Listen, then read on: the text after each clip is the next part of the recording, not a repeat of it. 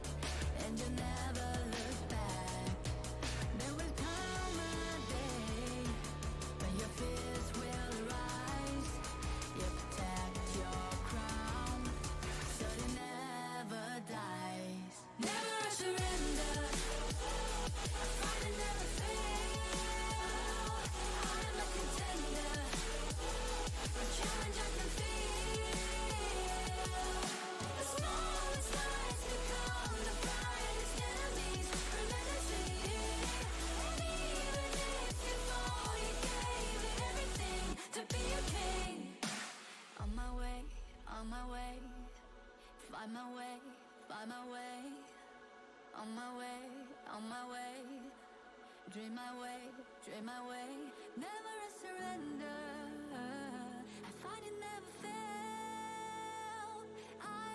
surrender, and change I can feel.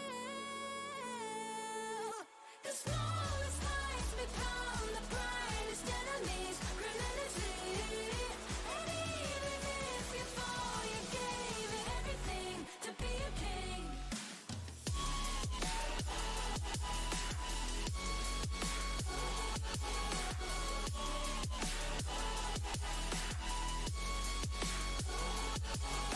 The smallest lights become the brightest enemies. Criminality, and even if you fall, you gave it everything to be a king.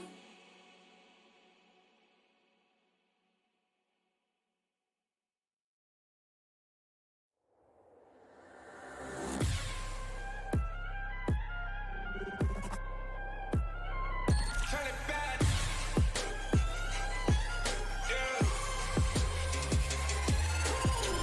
Gear out a weapon, getting ready, counting down. Pay attention to the challenge, tell me where you from. Gotta be tough, gotta be strong, gotta be soldier animal. Every time you tryna push me down. Look at me, I'll be lying down. When I run around, and I make a sign, I will catch you. Watch out, it's better feel, got no mercy. Look at me, I'll be rising. Carry the season, you got a damn, got a weapon. You never hesitate for another moment, but my bone is golden. I'm invincible, just let him know. I can show you all the glory I own. Through the jungle, find a way to the palace. I'm waiting. Go, never mind, can we go?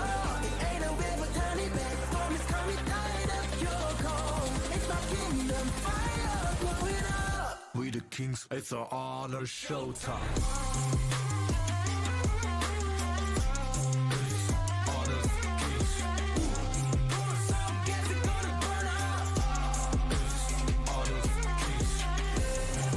On a killing spree, I told you all this. All my enemies, they go on silence. Wipe them out for only 6 seconds. We got honor. You wanna get me juice, kind of the one who made it rules. You have night to choose, only one way, got night to I can lose. see it, I'm gonna shut down. We got no cry. We bout it, 5 as 1, crash in pieces, you can cheat. First blood, double trouble, then I take a pen, I kill. All you do is sweat and look at me still with the red. Say. I've taken my soul On down. my pace. We the champions, screaming, I'm invincible. Just let him know I can show you all the glory I own. Through the jungle, find a way to the palace. I'm waiting. Go, live him out, can we go? It ain't a way for turning back. Storm is coming, tired of your cold. It's my kingdom, fire blowing up. We the kings, it's our honor showtime.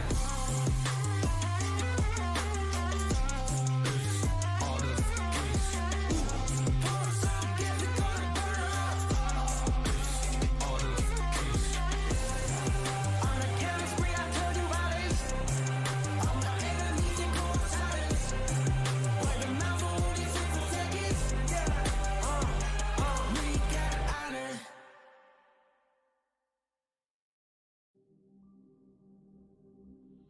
In this world,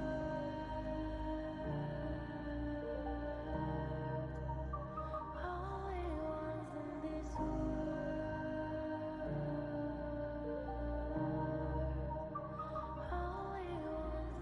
call out my name, cut through the sound of the rain. No matter how I feed the flame, you know I feel the darkness and the pain. All of the ways we tried to break free from the night, you know we made it out, we found the light. I fly so high, light up the skyline. Let's do it this time, like it's a whole new vibrant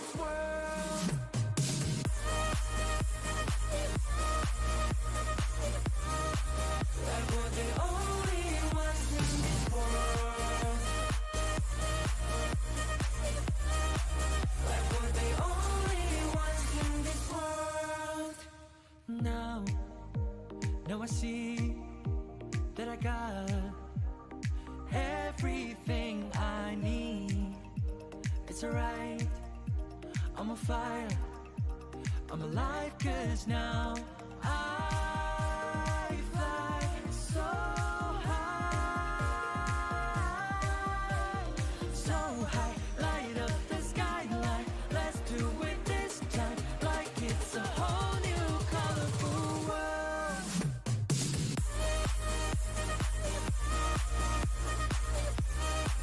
Like we're the only ones in this world. Like we're the only ones in this world. Never thought we'd get this far, burning like the stars. How we get this far, like we're the only ones in this world.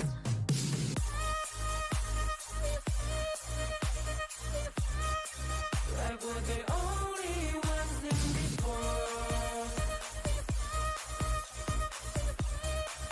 Like we're the only ones in this world.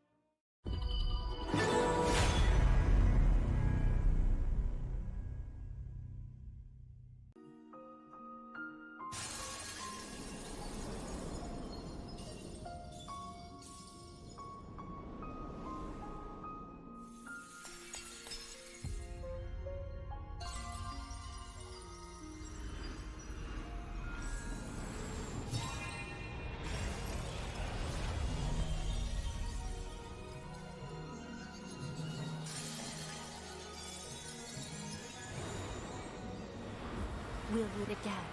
I'll make sure of it.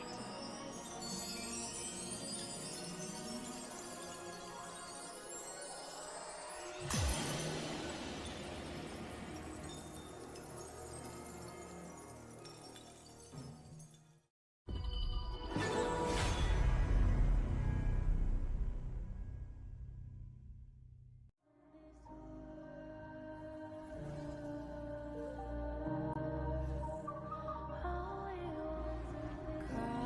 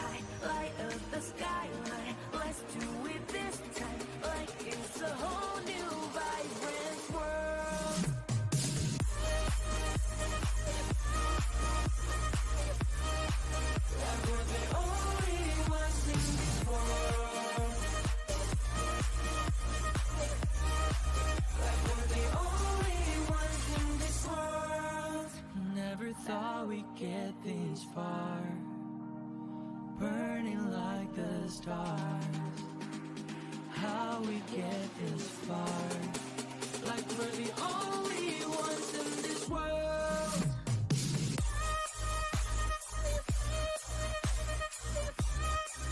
Like we're the only ones in this world. Like we're the only ones in this world.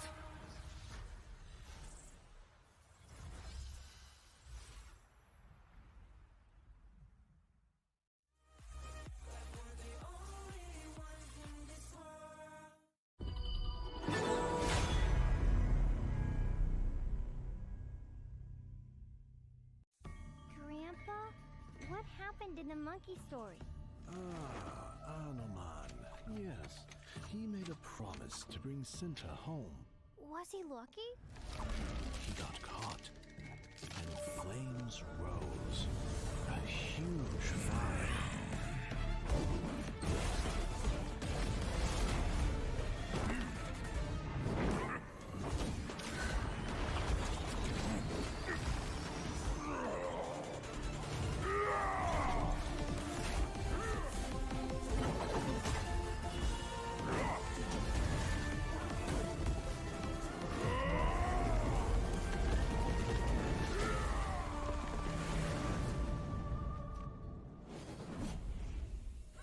He is a legend. Yes, a man will always admire.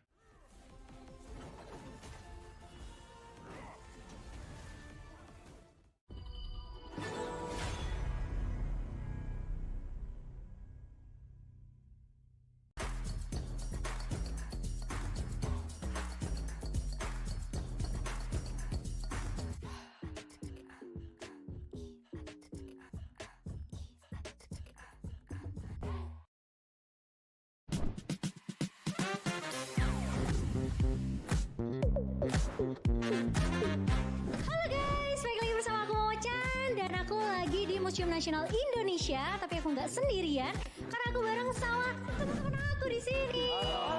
Nah, hari ini bakal ada misi spesial buat kalian semua. Tapi sebelum itu, aku bakalan bagi kalian ke dua tim. Yang pertama ada Jrul. Tim kamu namanya siapa, Jrul? Nama tim kita tim Buko. Tim yang satu lagi, tim kamu namanya apa? Anoman. Misi kalian adalah melangkah bersama dengan para komunitas untuk menjelajahi bersama keajaiban pameran Hauka Wukong Anoman. Dan jangan lupa untuk have fun. Are you guys ready?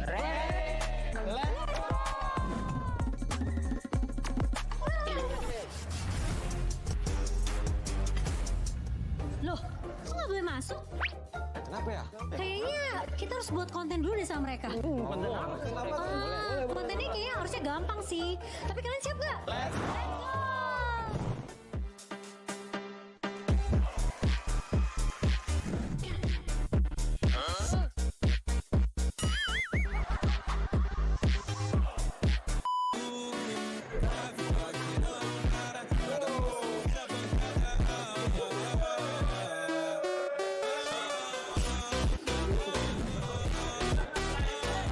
Jadi gimana? Udah boleh masuk belum?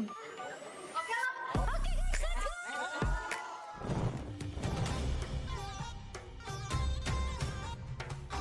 Ini sejarah tradisional Indonesia, ya kan? Apa namanya?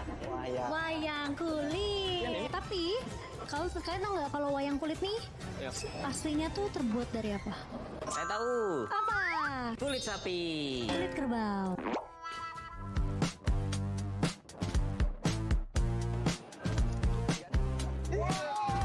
Bang toket itu. Izin. Oke guys, jadi karena kita udah selesai nih di exhibition yang keren ini, gimana kalau kita lanjut ke immersive di sebelah sana?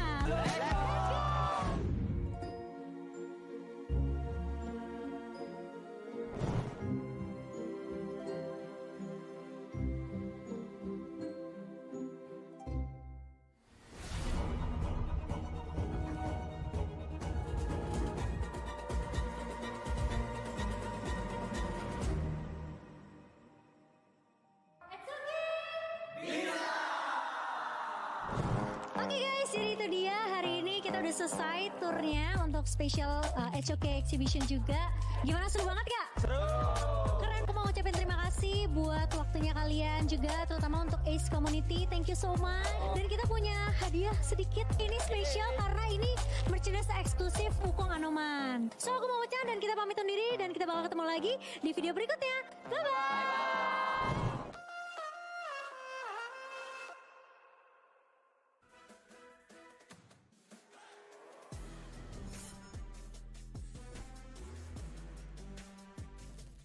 In the right way. Xuan over here taking a 1v2. Flash to say with the squad creation here. Finds the 1v2. Gets the assassination of the 1v2 situation. Also in the backside here. Mushi flashes away from Just G.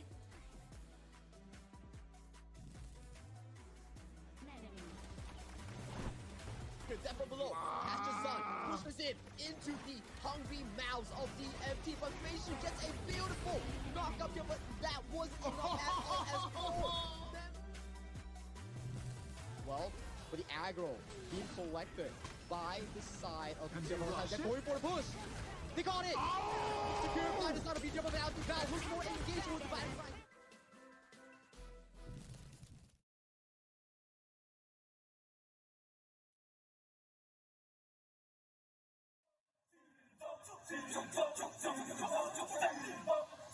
Kings Invitational Series, let's go!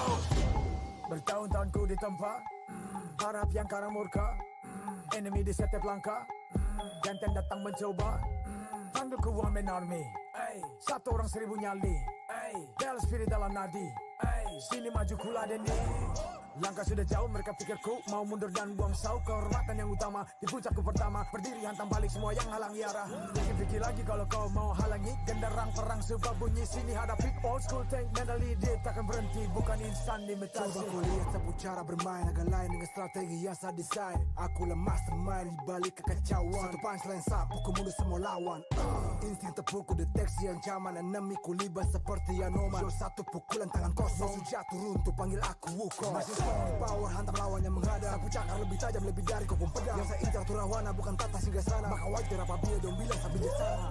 Siapa yang berani mendekat kemari, saya yang kesana atau kau yang kesini. Jutaan kalian pun saya terakan lari, seranganku cepat sulit kau hindari. Dominasi, ku kendali, berotasi ke tiap sisi, ku ambil alih. Saatnya kita untuk eksekusi. For my party, push, push, push, push, push, push. Everybody move, move, move, move, move, move, yeah, move, move. Saat datang dengan mode brutal, kendalikan setiap titik vital. Damage magic, serang mental fisik, 1000 taktik, kau kalah cerdik. Mau coba jatuhkan sama mana bisa, siasatmu sudah saya analisa. Terdapat selak, gerak, geriku sulit tu dilabrak.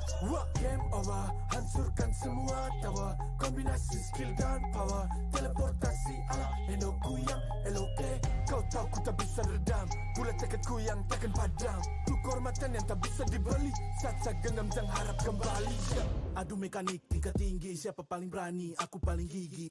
Pedang raja yang kuhulus, tebasannya bak angin menghembus. Long life the king, akulah raja, dentuman zira, ini mental baja. Akulah hukum dalam wujud nyata, seni tempurku susah tukar baca. Y'all better run, I've already won, nowhere to run, your time is done. Tidak bisa kau atasi, berat untuk kau hadapi, kalah pedangku menari, kau balik kanan dan lari,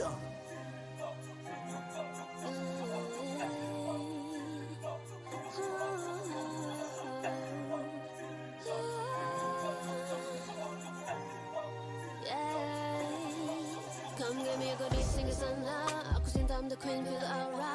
Orang jajali terjalan dah. If you want me, provide me way mas. Siapa tadi panggil, cause I'm ready. Siapa bilang aku tak punya nyali? Don't try me, ni aku sebut api. Yes, my melody, you can touch me. You ready, oh jajali. Lagi coba lagi. Tegak berdiri dan buat yang lagi. Bukan yang paling cepat, bukan yang paling tinggi. Ini mau uji kepala, bukan sekadar jari. Di tangan kiri murka, kanan kehormatan. Aku datang sebagai bentuk perlawanan. Bujuk rayu nafsu ego aku kalahkan. Biarkanlah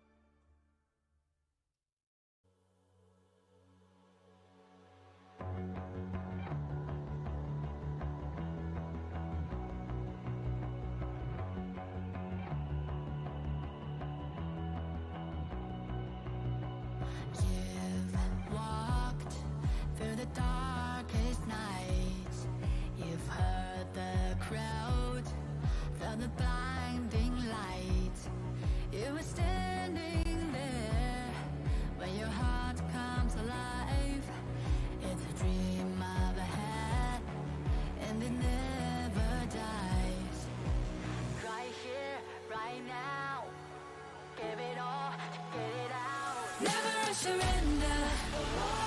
I fight and never fail. I am a contender. A challenge I can feel. The smallest lies become the brightest enemies. Relentlessly. And even if you fall, you gave it everything to be a king.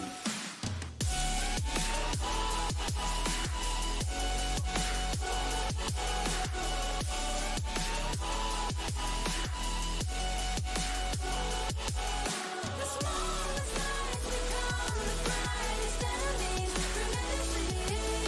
And even if you fall, you gave it everything to be a king. You carved your way with a sharp attack. You watched it all burn, and you never looked back. There will come a day when your fears will rise. You protect your crown, so it never dies. Never a surrender. I fight and never fail. I am a contender. A challenge I can feel. The smallest lies become the brightest enemies. Relentlessly. And even if you fall, you gave it everything to be a king. On my way, on my way. Find my way, find my way. On my way, on my way. Dream my way, dream my way. Never a surrender. I fight and never fail. I'm a contender. And challenge I can feel. The smallest lies become the brightest enemies. Relentlessly. And even if you fall, you gave it everything to be a king.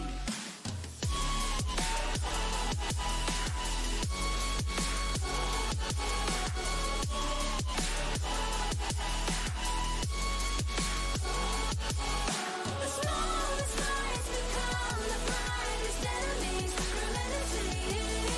And even if you fall, you gave it everything to be a king.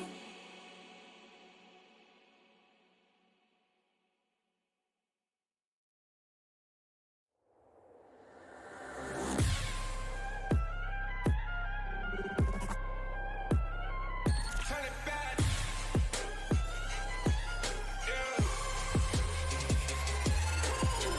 Gear up, order weapon, getting ready, counting down.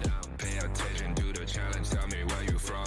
Gotta be tough, gotta be strong, gotta be savage like animal. Every time you try to push me down. Look at me, put the line down. When I run around, you don't make sign, I will catch up. Watch out, it's not a feel, got no mercy. Look at me, I'll be rising. Carry the season, you got a damn, got a weapon. You never hesitate for another moment, but my bone is golden.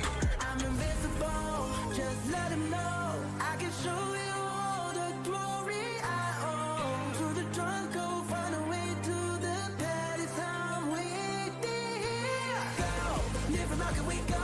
It ain't a river, tiny bed. Storm is coming, tide up your cold. It's my kingdom, fire, blowing up. We the kings, it's an honor showtime.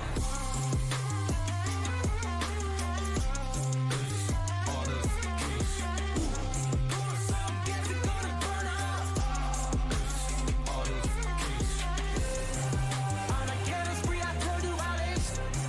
On my enemies, it goes silence. Word of mouth, only since I'm seconds. We got honor. You wanna get me juice, kind of the one who made the rules. You have night to choose, only one way, got night to lose. I'm gonna show them. We got no cry. We barely fuck this one. Crash in pieces, you can cheat. First blood, double trouble, then I take a pen, I kill. All you do is sweat and look at me still with the rain. Say. I've triggered my soul Follow my down. pace.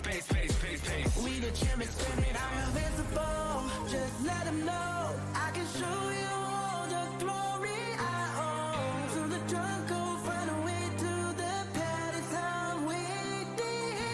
Go, live and rock and we go. It ain't a river, tiny bed. Storm is coming, tide up your cold. It's my kingdom, fire, blowing up. We the kings, it's an honor showtime.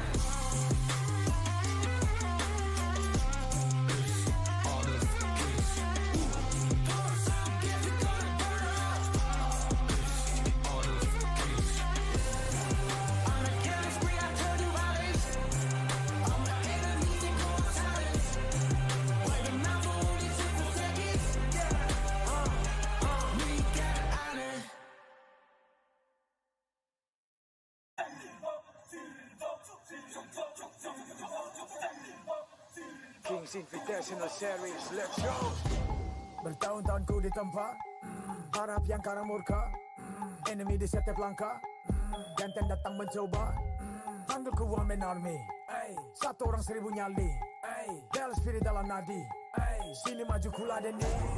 Langkah sudah jauh, mereka pikirku mau mundur dan buang sau. Kehormatan yang utama di puncakku pertama, berdiri hantam balik semua yang halangi arah. Pikir-pikir lagi kalau kau mau halangi, genderang perang sebab bunyi sini hadapi. Old school tank mentally dia takkan berhenti, bukan instan limitasi. Coba kau lihat sapu cara bermain agak lain dengan strategi yang saya desain. Aku lah mastermind di balik kekacauan, satu punchline sapu ku mundur semua lawan. Insting tepukku deteksi ancaman, enemiku libas seperti Anoman. Show satu pukulan tangan kosong, jatuh runtuh panggil aku Wukong. Power hantam lawan yang menghadap, aku cakar lebih tajam lebih dari kokong pedang. Yang saya incar turawana bukan tata singgah sana, maka wajar apabila dong bilang sampai di sana. Siapa yang berani mendekat kemari, saya yang kesana atau kau yang kesini. Jutaan kalian pun saya terakan lari, seranganku cepat sulit kau hindari. Dominasi, ku kendali, berotasi ke tiap sisi, ku ambil alih. Saatnya kita untuk eksekusi. Oh my party, push, push, push, push, push, push. Everybody move, move, move, move, move, move, yeah, move, move. Saat datang dengan mode brutal, kendalikan setiap titik vital. Damage magic, serang mental fisik, 1000 taktik, kau kalah cerdik. Mau coba jatuhkan sama mana bisa, siasatmu sudah saya analisa. Terdapat salah, gerak, geriku sulit tu dilabrak. Game over, hancurkan semua tawa. Kombinasi skill dan power, teleportasi ala Enoku yang LOK. Kau tahu ku tak bisa redam, pula tekadku yang...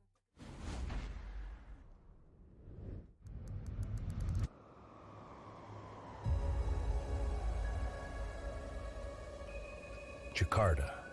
Today, the city isn't just a capital, but a home ground.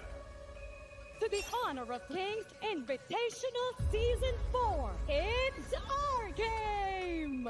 The battle lines are drawn. The first match saw brother fight brother.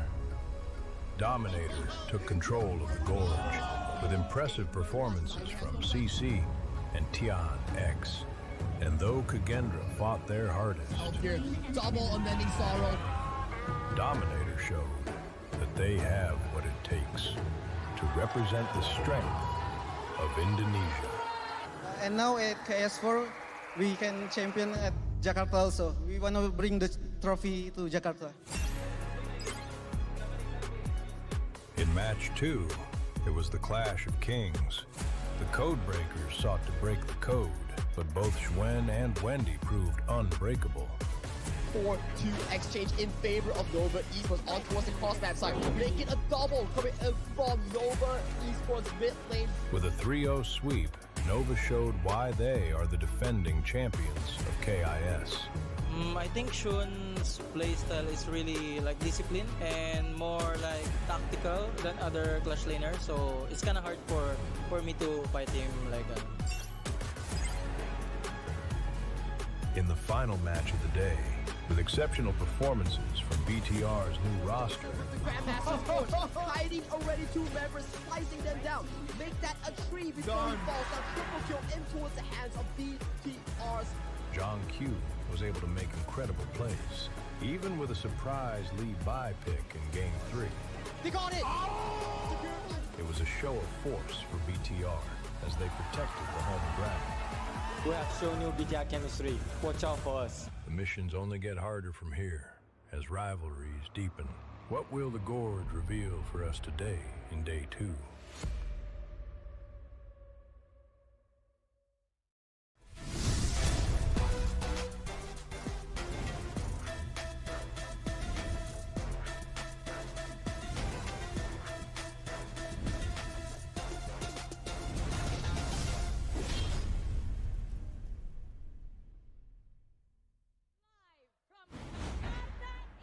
Indonesia, Selamat datang and welcome to the second day of the group stage here at the Honor of Kings Invitational Season 4.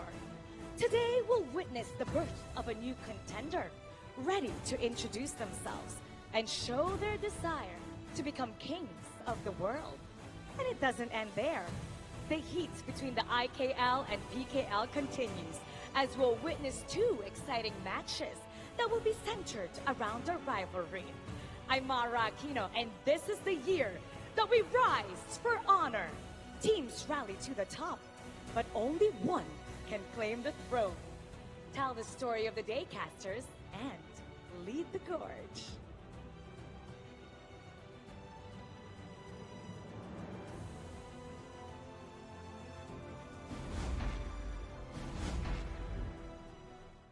Ladies and gentlemen, welcome back. This is day 2 of the Honor of Kings Invitational 2026. This is the season 4 of our Invitational. I'm gonna be your caster for today, Isaac Peña. With me, your favorite kind of tofu. It is Kin Tofu. Kin, thanks for being here with me, man. Yes, it's great to be finally back. Welcome, of course, to the first lap of the year for HOK 2026. This is where we find out the strength of the teams, where they're at this current point. And we've already seen from yesterday's games that some of the teams are better equipped at the moment. Totally right, man. Day 1 was completely amazing performances from in all the 3 matches. All the 6 teams that we got to see yesterday demonstrated what they have been doing through that preseason. We had 2 games from Group B. No, we had 2 games from Group A and 1 game from Group B, in which we had Group B Dominator Esports taking a 3-1 against Kagendra, and then after that was just 3-0, 3-0, early going back home. Nova just 3-0 sweep over there to Blacklist, and after that, Bigatron by Vitality at 3-0 against launching Red Force. Did you get to watch the games yesterday? Of course I did. It tired me out a little bit because my heart was pumping like crazy. Now, there were quite a few debut matches, right? Because it's day number 1. But today we also have a team that will debut, and they're going to be the first game of today. That's going to be Team Hawk I'm talking about. Very curious about how they're going to perform because we have not seen them as a team just yet for this year. Yeah, Team Hack is going to make their debut today. It's going to be their first performance of 2026. It's going to be a beautiful day for them to come in, right? After watching everything from day 1, they got to see what the stage feels like. At the same time, let us remind a little bit about the big picture of our KIS4. The total prize pool, $100,000 US. That are going to be giving the champions a $35,000 bag. Second place, $17,000. Third and fourth, $14,000, and fifth to eighth, they still go home with $5,000, which for me, it's still a pretty okay award. Yes, you have to make bank, right? That's the important part. But it's also about how you start your journey in HOK for this year. So we take a look at the standings for Group A first. BTR, of course, with the 3-0 win yesterday, they'll be tied up with Nova at the top. Blacklist and Nongshim, on the other hand, they have to find their footing in this next part of the tournament. As we head to Group B as well, DMT, the only team that has gotten a win on the board so far. The rest of them will show up today. Let's see how their performance is going to be. I'm telling you, in Group A with BTR and Nova already with their first victories, today's BTR performance against Blacklist is going to be one of the highlights of the day, because if BTR is to win against Blacklist, that's going to put the match against Nova as what could be the final to just seal that first place. Fully agree. And you know what? This new BTR that we're looking at, they have taken the best players out of every single team in IKL.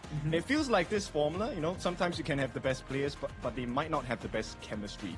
But Bigatron proved us wrong yesterday.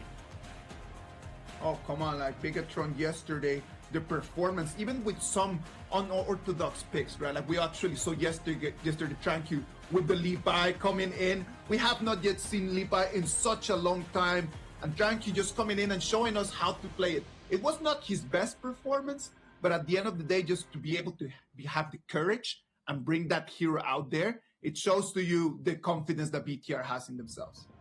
Yeah, and that's what's so scary, right? Because you want to look at the potential, and this is not even a final form. So let's take a look at today's matches. We're going to have Team Hawk going up against Kagendra in the best of 5 in our first series of the day, followed by Boom going up against Dominator. This one, IKL versus PKL. We love this matchup. It's going to be the second series of the day. We're going to conclude the day with Blacklist going up against the Bigatron. This one, another monster match. IKL PKL today is a very exciting day. You can find that 2 of these games are going to be about redemption, right?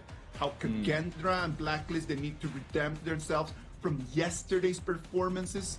It was not their best. They were unable to just get any points. So for the 2 of them, it's do or die today. 2 losses in a row is going to set them away from that first place that they want to get in group stage. For sure. I mean, maybe we can take a look at this as the silver lining as well. In the group stages, nobody gets eliminated. So this is more like an test of experience, right? How much information can you find out about your opponents before the results truly come to play? I'm telling you, man, like yesterday's performances just let us know not only about the teams, but the players as well, how individually they could actually perform. And it is important to understand that the individual performance of the players have a direct performance and a direct impact on the game. We've got right now for our KIS4 this completely new ranking, the star value ranking. Yes, and you can take a look at it. Chami won, even though the team did not get the best result that they wanted yesterday. He's close to $1 billion in terms of net worth here and topping the charts at the current moment. That is a lot of points, man. Chami won right now, top 1. Zan coming in second place, and Senku coming in to seal the top 3. 2 members from Kagendra on the top 3. That's gotta be that's gotta make proud for them, man.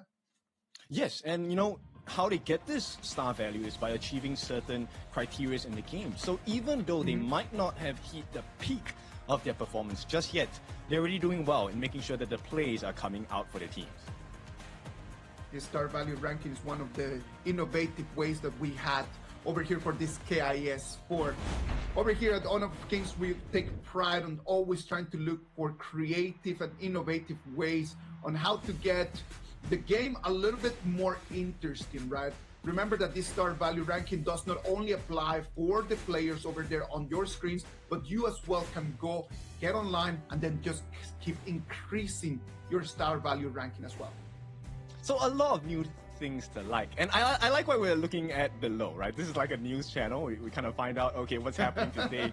Now, Team Hawk, this really is their first step into the world of HOK as a team. And it's quite a challenge because you're going up against the past champions of IKL Kagendra. And I think they are a force to be reckoned with. They have not really found their footing just yet, but it's day number 1.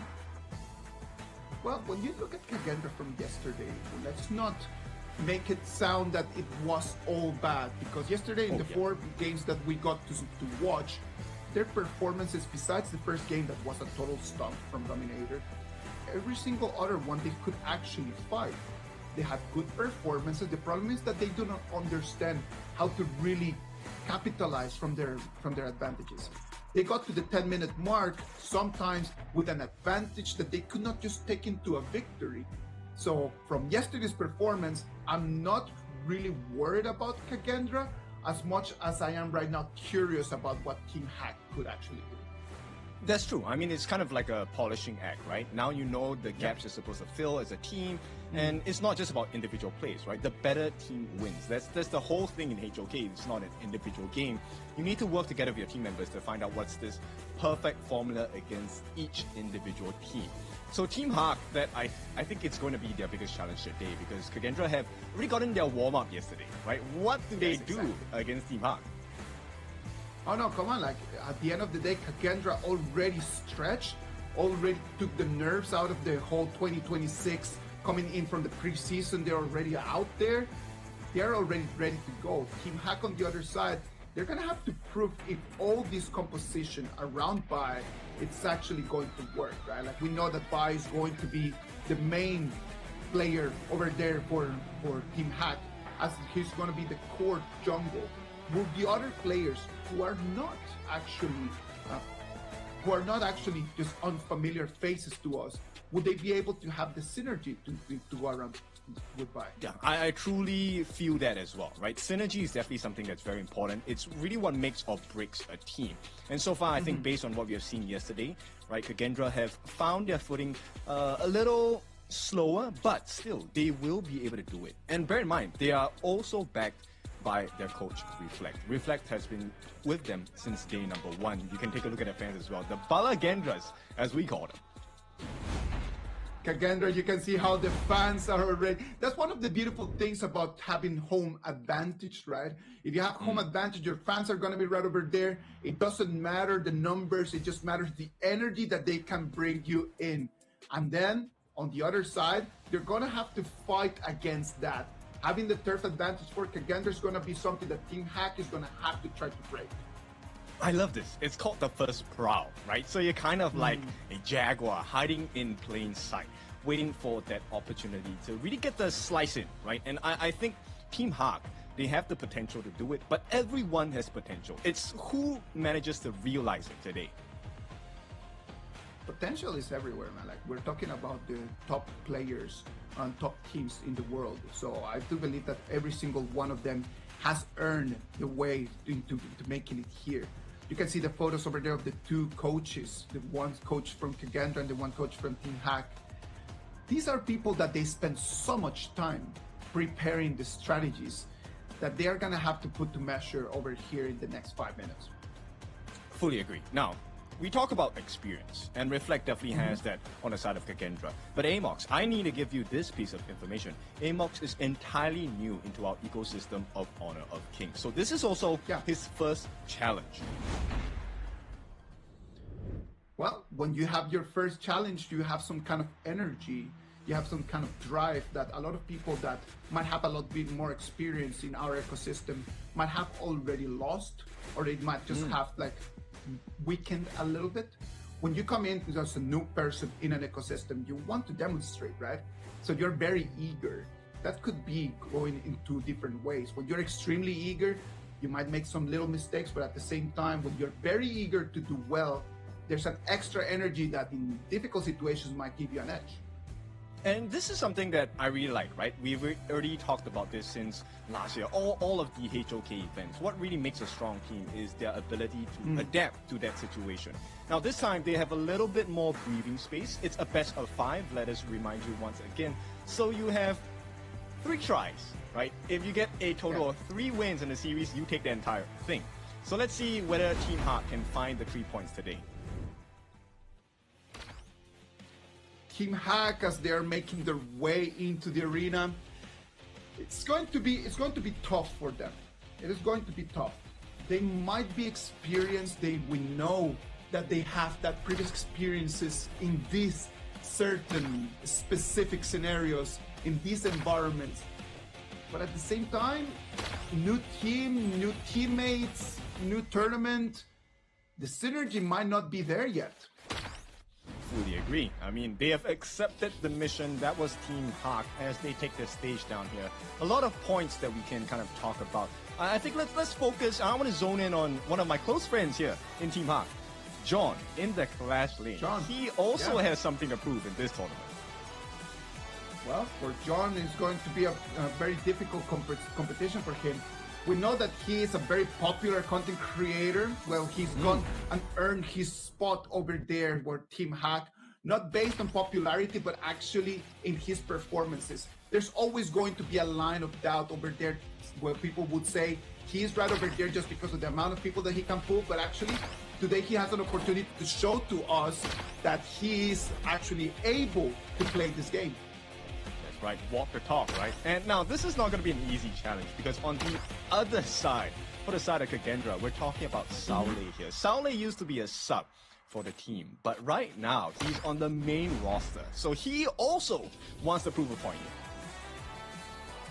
Saule yesterday had some good performances. Me personally, seeing him yesterday on the Baitsi, for me it was really nice. A hero that has not been seen a lot.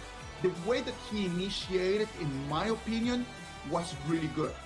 From Dominator, they said that Saule gave them the opportunities to actually be able to turn things around. But in my opinion, from my eyes, what I saw was Saule understanding completely the mechanics of the hero, jumping in. And it was not a problem with his mechanics, but it was a problem of the coordination with his teammates.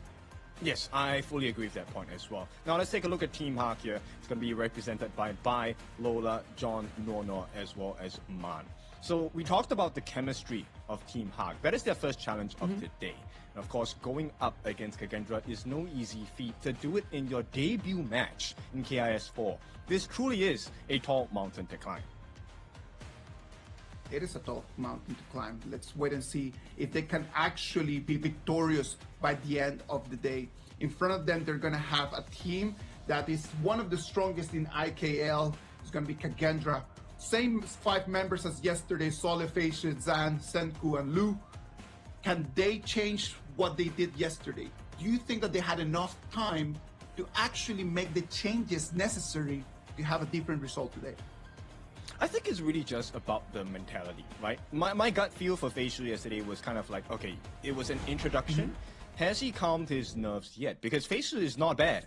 I think it was really just the composure that got to him. And it's hard to expect more because you're playing in front of a live audience. Playing in person is definitely a very stressful scenario to be in.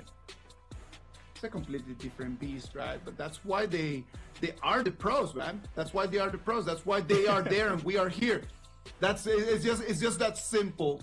When the stakes are this high, you need this different set of skills that's gonna allow you to bring the best value to the team that you are representing.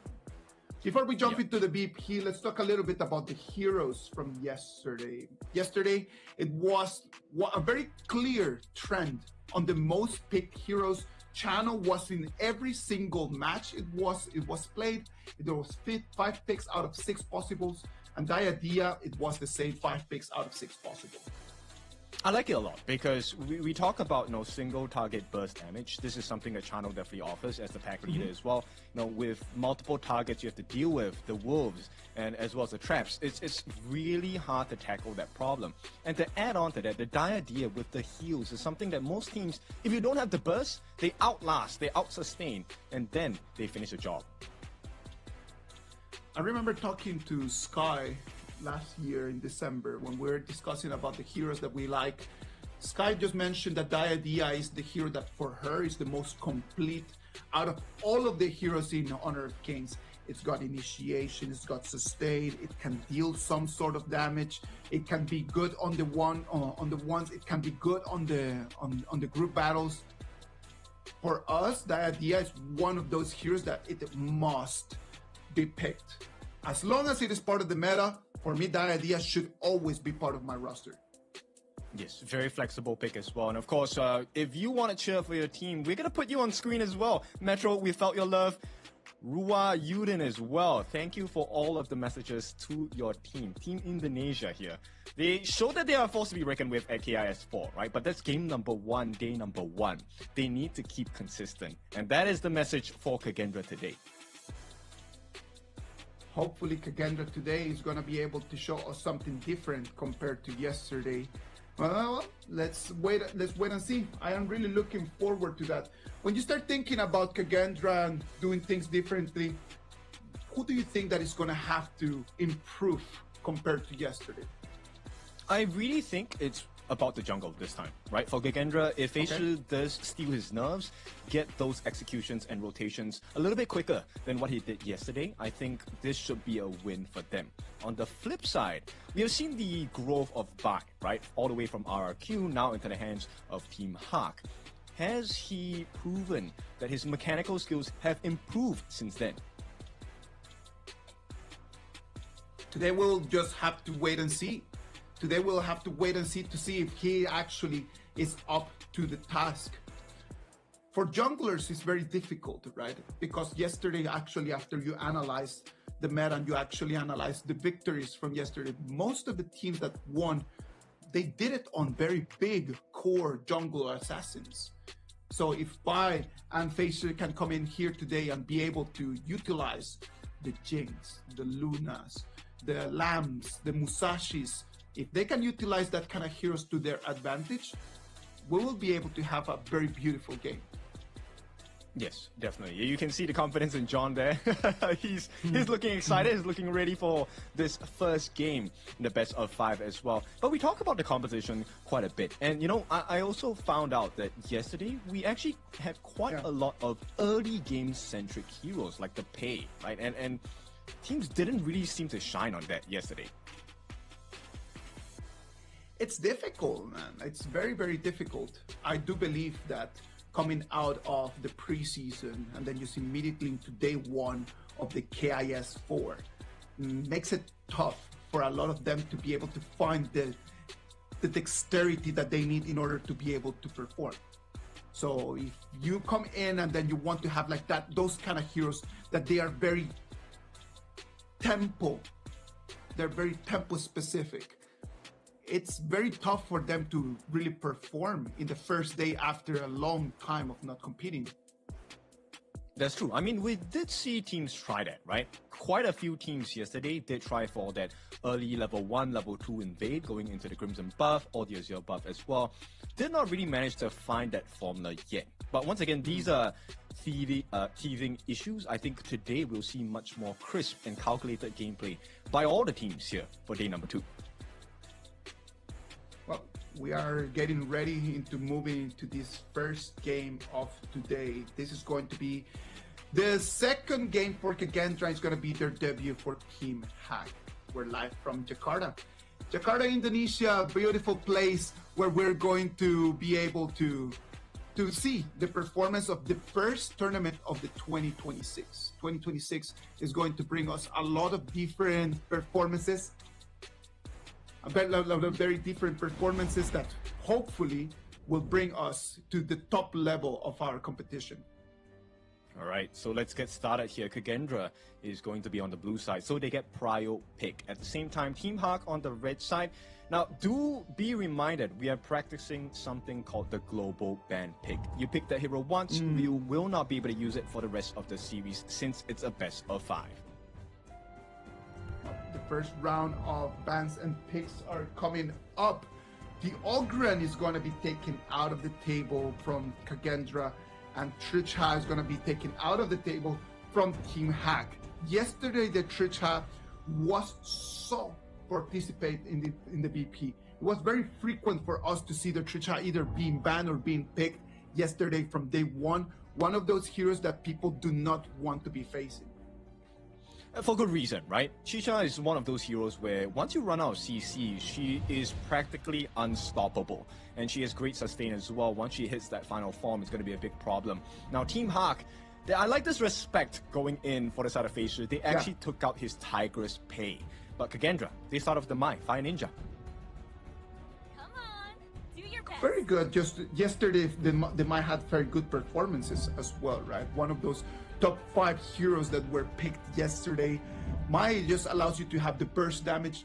And we've been seeing that since yesterday's performances, having the Mai allows you for mobility. And that mobility has been key in our tournament right now.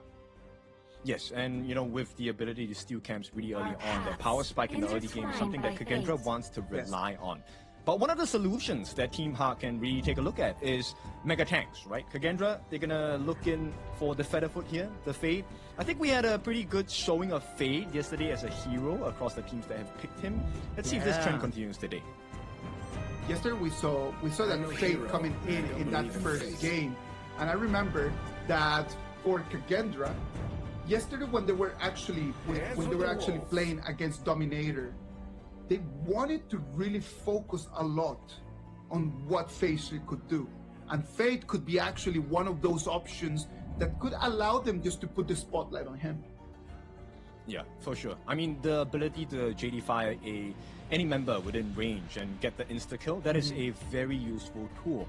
And like we talked about before, Team Hawk here, looking for that Flowborn tank, Peaceful Face here, going to be a great answer, right? Because you can't really burn him down too fast.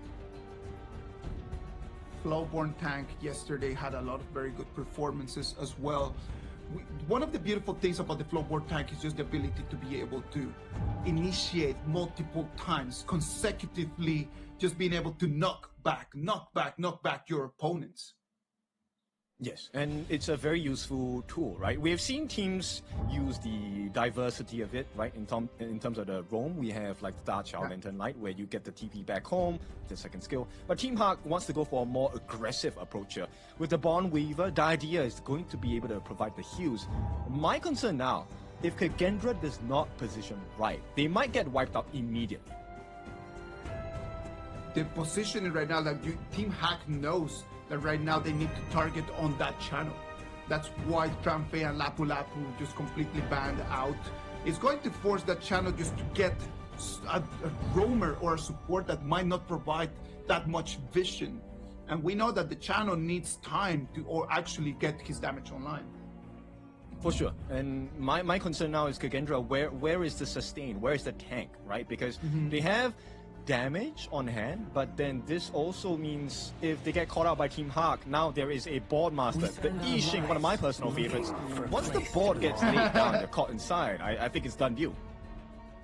I think that every single time that we have played together, Ken, I think that you have been playing that Yixing every single time. It is literally your favorite. It is. It truly is. Because I know what it's like to catch people on the board. You get that very nice combination of your first and second skills. And you know what? It would have been great if the Dharma was in the hands of Team Hawk. But Kagendra knows better. Coach Reflect knows better. They pick it for themselves along with Immorts and Peacekeeper. Now that puts Team Hawk in a very big trouble, right? Because right now, in terms of clash lane, right now there's nothing that could be a really good option in there. Guan Yu, it is meta right now, but the problem is that you've got the Kachusens coming in from the mid, you have the Cannon Blast coming in from the mods, and so there's a lot of options that could slow down that Guan Yu, and we know that Guan Yu does not want to be slowed down.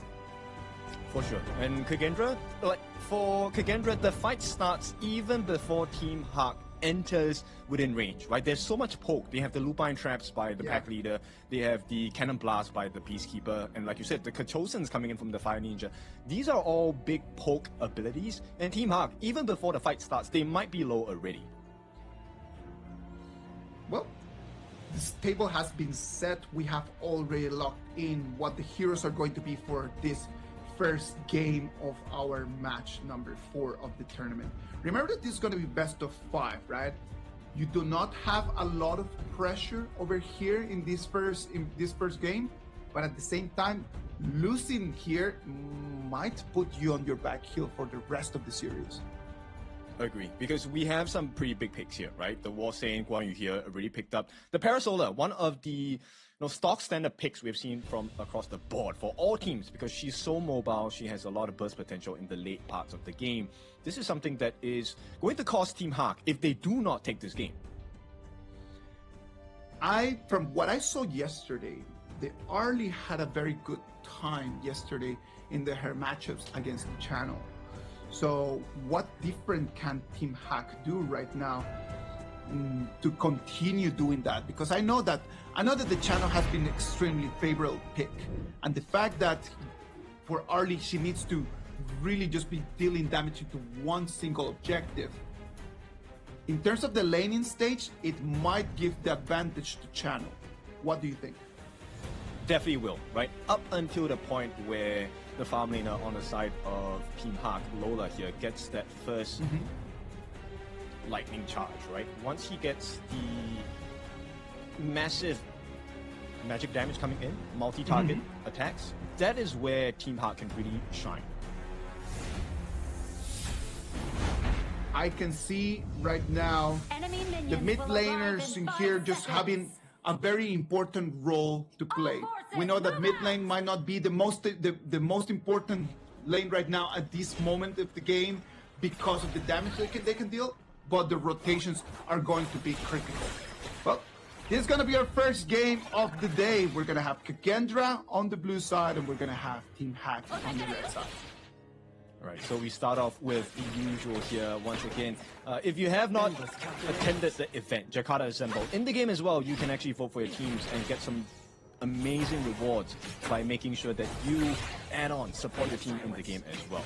All you have to do is to claim those event points. It will be popped up on the right-hand side of the screen.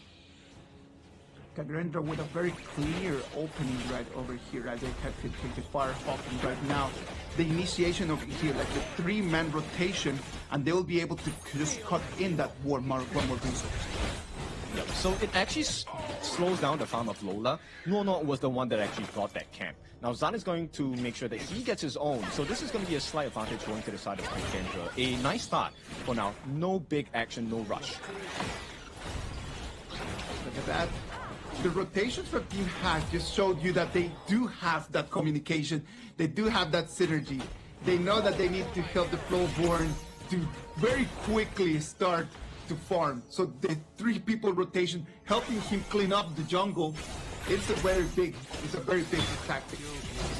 useful because if Vi is unable to tank, then they don't really have that survivability that they need on side of Team Hak. At the same time, Kagendra, you know that they see this opening, right? So they're going for the pokes down here, but it's not looking good for Lola. The heals will come in from Nonoa for the time being. But Kagendra, looks like this farm lane is going very well in their favor.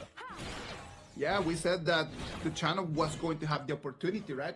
Well, before we keep going on with the game, remember the CD key for today is going to be Sunblaze. Sunblaze, if you want those 50 Dragon Crystals, please go in there and then use Sunblaze as the first CD key. Our second one is going to be Flare Up. Flare Up is going to be our second CD key. If you want to join the game, go in and get that 1,000 spirits. Yes, very important. Get the rewards as well, right? Honor Pass, we have so many things installed for the Honor Pass, so you definitely need to get your rewards here with the extra 1,000 EXP. Now, I want to put some focus onto this playstyle by Kagendra. They have left the Clash Laners alone and put a lot of pressure onto Lola. This tells me that Kagendra puts a lot of faith that Saule is going to win that 1v1. Well, Saule can win. If he cannot win it, he can still stall, right? And that's going to be still a win for them. He does not even need to win that matchup. He just needs to keep Guan Yu over there. As long as Solid with the Dharma can keep Guan Yu there and do 4v4, it's a lot better for Kagendra than it could be for Team Hak. I like this time here. 3 minutes in. This is the time you want to force the flashes or the common spells out of your opponent. So Team Hak here, Lola needs to know that something is going on because there's no one else showing on the side of Kagendra. Exactly. If you paid attention to Senku with that Mashinui, he was just waiting for the right angle, but the opportunity just completely disappeared. Now it's going to be a 4 against 2 right over here, Ken. It's going to be first blood going to the side of Team Hak though, and they will get the punish. So Kagendra, they get the better of this exchange. Lola with the fall. Once your farm laner falls as a Parasola, this is not good news. Kagendra win big. Yeah, Kagendra wins big. It's a 2-1 trade for them. Even though Team Hak just took that first blood, but at the same time Kagendra responded with a double kill in there. Now, that puts them in the moment of the 4 minutes. The Fade makes the rotation. Immediately, Facer is going to take this star for his team. I mean, this is why you pick him, right? He is essentially a soft guarantee you get all these neutral objectives. As long as Facer does not fall when he uses his ultimate, it is a guaranteed take for the side of Kagendra. Team Hak right now a little bit on the back foot. It's going to be already a 1,000 gold advantage for Team Kagendra. So Team Hak, on the other hand, they need to start thinking about just starting to make some moves. Look at how the Guan Yu has already been released from the Clash lane. The E scene is going to set the board, but nothing that they can do to capitalize out of that all. I think Kagendra definitely have learned from yesterday, right? They make this very conscious choice, allowing Zan as well as Lu to take a little bit of risk. But in exchange, they take the T1 at the top, and right now they secure themselves over 1,000 worth of gold. Right now, we can see that Kagendra has control over the waves, and they start just putting pressure over here to mid lane. It's taking almost 50%. Look at that kill. Yeah, but it's not going to look good. At this point, they will try for the run and buy. The tank for the team will take a fall. T1 as well. Kagendra looks so strong. 5 minutes losing your mid lane turret. That is bad news for Team Hak. That is not a trade that they wanted to do. They were extremely focused over there on the bottom lane, but then after that, losing their mid lane turret, that is going to be bad news for them. It is definitely not good news at all. And bear in mind that the anti-heal properties have already started set in for both sides. Kagendra Senko already has the Venomous Staff. This is going to aid in that dwindling of healing from the side of Nono on this idea. We're moving into 6 minutes of the game right now. Kagendra's just showing that they have a better preparation. We were wondering if Team Hak was ready for this contest. And in these first 6 minutes, we have not yet been able to see them just actually taking control of the game. Do you think that it's the nerves that are kicking in, or what is going on right now?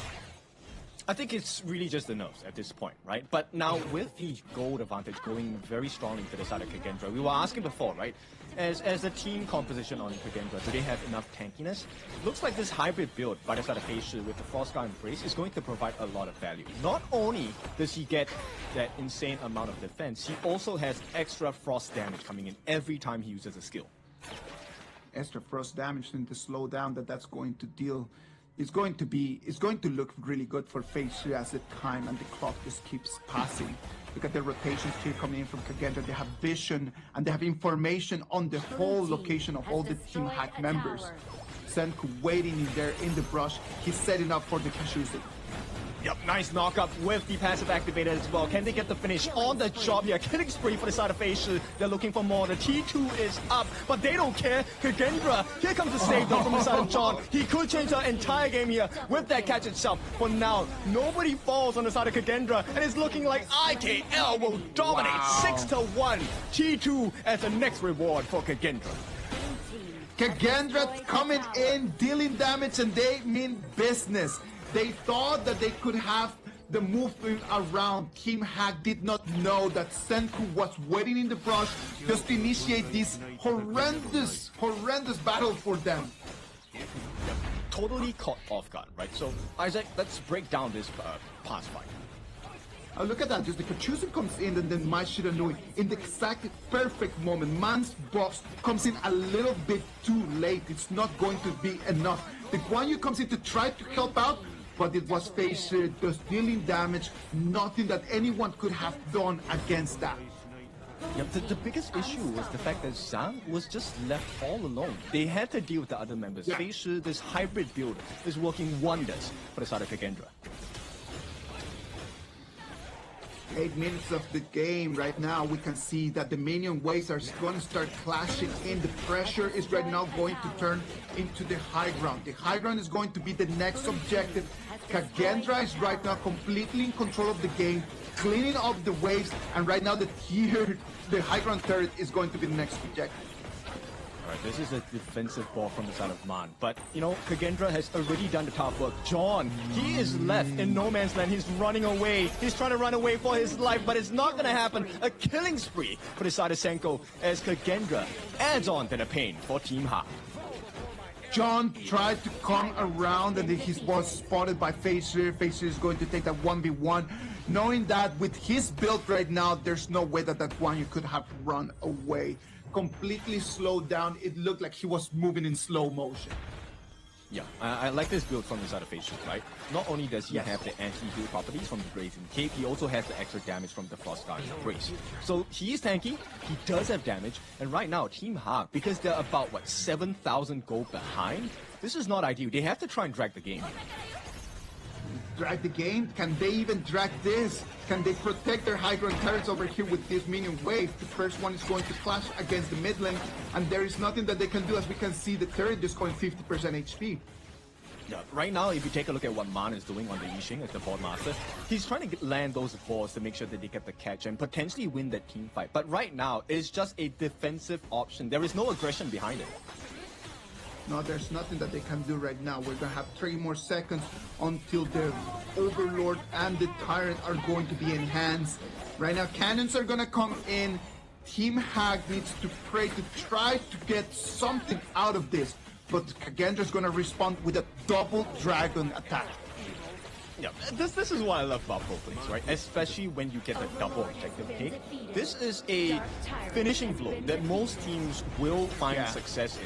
Now, Team Hack, John, he does not want to show himself at this point. No. Like, showing up right over there in a 1v2, what is he thinking about? There's nothing that he can actually do against it. And that's the problem, right? Because right now, the problem about this is that the Guan Yu in here is going to be of very few help for them to actually be able to protect their high ground turrets. One of them is going to fall, the next one is going to follow as well, and it's going to be only the Clash Lane turret that is going to survive. Yeah, and you talked about this long-range poke that Kagendra has, right? They're putting it to full use at this point. Now, John is going to try his best to cut the waves, but that's where Saule comes in, right? He already catches eyes onto John. He doesn't have to commit anything. He has this full kit. It's all about just making sure he does not come back for the 5v5. Right now, Kagendra looking for an opening. Looking for an opening right now. The problem is that Guan Yu is coming in from behind. He jumps in, but it's not going to be enough, Kin. Yeah, it's not going to be enough. They do get 1 kill, but Man falls in return as well. Zan, there is not enough damage for the time being, but Kagendra, if they get a nice setup, from the side of the team, it's going to be success. Game number 1 could go into the hands, but the pushback from Team Hawk is going to be successful for the time being. Kagendra needs a little bit more time. It's still more bangers coming in from the mid lane and from the bottom lane, as well as the fight goes one more time. Yep, they locked and members on the side of Kagendra, and Saule is the first to fall. Zan is going to be coming up in the next 5 seconds. Kagendra feels the risk is too much. They will back off.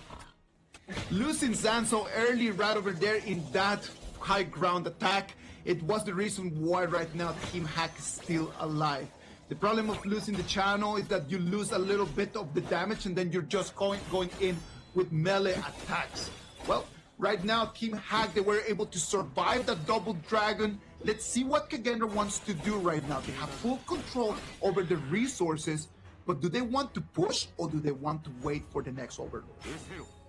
I think it's safer to get that secondary overlord, especially if it's shadow overlord. But right now, John, not the same here. Zan gets the finishing blow onto him. And Team Hawk now find themselves in a 4v5. The flank is coming from the side of FaZe. Jumps, leaps through the walls, looking for the opening. Just a bait at this point. With the ball being laid down as well, they can't find an opening. Kagendra see a chance. They want to get the finish. Zan will be the one to make that happen. As Team Hawk get completely destroyed. Nice catch by the side of Saule as well. And this is looking like game number 1 goes to IKL's past champions, Kagendra. The triple kill is going to seal the deal, and it's going to be Kagendra taking the victory. Congratulations to them. A 1-0 advantage in this best of 5. Congratulations to Kagendra. Yep, beautiful work here. And we talked about the synergy, right, earlier today, right as the broadcast started. Yeah. Have they found their footing? Have they found their chemistry? I think the answer is yes. Yeah, of course. Like, I do believe that right now, this performance, I wouldn't even dare to say that it's better than yesterday, because yesterday they did not play badly. They did not play that bad. They did actually play really okay. The problem was that they were unable to just seal the deal. This time around, it's completely different. They're actually being able to seal the deal. They come in, they execute properly, and they were able just to finish with the last punch. So Kagendra today just fixing the little mistakes that they had yesterday. It really is Kagendra's game, right? At this point, Team Hawk, I think the draft was okay, but there was quite a bit of damage lacking, right? Simply because Lola had no space. There were no options to explore. Man, as the Yixing on that board master, couldn't find any boards at all.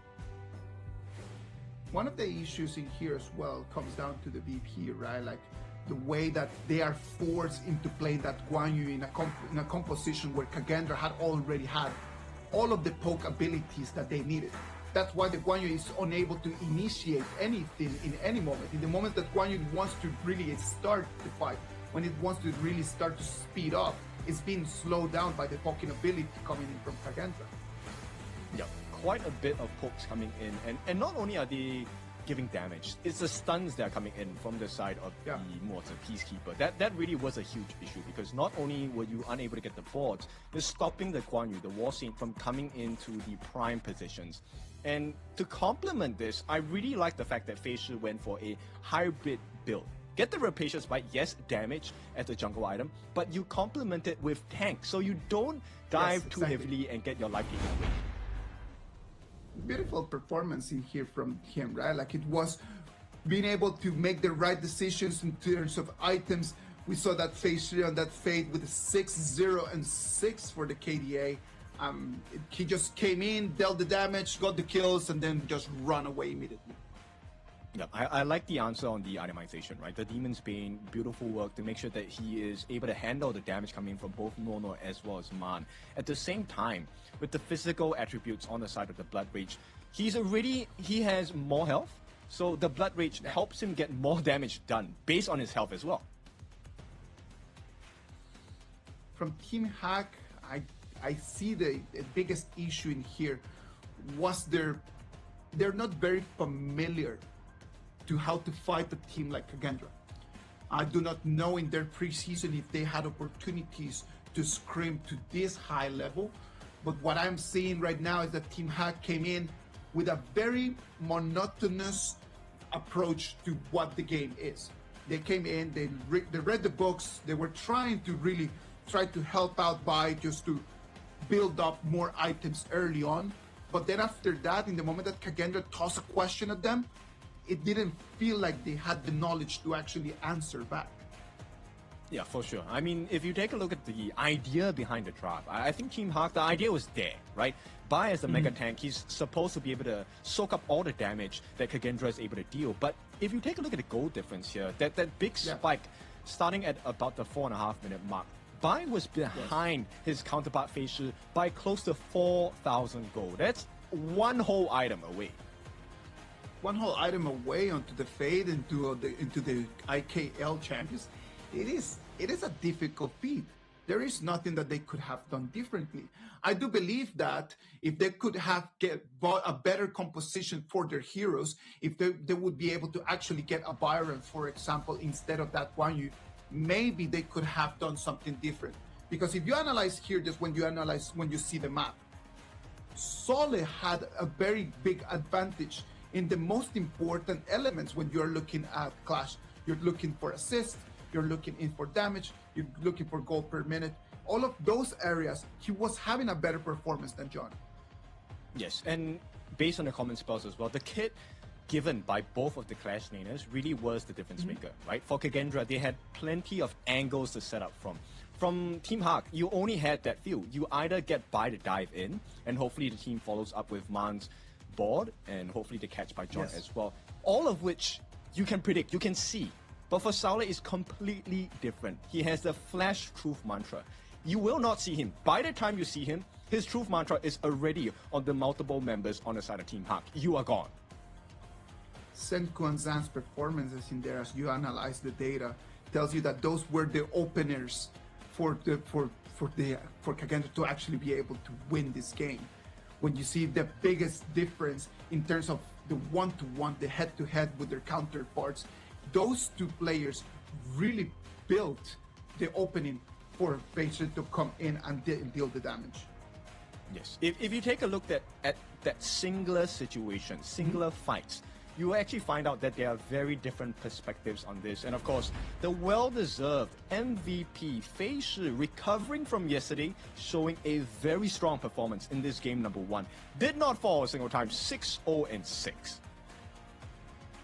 Perfect performance by Fei Shi. Really glad to see that yesterday's loss did not have a negative impact onto his mindset. He comes in, first game, forget about what happened yesterday. I am here to demonstrate what I am made of. Let's look at the replays and the highlights from his first game. There were some moments in here, like even though Team Hack takes the first blood in this one, but they end up just paying with their lives. If you take a look at the difference here between the POVs of Lola and Zan specifically, Lola is always looking at the first person in line of sight, right? He wants to make sure that he gets rid of that person. But then the follow-up comes in, Saule comes in, Fei Shi comes in, suddenly there are too many targets. And Lola as a Parasola, you are a single target damage-based hero. You can't deal with too many people at one time. Of course, that's why the early yesterday I was discussing with Sagi about, like, is it really the monstrous hero that we were used to see in previous tournaments? We were questioning that. Yesterday there were a lot of players that they decided to play it. It played really well, but in this performance, you start seeing actually the shortcomings of a hero like Arlie. Yes, for sure. And the main difference here is that Kagendra has always made sure that they kind of divide and conquer, right? They serve singular players on the side of Team Hawk on a plate for Zan. Zan is always free to do whatever he wants because the rest of the side of Team Hawk has to focus on the other members of Kagendra. Well, that's going to be already a little advantage for Kagendra, just redeeming themselves from yesterday's defeat. As we move into the next game, do you think that Team Hack got what they need in order to beat Kagendra? After their first performance in here, what is your read? If they can learn fast enough, then probably so, right? Now we see the difference in vision from both teams, right? On the side of Kagendra, it's really about can we serve each individual member on a plate for our farm laner Zan, right? At the same time, on the side of Team Hawk here, what other options can they explore? Do you want to now go for multi-targets, maybe like the Hoey, Solaris, right? that can do well in team fights? Or do you want to get an even bigger burst hero into the hands of Lola on the farm lane?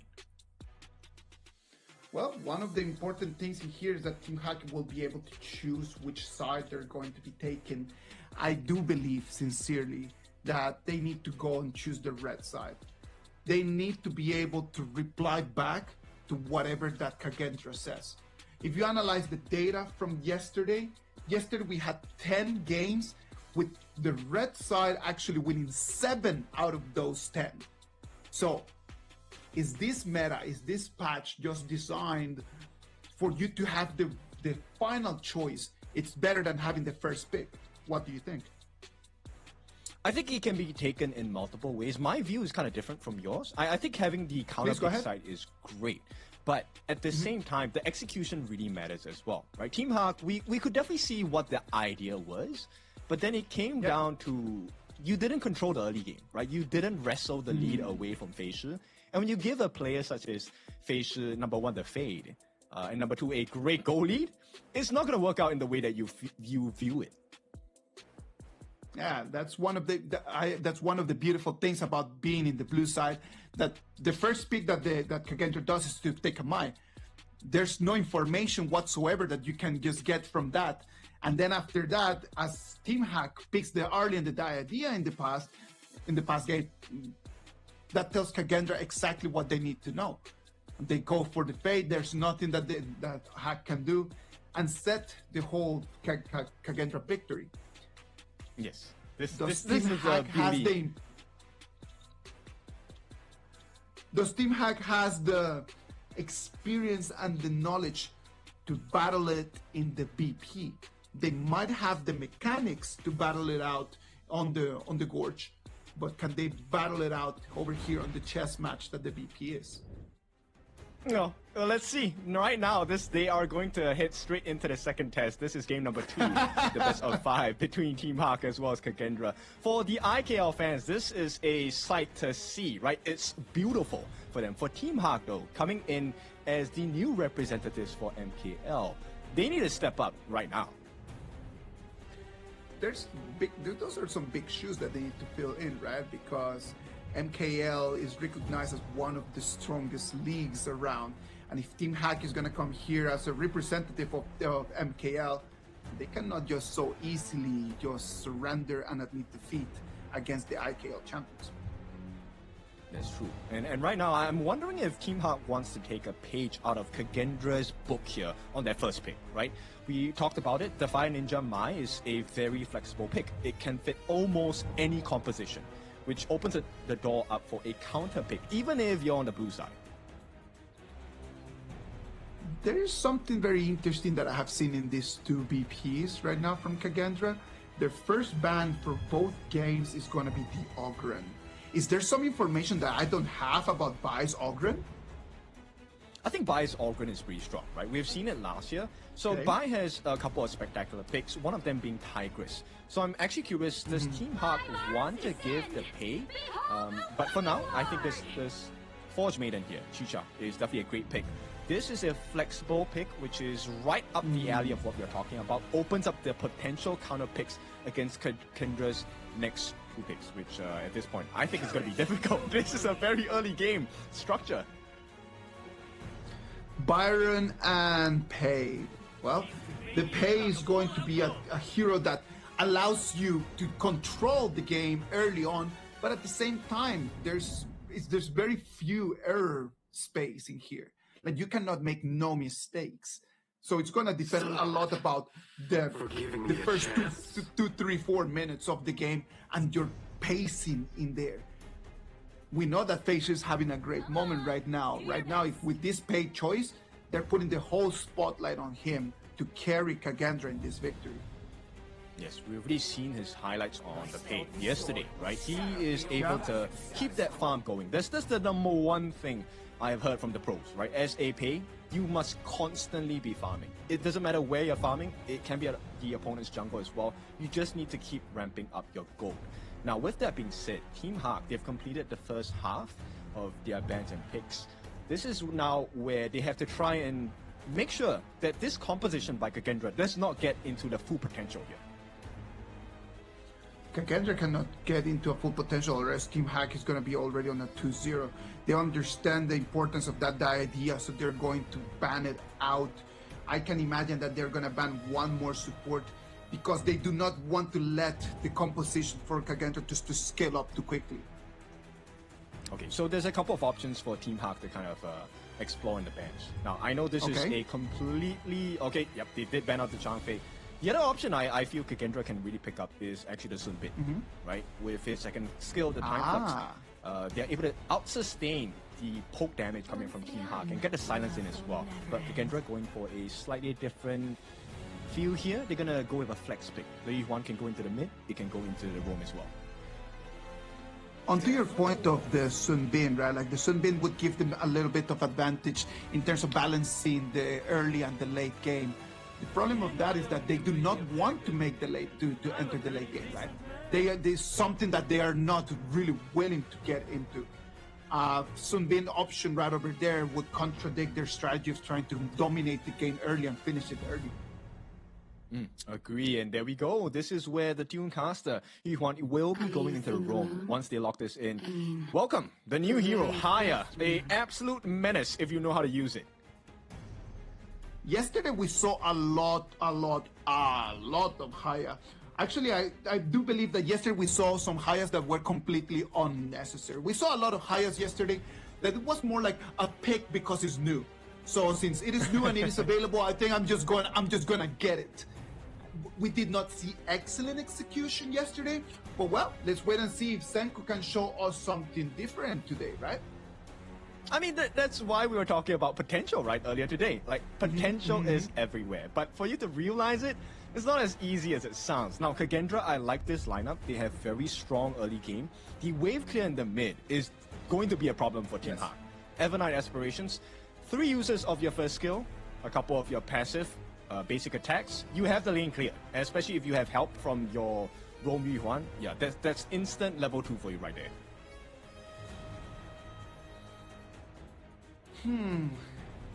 I like right now to see that Chicha in jungle. All the Chicha that we saw yesterday was mostly in the class lane. So seeing it right now in jungle is gonna be actually really interesting for us to see. Let's see what Bai can do in terms of that one. On the other side, Kagendra is all about the money. It's all about the money. It's all about the gold. It's all about initiating the fights early on and trying to just seal this deal in 10 to 12 minutes. Yes, and we've already seen Kagendra do that in game number 1, right? So now the question for them is, can you repeat it? And I like the fact that, you know, Team Hack has gotten this Chicha in the jungle. One of the benefits of putting any hero into the jungle is the fact that you will have a level and EXP and hopefully gold advantage against the other members on the other side. So if you can get that first blood onto the Zan, if you're Bai, that's going to be great news for you, because not only do you shut down the farm lane, you also get the EXP advantage against Fei Shi.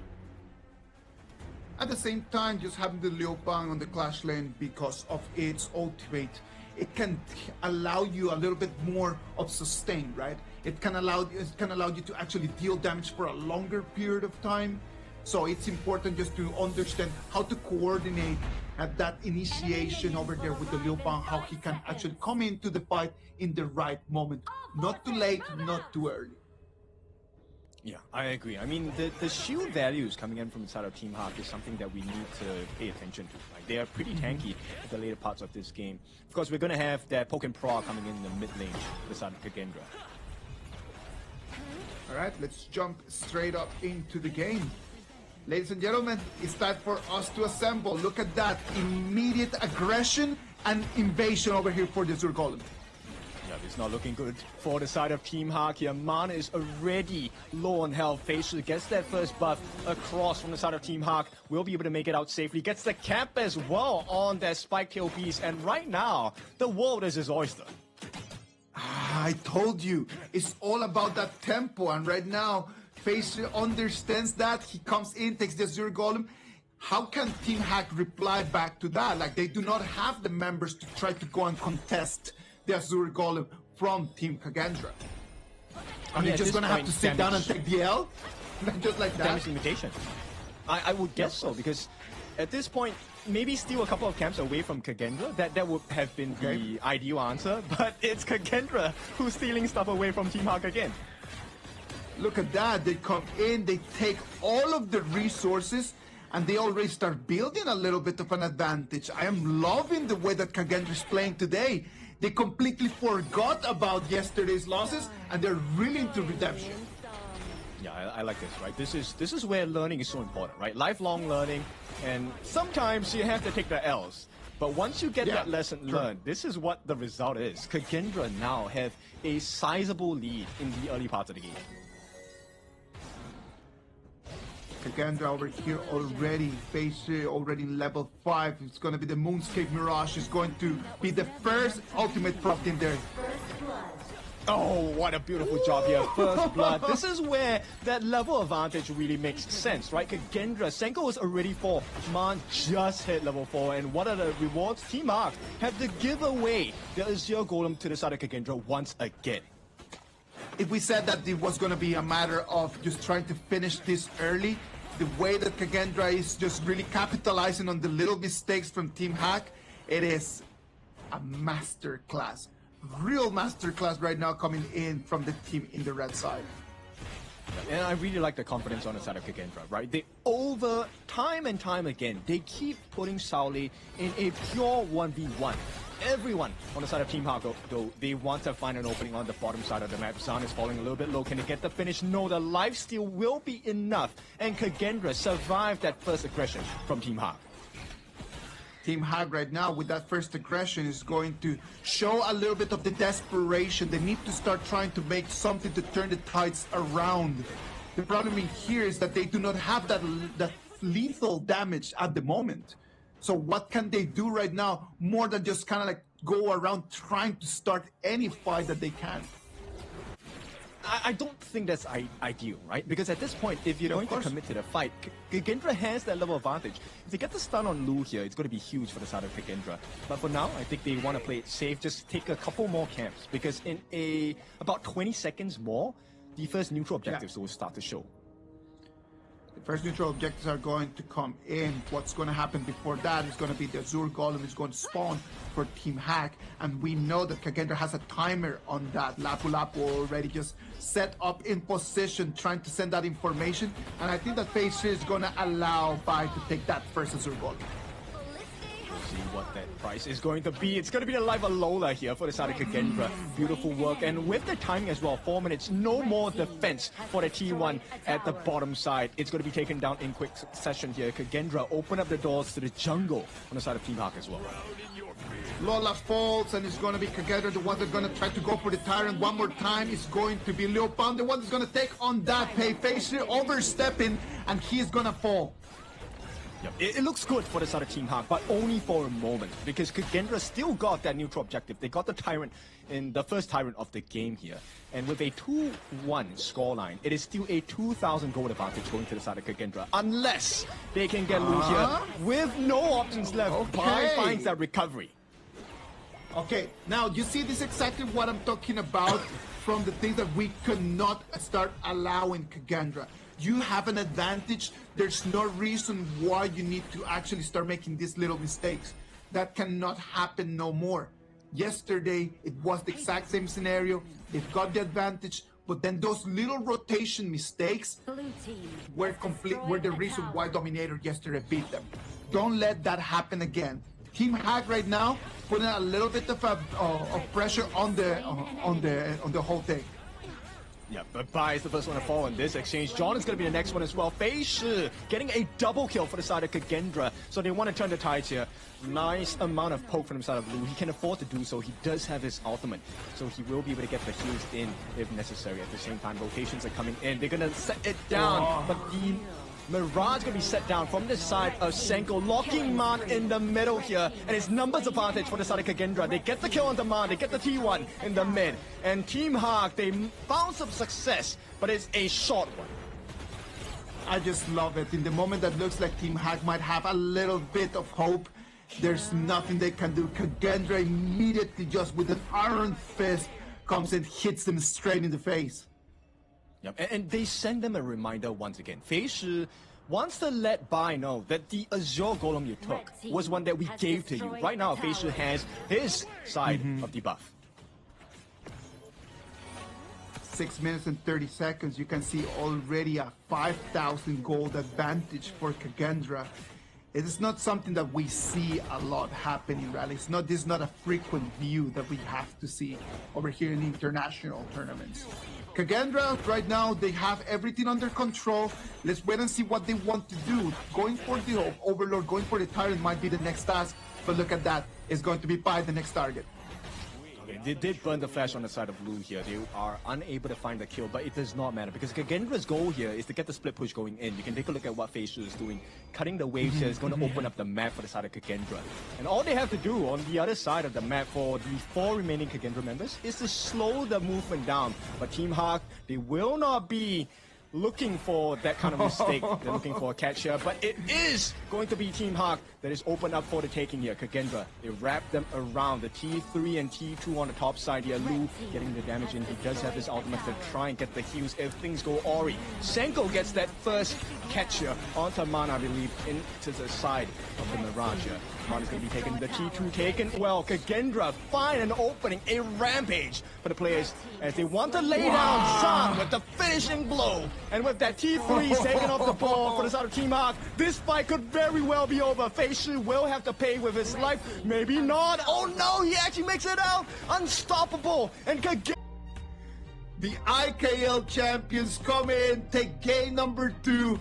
It was such a beautiful and long fight.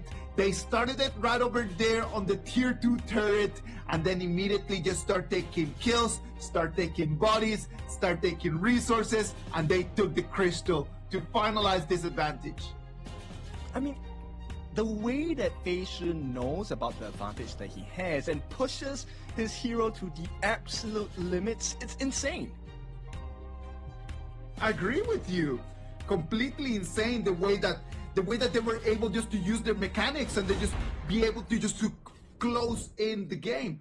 It was such a beautiful performance. There were some moments where I was actually wondering if Kagendra was able to just finish this because it looked like, oh, the old mistakes started coming again, and they just closed the door immediately, went in, and then they just completely destroyed Team Hack.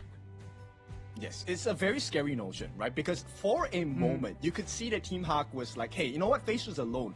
5 of us versus 1 of him, we definitely can get the job done. But because Pei is such a mobile hero, he's a tiger, right? He's going to be very quick on his feet. And that's where the opening came out for the side of Kagendra.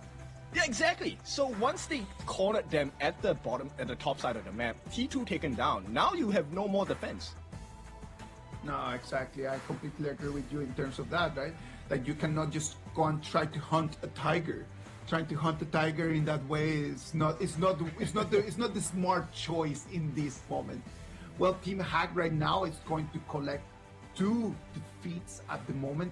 I'm a little bit concerned about how their mindset is gonna be right now. It's very difficult to come in for your debut and then just losing 2 games straight in this fashion. It's not only losing, but the way that they lost these 2 games. Yeah, it really puts a mental barrier onto you, right? Because it feels like you have all the answers, but every move you make is shut down. Let's take a look at the kill score. Facial, once again, beautiful game by him, 5-1 and 2. This time going for damage, another hybrid build, right? Frostguard Embrace with the Axe of Torment for the Armor Pierce, as well as the Frost damage and slow. Well, you can already start seeing a trend, right? Like you can already start seeing the Facial when he's, in terms of his itemization, he is trying to make hybrids all the time in order just to have that level of error, that error room in case that something goes wrong. Yeah, and I like the fact that Senko recognized the fact that, hey, we have a lead, right? I already have the level advantage against Man in the mid, and he actually went for the Twilight Stream as the first core item on this higher pick. And that means you get additional Magic Pierce and quite a lot of damage, close to 30,000 worth from Senko alone. Only 8 minutes of the game. We did not even make it to the 10-minute mark in this one. This was really a sprint. It was very, very quick. Yeah, it definitely was. And now, we were talking about, hey, Lola did not find options for the team fight. He was completely out of this game. Everyone on the side of Team Hawk was a target for Kagendra. It's going to be such a tough day for Lola. Like, can you imagine just coming in, just trying to make your debut as a farm laner, and then in this match, there's no damage for you to deal. There's no gold, there's no items. Can you imagine just coming to your debut in your first 2 games and then not being able to be part of the game at all? That's gotta be tough. I mean, it came down to that first initiation from Kagendra, right? That level 1 invade. Not a lot of teams have done that. Even last year for 2025 of HOK, very few teams tried it. Very few teams even found success in it. But Kagendra has been one of the first teams this year to make it work. I'm really happy to see Kagendra just turning things around. This is really good. I know that all of the fans, all of the Kagendra fans over there in Jakarta are feeling elated with the performance of their team today. Just showing us a new face compared to if yesterday was the first day of the tournament. Let's just leave that yesterday in the past, the same as 2025. This is the Kagendra we want to see the whole 2026. Yep, actually, this is what I expected out of Feishi, right? The aggression coming in. This guy is an academy player, meaning he still has a lot of years in his bag. He still has a lot of fight in him. And to start the year off at this kind of standard, I feel like Kagendra is set for success. Well, when you're an academy player, it might be a new face for a lot of the people over there at home, right? Like a lot of us might be completely new to him, but it does not mean that he's inexperienced. It is just the fact that he's new to our ecosystem. It does not mean that he's new to the game. So Feishi right now, just coming into Kagendra, just probably might be the solution that the old Kagendra needed to the old problems. Okay, before this scene changes, right, that kill participation rate is 100% for the side of Man on that mine, right? And that tells a very big story of how Kagendra won this game. When they were making the choices, Kagendra was able to farm.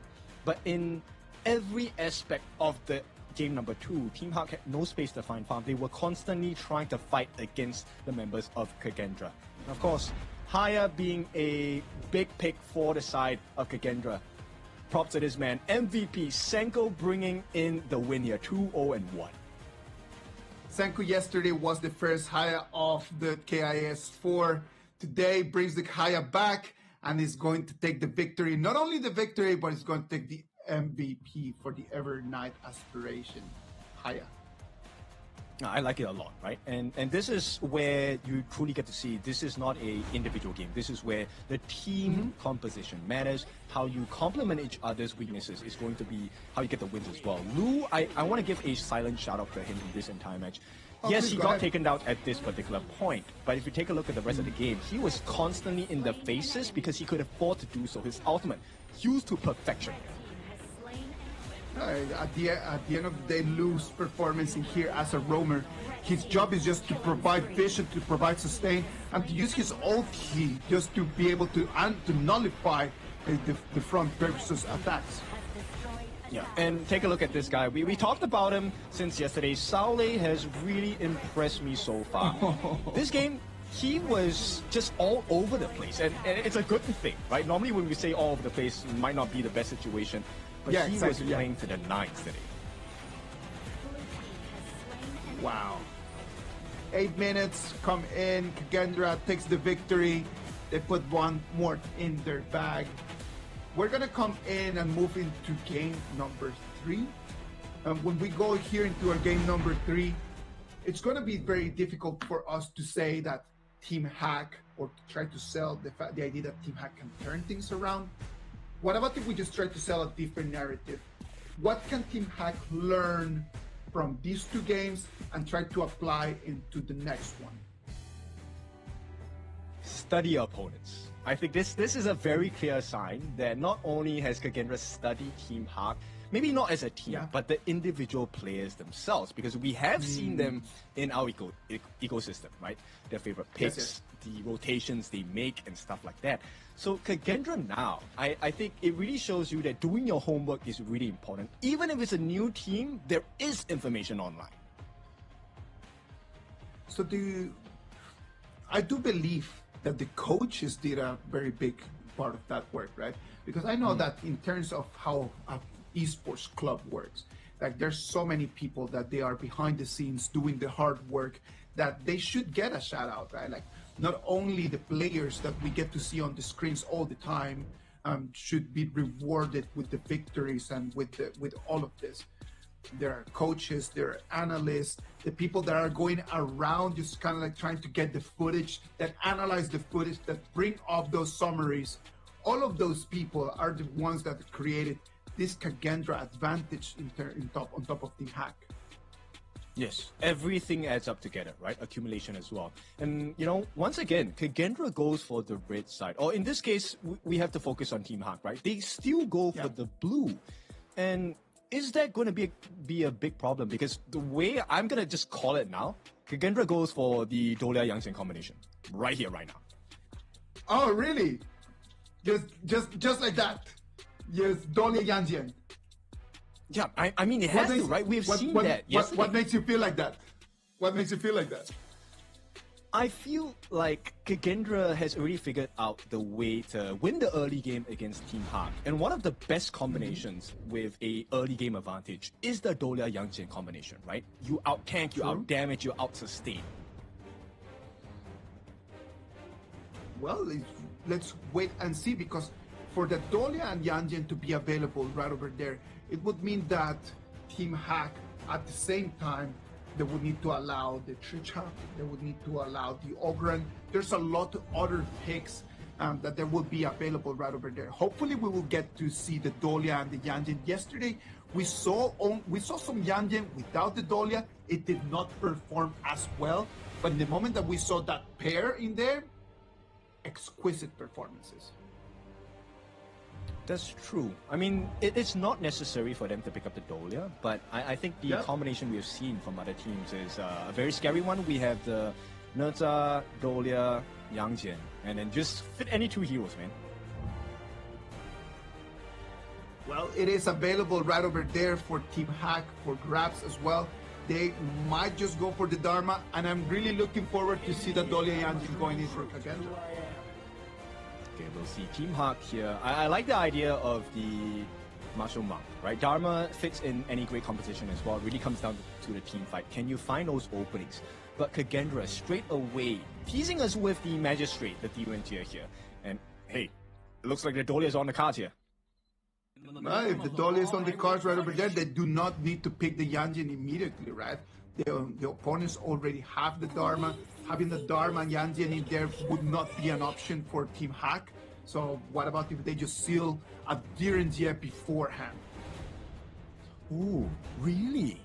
Team Hack, they're going for the potential Luna pick here. I mean, we do have the distractions of the Luna, which will allow for the Dharma to get those beautiful catches.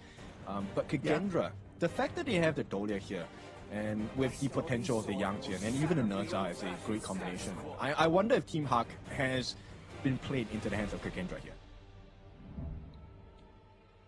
Let's...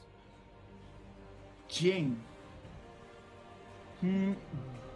Double mirror domain would be an option as well here. Well, they decide to go for the Jane. Sadly, we will not be able to see the Yangxian. I like the idea of the Jing and the Luna. Yesterday we had a Jing and Luna matchup as well. It's just so beautiful just to see both of those heroes just trying to chase after the other. Yes, this really is a mechanical matchup, right? Technical skills for both junglers here. Fei Shi against Bai. I like this. Honest 1v1. Who is the flashier, but who is the more clinical jungler at this point? And it's gonna come down just to the mechanics of each of them, right? Like when you have big heroes like that, like the Luna, like the Jing, a lot of times it depends completely on you just to carry your team. So being able to have those mechanics, I don't think that Bai has demonstrated today yet what his real level is. On the other side, Fei Shi is completely on fire. Yeah, fully agree. I mean, it's really just about permission, right? You have to ask for the consent. And so far, Kagendra has said no to Bai multiple times. You're not allowed to play your game. You have to play Kagendra's game. Yeah. And right now, it's looking a little bit sticky here. because Celestial, the Nua here, major burst damage, very great answer against the Lung's ultimate infinite fastness as well. So Team Hawk, they have to do their work here. Yesterday I was talking to Sagi about that, right? Like about how the new one could use the annihilation, just waiting for Loom to come out. Because that's one of the things that Loom does, right? Like he's just coming in, just going to deal damage when his HP is going to be extremely low. Infinite vastness out of there, and then this Nua could actually just play to work as a sniper, just waiting for him to land. Yes, so this only tells us one thing. The common spells in this game, really important, right? Because if it comes down to the situation where Lola does find himself potentially going to get sniped down, the flash can save his life.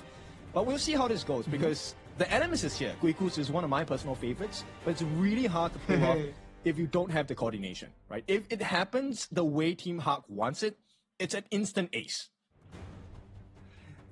Again, like Guigutsu, as you just mentioned, in terms of that, number one, you need to have the flash. You need to have the flash available in there, just to kind of just take your flash and your second ability, be able to jump in to really get multiple targets. Without your flash, Guigutsu, not as mobile and not that big a threat as he should be. That's true. And at this point, I think I like this composition from Team Hawk, but this is an even more difficult composition to pull off than what they have done in the first two games. So, I agree with you in terms that they might just be being very greedy in terms of like, oh yeah, this composition looks good, this composition might work. Do they have the coordination? Do they have the coordination today? Because it's not a matter of like, oh yeah, will they have the coordination in the future? Do they have that coordination today? They have not demonstrated yet. It's going to be very important, right? And bear in mind, there is quite a lot of disruptions available on the side of Kagendra as well. They have the Demons here, the Magistrate. The Golden Token is one that is going to win them a lot of prizes if it lands onto the Luna. At the same time, they have the Sun Tzu, which with the bolt is CC immune. You can get out of a lot of things on the side of Team Hawk.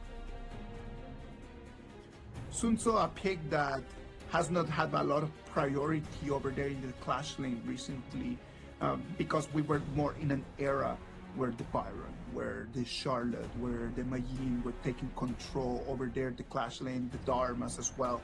So seeing the Sun Tzu come in is an interesting pick, as we know that Kagendra already with a 2-0 advantage allows them to be a little bit more flexible in terms of their picks. So we might be seeing right now something that they have practiced, but that they still might not have mastered.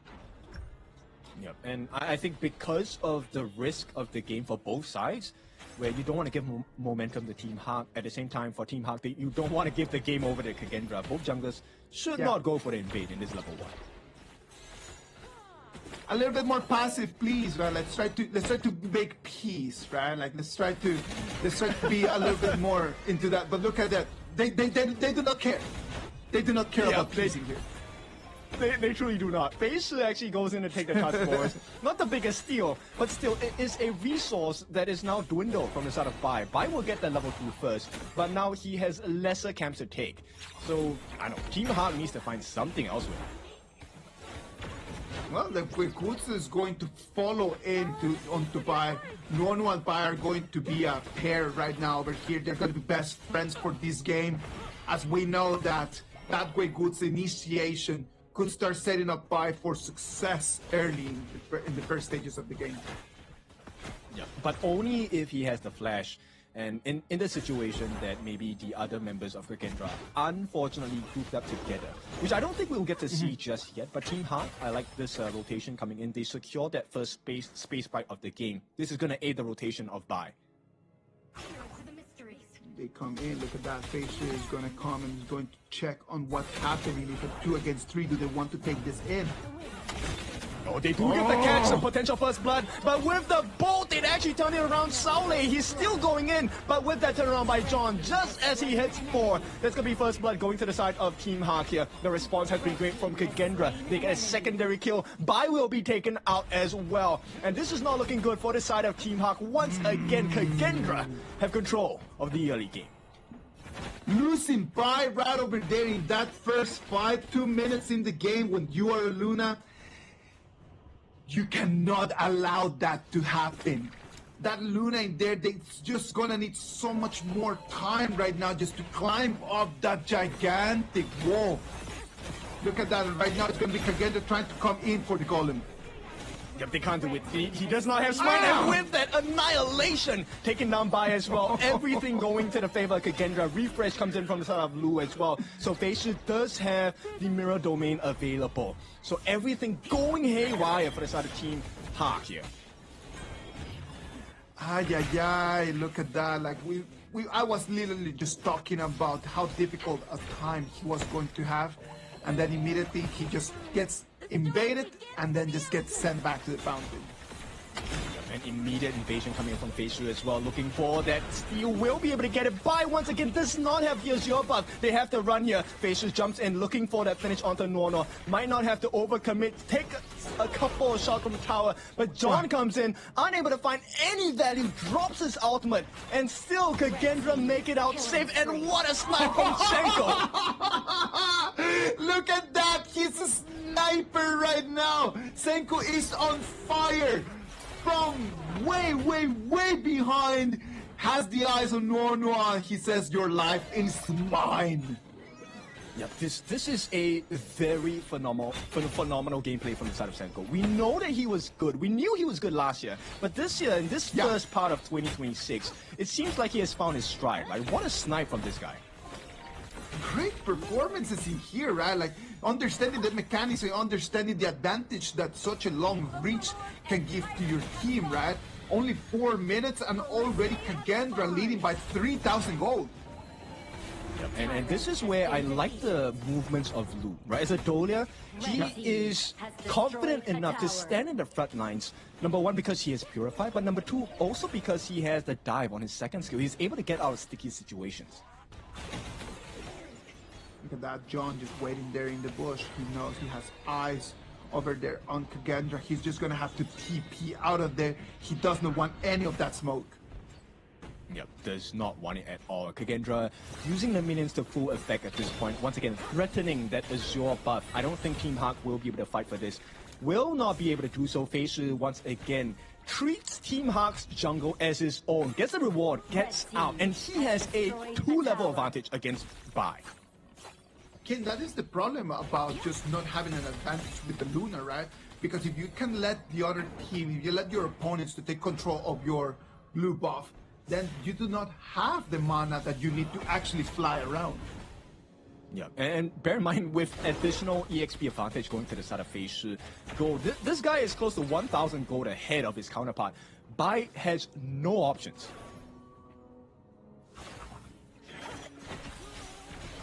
5 minutes and 30 seconds of the game. This is just looking exactly the same as game number 2. Now it's going to be a 4-man rotation here to the mid lane. A 5-man rotation. They know Team Hack, they know that they need to start walking around together. They cannot just be taken down anymore.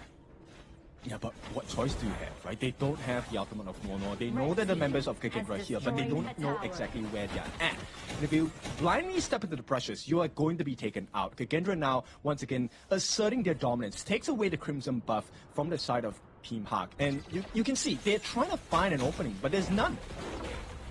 Oh, this might be the first one. Look at that. Lu is going to be targeted out. Oh, 3-man knockup from this side of Sauli as well. He sets the team up for success. Kagendra finished the job here by the next one to fall. 3 members down for the side of Team Hawk as Kagendra, they are ending this game with dominance. Look at the way that they're going. Luke jumps into the brush. He's initiated, but then after that, Sauli comes in with the bow, the initiation, allowing Kagendra to take a 3-0 trade in this mid lane fight. It's crazy. Who are you supposed to look at, right? Now you see that the boat is coming. And Sauli with the boat, a 3-man knockup. What options does that open? It opens up for Feishu to get that mirror domain down. It also opens up Zan to just be free because no one is looking at it. When you look at the gold right now, look at the new WoW already with 4,500 gold, a 2,000 gold advantage compared to to the Princess Frost right now. At the same time, the DRNG already with 5,700 gold, already 2 items in, building over there for the third one. Oh, beautiful emergence from the side of Senko. He is so smart. He knows where to look across the map.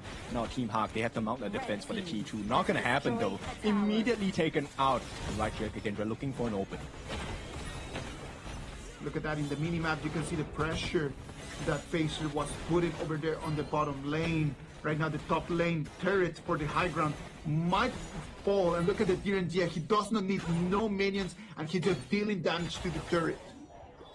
Yep, every fourth hit from this side of Zan will be able to get free damage onto the T3s here. And right now, Team Hawk, this probably could be the last stand. Sauli with the boat as well, as Facer looks for an opening in the bottom side of the map. Might have to give his life and will be taken down. But at this point, it is all about Kagendra. They take up the T3s in the mid, but John, he's looking for an opening, gets the catch with the Winter is here as well. Could this be the turnaround that they're looking for? No, it is not. Team Hawk, they got the initiation, but Kagendra just too strong to handle right now.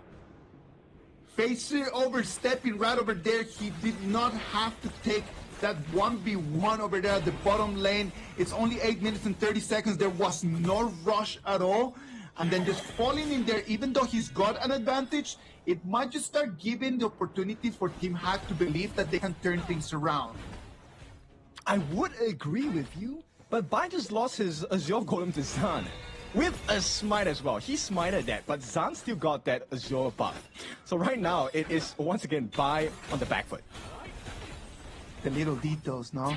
The little details, like just losing your Azure Golem right over there with the smite. There's going to be DRNG, there's going to be gank, there's going to be 3v1. There's nothing that he can do out of that, and he's going to fall.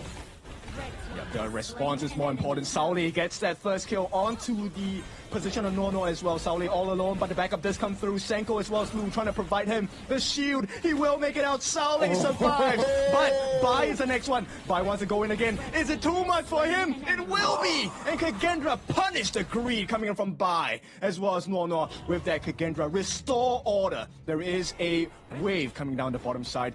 Team Hawk, this is a problem. Bai really thought that he could come in and take the 1v3. Sadly for him, it was solid with the movement over there, over the wall, making the movement, just dodging the skills.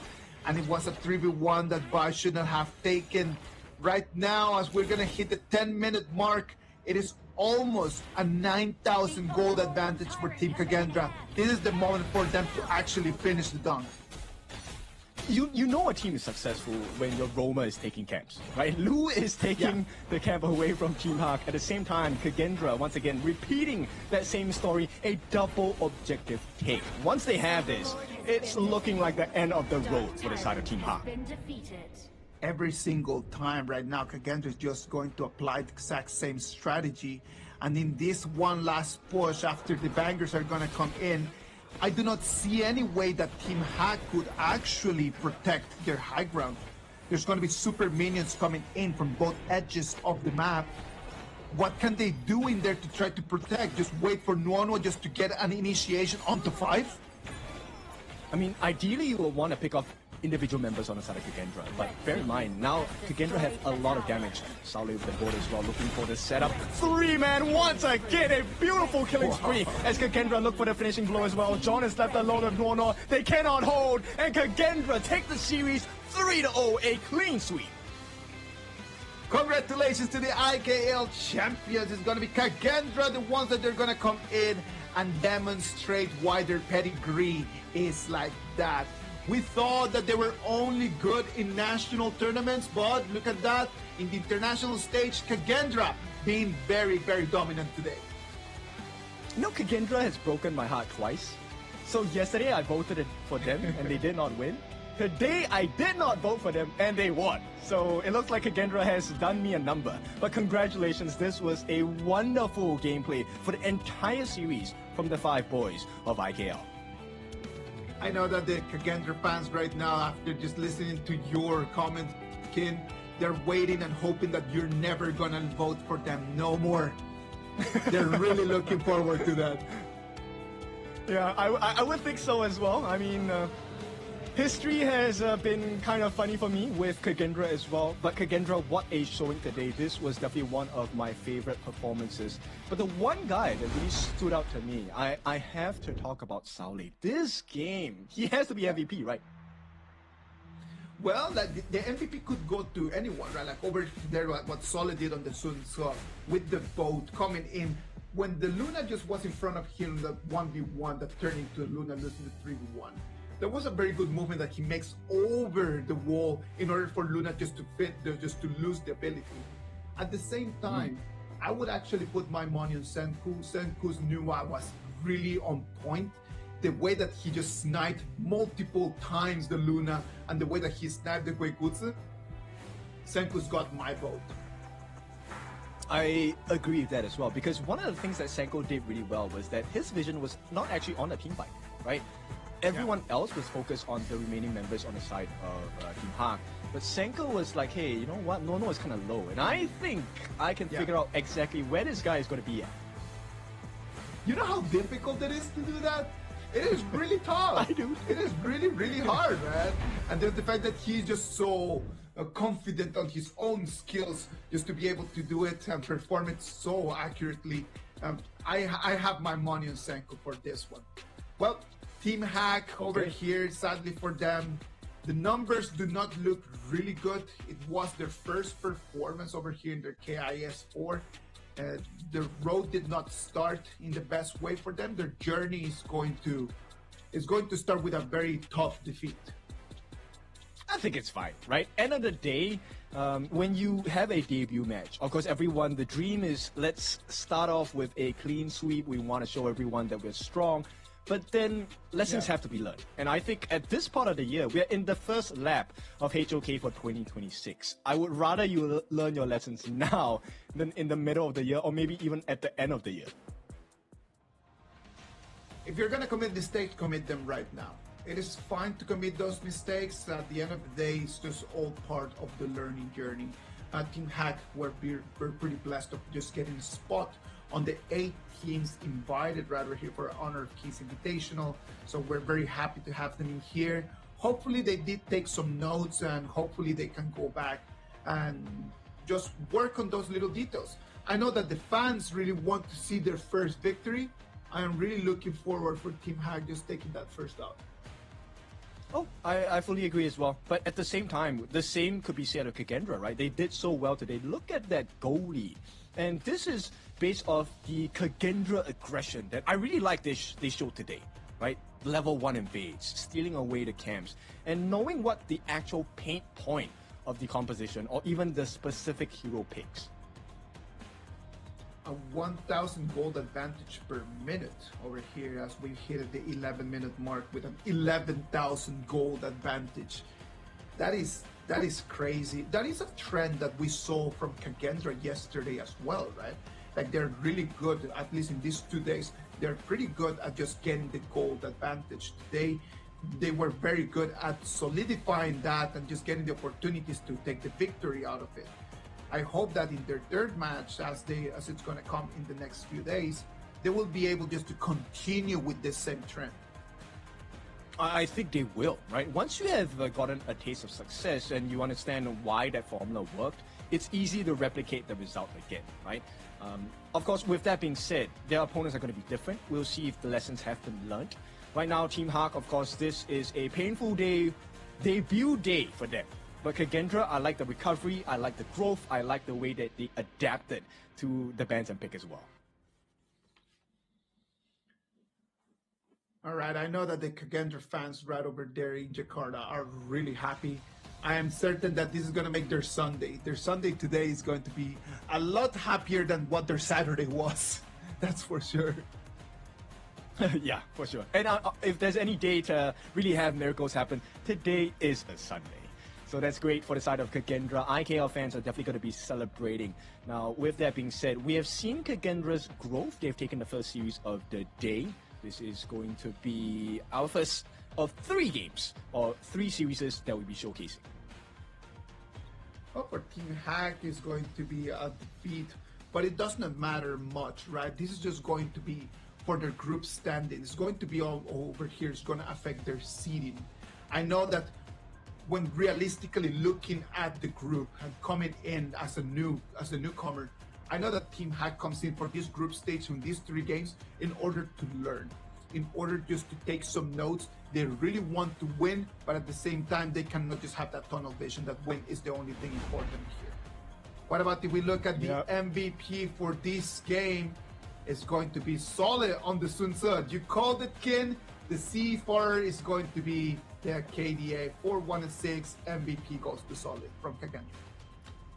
Beautiful. Thank you, production, for agreeing with me for this 4-1-6. I mean, look, the set sales by Saule really were the game changer, right? Not only did he get the multi-man knockups, he timed it so well with the frigid charge as well. And that was not the only formula for success. If you take a look at the item build by Lu on this Dolia, he also had a frigid charge. So when he dove in with his second skill, it's double stuns, one in the form of the Sauli ultimate, but the secondary came in the form of the frigid charges. Look at this, like this initiation from the Koigutsu from Nuono, it's actually really good. The problem is that they do not have the damage, and then the set sail from Solly coming in is what stops them on their tracks. Yes, and one thing that I want you to notice about Kagendra for all the expiring pros or just fans of great action coming in from the side of HOK is the fact that they recognize, Kagendra recognized immediately when Bai had run out of options, right? No smite, we steal your buffs. No survivability, no abilities, no ultimates, we go for the team fight. Yes, exactly. Just the decisions right over there, just very on time. This one right over here, just such a difficult one for him to run away. Look at this Solid's performance. Comes in, goes through the wall, and that's exactly what just makes Bai just lose his ability. That's the moment where his ulti just got to stop. Yeah, no reset coming in, and this beautiful setup by the side of Sauli as well, complemented by Lu, who uses his frigid charge to finish the job as well. And at this point, this is a sign that IKL has learned so much. Congratulations to Kagendra, 3-0 victory over Team Hack. This is going to be our first game of today already with a victory here from Kagendra. Do you think that this is going to turn things around? Do you still believe that they have a chance to aim for that first spot? For Kagendra, maybe. We'll see, we'll see. A lot of things can change. It depends on how fast Team Heart grows, right? And of course, the performance of the other teams within their group as well. But let's hear from Mara. I am curious to see who she's going to interview in this second part of our day. So let's hear from you, Mara. Over to you. Clean games from Kagendra with that 3-0. Salamat, Senko. Congratulations. Thank you, thank you. I don't know if you're aware, but game 2 has been the fastest yet. 8 minutes and 3 seconds. That was so amazing. So what were you guys, with the adjustments that you made, share it with us, because yesterday you were able to bounce back from that loss against Dominator Esports. Yeah, basically we just review our game yesterday against Dominator, and we fixed our early pace in early game, and we fixed our communication. So you fixed the communication and you talked about the early game, and it was so effective because that was such a great series. Now, the next match, which is going to be on day 4, it's going to be against Boom Esports. Technically, Boom didn't pick you in their group because you were the last to be chosen.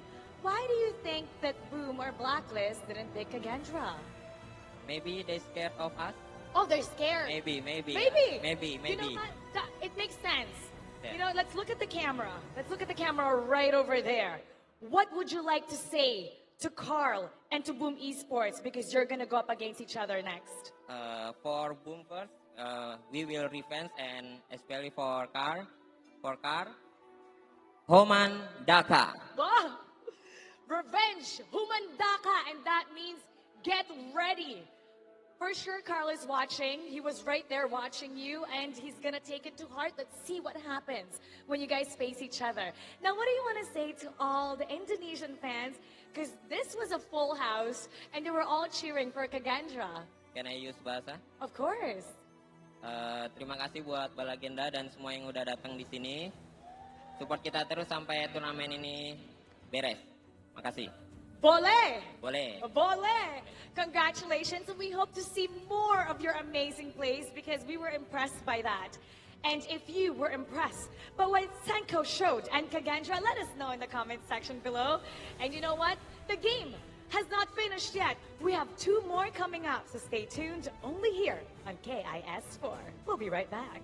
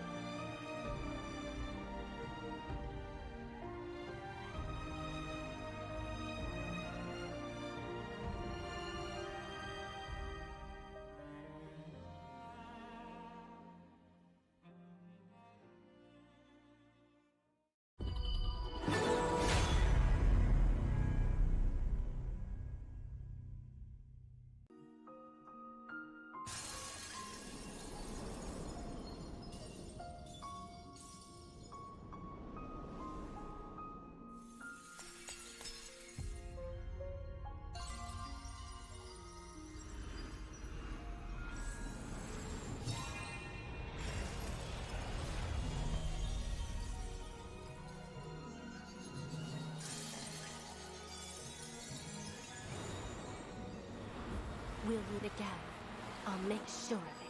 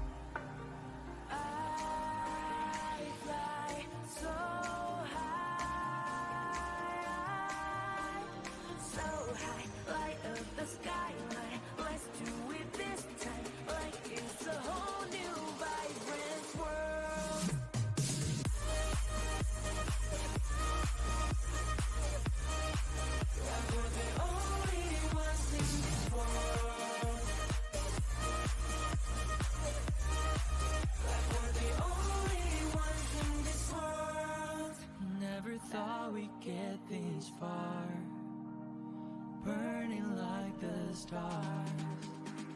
How we get this far, like we're the only ones in this world.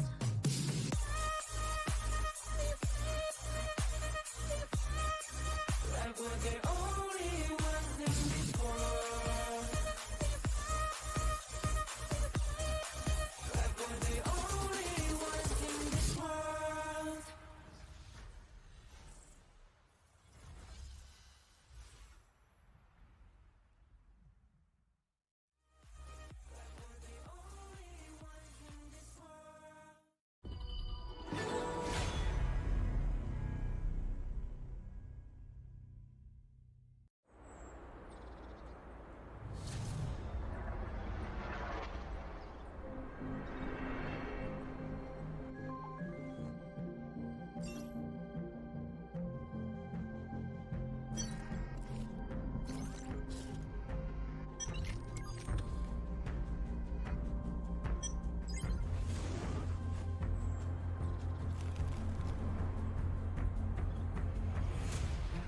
Kami di sini berjuang untuk mempertahankan marah negara dari tahun lepas.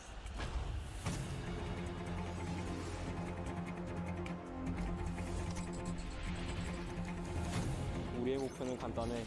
쟤들을 끌어내리고 그 자리에 우리가 앉는 거야.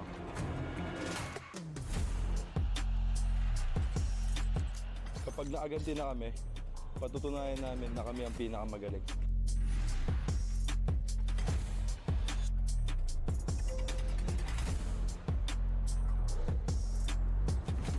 Tapos na kaming manood lang sa gilid. Kumandaan ako sa isang explosive na palabas.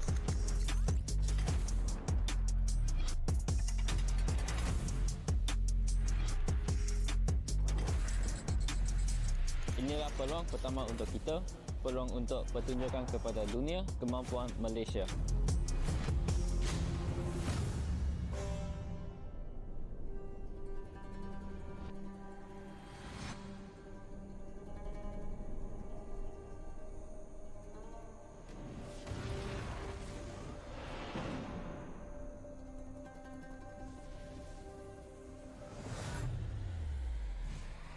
Kami akan membuktikan nama kami dan menguasai permainan.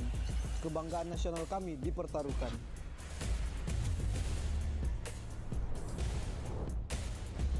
Kami kembali lebih kuat dari sebelumnya. Indonesia punya banyak tim, tapi kita bisa bersatu. Coba ragu sama kami kalau berani.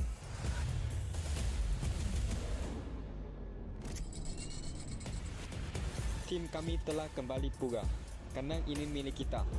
Bhinneka Tunggal Ika, kami akan menunjukkan kemampuan terbaik yang dimiliki Indonesia.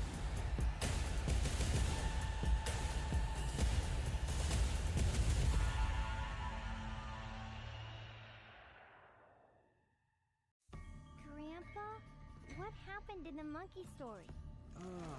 Anoman. Yes, he made a promise to bring Sinta home. Was he lucky? He got caught, and flames rose. A huge fire.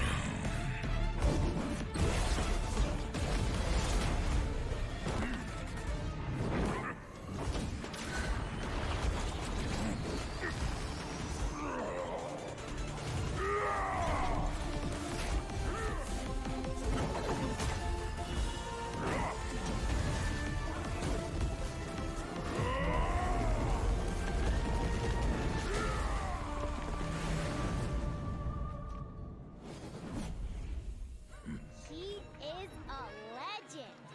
Yes, a man will always admire.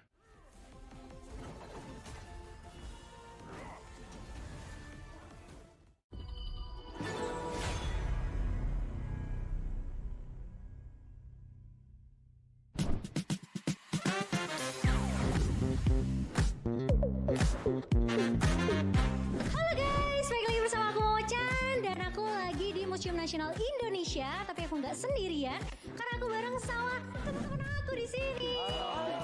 Nah, hari ini bakal ada misi spesial buat kalian semua. Tapi sebelum itu aku bakalan bagi kalian ke dua tim. Yang pertama ada Jrul. Tim kamu namanya siapa, Jrul? Nama tim kita Tim Wuko. tim yang satu lagi. Tim kamu namanya apa? Anoman. Misi kalian adalah melangkah bersama dengan para komunitas untuk menjelajahi bersama keajaiban pameran Hauka Wukong Anoman. Dan jangan lupa untuk have fun. Are you guys ready?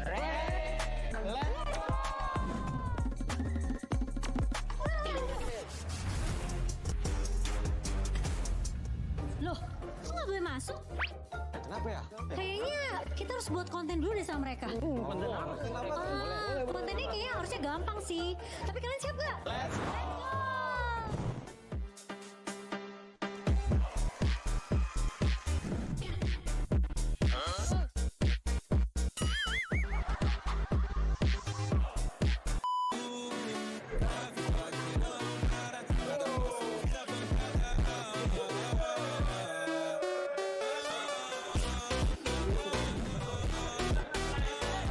Jadi gimana? Udah boleh masuk belum? Oke guys, let's go!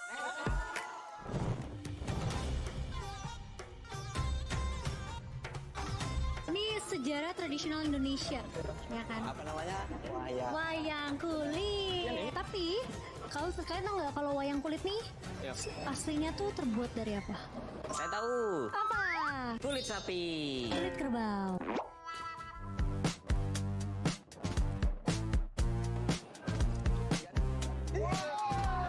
Toket itu.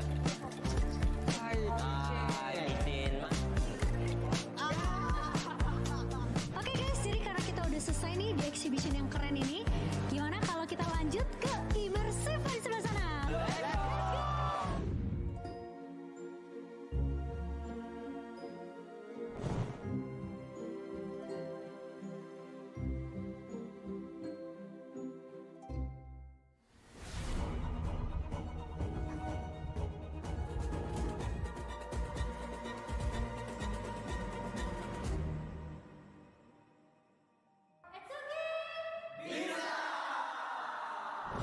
Oke guys, jadi itu dia hari ini kita udah selesai turnya untuk special HOK exhibition juga. Gimana, seru banget gak? Seru! Keren, aku mau ngucapin terima kasih buat waktunya kalian juga, terutama untuk Ace Community. Thank you so much. Dan kita punya hadiah sedikit. Ini spesial karena ini merchandise eksklusif Wukong Anoman. So aku mau ucap dan kita pamit undur diri dan kita bakal ketemu lagi di video berikutnya. Bye-bye!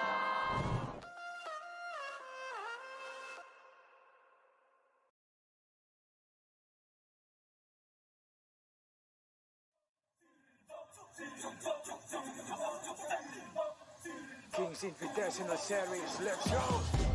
Bertahun-tahun ku ditempa, harap yang karang murka, enemy di setiap langkah, gantian datang mencoba, panggil ku Woman Army, satu orang 1000 nyali, Bell spirit dalam nadi, sini maju ku ladeni. Langkah sudah jauh, mereka pikirku mau mundur dan buang sau. Kehormatan yang utama di puncakku pertama, berdiri hantam balik semua yang halangi arah. Pikir-pikir lagi kalau kau mau halangi, genderang perang sebab bunyi sini hadapi old school tank mentally. Dia takkan berhenti, bukan insan imitasi. Coba ku lihat sapu cara bermain agak lain dengan strategi yang saya desain. Aku lemah mastermind di balik kekacauan. Satu punchline sapu ku mundur semua lawan. Insting tepuk ku deteksi ancaman, enemy ku libas seperti Anoman. Yo satu pukulan tangan kosong, langsung jatuh runtuh panggil aku Wukong. Masih strong di power, hantam lawan yang menghadap. Sapu cakar lebih tajam, lebih dari kokong pedang. Yang saya incar turawana bukan tata singgah sana. Maka wajar apabila dong bilang sambil bijaksana. Siapa yang berani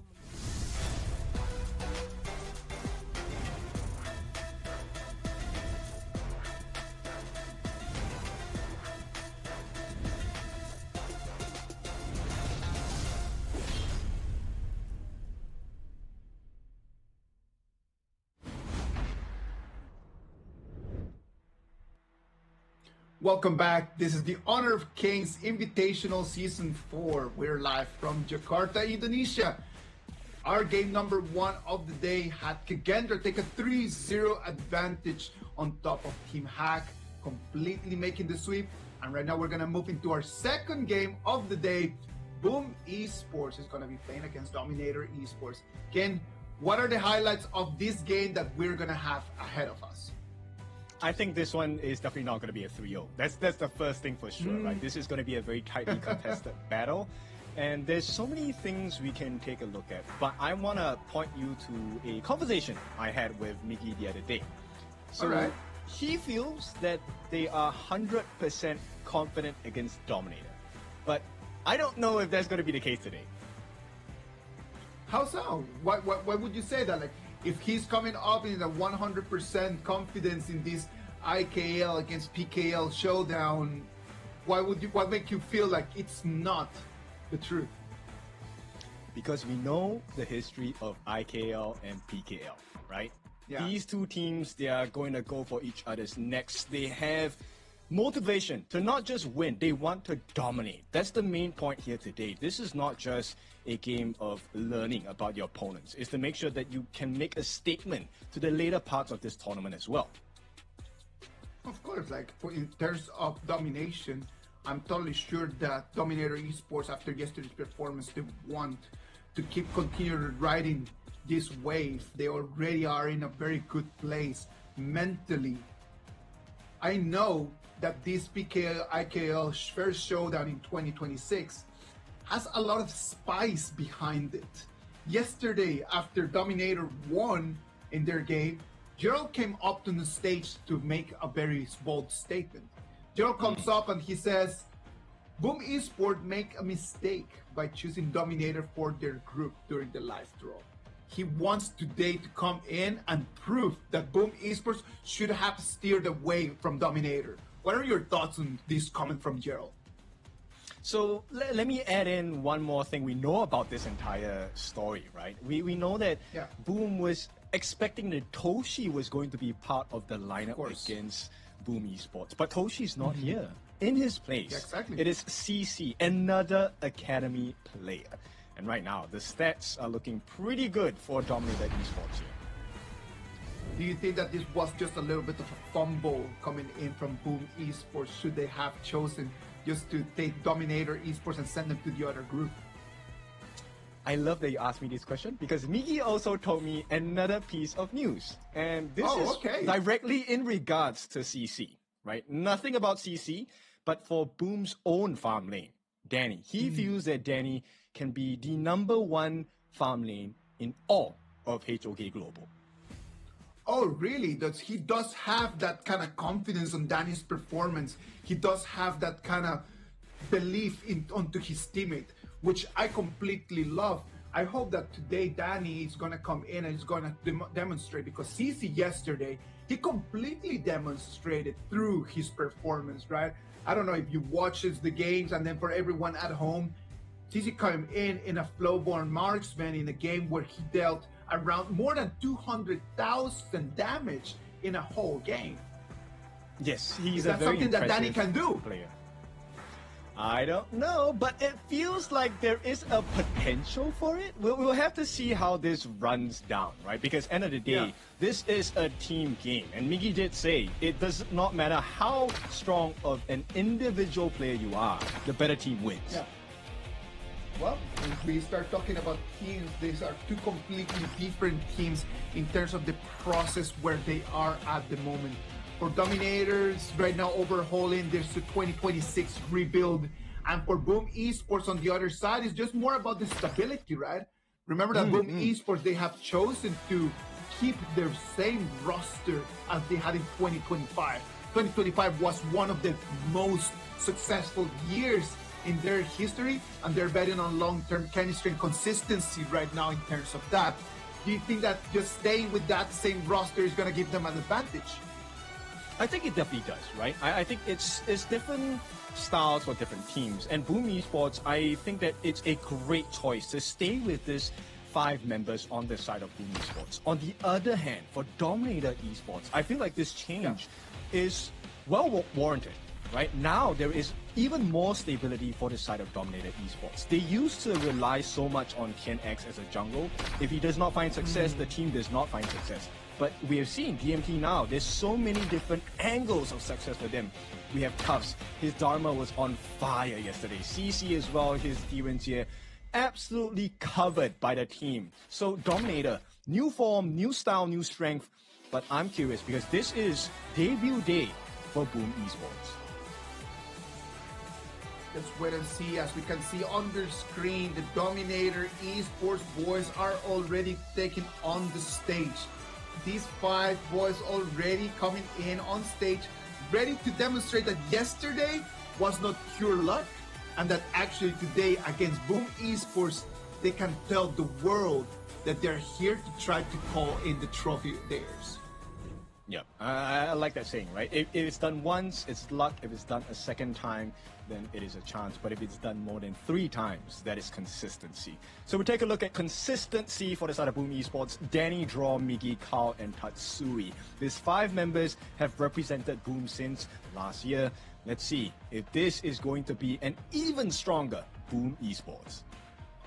They've been riding a very good wave over there for Boom Esports, a team from the PKL. In front of them, they're going to have the IKL representatives from Dominator Esports, TNX, L, Gerald, CC, and Top Z. Top Z yesterday with an amazing performance as well. That Clash laner yesterday owned the whole map. Yes, his Dharma is really on point, right? It's very surprising, not in a bad way in a sense. Tufts, I think he has always been impressive as a Clash laner, but today his challenge is as high as well, because Miggy is no slouch.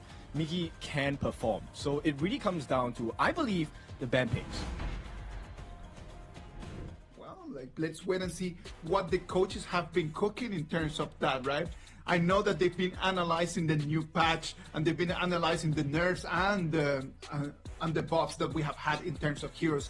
And I know that they're gonna come and show us something different. We can see over here how the fans from all over the world are just choosing and just sharing with us their thoughts on what they expect their teams to have today. Yeah. Aishiteru, welcome, and we feel your love as well. Thank you for giving your support to your team. And I like this. It's okay to lose, just not to Indonesia, right? Not to IKL. And so you know lose to anyone, lot on but the line. not them. Lose to anyone, but not them. Please, please, please, please, please. It's alright if you come in second last, as long as they are last. And this is that satisfaction that money cannot buy, right? This is something that when you get the win, the rewards are well worth it as well. And to do it against Dominator, who is also one of the strongest teams in IKL, this is going to be a feast for our eyes. That's what I like about rivalries. Rivalries should always exist because they take the whole sport to a new level. To a level where the people on stage represent us. They represent me, they represent our dreams, they represent our hopes. So when the rivalries start happening, you can start feeling that our game and our clubs are really start to build a culture and a tradition. So this IKL, PKL first showdown of 2026 is going to set up the stage to a lot of these matches coming in this amazing 12 months of competition. Definitely. We may not be able to do it, but you guys can, so bring your hopes with us. And let's see, this time as we kickstart 2026 HOK, which region stands atop each other? IKL, PKL, this one is for the history books. You can see right now the coaches already setting up the stage, trying to let the communication come in through the microphones, just kind of like testing everything is working properly. If you were to be the coach right now for Dominator Esports or for Boom Esports, right over here in this stage, in the minutes before the match is going to start, what do you think you would be doing in order to calm everyone's nerves down?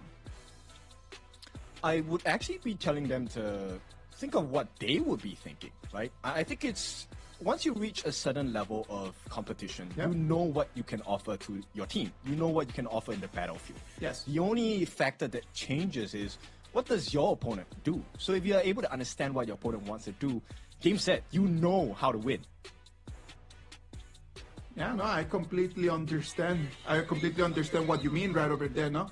For me, it's a very interesting topic. Just the first minutes before a game, the psychology gains and the warfare in there, it's important. And then from the coaches who are going to be the only ones that are able to see it from a third person view. Having a conversation with the players, trying to just talk about something else that is not the game, for me is critical in order to calm their nerves down. I agree. I mean, confidence is definitely part of that formula, right? And you want to have your players feel confident. This can come in many forms, right? Through results of the scrims or through the practice offline with your team in terms of synergy, in terms of drafts. And once you have that certain level of confidence, then you just have to reinforce it with your team, right? You guys are good enough, right? Now it's just all that's left for you to do is to go out there and prove it. Show the world your ambition. Show them you are worthy to be a king. We are finalizing the last stages. So hopefully we're gonna get this game number 2 of today going very quickly. Boom Esports is going to be playing against Dominator Esports. Our first 2026 PKL against IKL showdown is gonna take place over here in the KIS4 here directly from Jakarta. Thank you very much everyone online for your support. Let's jump straight into the banner pick. Dominator Esports is going to take the blue and Boom Esports is going to take the red. Okay, so this opens up a couple of doors for the side of Dominator Esports. First pick, they're going to take away the pay. This is something that I think Carl has shown a high level of proficiency even from last year, right? So that's a great start in terms of the bans and picks.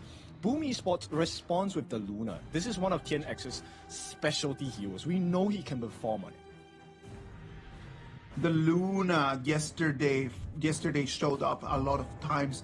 We know that TNX can really deal a lot of damage on that hero. Just taking it out is going to be a lot of respect towards him. Are they going to ban another jungler just to completely put the pressure on TNX? They decided not to do it and then just go and ban the Dharma. The Clash Laner option is going to be taken out. Yeah, Boom Esports, Coach CN, he knows, he was watching yesterday. You don't give Tough Z that Dharma, right? He's just going to smack you in the face. I shall protect this mortal world. Lovely performances yesterday from Tough Z, right? I remember one over there in the mid lane where he just flashes in and then just straight up through Mantra, straight up against the wall 3 members of their opposing team. Yeah, and they really capitalized off of that first big win in the first ever team fight of that game, right? So this is something that Boom Esports needs to watch out for, and I like this. We were kind of considering, hey, every time we see the Yangjin, the Dolia is definitely one of the considerations here, but Boom Esports, they snatch it away, and they take up the Forge Maiden as well. Well, it's going to become a very trendy behavior in this whole week, right? As long as you can see the Yanjin being the first pick on the blue side, then immediately you just need to just take the Dolia and just break that combo apart. The Dolia is a better pick than the Yanjin, I would dare to say, because it's just a lot more flexible. You can pair it up with a lot more other heroes. Most likely, Dominator Esports already had this in mind, that this was going to be the result, and they answered back with a Mods and a Loom.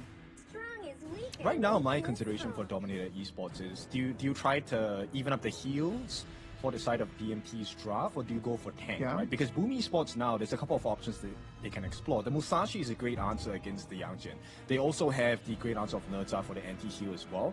So Boom Esports, this goes in line with like the reset from the Dolia's ultimate as well. So Dominator Esports, I'm curious what's the next plan here. They decide to take the Haya out of the conversation, and then Boom Esports just keep putting pressure on the mid laner options.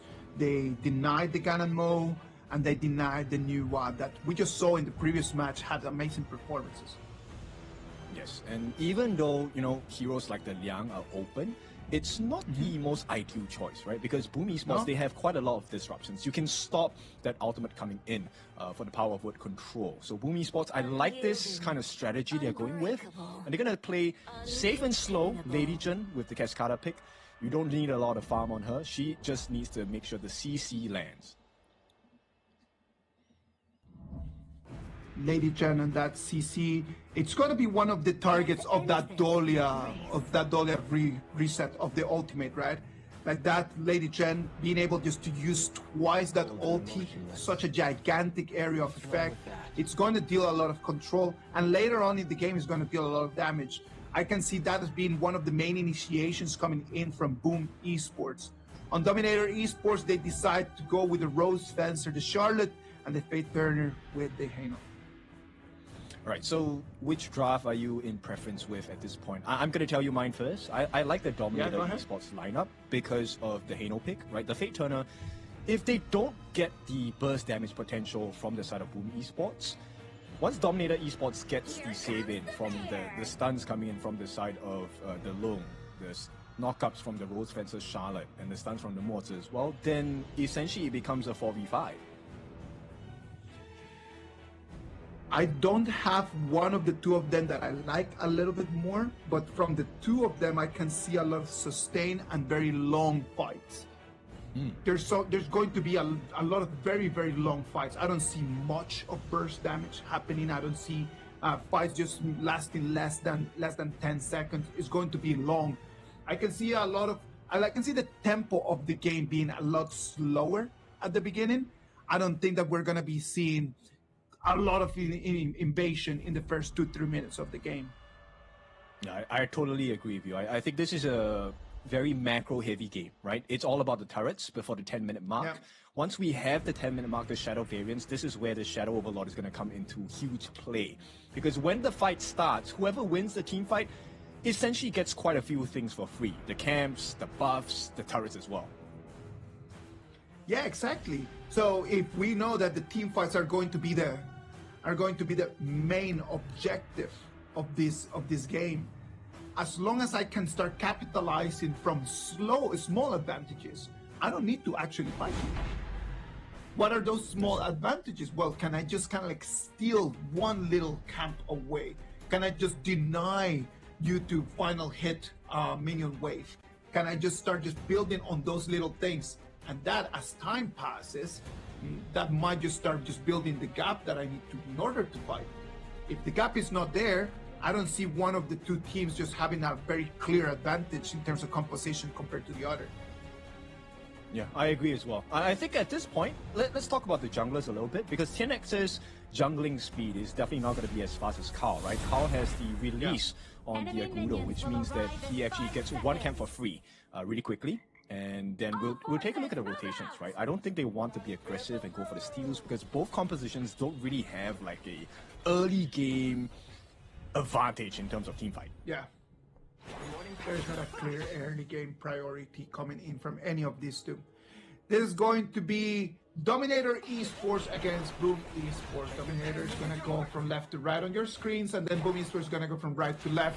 Ladies and gentlemen, let the first IKL against PKL showdown of 2026 start right now.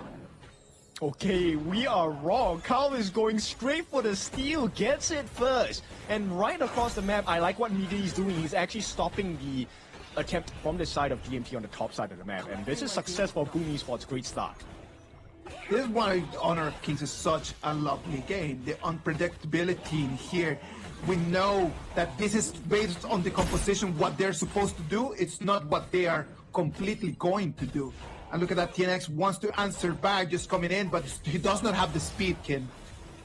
Okay, he will get it, but right now it's about the first blood. Here comes Carl as well, looking for the opening as well. Dive by draw, they're looking for an opening. Tatsuri uses the flash, catches all three, but there is no follow-up. And Boom will be able to escape for the time being. TNX is low, the flash comes and goes blood.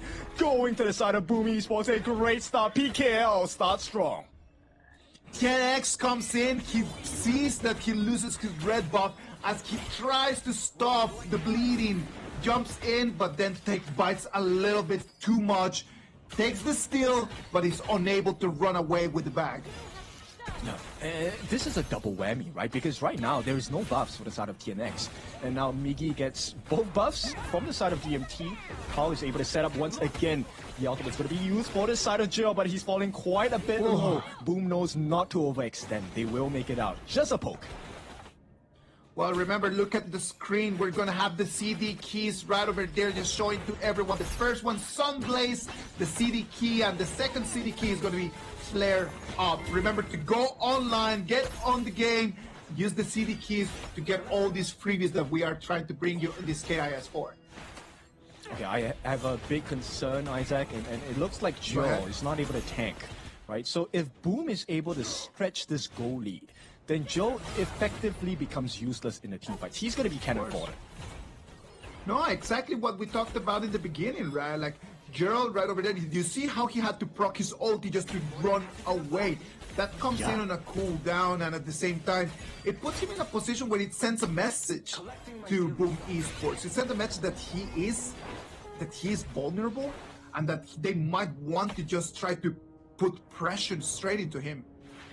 Yep, and this is a pattern that's going to emerge, right? Then this is one thing that will give Boom the confidence. We're going to force out your Fate Rewind right before big objectives, and suddenly the power spike in terms of damage is not going to be there from Joe. Only time will tell right now. We're going to come into 30 seconds for the first big fights. It's going to be the objectives. Right now, after Dominator not having an advantage and losing some of the resources, going in for that first Tyrant is going to be critical for them to kind of like balance the game one more time. Yeah, they definitely need to find a balance now. 15 more seconds, we're going to have the first neutral objectives come out. The rotations coming in, Miggy as well as Kao, they're going to try and put a little bit more pressure on the top lane, which means that Space Sprite teleportation will be used, and Boom should get priority over this first Tyrant of the game. Look at that, it's going to be a 2 against 1. Kind of try to put pressure on the turret. They do not want to engage as Gerald is going to come in and join the party.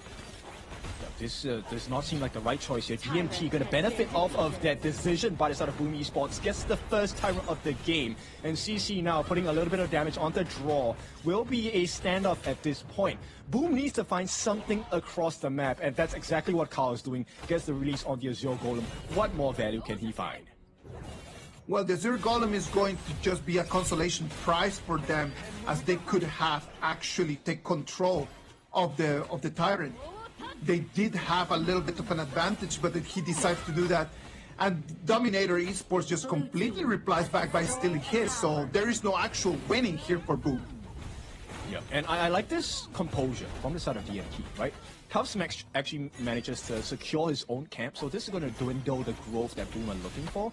At the same time, if you take a look at what's happening, DMT actually have a 1,000 goal lead going on right now. Yeah, just out of nothing, out of thin air, out of just that little decision in there, like immediately just bank in 1,000 gold advantage, and that's going to be critical for them right now. Boom Esports had the advantage of just taking the first blood on TNX, and then they did not capitalize on top of that. And this is why I like the new Dominator, right? Look, they're funneling the farm, not the TNX at this point. They're putting it to CC. He has one of the highest gold on the roster here. And Boom right now getting chunked down bit by bit from the side of DMT. Has destroyed a tower. Not even 6 minutes in the game, and that mid lane turret is going to fall. Dominator turning tables around. Carl is going to be put some pressure, because Top C, look at him, he does not know that there's anyone in the brush. He needs to run away. It's a Charlotte, right? Even if a Charlotte gets caught, you know that Charlotte will be able to slip and slide out of dangerous situations. And the way that DMT is controlling the map, absolute beauty here. CC gets another T1 for free. I wonder in which moment of this match happened that Boom Esports kind of just lost control of it. Because it just looked like Boom Esports was doing such a good job, but then on paper only, because look at that. You know, it really came down to that first exchange, right? That neutral objective going to the side of DMT and having no return value from the side of Boom. That was the pain and critical point, turning point for the side of DMT. You can see they're playing with fire here. L is extremely low, but he does have the flash. The jump in from the side of Tufts. This is a repeat of yesterday. A solo kill onto the jungler. Kao is the first one to take a fall. More to come. Miggy as well, the next one for the side of Boom Esports, as DMT just assume control of the Gorge. DMT showing us that yesterday was not only luck. Right now, with this very good performance, the way that they came in all together, they find Carl right over there, sent him back, and then Miggy had to join him. An amazing 2-0 trade for DMT. And this is where it gets a little bit more difficult for Boom, right? Because yes, I love the Chisha to bits, but you need to get some stacks with her basic attack before you really unleash that magical beast form for Danny. And when you're behind on farm, you're not allowed to touch the minions. You don't get the free stacks. You cannot go into your ultimate form. Look at right now, Danny on only 4,300 gold, being very behind in terms of that. Okay, attempt by the side of Boom, just a poke and prod for now. Members are falling low on the side of DMT, but they will not be able to find any more room. Boom Esports unable to force DMT into an awkward position, and right now it's just status quo. Now the problem right now is going to be Carl. He does not have any resources, as right now DMT is just cleaning the whole jungle so quickly, and Carl's going to start slowing down a lot. You can already see the Yanjian just taking about a 700 gold advantage in terms of against him, and again that Carl started winning. This is very important, right? Because Carl needs to be the damage dealer, and if you take a look at the tankiness on the side of Boom Esports, they don't really have it. Now, at the 8.5 minute mark, Joe will get his hands onto that Tyrant for the game, as Topsy is going to try and make the split push happen as well. DMT just all across the gorge at this point. Well, it might not look like a lot right now, but good news for Boom Esports is that Danny just got his Doomsday online, and that's going to give him a little bit of an advantage. They kind of like the item that he really needed a minute ago. So that's like the first part of the formula. He needs time, right? And right now, CC is going to be going on a 1v1, but here comes the backup as well. L looking for the finishing blow. Can they escape? Miggy, you are caught! And with that, DMT get another one for the books. 2-1, 3-1 at this point, as they maintain a 5,000 gold. Big problems in here is that CC is the one going to be claiming that kill as well, and that is going to keep just building wider and wider the gap in between marksmen. Right now, CC on that loom, I'm waiting for the item board just to show up, because I can imagine that he's at least 2 to 3 items done. Yeah, it's a difficult situation for them. And bear in mind, CC is able to really get a lot of free damage in. Anytime he has his ultimate, he can be super greedy. Well, he needs to be a greedy player right now, right? Look at that. The items are just starting to show. The Axe of Torment is already online at 2-0-1 right now for that loom. Yeah, he's at 7,000 gold. He's close to over 1,000 in front of Danny on this Chicha here. And he's very close towards the Overlord's Might. This is the most damage in a physical item in the physical attack category. Dark Tyrant has 10 minutes of the game. The Dark Tyrant is going to go for DMT. It is looking very, very grim right now for Boom Esports. Right now, DMT knows that they have an advantage and they want to try to come in and put some pressure. There's no minion wave from the Clash lane, but let's turn our eyes to the mid lane. Yeah, they influence them and they escort them to the back of the base. Here comes Boom. They're going to make an attempt here. Ultimate drop by the side of Carl. Unable to find too much damage onto the side of DMT. And right now, the pressure has swung in favor of DMT, looking for some free damage. They do force out the Infinite Fastness. Great job and defense from the side of Boom Esports, but they need to do much more. They do have a good composition in terms of trying to defend their high ground right now, Boom Esports, right? Like they can still use Tatsuri's Lady Fen, they can use Carl's Agudot in order to defend that, but for how long time can they do that? It's going to be one wave after the other. Yep, 6,000 in terms of advantage it's a whole item for the side of DMT, right? And of course, this advantage now is scarily big because CC, he's already at 8,000. Just 4 more thousand, this guy is going to be 6 slaughtered, and he's going to be a big problem. Siege Breaker, Frostguard's Embrace, and Axe of Torment right now for CC. You do not want to be in a 1v1 against the man. DMT turned their eyes over here for the Overlord into what they would want to be just the goal, the resource that they need in order to take the high ground. And you take a look at what TNX is doing. This is a very different TNX from last year, right? The new TNX, he is so calculated, he is so disciplined. TNX used to dive like crazy. Right now, this is a team play. DMT is looking like a much stronger team. You make a very interesting point right over there, right? Because right now TNX is got to become the leader of the team. And as the leader of the team, you cannot be having those little mistakes, just diving in too early or diving in too much. You cannot die when you're the leader. This is what I like about the new team, right? They're so focused on sharing the advantage that they have across all the different players.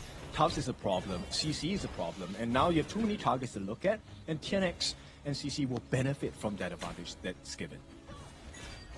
The three waves of bangers are going to come in, are going to clash in at the same time. Pressure is going to come mostly from the farm lane. The turret is going to fall. Right now, it's going to be one more banger in the mid lane. Look at that.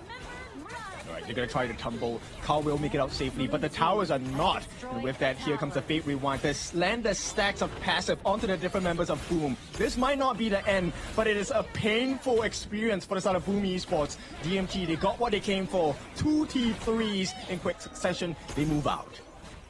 It is tough. They want to come in and try to clean the bangers, but it's impossible because L using the cannon blast is keeping them at bay. They cannot jump in. Majin is trying to find the angle, trying to find where CC is, but there is nothing that they can do against the poking. L, that's just half his name. Full name is El Diablo right now. He is just putting a lot of pain on the members of Boom Esports at this point. T3 on the top is already halfway done. With the reset coming in, 9 more seconds, Shadow Tyrant available for the taking. DMT, this could be the finishing blow. DMT, they know that they have it in their hands. 90% of this game is already done. DMT just needs to make that final push. They do not need to rush it. They want to take the dragon, and they just have the buff. It's going to be an 80 seconds buff that they will take in. Hopefully they can take advantage of this and go and get that final fight. I think they can, right? Boom Esports, we talked about it. They want long, extended fights. That's where the true value of Doomsday comes in. But now with the Tyrant buff, DMT can essentially end the fight in a short amount of time. Look at that. Waves are coming in. The super minions in the mid lane are going to be only a distraction. As we can see, the cannons over there on the clash lane. Can the turret be safe? The minion waves cannot be cleaned. The infinite bastion is going to be pro. Alright, it's going to be the finishing blow. Tatsuri gets blown up. Fate Rewind on the side of Joe as well. This could be the final blow. They're waiting for the next wave of minions to come in. 4 members on the side of Boom Esports trying to get it. Miggy jumps in the middle of 4, unable to find the value. Too much damage coming in from the side of DMT. And with that, Dominator, they take game number 1. Dominators showing in here why Boom Esports shouldn't have picked them. Dominator comes, they see, they turn things around, and they take the victory. It's going to be a 1-0 lead for the boys from the IKL. Yeah, this is a very impressive performance, a very stable performance. That's even scarier, right? It felt like there were no gaps for DMT's lineup here. It was very beautiful to see how they did not depend that much from the Yantian, for example. They did not depend that much on the Charlotte. At the beginning of the game, the Heino had a very tough time. But then as things just turned around, we can actually see how CC and that Loom was just dealing so much damage and they're just being critical and taking the spotlight. I hope you noticed Joe's face as he went into the room just now. His face, that is a face of focus and confidence. Whatever statement he was making yesterday, they know what was going to happen today, for sure. It was a very direct comment, man. I don't think that anyone in there did not pay attention to that. He comes in and then he says, well, you chose to beat us, then we're going to have to beat you. It's just that simple. That's one of the things that I really like about this KIS4. The opportunity that Boom Esports and Blacklist had in order to choose who they wanted in their groups. That is one of the things that I hope that is going to stay with us for a little longer, because it gave completely a different level of storylines right now. Yes, for sure. And this is something that's very important, because it's not just individual players with their titles online. This is also about a regional advantage. You want the IKL, for IKL fans of course, to be over on top of PKL. But here's the scary thing about Dominator's game just now. I can't tell who's going to be MVP. No, I cannot tell who's going to be the MVP either, man, because everyone played such an amazing game. Like, everyone was really doing their part. I do believe that this was just like 5 members just that knew exactly what their role was, and they were able just to deliver what needed to be done. It was not even a game of a lot of fights and a lot of kills, right? Like we talked about this at the beginning of the game. Yes, it really was just the macro game. This is what we expected. But for me personally, the way that DMT executed their macro game was so spectacular. CC got the gold advantage because he was always free farming, got 2 T1s for free, one at the bottom, one at the top. And once you have the gold advantage, boom, there's no way to come back. Oh no, there was nothing for them to do. There was nothing. Like, they were just slowly. It's just the same as if they would have been in a room where you're just taking the oxygen out of it. So they slowly were just suffocating until the last moment that their crystal just blew up. There was nothing that they could have done in terms of that. When you analyze the gold, it was never just a very big spike. It's just a very straight line, very slowly, very continuous, very steady, up until the last 10,000 gold advantage at 15 minutes.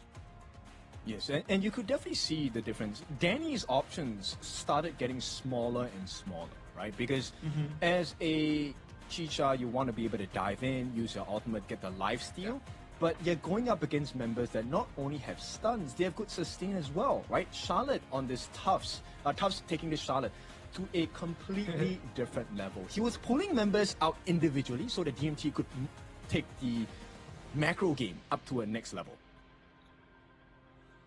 TNX, even though did not have a beautiful numbers, even though did not have the digits that we would be expecting from him, I would say that he performed really well on what his responsibility was, right? Which was to control what Carl was doing. Do not let Carl just to really speed up. And Carl was not able just to, in any moment, to kind of like snowball an advantage.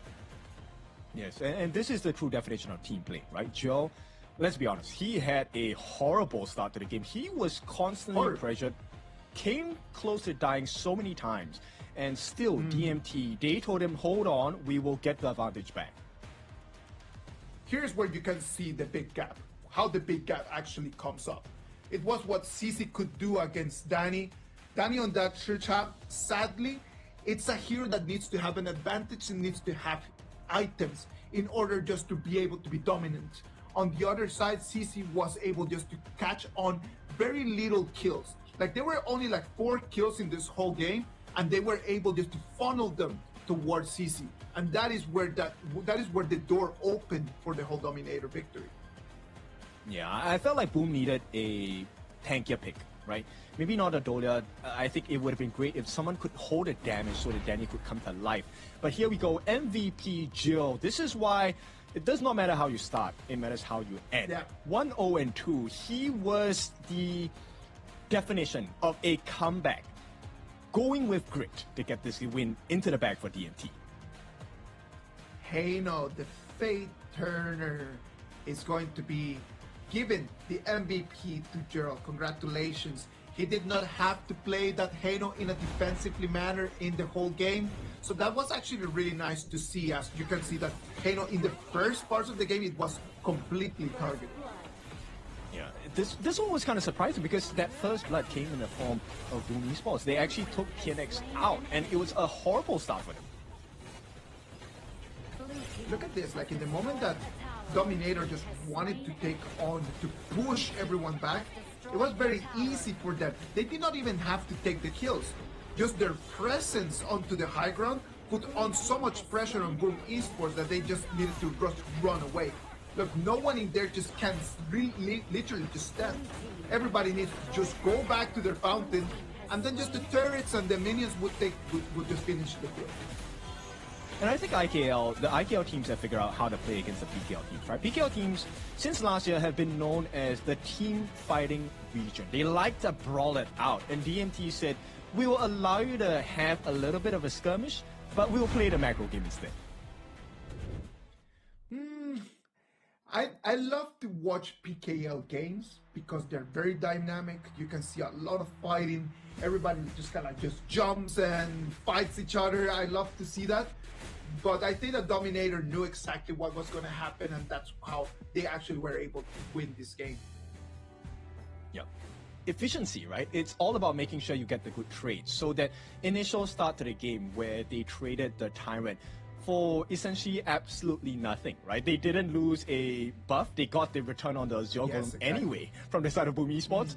So there was no gold advantage. There was no EXP advantage. And the Tyrant buff going into the hands of DMT meant we could take a fight. It was just that. It was just that little detail that allowed them just to take whole advantage and control of the game. Now we're gonna move into game number 2 of this series of best of 5, and that's the main idea of this, right? It's gonna be a best of 5 where they're gonna have to win 3 games.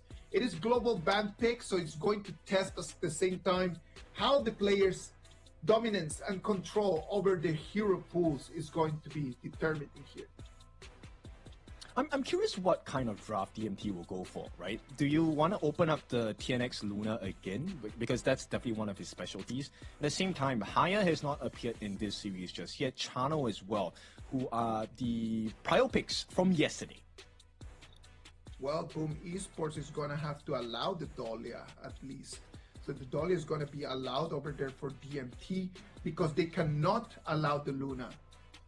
So if Boom Esports allows the Luna just for TNX to be able to play onto that, it could just spell just desperation for them. And that's a very scary notion, right? When you have to give the Dahlia over to the side of DMT, it opens so many doors up. We've seen the Dahlia Yuhuan combination come into play many a times. Yeah. And DMT, TNX is a very flexible jungler. He can play both assassin and tanks. Well, let's wait and see if that is going to be the answer that they have for us. What I hope to see in this game too from these two teams is going to be something different. This game was very tactical. It was a lot of macro. I would like to see a lot more fighting. So hopefully in this game we will be able to see a lot more assassins over there in the jungle, because I know that that's exactly what the fans want to see at home. Yeah, for sure. I mean, we love a good fight, right? Yes. We love a good exchange in terms of the battle itself. But let's take a look at the bans and picks here. Of course, this is going to be interesting. Dominator, once again, gets blue side. They get prio pick. They will be the first ones making the decisions. Taking that prior pick over here from Dominator Esports. Let's wait and see if they can get something. They might be able just to get the Dharma. If they have prior pick, I know that they will take the Dharma first, just based on Top's yesterday's performance. That's true, but you know, Dharma is not also that all-round answer. If Boom Esports pick up the Zhuangzi as well, it could spoil that game.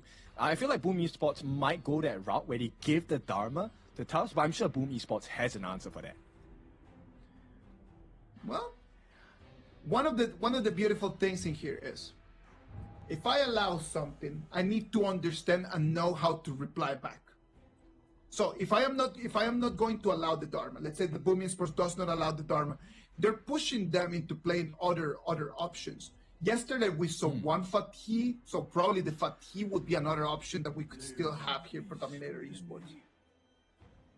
Okay, they will ignore the Dahlia. So we won't get to see the Dahlia for the side of Dominator Esports. Boom Esports, of course, cannot use it again due to the global ban format. But they will be picking up the Parasolar, the Arlie, one of the strong farm laners. Okay, Arlie and Yuhuan. That Yuhuan could be a mid lane, that Yuhuan could be a roamer.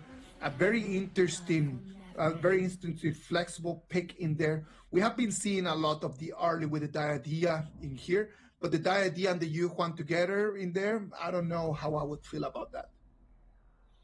Yeah, because right now, Dominator Esports' answer coming in the form of the Flowborn Marksman. Late game, Parasolar, this Arlie just gets destroyed.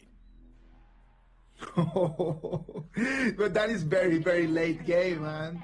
I'm not a little bit concerned about that. Is it really going to make it all the way to those 15, 16 minutes when the Flowborn Marksman is really going to be completely online? It is an interesting pick. At the same time, it could go big win or big gigantic loss. That's true. I mean, it really could go either way. So far from what we have seen across all the different series is that the early game matters, right? If you can take camps away, you get the goal lead, you get the T1 towers. It's going to have an impact on the way that you can get good trades across the gorge. Now, Boom Esports, they're going to pick up the War Saint Guan Yu coming in for the Clash lane. This is a good answer. It does spoil the setup from the side of the Yixing and the Zhang Fei pick, but it could go either way as well. I like to see the Guan Yu coming in right now that they have not yet chosen a jungler option right now. I am wondering what is going to be their option for jungle, knowing that they need someone that can deal a lot of damage, someone that can actually take advantage from the Guan Yu setups that he's going to be doing. I think it has to be a tank jungle, right? At this point, for both sides actually, because you need to set the scene up where your farm laners are not going to be targeted. You need someone to take the attention. If it is going to be a tank jungler from both sides, then we'll be looking at very, very, very bare minimum amounts of damage. The damage per second is going to be very low. I like a lot more the option of going in here for the Jing, and then on the other side from Boom Esports, if it is not going to be an assassin jungler, who is going to deal the damage? I agree. I mean, I can see it now, right? You do have quite a lot of CC. If the stuns from the Yuhuan, you have the catch from the side of the Haya as well. And there we go. Featherfoot potentially going to be locked in, going to be locked in. So Boom Esports, this truly is a battle of the assassin junglers here. Who gets the catch first? Let's analyze the laning matchups right now. We've got Sun Ce against Guan Yu. So both heroes right over here, great mobility. They can just go from one side of the map to the other in very short amounts of time. So we can already just see them just having the 1v1s over there in Clash Lane, not actually wondering or caring about anyone else. Let's put our attention to the farm lane. That farm lane actually is going to be the Arlie and the Yuhuan against the Tranfei and the Flowborn marksman. In the early stages in here, I can see Boom Esports having a lot more advantage over there in the farm lane than what Dominator Esports could actually do. Interesting. Okay, I'm on the opposite end. I feel like this is a great matchup for the side of DMT, right? Because the Steady Will, right, Flowborn Marksman does have the pierce effect. So you are actually able to clear multiple minions at one shot if you get the angles right. So this one to me is a positional warfare. If Danny gets his placement right, then yes, it's a horrible game for the side of CC. But let's see how this runs. Let's wait and see. It's going to depend completely on the understanding of the mechanics of each of these players. They cannot be playing this on their own. And if you say, and if the two of us are correct in what we're trying to print and what we're trying to say, at the end of the day, it's going to end up just to be about what Carl and TNX can do, how fast they can move, clean the jungle, and then just come in and try to make a numbers advantage. That is going to define everything. When all the laning stages are so close to each other, then it all depends on the junglers, how the junglers can actually join in to those fights early on. I like that you bring that up, right? Because then if there is a point where either of these junglers attempt to go for the initial camp steal, that is a huge risk they're taking. Let's wait and see what's going to happen. Ladies and gentlemen, this is going to be our second game. Right now it's going to be Dominator Esports on the blue side and Boom Esports on the red. Boom Esports really need to take this one on. KNX comes in, keeps a little, checks a little bit, just comes in, get his eyes on, sees the buff, gets out of there. Information warfare. Yep, this is a very good plan from the side of DMT, right? They don't lose anything, but this provides Tatsuri a little bit more room. And this is why the higher pick, I think, is great for the side of Boom Esports. And of course, we talked about this in the farm lane. So far, it is looking like a Boom farm lane here.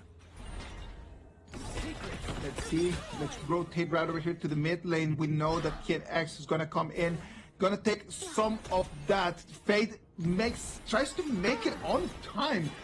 But it's Tatsuri the one that ends up cleaning that way. I mean, for now, I would consider it neck to neck, right? I don't think there has been a major advantage going to either side. I mean, we do have that Firehawk at the bottom going to the hands of Danny. So there's a slight advantage in a 1v1 matchup between CC and Danny.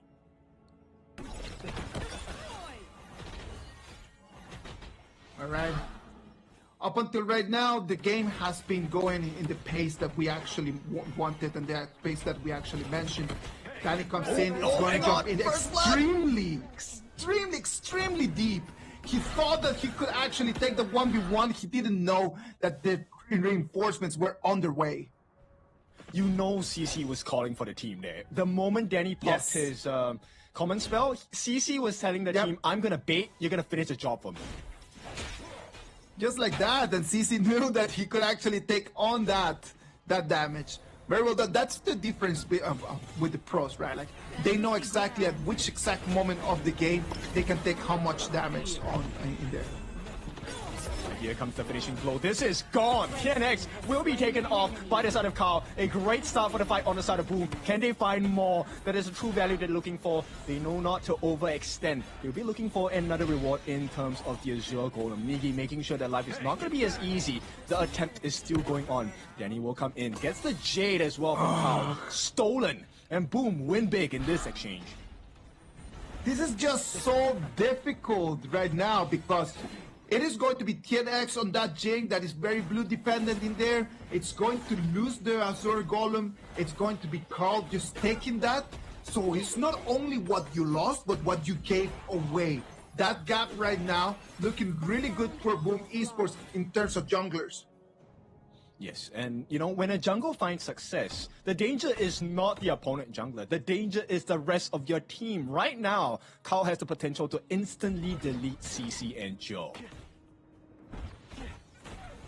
Dangerous times right now for DMT. Boom Esports one more time with the early advantage. We saw that happen in the previous game as well. Let's wait and see if this time they can do something about it. That's exactly why I've said that I like junglers, the assassin junglers around, man.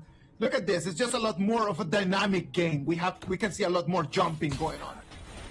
Yeah, and the rotations, right? We're talking about the rotations. The better rotation wins the team fight, especially when you have the numbers advantage. And right now, Carl has not just the numbers advantage in terms of team members, he has the advantage in EXP and gold as well. Right now, this is a guarantee for Boom. There's no way they lose this. Oh, they're gonna go for it. It's gonna be uncontested. The Jing couldn't do anything and it was just fighting for its life. Now it's gonna be Tatsuri, the one that is going to fall. Boom Esports. Right now, they take the Tyrant, but they're gonna lose their mid laner. I think that's a perfect value for the side of Boom Esports, right? They don't lose too much in that. Right now, they're securing close to 1,000 gold ahead in terms of gold, right? And the fact that Carl does not take a fall, you stop TNX by locking him in the Mirage as well. It buys a lot of time. It stops the growth of TNX. And that's actually pretty good, right? Like at the end of the day, if someone is going to die, I'm totally fine that the Haya is going to die with Tatsuri, because as the game goes on, what Tatsuri needs to do is just to be able to have his ulti available. It's not a matter of does the damage that Tatsuri and the Haya can provide. It's just being able to lock someone out. I mean, that's why they're the pros, right? I would not give a kill. I would not sacrifice for the team. But with that being said, Boom Esports, they're doing well right now, right? They defend the T1 at the bottom. And I like the way that Migi is playing. Migi likes the 1v1s, but now he's being the team player. He's making sure the rotations here so that they have the numbers advantage. All right, look at that. Umbrella outburst. Now it's going to be the Moonscape Mirage, the one that is going to be taking that out. What looked like a very big fight. Look at that one more with the initiation. Yep, they are looking for Draw here. Draw might have to fall. A double kill for the side of Tufts, and DMT recover for a little bit, but they need more. Carl now stuck in a 1v1, looking for the finishing blow. TNX a little too far. He is going to be taken down, and Carl comes back. They recover a couple of kills for the side of Boom Esports, but right now DMT, they do have the numbers advantage. T1 open for the taking. They cannot miss this chance.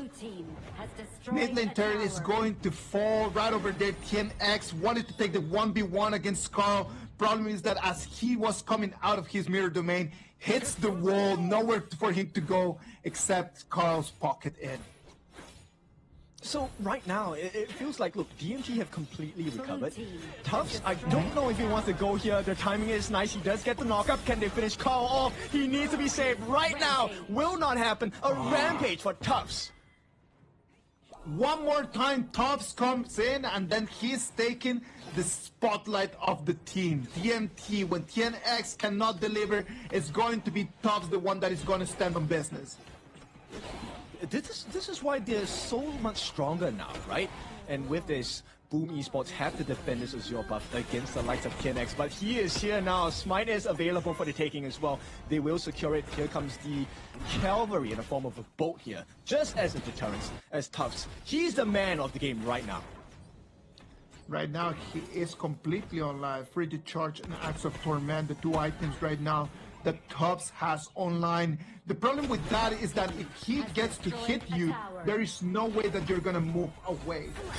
He hitting you right now is going to slow you down so much. Has destroyed a Yes, tower. definitely. And right now, Danny is trying to make amends for whatever gap. Miggy looking for the flank as well. All he needs to do is to get the catch, get stopped, stunned, locked into place, and Joe finishes the job. Yes, Carl jumps in, but it's a 1v5 and he can't do it. Tufts again, unstoppable. DMT, they found a formula against Boom Esports. Ken, look at that. They've got the minion wave. It's going to be a 5 against 3. They're going to take the high ground, that's for sure. Do they want to make the final push in here? I mean, they can. Tatsuri has used his ultimate as well to catch CC in the middle of it, but it's not going to be happening too much. They get the life of Tufts at this point, but Boom, that is traded off for a T3. It's not a good trade at all. Well, losing your high ground turret at only 8 minutes of the game puts so much pressure as the super minions are going to start coming in from the farm lane. That is bad news for Boom Esports. What happened right over there with Miggy trying to come in with the Razor Cavalry and then just being stunned in place? It was a good idea. I like it. That's what you're supposed to do, but there's no follow-up, right? Who else is able to get the setup for the team? You need Draw to use his second skill to get the setup, but you can see him from a mile away. Look at that right now as we are going to hit the 9 minutes mark. It is looking very, very, very grim for Boom Esports. Super minions are going to be coming in from the bottom side of our screens. And then it's going to be good for DMT that right now, with the full control over the farm lane, they can just focus on trying to get the Overlord on their own. Yeah, it's really about pulling attention now, right? DMT, they don't even have to take a fight. They just poise to fight, and Boom have to respond, which means now the bottom lane will be pushing in. This is going to be a pain point for Boom Esports. Yeah, and just because of their positioning, then it means that they're going to have lane priority every single time. Look at that, Guan Yu waiting over there in the brush. Can he do something in there? He's going to jump in. They get that catch though. CC has been taken down, but the damage is still plenty for the side of DMT. It's a 1-for-1 trade. Draw is going to be the target here, but Miggy changes the game, gets a secondary kill onto TNX, and now Boom Esports come alive. The chase for Joe continues. He's just going to be pushed back for the moment. Kao wants to find value. They need to take turrets here. Miggy goes through the back, trying to get Joe as well. Joe should have his passive, uses the Splendor, buys a lot more time. Will have to give his life. And Boom Esports, they find value, but the base is under pressure. The problem right over here from DMT was the tier 2 turret.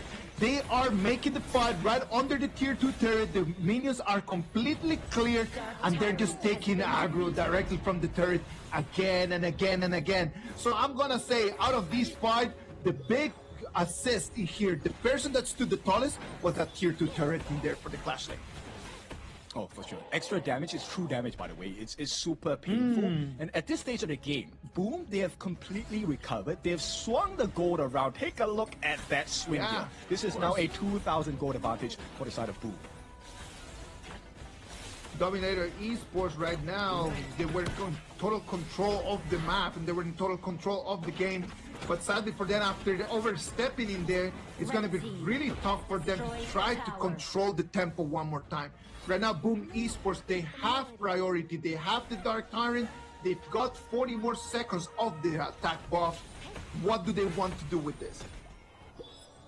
I think they have to buy time, right? 30 seconds is not exactly a very long time, but they need to find out the positions of the side of DMT. And we know the man that needs to be watched out for. That's Tufts. Right now, they do manage to get the catch as well. Splendor going to be used by Joe once again. Unable to find any value, as Set Sail is going to be used as a deterrent against Boom Esports. Right now, sights change. They're looking to reposition for a new fight. Look, this is going to be the whole script right now for the fight. The problem of having the super minions over there on the farm lane right now so early in the game is going to put so much pressure that there's always going to have to be one person from Boom Esports that needs to go up, clean the wave, and then try to come back.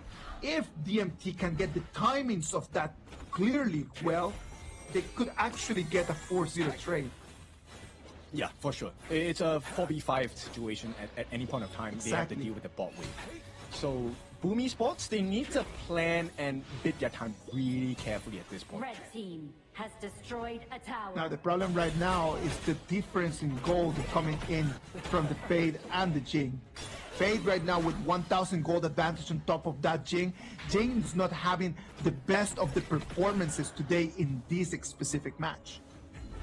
It's a difficult situation, but it's something they can turn around. But right now, all advantage towards the side of Boom. Carl starts working on that Shadow Overlord at this point. The steal attempt might come in from KNX, but too late. Carl secures it at this point. Radiant's going to be used as well. Nobody available for the taking on the side of Boom. Here comes the Set Sail. They do get one kill. Draws the first one to be taken down, but he is a roam. There is much more value in the other members on the side of Boom Esports, and they will start going in. Tatsuri gets caught out. Nice slam on the side of L, but he might have to give his life. Jadified as Carl finishes the job. A killing spree for the side of Boom Esports. Gets the setup once again. A secondary. The Tufts, the problem, eliminated. And right now, Boom can find more. All they have to do is to be really careful. They have now settled that bottom lane, the summoning of the Shadow Overlord as well. They come in, they have the priority, and the problem in here is that all of the fire is going in all directions. It is not focused fire into one person. You can see all the members from DMT going left, right, front, back. There's no one that is just taking one member out, the other member out. The calls in here are a little bit messy. I mean, you can't blame him. It's so difficult. You have Carl, who is, number one, already very mobile, and then you have Danny, who's able to use the Parasolar to really just weave in and out of different positions. So DMT, this is, fighting shadows and trying to catch smoke at this point.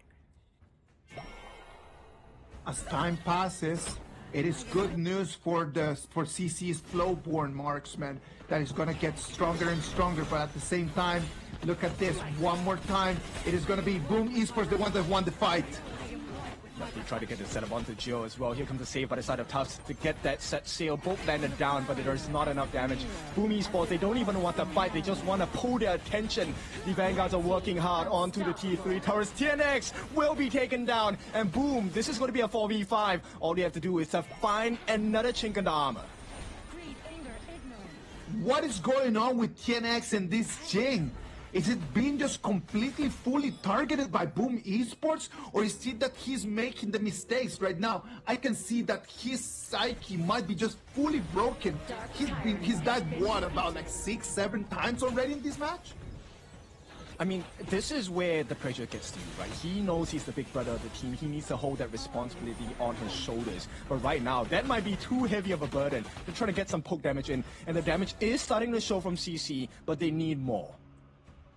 They need a lot more than that. Only 11,000 CC is almost fully stacked up.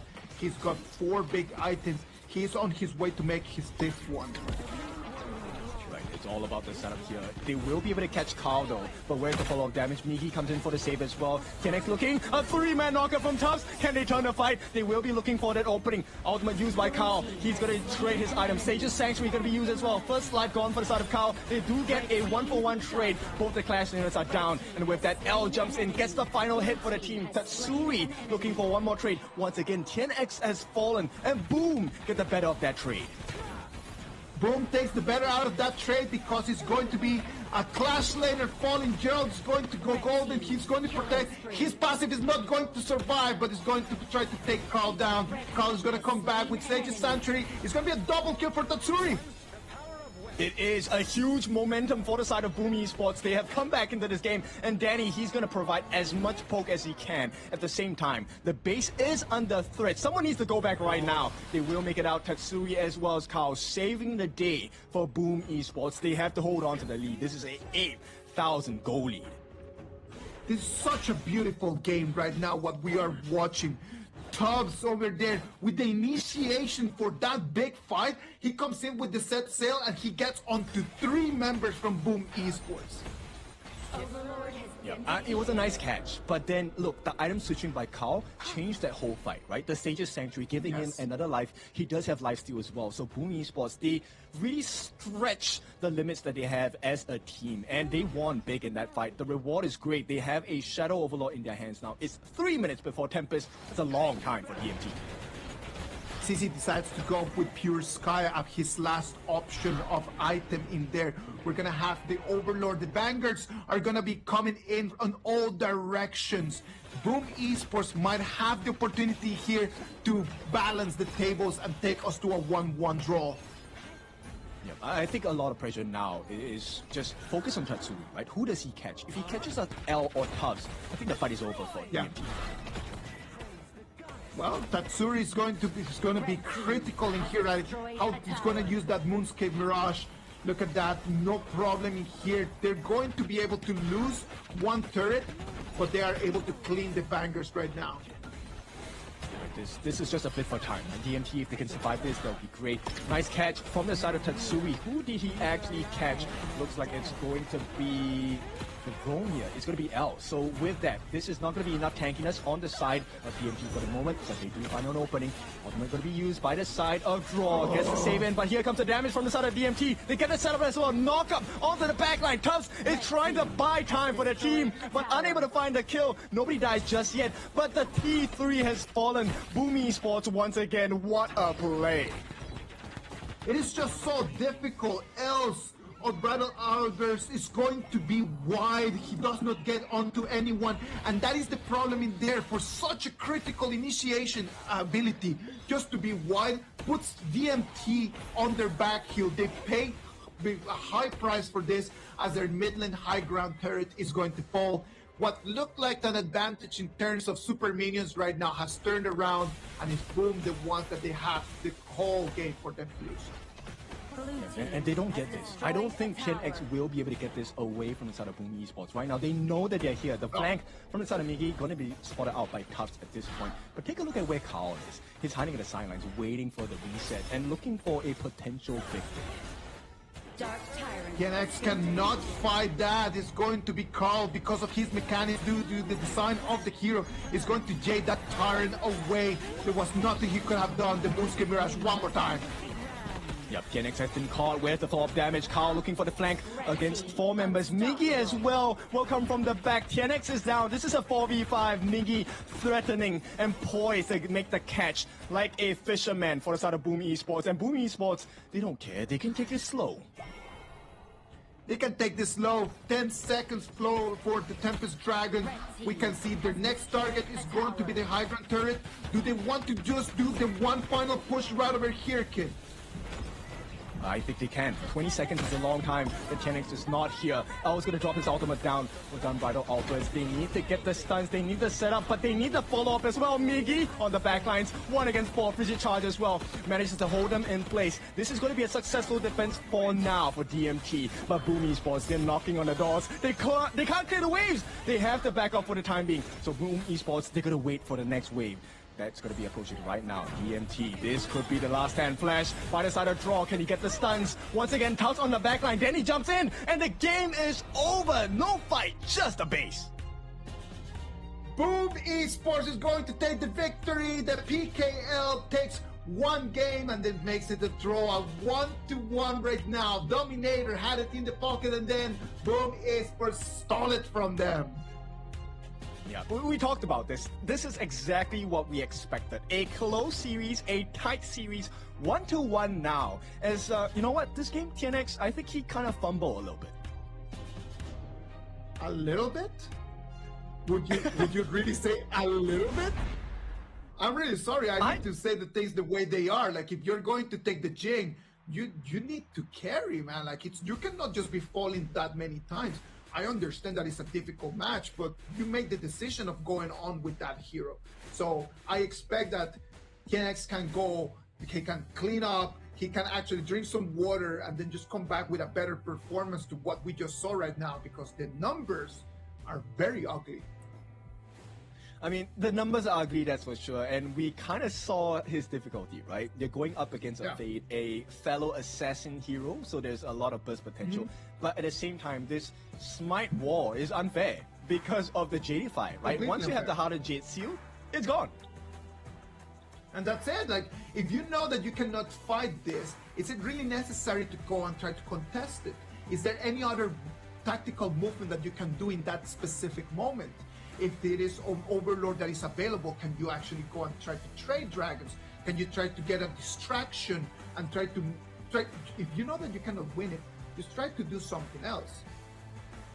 Which is, I like that you state that, because that's exactly what Boom did in their favor, right?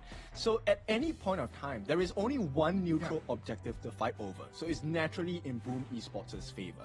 But the craziest part about this game is that Boom was at the back foot for quite a bit in this game. They lost a T3 right at the get-go, and it didn't feel like they lost a T3 at all. No, come on, like, if Dominator would have actually won the fight that they had at the Clash lane, the fight where the T2 turret just started just dealing damage, if they would have won that fight, it would have been a 2-0 advantage for Dominator. Easy at the 10-minute mark. Yeah, fully agree. And this game shows you why the better team wins. Boom Esports here, Tatsuri taking 5-1 and 8. Very long, sustained build for the higher. At the same time, Carl as well, probably MVP, 8-2 and 6, going for a hybrid build of tank as well as damage. So Danny kind of became like a support. He's 1-2 and 10. Yeah, no, at the end of the day, when you have this game like this, Carl did what he needed to do, which was to come in and then just to finalize just those last hits and come in and just deal some damage. I love the way that Tatsuri played. So that Haya, for me, it's got to be the MVP. I do believe that they followed the strategy. The strategy was that Tatsuri is going to pull one person out, and then after that, we're going to, all of us, just go and take the 4v4 and win the 4v4. The strategy worked, and then I believe that he deserves the MVP because of that. I fully agree with you. Tatsuri was kind of doing like limit testing as well, right? There were certain moments in the game where he used his Moonscape Mirage, his ultimate, to catch Tufts out. Didn't really find too much value on that, so he changed his target to L. And once the Beast was out of the picture, it felt like Boom had full control because Danny just walked all over CC's face. Look at that. Just right over there at the 8-minute mark. In the moment that they lose that big fight, it was all for Boom Esports then. Completely full control from the PKL team. That is a problem that DMT cannot let happen. And it's actually it's a pity for them, right? Because they had such a big loot in just taking that high ground turret so early in the game. And then after that, they just squandered their advantage. They squandered such a great performance with Tubbs. Tubbs, even though they lost, he had an amazing performance in that Sun Tzu. You know, I feel like 2026 is a year of Clash laners. That's definitely one thing we need to take a look at. Tubbs, this guy, his Dharma was scary yesterday. His Sun Tzu was pretty effective today. But once again, it's a team game. And Boom is definitely the better team in game number 2. Look at the map. Look at the data right over there. You can see here, like, look at how Tatsuri dealt more damage, had more assists. Go to damage efficiency was higher. The only thing that Jero was better than him was in the first 10 minutes participation. After that, it was all Tatsuri. Yeah, also because I feel like Joe didn't manage to find the appropriate boards, right? He couldn't get the setup that he wanted as an Yixing. And then we talk about this matchup. CC against Danny. Danny really exposed the weaknesses of a flow-born marksman, right? When you use her skills, it's a one-directional, one-dimensional skill. Once you get out of range or you get out of, you sidestep that skill, Danny just has free reign over you, gets free damage. Yeah, the problem is that the reach is not that long either, right? So that is a very big problem. Well, the MVP for this game is going to be Tatsuri on the Haya, the Evernight Aspiration. 5-1-8, the KDA. Congratulations to Tatsuri bagging in that MVP. Right, we need to pay special attention to Tatsuri later on during the highlights. I want to see his positioning here because he managed to get the insane catches. Catching Tufts, I think, okay, pretty straightforward because Tufts was diving in. But catching L, that was a completely different challenge. No, I agree with you. Look at this. If you analyze the highlights of the game, everything just started really, really well for the blue team. Like the blue team had such an amazing start. And then right over here into this one, look, they jump in and then they're just taking turret damage again and again and again. Yeah, a huge greed coming in, but you can't blame them. And Jill, I think he really tried his best to outplay using a passive, using a Splendor. But at this point, too much life on the hands of Boom Esports, also too much damage and control.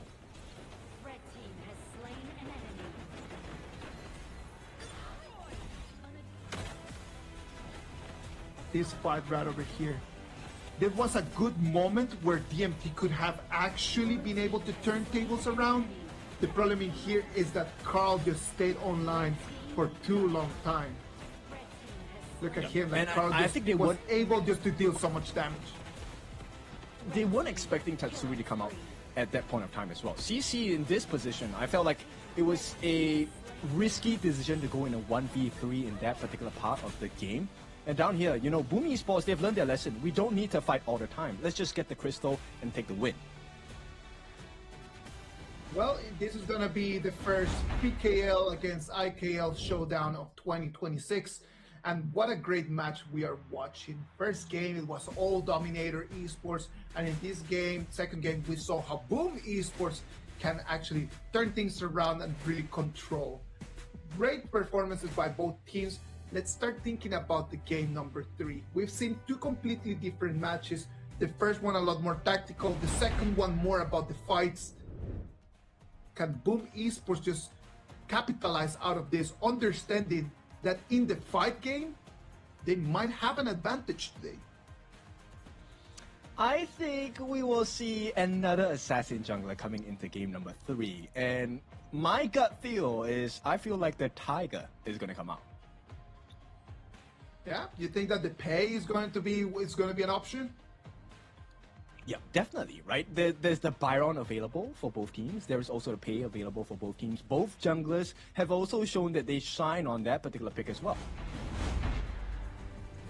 Well, if I were to be the coach for DMT, right now after seeing these two performances, I would go back to what we did well in game number 1. Game number 1, they were really good at playing the macro. So if today, for some reason, you come into this game number 2, and then the skills and the fight is not working, just go back to what it works. There is no shame in just going back to what works. A lot of people say that, oh, if you want to be a jungler, you need to be able to fight and you need to be able to win fight. If you want to be a professional esports player, you need to be able to win. That's simple. And winning has a lot of different shapes. Agree. Definitely has a lot of different shapes. And let's bring you back to game number 1 of this best of 5, right? DMT played the absolute cleanest macro game ever. Let's see if they can repeat that performance here, because if they do not, and they fall prey to Boom's plans of team fighting again, I think Boom is going to take this win. Right now we come back to the same topic that we had at the beginning of the stream. IKL and PKL, they have two very different styles on how their teams compete. They have analyzed this. Do you play to your own advantage, to what you're good, or do you try to play to the weakness of your opponent? Those are two completely different strategies. And the coaches right now need to make decisions on that. Do I play to what I know that I'm really good at, or do I play to what I know that you're bad at? Interesting point. I think at this point, Boom should just play their own game. right? They have learned from last year's experiences as well that they do have the ability to play the macro game. Right now, it's just integrating it into their fighting style of BKL. All right, let's jump straight into the BP. Boom Esports is going to be taking the blue side. Dominator Esports is going to be taking the red. Boom Esports is going to have the first pick. As we move into the third game, you can start already seeing that a lot of the meta heroes that has been banned in the first two games are going to start being available out there. I definitely agree. I think you have to switch it up at this point, right? Now, when the stakes are high, you are 1-1. Next game or next win sets you up at series point. You really want to make sure that you destroy not just the base of your opponent, but destroy the confidence. Arlie and Luna are going to be the first two bans from Boom Esports. Even though TNX is not having the best time of his life right now, Boom Esports still does not want to allow him to recover his confidence. They will not give him the Luna. And on the other side, I know that you wanted to see the Tiger coming out, but Lung and Kay are going to be banned by Dominator Esports. Well, there's plenty of other options as well. Now, Boom Esports, they're going to pick up their own national hero here. That's going to be the Lapu Lapu, also known as the Reef Heart Datu.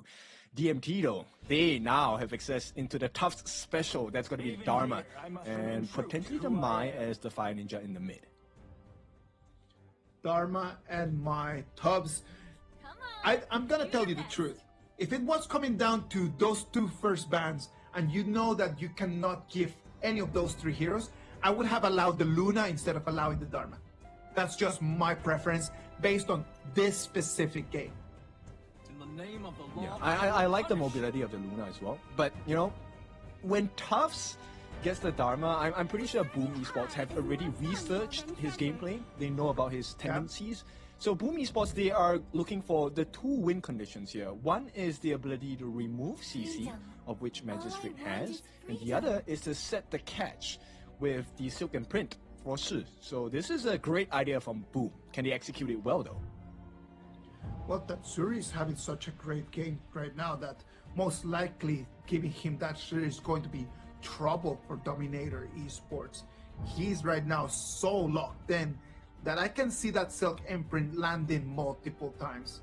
Dominator Esports decides to go with Erin for the matchup against that Direntie. That laning stage between the Erin and the Direntie, who do you see having a little bit of an advantage? I think it's dependent on the first skill for CC, right? If you use the first skill of CC well on the Erin, I think it puts you in a much better position against the Magistrate Direntie pick, right? At the same time, the support picks do matter. You will get a lot of free poke damage coming in from this other draw on this Lapu Lapu. But you do have sustain on the Earthshake as well. So we'll see. Skill matchup. Lian Po is going to be the option for Roamer for Dominator Esports. It is an interesting pick to have that Lian Po. It's not really that mobile. It is very tanky. It provides initiation. It provides vision, but it's kind of slow. So in terms of the rotations around for Dominator Esports, it just seems a little bit clumsy and a little bit slow right now. I think that definitely is one angle to see. I think, you know what, Boom Esports, I feel like their draft this game is a lot better. I think it's more robust. They have the tank from the dominant ruler, the Liu Bang, and look, they have so many options to dive in. That combination of ultimates between Stealth Fin, the Lam, and Liu Bang is going to be scarily powerful from the side of Boom Esports. Boom Esports takes the Lam, and then with the Liu Bang, it's going to be able to give us what we saw yesterday. Yesterday we had a lot of Liu Bang just matched up with other heroes. We saw the Liu Bang and the Musashi. We saw the Liu Bang. I think we saw the Liu Bang and the Lam as well. It just has become part of that meta. We love to see that pair of Liu Bang and Assassin because it allows you so much more mobility. It allows you a little bit more of the timing of jumping into the fights. So it is a good matchup. I like a lot more Boom Esports in this moment. I'm on your train for this one as well. I think this is a much easier composition to coordinate that Boom Esports have crafted for themselves. But this also is a weakness, right? The same strength can be a weakness. So if Dominator Esports manages to burn the battlefield command from the Liu Bang early or before critical moments in the game, that could be that tipping point for DMT to win the entire fight here. Well, ladies and gentlemen, this is going to be the tiebreaker after this game. One of these two teams is going to be at match point. Boom Esports is going to be on the blue. Dominator Esports is going to be on the red. After what we saw in game number 2, Dominator Esports better just wake up right now. 10x, that performance, we're just going to forget about it. Get on the Yukio Tachibana and just dominate the early game right now. That Yukio Tachibana, is he going to be able to jump in and try to take some of the camps out of the Lamb? Let's wait and see.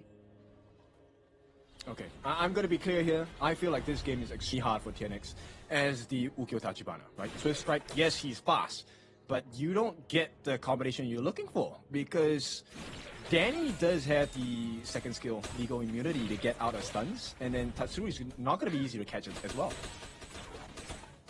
Well, let's wait and see what's going to happen in there. Lapu Lapu just came into the mid lane just to kind of have the vision. Passes by the Limpo and then they just say hi to each other, they just wave themselves goodbye. Yeah, because there's no point, right? I mean, these are two beefy boys. It's just a pillow fight at this point. But, oh, here we go. TNX looking for the initial steal. It will be stolen away. No, it will be secured by Miggy. But this is a buff that is not in the hands of Carl. Exactly. Even though TNX was unable to steal that, but Miggy taking that instead. No! Yeah. That's a big first blood there. Going into the hands of Carl, by the way. Okay, it doesn't matter if I don't get the Zero Golem, I take your life. And now TNX is buffless. What is going on today? Look at that. The Lamb comes in and he's able to bag in one kill. It was a good way just to stop that, right? Like he lost the Zero Golem, but you know what? Is it really nice that he can actually take the gold from the kill? He's gonna come in, he's already level 4, and this is bad news for Dominator. One more time. They had the composition for the early game, and the early game does not seem to be going their way. It definitely does not, right? I feel like KNX is going to have a very hard time in this game. At the same point of time, paying attention to Miggy's decision making. Any time before 2 minutes where you use your flash and get a result out of it, there's a big win for you. Of course. 2 minutes of the game right now is going to be Dominator Esports, the ones that they're going to have to try to come up with a new strategy. If the early game is not going to work these next 2 minutes before the Tyrant, they're going to have to be critical for them just to try to don't let this gap start building up. Yeah, they have eyes on the Golem. Look at that. If they can steal it, that would be great, but it doesn't look like that's the case for now, right? And at this point, both junglers are not at this side of the map. Nobody actually wants to give this Crimson Golem away to any side. But it is going to be a secure of the Fire Beak at the bottom to the hands of Tatsuri, so it's still looking good for Boom. Still looking good for Boom. The problem here is that in order for them to save some of their resources, they need to be sharing the gold that Carl would really appreciate, right?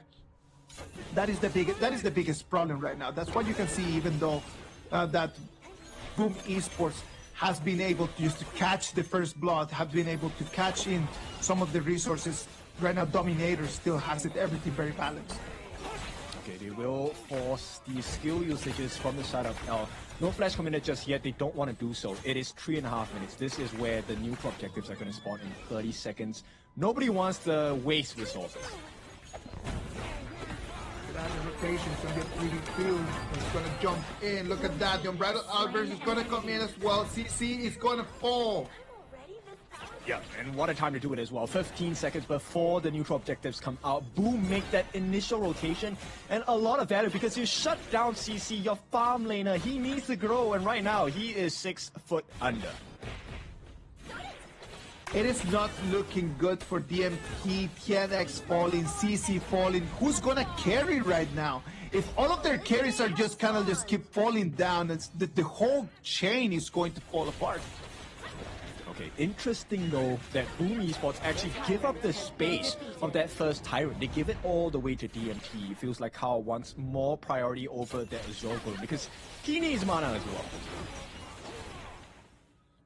Well, right now we can see that Boom Esports win the fights. But what do we do after that? And that is one of the big questions that I have always posed in there. Can we just understand that winning the fights is not the main objective and it's just actually what do I do after winning those fights that actually counts? They need to give space, another burst, and Joel is taken down. Combination galore from the side of Boom Esports. And this is a 3-0 kill score. Boom, dominant.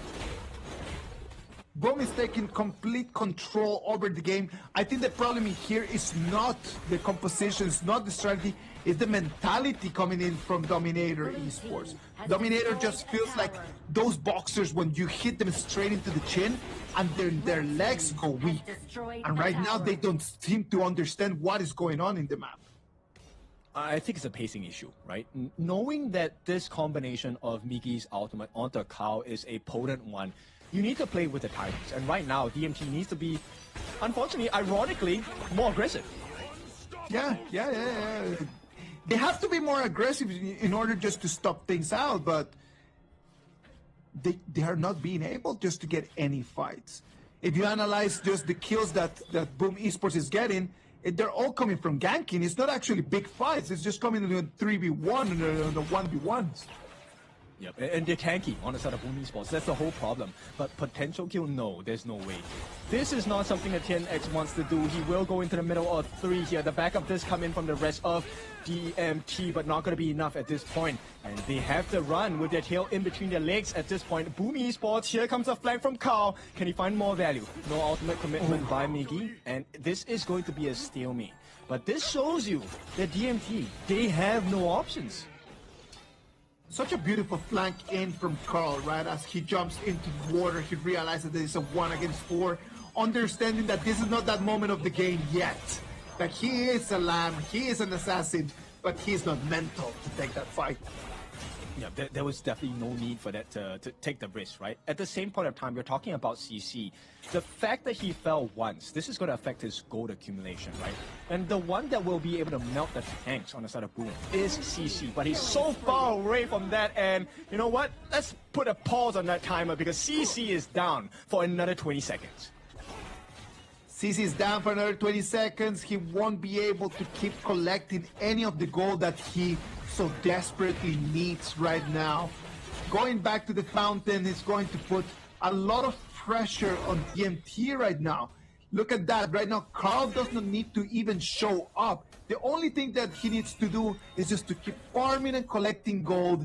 This is just such a difficult game for DMT right now. I feel like this is just showing the powers of Boom, right? They know exactly what the win conditions of DMT are. Look, the teammates on the side of Boom, nobody's standing together, right? You have no value. L's ultimate, Tuff's ultimate, there is no value in it. You're going to catch a singular member, and the rest of Boom is going to wrap you up in a piece of paper. Even though we can see right now that Boom Esports it's taking control over the game, there's not that big a gold advantage in between them, right? Only 1,000 gold. The advantage right now for the PKL representatives.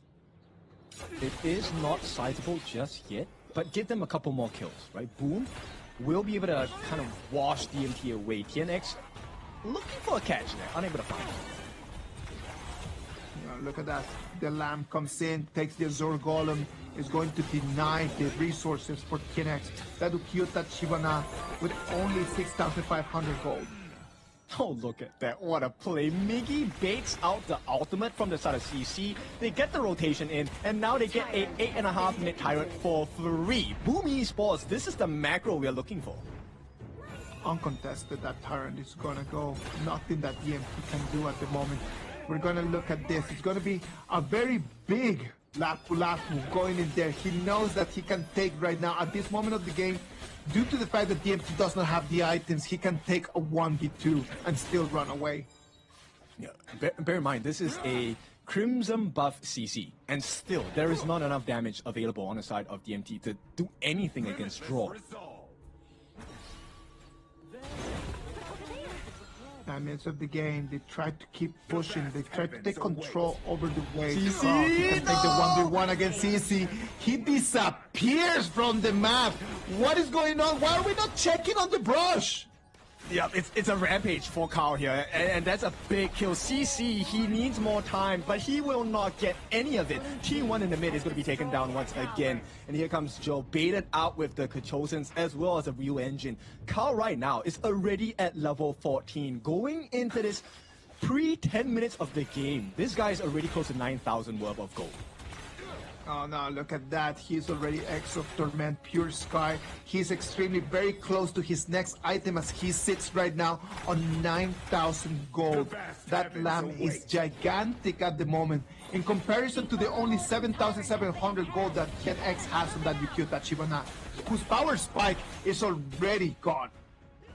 Yeah, and look, I like the fact that, okay, maybe he just showed himself, Carl. So DMT might want to fully commit for this take here, but Carl has taken a T2. This is already a bad trade for the side of DMT. What more can they do? Right now, they're doing the dance outside of the Tyrant pit.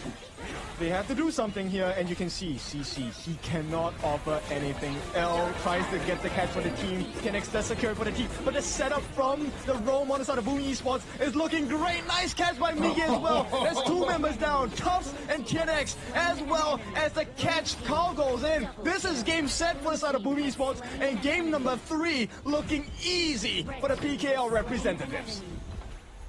Look at that. Boom Esports comes in.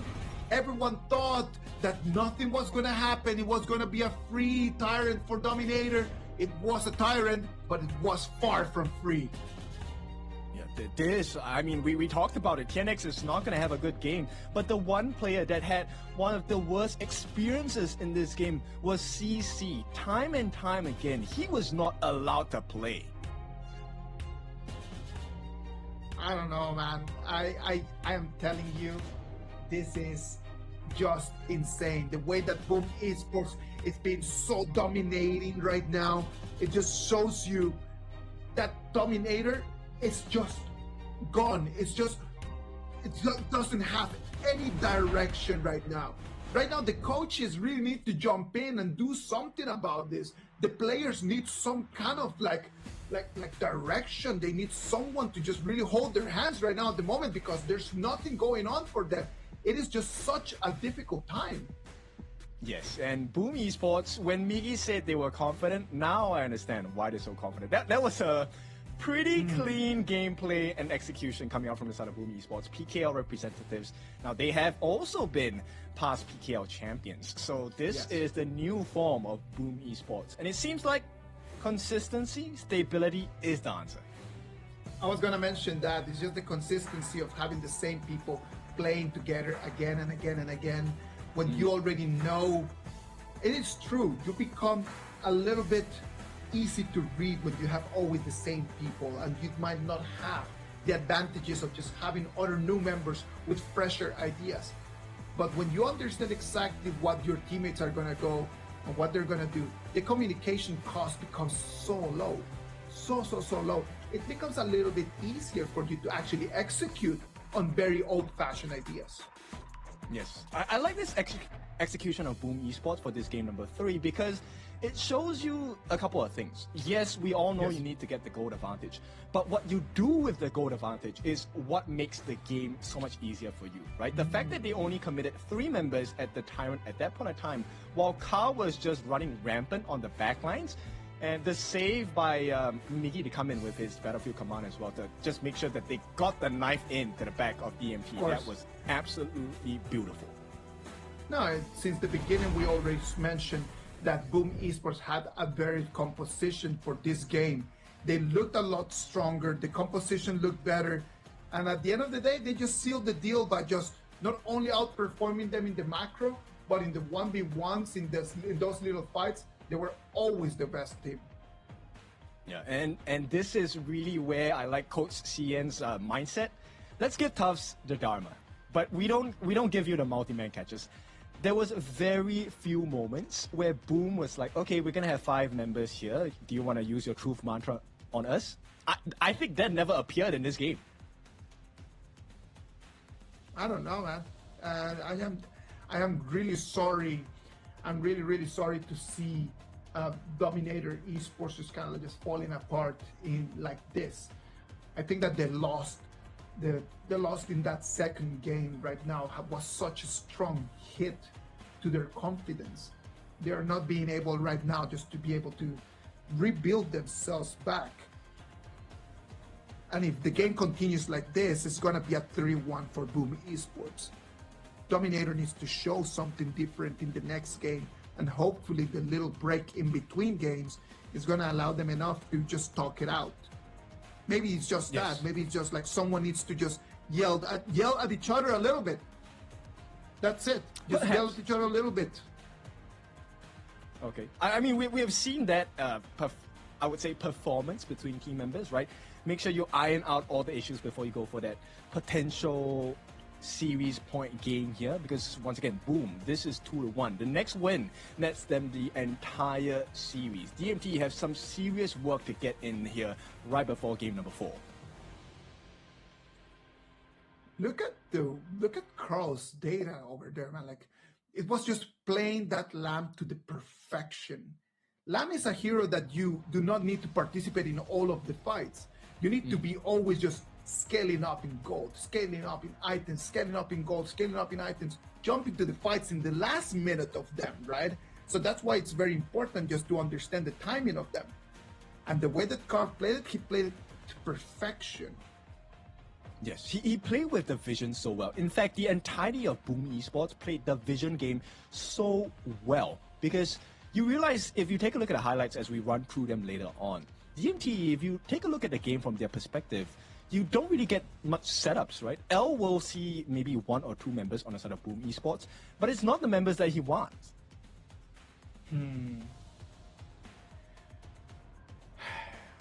I am just going to move forward and just really look for the MVP of this game. The MVP in this game is going to be very difficult because the whole Boom Esports played so balanced. All of them had a very specific role to play. He is going to take it not only because of his performance, but because his team set him up for success. This is going to be Carl on that lamb, the Stealth Fin, the 401 KDA. Congratulations to Carl, bagging in the MVP of this match. Yeah, for 4-0-1. It would have been better if he had 4-0-4, so we could say that he was not found, because he really was not founded at all in this game. He came in like the silent assassin that he needs to be, and Carl really has improved. So PKL, the hope is high, and that initial message we got, right, from the fans, you can lose to any team, just don't lose to an Indonesia IKL team. Looks like that has really put into effect for the side of Boom Esports. I think that the first time they did not see it for game 1, and that's why they were not actually that locked in. Most likely the coach just came back and they just told them about it, and that's the reason why they were like, oh yeah, sorry, our fans cannot let us lose this game. Yeah, look at this, Miggy not showing as well, and all of this is a distraction play, right? Miggy, once he understood that, okay, this is a lost cause here, we don't really have to win the big fights here. While they did take 2 very big kills, the immediate decision and call out from Carl, I need help, we're going to end the game right here, right now. And Miggy playing the team member here, sacrificing his life to make sure that they got the crystal. This is what teamwork is. This is what a hive mind is. And Boom Esports showing that they're a better team in this one. Congratulations to Boom Esports showing us how the PKL plays this game. Fighting, trying to be stronger than you. I'm just going to flex my muscles and show you that I'm stronger. I am the big man. Yeah, 1 snap, gone, right? And this is where I'm so excited, because we were asking last year for our PKL representatives, you have the fighting ability, where is the macro game? And now, Boom Esports has shown up, it's telling you, yes, we know how to play the macro game now, but we're going to dominate in the team fights while we're doing it. So this is making my expectations for Boom Esports a lot higher. It is right now a 2-1 advantage for Boom Esports. But well, ladies and gentlemen, what about if we go to a short break? We're going to get something to drink, get something to eat, and as we come back, we will see the 4th game in between Boom Esports and Dominator Esports. Stay online.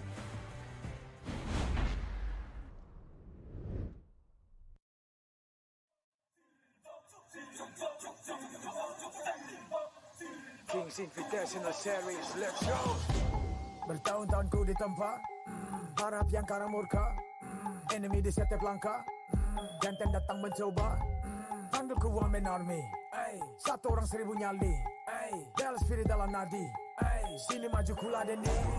Langkah sudah jauh, mereka pikirku mau mundur dan buang sau. Kehormatan yang utama, di puncakku pertama. Berdiri hantam balik semua yang halangi arah. Pikir-pikir lagi kalau kau mau halangi. Genderang perang sebab bunyi sini hadapi. Old school tank mentally dia takkan berhenti. Bukan instan imitasi. Coba kau lihat sapu cara bermain agak lain dengan strategi yang saya desain. Aku lah mastermind di balik kekacauan. Satu punchline sapu ku mundur semua lawan. Insting tepukku deteksi ancaman. Enemiku libas seperti Anoman. Yo satu pukulan tangan kosong. Jatuh runtuh panggil aku Wukong. Di power hantam lawan yang menghadap. Sapu cakar lebih tajam lebih dari kopong pedang. Yang saya incar turawana bukan tata singgah sana. Maka wajar apabila dong bilang sampai di sana. Siapa yang berani mendekat kemari? Saya yang kesana atau kau yang kesini? Jutaan kalian pun saya terakan lari. Seranganku cepat sulit kau hindari. Dominasi ku kendali, berotasi ke tiap sisi ku ambil alih. Saatnya kita untuk eksekusi. Oh my party, push, push, push, push, push, push. Everybody move, move, move, move, move, move, yeah, move, move. Saat datang dengan mode brutal, kendalikan setiap titik vital. Damage magic, serang mental fisik, 1000 taktik, kau kalah cerdik. Mau coba jatuhkan sama mana bisa. Siasatmu sudah saya analisa. Terdapat selak, gerak, geriku sulit tu dilabrak. Game over, hancurkan semua tawa. Kombinasi skill dan power, teleportasi ala Enoku yang LOE. Kau tahu ku tak bisa redam, pula tekadku yang takkan padam. Tu kehormatan yang tak bisa dibeli, saja genggam jangan harap kembali. Adu mekanik tingkat tinggi, siapa paling berani? Aku paling gigi. Pedang raja yang kuhulus, tebasannya bak angin menghembus. Long life the king, akulah raja, dentuman zira, ini mental baja. Akulah hukum dalam wujud nyata, seni tempurku susah tukar baca. Y'all better run, I've already won, nowhere to run, your time is done. Tidak bisa kau atasi, berat untuk kau hadapi, kalah pedangku menari, kau balik kanan dan lari,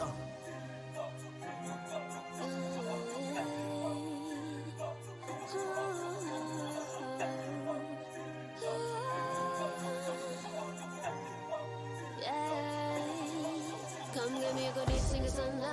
Aku sintam the queen, feel the aura. Orang jajali, tanya lain dah. If you want me, provide me mah. Siapa tadi panggil, cause I'm ready. Siapa bilang aku tak punya nyali? Don't try me, ni aku sebut api. Yes, my melody, you can touch me. If you ready, you jajali. Lagi coba lagi.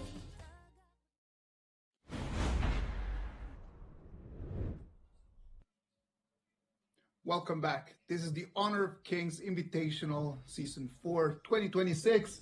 I am Isaac Peña, with me Kintofu. Right now, Boom Esports with an advantage 2-1 on top of Dominator Esports. You can already see the heroes that has been spent. Who do you think has been spending more expensive and valuable heroes, Kin?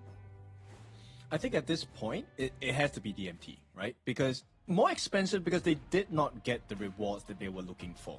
They wanted the super plays from Tufts on the Dharma. They wanted the insane burst damage potential and meltdown from CC, which did not come. And right now, if you take a look at the bans and picks for the side of DMT, the only mega tank left in the roam position is the Lapu Lapu. Exactly. That is the only one in there available that could actually be able to just tank in some damage. Besides that, everything else is just very utility, and that is a difficult thing to play with. So, with that being said, does Boom just ban out the Lapu Lapu at this point? No, why not? What about if you just ban the Lapu Lapu, you already force them into a utility roamer, you know that you're going to have the tankiness. You can set your whole strategy around that, isn't it? Yeah, you can see the confidence in the Boom Esports players already. I feel like they have a game plan. This is all according to what they're looking for, right? DMT, on the other hand, we were asking, where is this recovery going to come from? And that is a question they need to desperately answer right now. Because if they lose, this series goes straight into the hands of Boom Esports. Boom Esports has been preparing a lot for this game. 2025 was an amazing year for them. They were actually really happy with their performances for 2025. They had there a lot of ups, very few downs, and a lot of ups. And I would dare to say that they're expecting just to keep riding that same wave for 2026, right? Same people, same mechanics, same strategies. Hopefully this year they can even become even stronger. Yes, and I want to focus on a player that we didn't really talk about today on the side of Boom Esports, and that is Draw. So let me bring you back to a moment last year in 2025. Draw actually was put in a very peculiar position because there were 3 or 4 bans all on the roam position heroes, and Draw still made it work. And it looks like Boom might go down that route today. Boom might want just to really put in some pressure, right? I really hope right now that we can get to see some other new strategies. There's a lot of different hero compositions that we would like to see.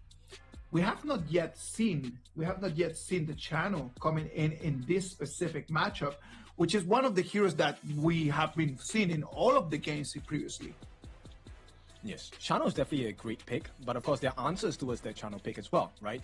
Things like the Tsuya. I think we have not seen a Tsuya yet this tournament, but it's a great answer against the Wolves, the Souls of the Wolves that Chano summons. At the same time, the knockup and defensive reduction is going to be something that you have to consider because that pick is open for both teams. All right, Ken, before going into the BP, without looking at the heroes, without looking at the bans and the picks, who do you think has a better opportunity to win this next match? I think it has to be Boom Esports at this point, right? Dominator Esports, I feel like they've been shaken up. Not only did they lose, right now it's a potential confidence issue because those heroes were kind of like... If I would need to just expect someone, I would expect right now Boom Esports just to keep doing exactly what they were doing. We talked about the Lapu Lapu, as you mentioned, and he's going to be banned out. The Lapu Lapu and the Loon are going to be the bans coming in from Boom Esports. On the other side, the same bans as we have been seeing is going to be the Pei and the Loon. There we go. We were talking about it. The channel does appear. Once again, 100% appearance today as well. And this is going to be in the hands of Danny. And this is one of Danny's favorite heroes. Now, Dominator Esports, they will go for the 50-50 matchup, the Arlie Parasola. Now, this is a great combination with the Idea as well. Arlie and the Idea was yesterday's one of the most common pair ups that we saw in the matches from yesterday's games. We see it one more time in here. It's going to allow you to have a very good initiation. It's going to allow you to have a very strong pair over there in the farming.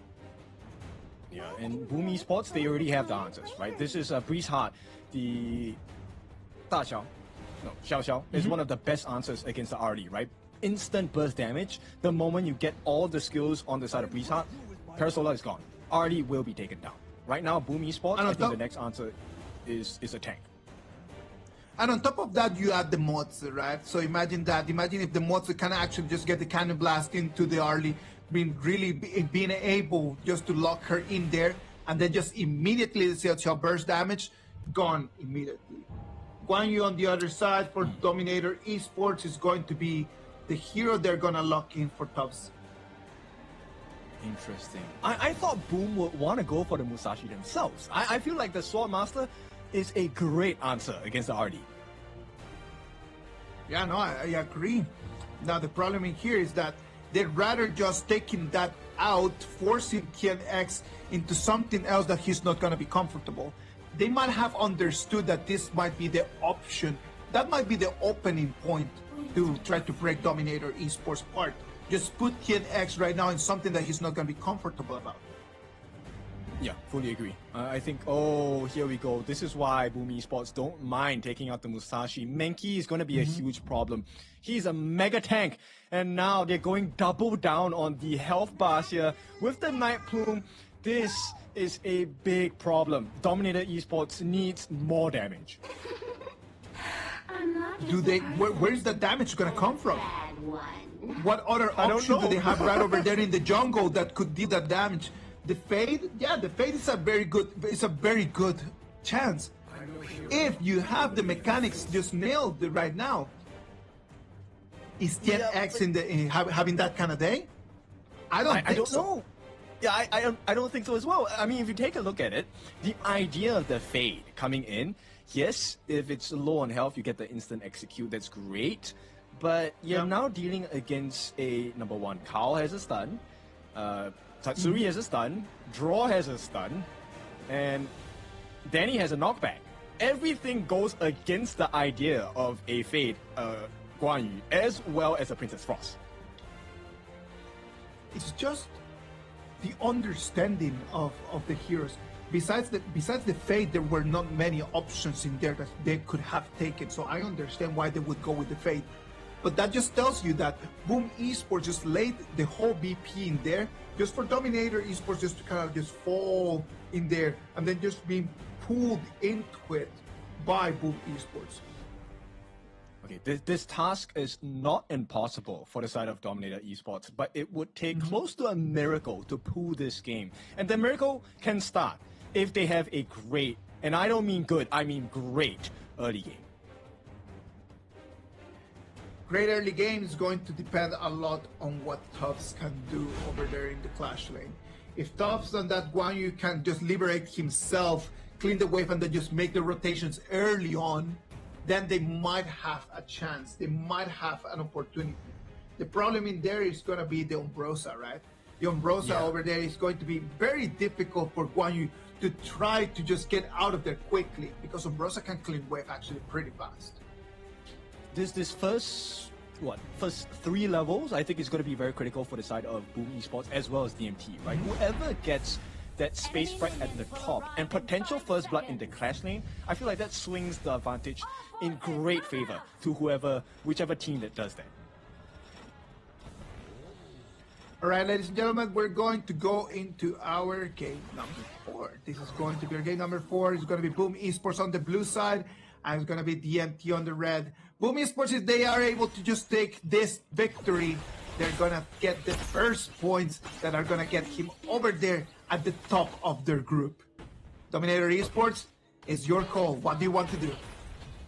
Well, I like this decision making, so they actually make that lane swap here, but the support immediately comes in. This is going to be quite a bit of poke damage as well. Very good rotations by Boom Esports to try and stifle the growth of DMT here.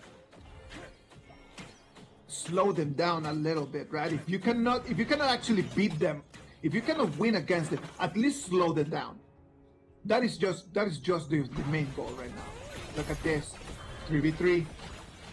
Give it a start. Aldo looking for the opportunity for Jill to get that Frigid Prison. Not going to be presented well at this point. DMT unable to find an opening. And it's just poke after poke coming in from the side of Boom Esports. Sprightling going to be used by the side of Draw just to give them some space. And once again, look, the poke damage is just insane.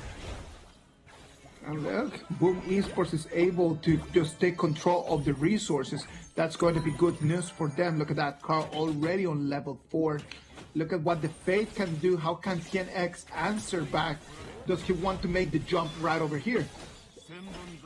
I think he might want to, but after the usage of the ultimate, I don't think this is going to be something that is possible. DMT here just wants to make pressure and secure this Firehawk for themselves. Taking it slow a little bit, trying to slow down a little bit the pace. They do not want to take it to being risky. Now the Monkey is going to be able to make the rotation to mid lane first, so he's going to have the priority over there for the gold. I like this positioning by the side of Joe, right? If he doesn't walk there. If he does, okay, the stun comes in, they will get it, and the knockup, oh no, it's not enough! One more time! Goes to the side of Katsuri as well, and Boom Esports, they start off on the right foot. DMT, that miracle has disappeared. It's just the one only place that they should not have jumped into, and TNX and his Fate decide just to put both boots in. He goes 2 feet in, jumps in there, and then just burst out of humanity. Break the pattern or your lesson will be repeated. And it looks like DMT unable to learn from that experience. And this is going to be a costly first blood because it's TNX who is taken down, meaning this guy has no buffs at this point. He is not going to be able to match up in levels and EXP against Carl. I don't want to be a hater, man, because I really hate that, but I need to analyze things from a very close, from a very cold-minded point of view. The problem here right now with Dominator is just individual. It's individual mistakes that are building up into the team not being able to work together. That is the big problem today with Dominator. I mean, the stress gets to you, for sure, right? You know how important this series is, right? There's so much riding on the line, not just as a team, but as a region as well. This is, you know, the faded IKL, PKL rematch everyone has been looking for, and this is the first lap of 2026. So you want to have a good showing, but right now, DMT, it's hard. It's everything but a good one. Right now it's going to be the Umbrosa that's going to have to proc the OT in order to run a way out of that. This is not ideal, and here comes potential turnaround from the side of Boom Esports. Kao is already at level 8. He's one level ahead. The knockout comes in, lay it like a cake, and he's lucky. TNX does make it out, and CC does come in for a little bit of damage as well. But unfortunately, this is not where they want to be. Boom Esports have priority over this first time of the game. They should be able to get it unless TNX is around. They know not to. The trade does come in the form of nothing for the side of DMT. Well, Boom Esports right now just playing their game, just taking advantage of those little rotations. They know that they have more damage at this moment of the game. So in the moment that they see a 2v2, a 3v3, they do not hesitate and just start throwing hands. Yeah, it's a great idea, right? Because right now, if you take a look at the options that DMT have to explore, in terms of like making sure you have a win condition, one of the win conditions is let's shut Miggy down before he even gets online, right? Now that door is closed. Yes. Miggy is level 7. He's a level ahead of Tufts. And then the second one is, can we shut down Danny? Danny is so hard to catch. He's playing so safe. And that door is closed as well. And Carl, he's ahead in EXP and gold as well. Not a lot, but he's ahead. You mentioned something very interesting about the way that Danny is playing, right? Like Danny is just playing one of those games where you're just waiting under the turret. You're just waiting for the wave to come in, and then you're just going to collect gold. Your job is not to try to put pressure on the marksman. Your job is just to try to stay alive and try to farm a little bit. Oh, this one is not looking good. L is the first one to fall. CC should be able to survive this, but here comes the backup from TNX. They need a result so much at this point, but a stun comes in from the side of Draw, and this is going to be the end of aggression coming out from DMT. And like you said, he's playing safe, and this is the rewards of playing patient. And Danny gets a T1 at the bottom for free. Easy right over there for Danny. He saw the moment. He knew that it was the moment to push. Comes in, backs in that turret, and right now he's going to be free, right? Like his responsibilities are going to shift a lot, but look at Wanyu one more time. Oh, Danny gets taken out instantly. This is one of the answers they need from the side of DMT. They did have to commit quite a lot, and right now it is going to be a consolation prize. They're still trailing from the side of Boom here, close to about 1,000, but DMT, that's a great start. In the moment that Danny just got his freedom out of that farm lane, he moves into the middle just for him to die. That was actually just his first step into the wilderness, and then he sadly just misstepped a little bit too much. Yeah, this is your box. You stay inside. That's the message that DMT has sent. And right now, they have successfully defended the T1 at the top. But the real issue here for DMT is I don't think they have the macro advantage at all. No, they don't. They do not have the macro advantage. In terms of composition, in this moment, they do not have momentum to try to do anything. Look at right now the decisions coming in from Boom Esports. Umbrosa already making the push over there in the farm lane, trying to take on to that. She knows that he can run away. Yep, and this will not be a guaranteed T2 because TNX is around here, but it's all about, hey, what else can we do on the other part of the map? There is going to be a setup, but here comes the ultimate here. Think inside the box, going to be used by Draw. He's going to have to drop and give his life. Miggy does not have the ultimate to expand, so he needs to play really carefully. DMT, they're showing signs, right? They know about the gaps here. Can they find more? Well, that was a very good decision coming in from DMT. Just taking whatever that they can. If you can just back in, draw in that monster, please just take that and just take a little bit of that gold. Managed to get the slow onto Tatsui, unable to find the freeze from the side of Joe here. So they have to back off. DMT, I like this recovery, right? This is about resilience. You need to have grit. Things may not be going the way of DMT, but they can force a comeback if they make the correct decisions here. Well, that's why they're professionals, right? Like the only thing that they need to do is just to keep believing. Look at that. The idea from L is going to be sucking in so much damage, but is able just to still run away. They're buying time, right? DMT, I think the whole owners and the whole model right now, the message is, can we delay the game? Can we slow down the pressure on the side of Boom? Exactly. Right now, there is no need to slow down. They want to go for the catch as well. Unable to find that opening from the side of Tufts. They will, in fact, have to trade the Tyrant for that attempt. And DMT, all of a sudden, things are going wrong. Yeah, exactly. They wanted to jump in, but they didn't know that Umbrosa on the other side was just opening the doors to that Tyrant, and that mid lane turret is going to fall as well. Right now, even though DMT is trying to make the movements, Boom Esports, on the other hand, just making the gains. Yeah, look, every decision, every movement calculated by the boys of Boom here. And the rewards have been getting more and more. Mind you, they have now taken 2 turrets for the price of absolutely nothing. No lives lost. Right now you can see Tubbs already starting to flank. You can see him already trying to come in from different sides. Even though he's got the flank right now, but look at that. Do they have the damage? I don't think they have. They have managed to spot Danny out, but he is not going to be caught out at all. Everyone surrounds him. There is a flank from TNX, but he knows he can't take a 1v2 at this point, especially when Carl is level 13. Tanky as heck. And DMT now, they have to lick their wounds and move back. They have the right movements, right? Like, they have the right movement. Like, the idea is correct. Tufts comes in from the flank, and then after that is going to be TNX trying to come in after to deal some damage. But the timings of it are a little bit off. They could not hold themselves for too long time over there in the red buff area. They need to set things up for Jill, right? Jill is definitely one of the big win conditions here. If he gets the Frigid Prison, that's going to be huge. But right now, no setup available. The Frigid Prison has not been extremely accurate at the moment, since there is no other initiation more than just what the idea can do with the pushback. It is a great start for the side of DMT. They do get that Tef here. They just have to survive the fight, but it's not looking good. Nice stun from the side of Draw as well. 2 members, though, have been taken down by the side of Boom Esports. Tatsuri and Migi are falling, and at this point, DMT, this is the time they're waiting for. The feats coming at a double kill for CC. This is DMT recovering. I love that. Look at that. DMT showing us that this game is not done until they say it's done.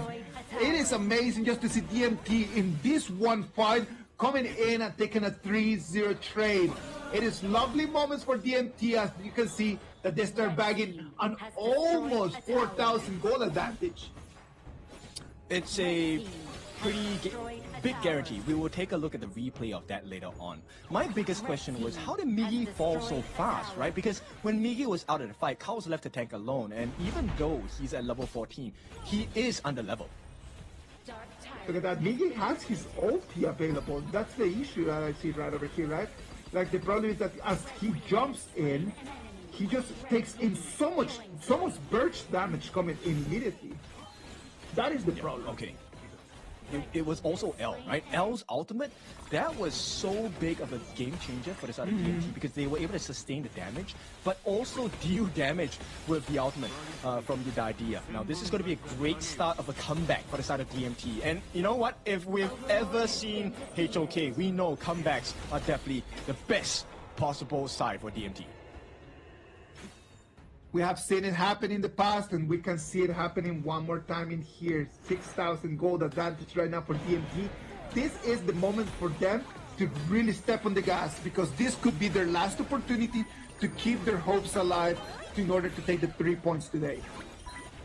And now they have a decent approach. They have swung the gold in their favor massively. This is a 6,000 gold lead. The next thing they need to do is, if Jill gets that Frigid Prison, it's over. It's going to depend a lot on Gerald. The bangers are going to come in, and there's going to be pressure onto the high ground. Look at that. One more time. It's going to be the turret at the bottom lane is going to fall, and the bangers are going to do their goal.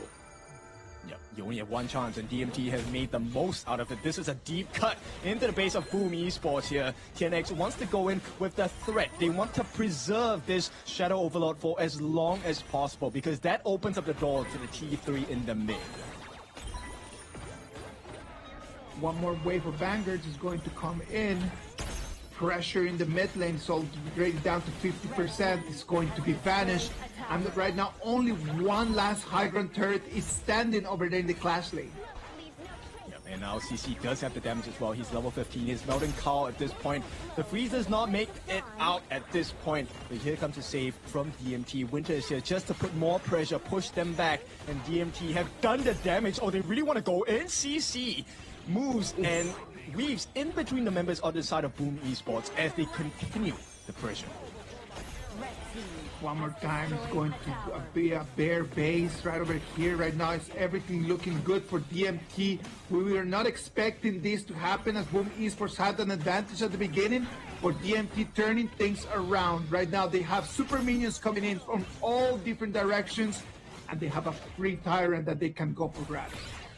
Okay, and this is where the draft will start to really realize its strengths here. TNX now, in the safety of the team, gets his Hardened Jade seal to secure that Shadow Tyrant for the team. Now, there is still 5.5 minutes before the Tempest is available. So Boom Esports, I don't know how they're going to hold, but hold they must. Look at the items right now. The Arlie completely stacked, fully stacked, completely online. Look at the Fade, completely online as well. There is no way that Boom Esports can take no damage coming in from either of these two heroes at the moment. The item gap is just too big right now, Ken. Yeah, Danny's too far behind. He's only close to 10,000 gold. One beautiful setup from the side of DMT will make it work. Winter is here, going to be set down. TNX on the backlines as well. Can they get the first life of TNX? He will take a fall. The setup comes in though. TNX has been taken out, and it's not enough damage on the side of DMT. They're falling, but the crystal is going to be protected at this point of time. DMT, they tried. CC will have to give his life, and the defense is made. Boom Esports survive. DMT just rushed through this one, jumps in a little bit too early, and he's just vanished. The way that CC was taken out, the way that Tubbs and TNX at the same time disappear from the battle, too early, way too early. Yeah, I think that was really just a little bit of impatience coming up from DMT, but here comes the freeze! They get it, and they will be able to take Tatsui out. He is gone for 40 seconds. This means when CC comes back, he's not going to be at real threat anymore. They can have a 4v5 as well. DMT, the next objective here is going to be the Shadow Overlord. And if 10X gets it, this could be the calling for Boom Esports to take the fall. You called it, Ken. You said that it was going to come down to that frigid prison, and that takes Tatsuri out of the mix, given the priority for Dominator Esports to take on that Overlord. Yeah, and what a time to do it, right? 16.5 minutes. This is going to buy them about, what, 2 minutes of game time for the side of DMT. Now, 2 minutes is a long time. Boom has to hold for 2 minutes. I don't know if they can do it. No, I don't think that they can do it. And I think that DMT, knowing them, they're going to go for the push right over here with the Super Minions and the Vanguards. Yeah, but KNX doesn't have the Sage's Sanctuary. This is going to be a very cautious fight. The knockup does come out. Joe has to use his Splendor, uses the flashes as well. Tubbs unable to find an opening. Everyone is grouped up together on the side of Boom Esports. Frigid Prison not going to land. So DMT, they have to buy their time. The actual important wave is approaching. The Shadow Overlord, as well as the Vanguards, will start to fly down. The Vanguards are going to come into the crystal right now. DMT just waiting for the right moment for the jump. That idea comes in, and can take it from here. Yep, it's going to be Tubbs. He jumps in, gets taken down as well. Numbers disadvantage once again for the side of DMT. Nobody falls on the side of Boom, and somehow they're holding DMT, keep knocking on the door. But Boom says, no, you're not allowed. They keep just trying, and the crystal is still standing for Boom Esports. DMT, sadly for them, they still are unable to finish the game. We have seen this in the past. We're coming to 18 minutes. If this goes to a Tempest Dragon fight, it might not be good for them. Oh, they fully commit. CC will jump in on the Ambrosia. Miggy will be taken down. CC does have the Sage's Sanctuary as well. Winter is here. He's going to stop the growth on the side of Boom Esports. On the back line, TNX. He finds his target, but the lockdown and the CC is going to be enough. TNX does have double lives here. CC as well as L. They start working onto Kao. The jungler might have to give his first life. Kao's first life is down. Where is the follow-up? TNX on the back line. Gets Tatsuri as well. All they have to do is the finish off draw. That is going to be 2 members left. Danny as well as Kao. Kao will be taken down. No Destiny saves his life for the time being, but the minions are here. Mega minions, by the way. DMT, the comeback could be complete. They just need to hit the crystal. DMT, they find it as well, and they will finish the job. Game number 4 goes to IKL. Dominator Esports is going to level these 2-2, sending us to our first Game 5 of this KIS4. Ladies and gentlemen, this is an amazing performance by them. It took them a little bit long, but at the end of the day, the victory, the fact that they're able to take the dub is what matters. And now this whole momentum swings right into the favor of Dominator Esports for sure. Boom Esports, that was a great draft. The idea behind it, like you're not supposed to be able to take down Carl, but somehow Boom Esports went 1 by 1 in the team fights. Miggy got taken out, instantly became a 4v5. I do believe that it was a really good composition from Boom Esports. In terms of the draft, like I can see that Boom Esports was doing a lot better, but it just came down like, I think that this is a trend that we're having in this KIS4, man. In the moment that you lose a very big fight in the middle of the game, the gaps just become so big so quickly. That's what happened exactly to Boom Esports today. This game, I feel like it was gifted to DMT here, right? Simply because I feel like Tufts did not have a good time at all. He couldn't find the initiations. So it then came down to the mid laners, right? Jill as well as Tatsumi. Yeah. Can you get the knockups? Can you get the freezes? And once you miss your setups and you have your life taken away, there is no turnaround in the team fights. Yes, exactly. I completely agree with you, man. Like I do believe that in this moment, it was more of Boom Esports just handing the game there for DMT than what DMT actually did in terms of what they could actually do. Arlie, on that side, I would dare to say that the Arlie was the best player over here from DMT. I love the way that the Parasola was playing around, just dealing damage. When you analyze the numbers and when you see the digits in there, 7, 1, and 4 coming in from CC, that KDA alone tells you that he was carrying his team. Yes, and you know, using up 15,000 worth of gold to make sure that the team finds success. This was a great performance by CC. Now we know him as a very consistent player, and consistency and stability has been the forefront of his performance in this game number 4.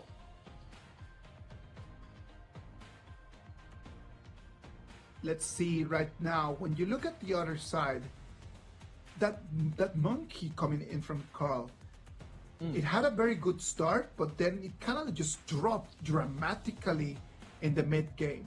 Right in the mid game, it just kind of just dropped to just become like completely not part of the whole strat. I feel like Carl was missing at some points of the game, right? I didn't see too many dream roams coming in.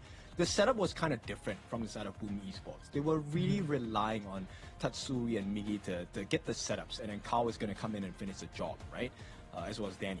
On the flip side, though, DMT, it's kind of curious to me because it felt like this was the old DMT. TNX was the one diving, and we have seen the results of TNX over diving. I would not dare. I would take it one step higher, and I'm gonna say today's TNX is a very 2025 TNX. It is a very over jumping, over diving, not minding if he dies or not. Something that he did not show yesterday. Yesterday he was so calm and very settled, but today in this exact 4 games that we have seen, he's been very, very into his old habits, and that's not very good for Dominator Esports. Yeah, I mean, it's a double-edged sword, right? Because of TNX's crazy dives, that also opened up the room for CC to really just go ham at the front lines on the side of Boom Esports as well. And I think, luckily for them, this netted them the win. But right now, this is going to put us in a position where final game matters, IKL, PKL, DMT against Boom. The next one, winner takes all. Winner takes all is going to be the points, right? Like if Dominator takes the victory in this next game, in this next match, it's going to be crazy because it's going to put them with 2 victories, and that might give them a very big advantage to the first place. And we know how this KIS4 works. If you end up first place in your group stage, you get to pick who you want to play in the best of 7s in the knockout stage. And that's a very huge advantage, right? Because when you pick a team, you are going to be able to research them and really just get yourself in the best possible position to last longer in this competition. And here we go, CC, as we already mentioned, this guy's already was on a tear. 7-1-4. What a KDA to have, and dealing over 200,000 worth of damage in this game alone. Arlie the Parasola, such an amazing hero and such an amazing player. CC just showing to us that he's been through things, he's seen things, he's played against gigantic players, and taking all of his experience coming in here and they're just demonstrating to us that there are levels to this. Yeah, that was the moment it kind of changed the game, right? The moment Danny got caught, he essentially disappeared from the game after that moment. It felt like DMT suddenly got a bout of confidence, and you know, with the kill deaths on the neutral objectives, the setup by the team on the side of DMT to pick Mickey out of the fights multiple times, that was really a big moment for them. This fight right over here was just the turning point for everything, right? A 4-0 trade in here, and then just DMT had full control of the game after that. In this one, the problem is that Tugs and TNX die so quickly. They want to finish the game really fast, right? And the problem is that the minion wave does not enter into the crystal quick enough, and then they just start taking focus damage on them. Yeah, I would even go as far as to say I felt at that particular moment TNX and Tubbs kind of baited the whole team to group up together, and that's where they found maximum value for Draw's ultimate as well as Carl. Right? But then, of course, you can only defend for so long. So DMT take this game number 4. They bring us to our first ever game number 5 of a best of 5.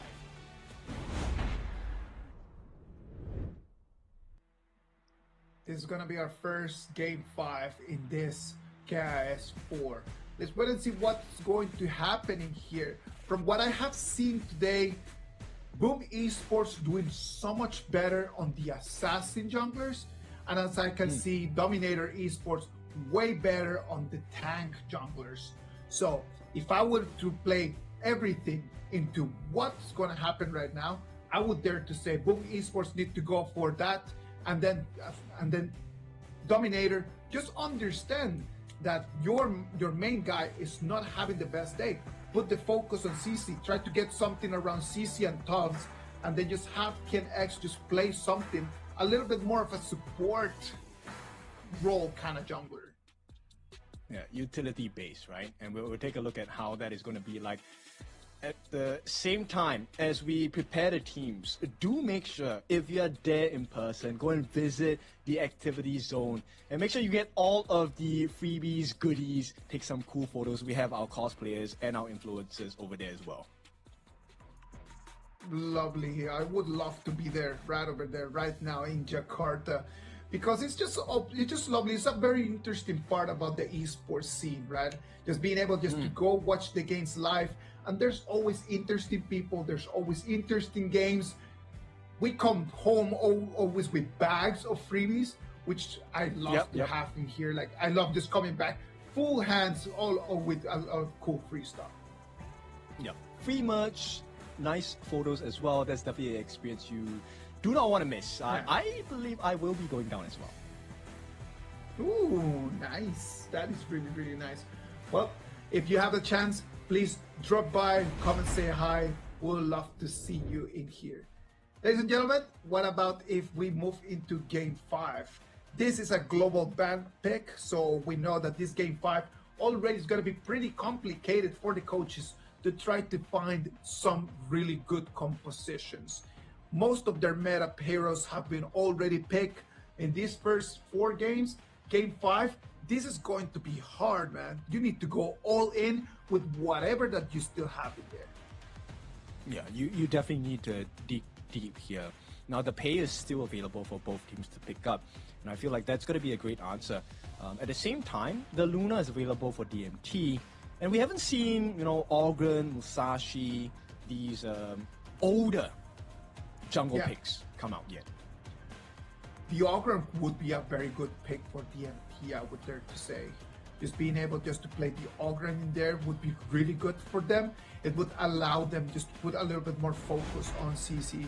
But that's just my personal opinion.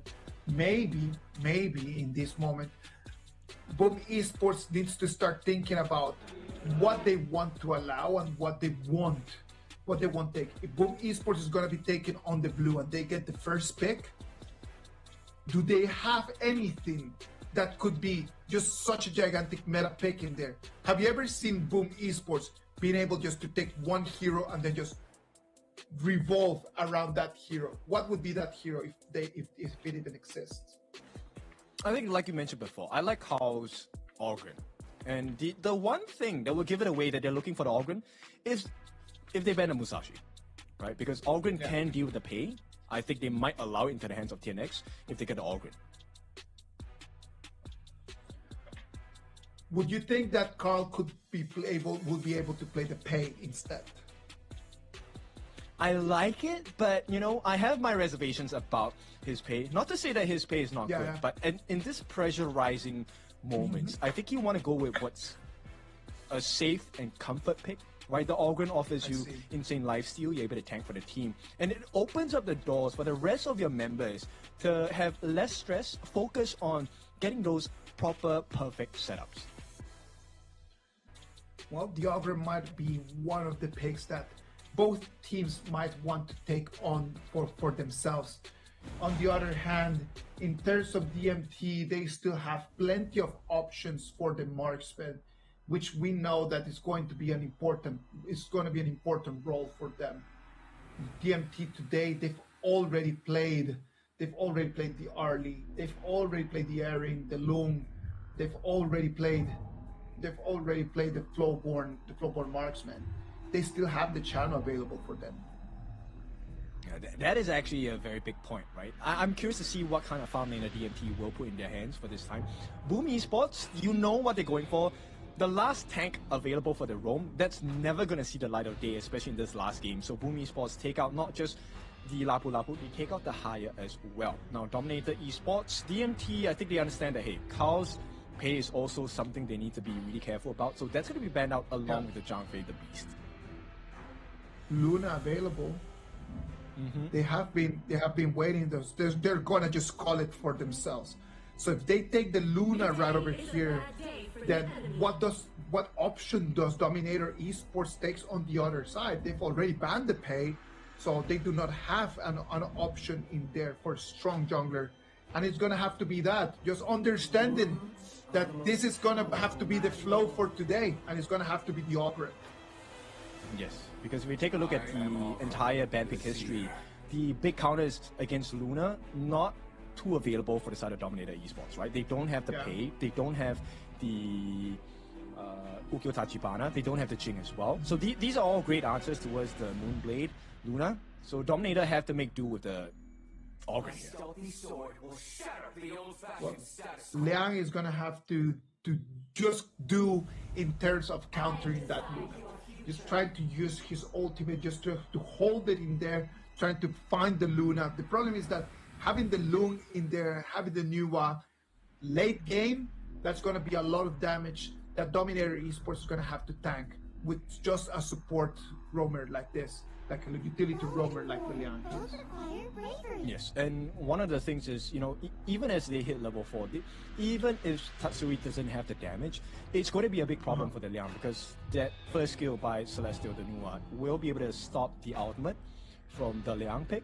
Lung also, with the Ride the Wind, able to get the pushback, cancels ultimates as well. So DMT, this roam position for L for the Liang is going to be in a tight spot here. A very difficult one. Because he's gonna need a lot of the reinforcements coming in from his teammates. It's not gonna be that easy for everyone just to count on just L just being there to save the day. So everyone's gonna have to shoulder a little bit of that pressure. Second round of bans is going to be locked in right now. The Darman, the Liempo from Dominator Esports, the Lady Sun, and the Mayin from Boom Esports. We have not even seen the Lady Sun being on the bans or picked in Blitz delays. First time that we see the Lady Sun. Yes, and it's a great answer, right? Because you don't want to deal against a Lady Sun who has a lot of damage. Lung can be 3-shotted by a fully farmed Lady Sun, and we get the special picks coming out. Do we really get the Zhonghui here, the Void Caller? This is one of my personal favorites as well. They do lock it in. And with that, the Lupu comes in. So you can tank, but how long and how much can you tank when there's a Lupu on hand? Lupu and Quay. Now we're talking about Boom Esports is going to be pushing for the late game. They do not have an advantage for the early game right now. We don't see right now how Boom Esports can shoulder the damage in there in the first 6 minutes of the game, we could say. On the other side, Dominator Esports answered back with the Byron and the Fan. I sincerely believe that as the time passes in this game, Boom Esports is going to start growing more and more and more and more. Yes, and look, late game Lupu, late game Nua, late game Long, I don't think you have a lot of fun with them. Dominator Esports needs to win this game within the first 15 minutes or this game is over. There's no answer after the 15-minute mark. After the 15-minute mark, there is no answer coming in from them. The only hero that could actually shoulder in some damage is going to be the Byron. But when you have the Lupu, when you have the Long coming in and dealing so much damage in that moment, one Byron might not be the answer. That's true. I mean, at this point, I'm curious whether they will go for the damage-based Ogren or are they going for the tank Ogren? Because I feel like they might not have enough tankiness on the side of Dominator. But at the same time, if the Fang is taken out of the fights early, you have no damage. Yeah, exactly.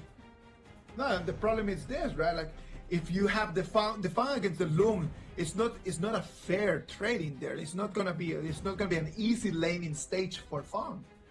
It's gonna be really hard right now for CC to be able to take an advantage with Danny, and at the same time having the Quay always around there is going to slow down CC a lot. It's not gonna be an easy game for him. The moment you get hooked, yeah, you have to use a flash. You have to use your flash, or you have to use your wheel away as a private ear farm, and that is going to be very costly. So one of the difficult situations that can present itself is, you know what? How accurate is Draw's hook here? That is the one question that never changes. That is as old as time. Every time that we see a Quay player, the first question we ask is like, how accurate can he be? Quay is a very interesting hero, but can he actually get the job done? Invasion coming in from Dominator. Nice pushback. This is going to save the members on the side of Boom Esports from giving their life away. But in exchange, TNX gets the buff. Crimson buff in his hands, free reign, instant access back into this Azure Golem as well. So a beautiful start for the side of DMT. Beautiful start. That's exactly what I'm talking about, right? Like when you have the tankiness that an Ogren can give you. Now you need to be doing this kind of moves. You need to be a lot more aggressive, and you need to just start denying a little bit more. Carl right now without that Crimson buff, it's not going to be very painful for him. But the problem is that the gold that he's going to be missing, he's gonna need it very soon. Yeah, it's going to be a big difference maker, right? And the fact that, look, Joel is actually in a position to make sure that he holds the wave so that TNX can get the gold sharing and EXP sharing as well. So beautiful teamwork from the side of DMT to make sure they get maximum value out of every single wave. Look at this. One more time, we can move over our eyes to see CC just being targeted one more time by Danny. that matchup in there is extremely unfair for CC. Sadly for him, he's been having such a great day. I don't know how he's going to turn things around in here if he does not have any support coming in. I mean, this really puts a lot of pressure on the supports for both teams, right? If Draw gets a hook, then essentially that's going to be a great opening for the farm laner for the side of Danny here. But that's not going to be the case for the time being, because Boom's message now is they want to get more pressure on the jungle instead. Hook not going to land on the side of Draw, and this is going to be potential freebie Crimson buff for the side of TNX. Oh, I don't think about that. Look at that. There's a lot of members from the blue team, Boom Esports, still here. And it's going to be stolen by TNX finally. Just the smite, very on time. Yeah, very clear understanding of what they need to do. DMT, this is a very dominant performance. And right now, they have good control. They have about 1,000 gold in advantage. And here's the beautiful part. DMT, right now, Tufts is actually holding the Crimson buff for his jungle. That is actually a very good. A very good advantage for them, right? Because if CC can just kind of like try to share some resources, we know that CC is going to have to carry later on.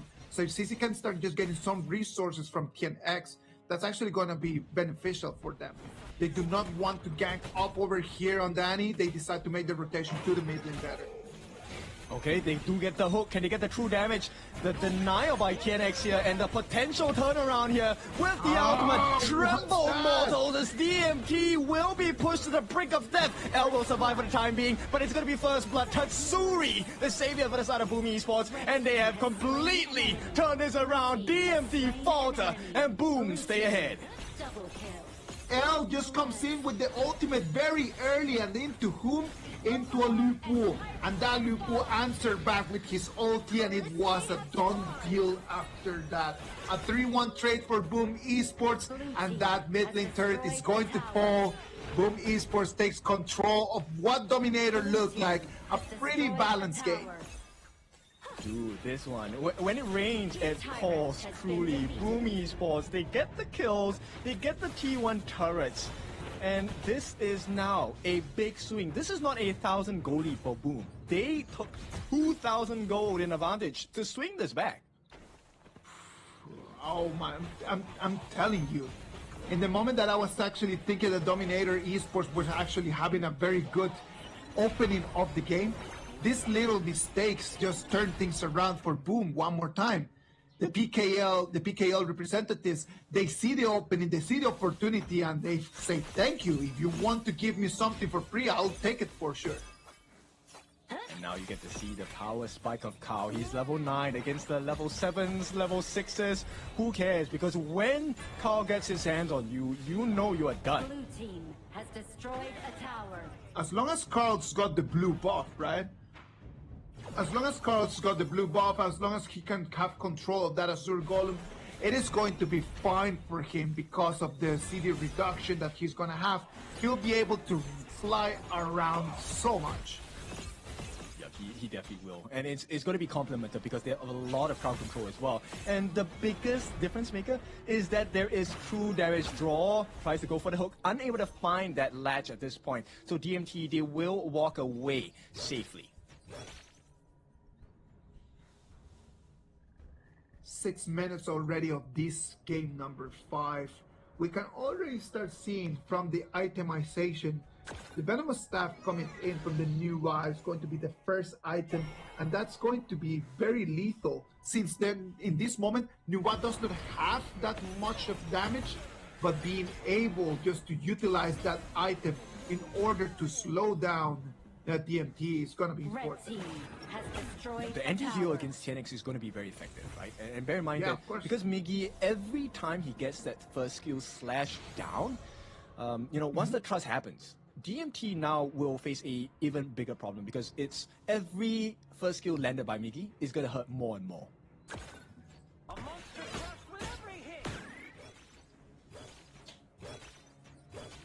I am really wondering right now, have we seen Draw actually land a hook?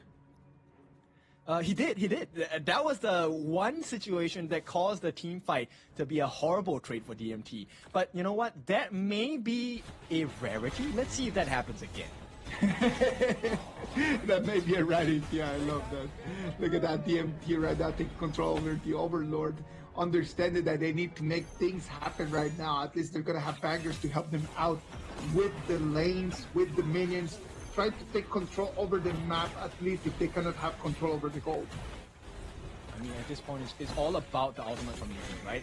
Until Migi's ultimate is dropped, the DMT have to be very cautious about the way they take fights here. And once again, Migi's just getting free slashes over and over again. Ultimate gonna be dropped down. Tremble Mortals once again. Migi with the flash gets that kill. Tatsuri adds on by taking the T2 at the bottom as well. This is looking like a great fight. Once again, Kao looking for an opening. And no answers from DMT as Boom extend their lead.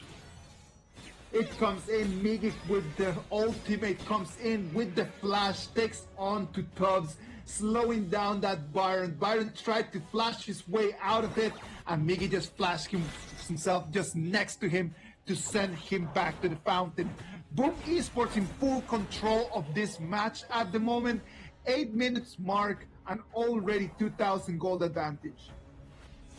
This completely silences the lineup of DMT, right? Because until Migi uses his ultimate or Tatsuri gets the catch, Hell cannot drop his ultimate. Oh, they will try here though. Can they get the kill? They will finish Kao off. But the price is survival. Can they do it? Migi jumps in, gets the ultimate. The nice hook from the side of draw as well.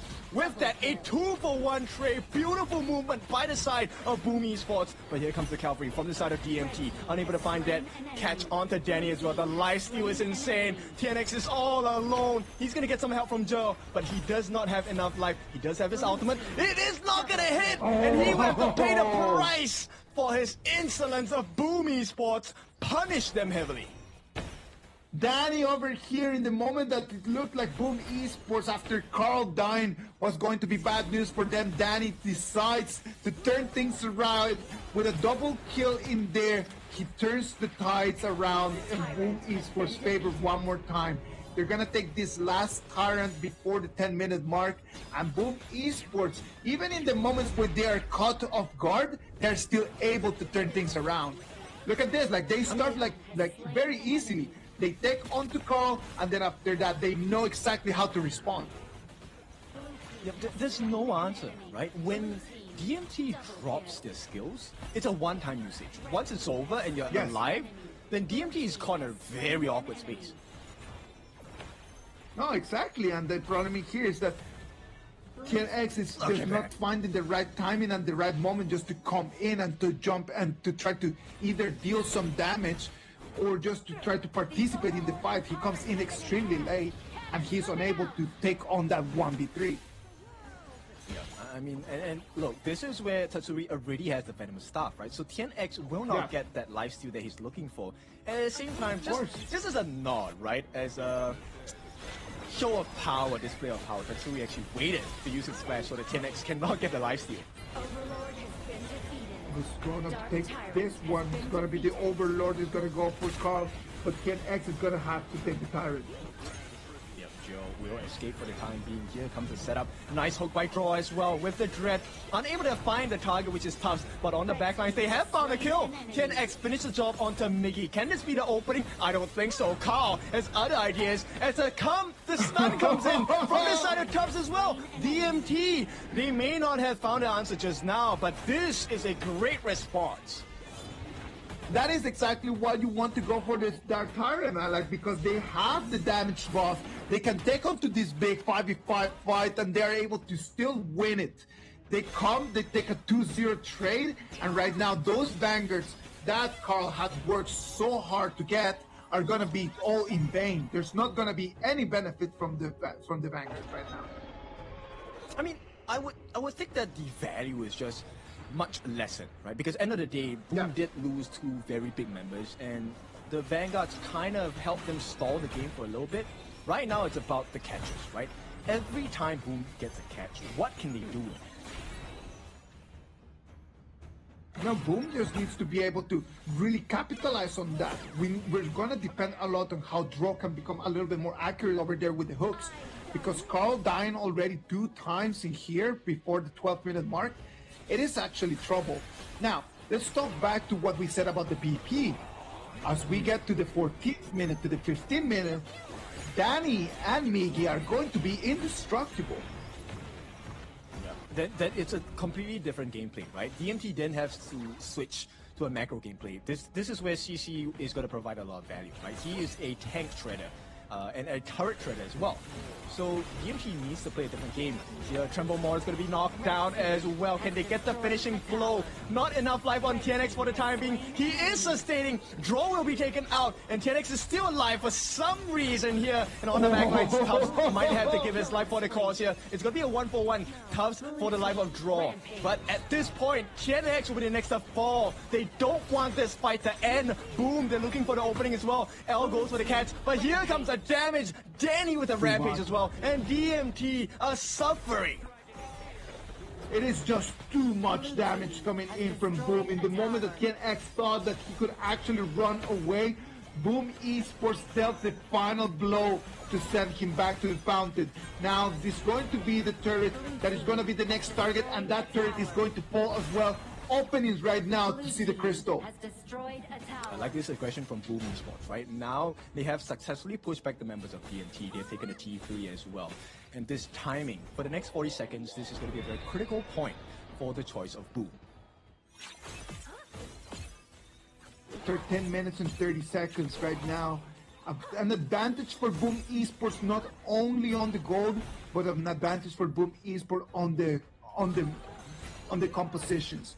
The compositions right now, even though the Luna might start just falling off a little bit right now, but it's the moment for Tatsuri, it's the moment for Danny, it's the moment for Miggy, for all of their damages to be completely online. So what can Dominator do in order to answer to that damage? Is there something that they can do? Idea. It feels like there's nothing they can do. I mean, the moment L uses his ultimate and nobody on the side of Boom falls, then it's instantly a bad fight for them, right? Miggy, the longer the fight goes, the better for the side of Boom. Hook will not land, and with that, Tremble Moore is going to be landed down as well. Tubbs trying on his own 1v4. Where's the follow-up damage? They're trying to get rid of Miggy. They do get rid of it. The lockdown by L as well is successful. They get the Tyrant and DMT. They're turning this around. Can they run? The nice sudden knockup by the side of Tubbs as well. It's not looking good. DMT, they have found the formula, and they will be successful. Boom, take a fall. TNX with the triple kill. Congratulations to him. It is crazy. In the moment that we were just doubting if DMT had any answers or any opportunities to actually win this game, it is TNX that stands up with the Ogre and the triple kill. I like this. This is so back and forth, right? Every single win condition can be turned around. If L drops his ultimate early, it can be cancelled. If Miggy drops his ultimate early, this gives L so much room to make trouble for the side of Boom Esports as well. Now, they're going to try and take this Shadow Overlord. There is a Primal Bond coming in from DMT, so there is 50% less damage dealt to it. Can there be a steal? Not going to happen. No, there cannot be a steal. You gotta remember that they've got in here, not only they have TNX, but they have Fang as well, right? So it means that just taking onto the jungle, taking onto the dragons is gonna be so much faster for DMT at the moment. Right, so we have seen this situation. Boom have played as though they did not lose a T3 in game 1.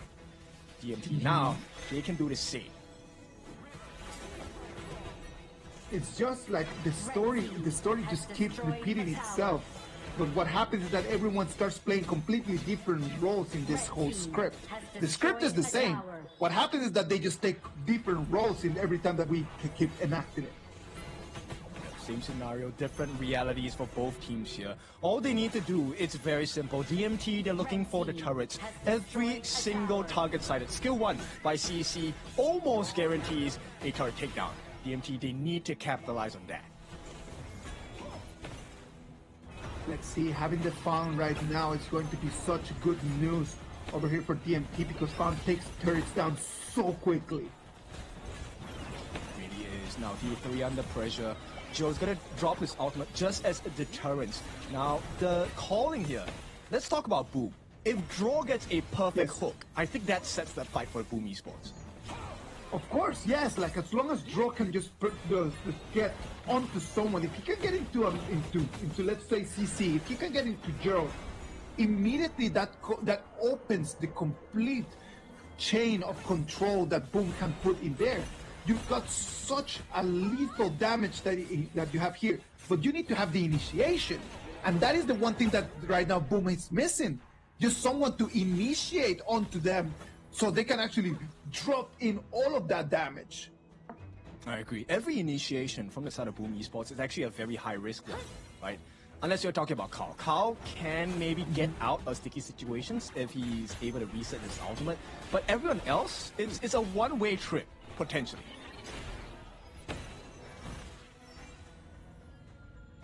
"20 seconds until we see the last Dark Tyrant of the game coming online. We're almost hitting the 18-minute mark.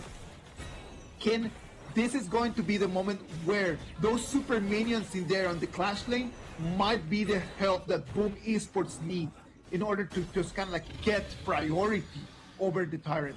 Problem is, TNX has his eyes on it, and he's going to initiate quickly. Exactly. At the same timing, this is also why DMT is placing so much pressure on the top lane, right? They want to even out that gash that Boom has, taken a T3 on the top lane. So with that, now Shadow Tyrant in the hands of DMT. This is probably the second last neutral objective before we get the Tempest. Shadow Overlord will spawn in 30 seconds. 30 seconds is going to give priority to Boom Esports to try to go and grab that, right? And if they are able to get on the Vanguards before the Tempest Dragon is going to come out, that could give them an opening. The problem is right now the waves are coming into the high ground and it's too much pressure. Luna needs to really get out of here, and the red team is not gonna allow them to get even eyes on that Overlord. Yeah, this is going to be a timing issue here. Boom Esports unable to find that position they're looking for. L will be caught by the Tremble Mortals. Here comes TNX in the middle of 5 members on the side of Boom Esports. The Annihilation is going to be dropped down as well. Can they find the damage? TNX unable to sustain for too long at this point. Dread going to be dropped down, but Draw falls first. Not enough damage from the side of Boom as they're looking for the finishing blow. TNX will give his first life, but CC gets rid of Miggy. There is a whole lot of 2 damage gone. Now, if you take a look at the base as well, they do get the shutdown, but there is a minion wave on the top side for the side of Boom. But DMT, they've gotten an ace, and this will be IKL's story to tell as they finish the game in style. Who cares about the minions? We got your crystal. Look at that. If one Canyon comes in, and it's going to be Dominator Esports, the ones that are going to drop that crystal, take the victory, and a 3-2 fashion. Victory goes to Dominator Esports. Okay, that was super intense. I felt like Boom Esports had it in the bag. They were able to sustain, but then Miggy fell. That was the main difference maker. If Miggy stayed alive in that fight, got the true damage, there was no way DMT would have won that fight. Oh, I'm telling you, just the way that TNX just turned things around for CC to just finish the dunk, right? Like, just imagine that. It's just TNX with the setup, and CC elevates himself, puts the ball through the rim. Lovely coordination here from Dominator Esports in a composition where we actually thought that as the late game was going to come, Boom Esports was going to have it in the pocket. Dominator Esports already with 2 victories. They are really starting 2026 in an amazing fashion. Yes, this is something that will give you an inkling into many different situations as 2026 goes by. Number 1, we have the IKL battle. Number 2, we have the IKL versus PKL battle. And then now we have the growth of, is it worth it to reorganize the chemistry of your team? And it seems like DMT's answer is yes. Chemistry can be reforged. You can have a stronger team.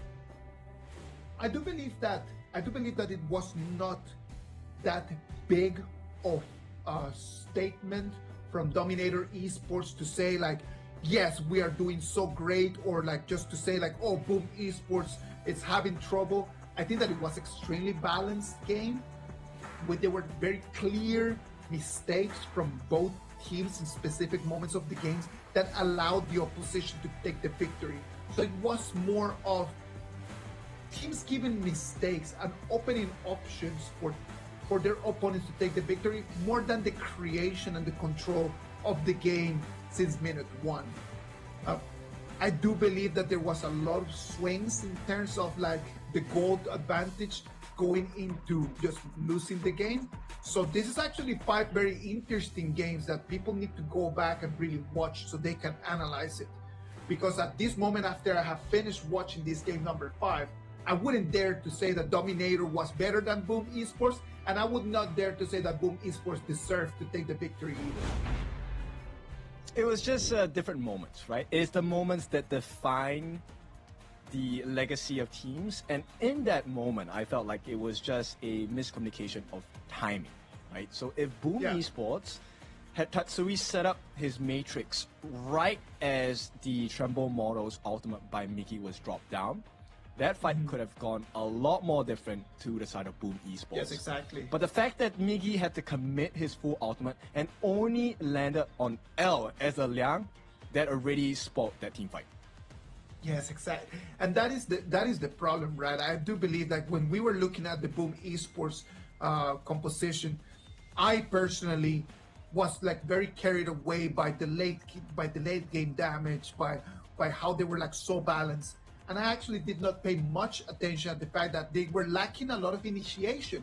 Like they were lacking strong initiation that probably in a different hero that might not have been the Quay. I do believe that Boom Esports would have benefited from something different. Maybe that was the moment for Boom Esports just to bring out the Liam Po. I do believe that Liam Po would have been a great opportunity here for Boom Esports to get even a better initiation in just for the whole chain CC. That's true. I mean, Boom Esports, the idea behind the Kui, I think is pretty straightforward, right? You want to be able to get singular pickoffs. But DMT, they understood that. They were standing as a group every single time towards the end of the game. And you can see that conscious choice to make a difference in the way they rotate as a team swung the goal back in their favor. Such a coming and going, right? Like Dominator Esports takes game 1, then Boom Esports wins 2 in a row. Then Dominator Esports wins 2 in a row after. This whole game has just been exactly the same as that gold graph. It goes up and then it goes down and it goes up and then it goes down. There was never a clear advantage from one of the two teams. That's true. But there is one thing very clear to me, which is, look, both these Clash laners, Mickey and Tufts, what a growth. Yeah. We've only not seen them for, 2 months? And they're pretty much pulling everyone up in standards as well. This has been a fantastic game to watch between the two of them.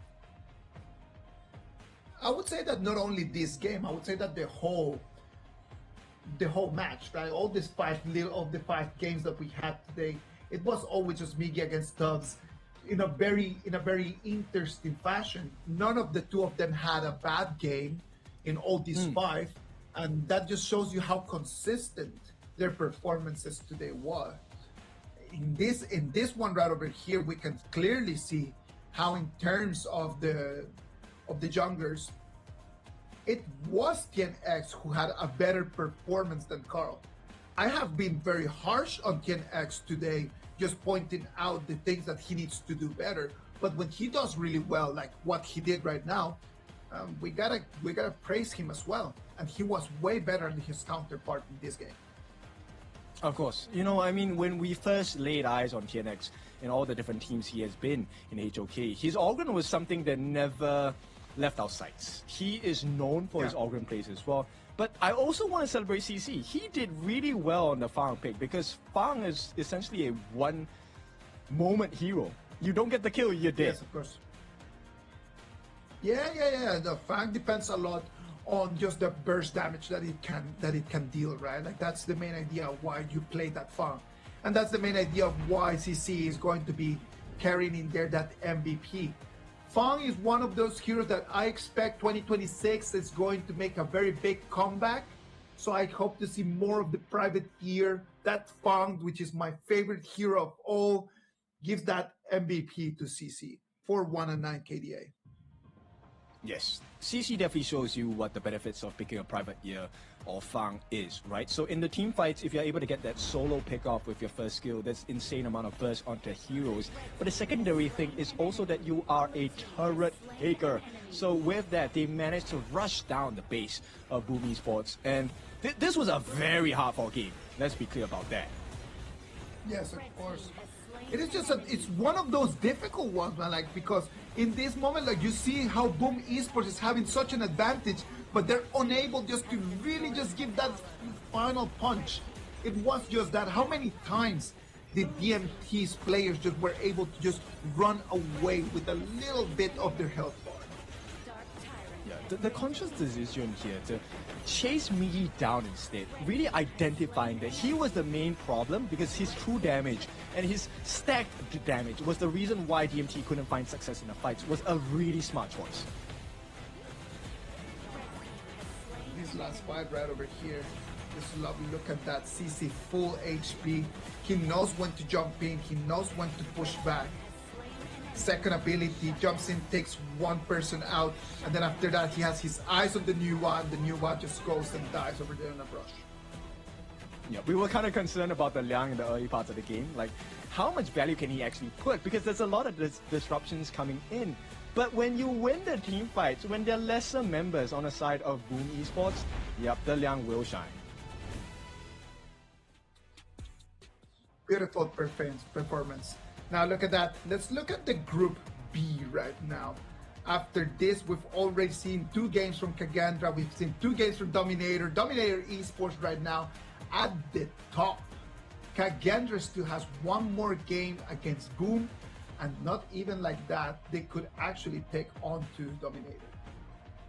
Yeah, this is looking like DMT is primed for first place in this group stage for KIS4. Now, with that being said, let's talk about Group A as well, because we have something also maybe even more exciting, because we're going to have Blacklist International go up against Bigatron by Vitality. That one, I think, is going to be another banger, because once again, it's a repeat of IKL versus PKL. That is going to be an amazing game that we're going to have in minutes. I know that the players right now are just like really setting up, already starting to stretch, starting to warm up, because that is going to be such a difficult game. It's going to be really tough. But what about if we first go to stage to go and check on Mara, what is going to happen over there with the players? I want to know what is going through their mind right now. Mara, what about if you take it from here? Another win by Dominator Esports. Congratulations, TNX, Jurl. But you know what, TNX, I just want you to show everybody again, because you were doing something when you won, when you were celebrating. You turned to Boom and you showed them, what is it? Can you show us again? Yes! There you go. 3-2, which actually, Jurl, you predicted that earlier. Now, TNX, let's go back to game number 4, where you got that crucial Tyrant steal. What was going through your mind in order to get it? For my mind, actually in the game 5, we already lose like 2k goal. So I really thinking so more how to win like this. So, but finally we win because enemy mistake also very more. So I will say, Boom Esports, tell me now who are the king is in the Group B. Tell me now who's the king in Group B. And you guys were really great at capitalizing on your opponent's mistake. Now let's talk about your new teammates, CC and Tufts. What do you feel that they bring to your team to make you guys this strong? For CC, I will say now for me, he are very important now. When we lose in the game, he will give very more success for us. How to win again in the game. How to win back. Yeah, like this lah. So for Tough, I would say he are the very strong people, because He always can 1v5, always can 1v5. 1v5, yeah, for me lah. Did you always have this good chemistry, the synergy, or did it take a while to build? With your two new teammates, how long did it take to build this chemistry? How long did it take for you guys to gel together, to be like one? Was it right away? I think 1 month lah. I think 1 month, yeah. 1 month? No full. I think just half month. Half month to build that chemistry. Now, for Gerald, you said yesterday to Carl and to Boom, humanda ka. And now you have proven that they made a mistake in choosing you in their group. Who's the next on your target list for KIS4? Our target, we wanna beat Nova Esport because if we beat them, I think we can be champion at this tournament. Oh yeah, everybody wants to beat Nova. Nova right now, all eyes on you, Nova. And what would you like to say to all the fans that kept on cheering for you throughout this series? Buat Domination yang udah datang tadi, ramai banget. Udah sampai teriak-teriak, thank you yang udah datang. Tetap dukung kita terus sampai turnamennya kelar. Would you like to translate in English? Thanks for your guys' support. I love you guys. And they love you. Once again, congratulations to Dominator Esports. Let us know how you like their performance. Leave it in the comment section below. We have one more match coming up, so don't go anywhere. Keep it here on KIS4. We'll be right back.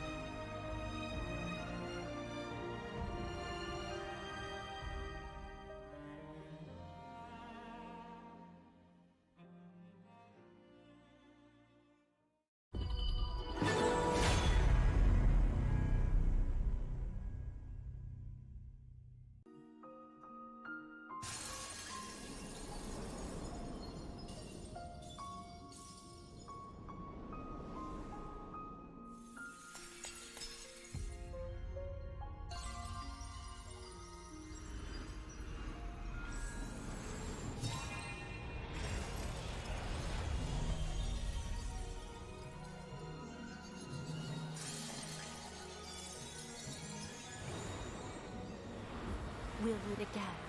I'll make sure of it.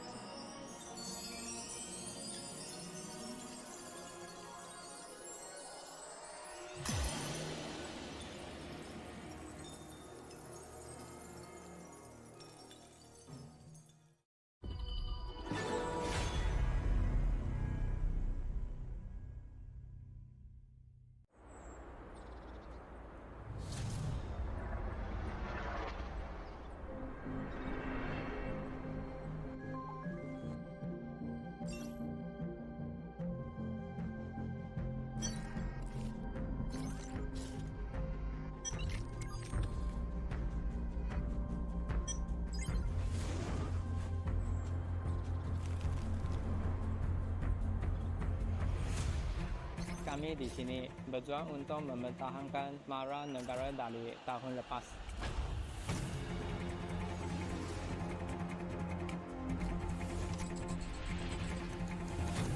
우리의 목표는 간단해. 쟤들을 끌어내리고 그 자리에 우리가 앉는 거야.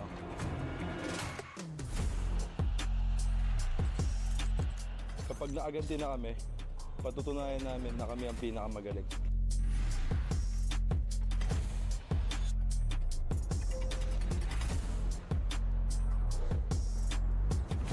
Tapos na kaming manood lang sa gilid. Kumandaan ako sa isang explosive na palabas.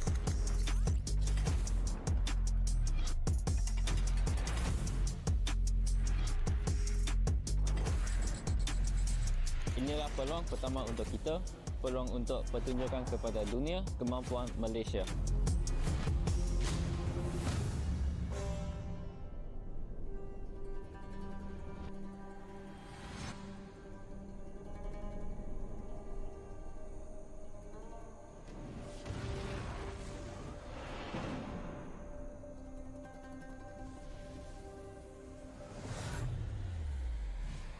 Kami akan membuktikan nama kami dan menguasai permainan.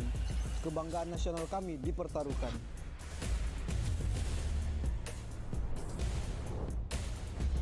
Kami kembali, lebih kuat dari sebelumnya. Indonesia punya banyak tim, tapi kita bisa bersatu. Coba ragu sama kami kalau berani.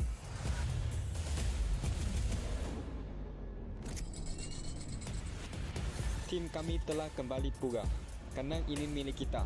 Bhinneka Tunggal Ika, kami akan menunjukkan kemampuan terbaik yang dimiliki Indonesia.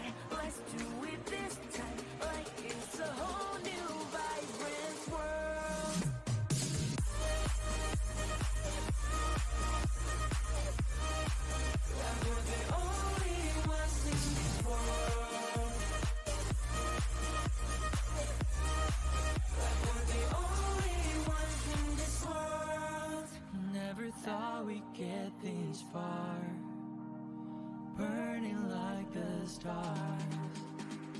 How we get this far, like we're the only ones in this world.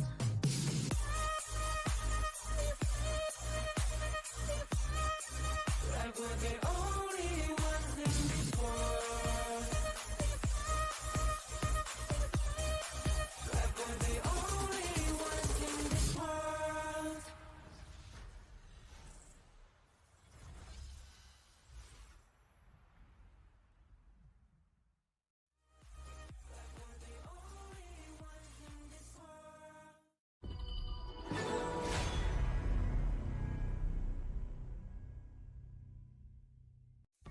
Grandpa, what happened in the monkey story? Anoman. Yes. He made a promise to bring Cinta home. Was he lucky? He got caught, and flames rose. A huge fire.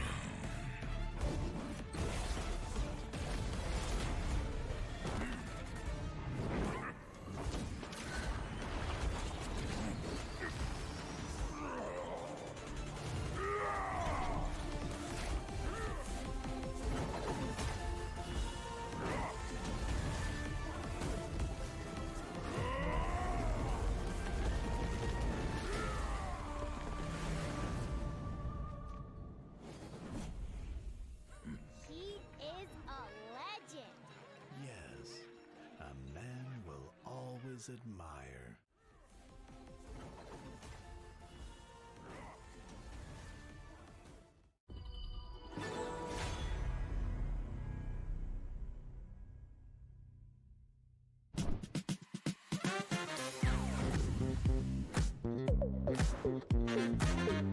Halo guys, balik lagi bersama aku Mocan dan aku lagi di Museum Nasional Indonesia, tapi aku nggak sendirian karena aku bareng sama teman-teman aku di sini. Nah, hari ini bakal ada misi spesial buat kalian semua. Tapi sebelum itu aku bakalan bagi kalian ke dua tim. Yang pertama ada Jerul. Tim kamu namanya siapa, Jerul? Nama tim kita Tim Buko. Tim yang satu lagi, tim kamu namanya apa? Anoman. Misi kalian adalah melangkah bersama dengan para komunitas untuk menjelajahi bersama keajaiban pameran Hauka Wukong Anoman. Dan jangan lupa untuk have fun. Are you guys ready?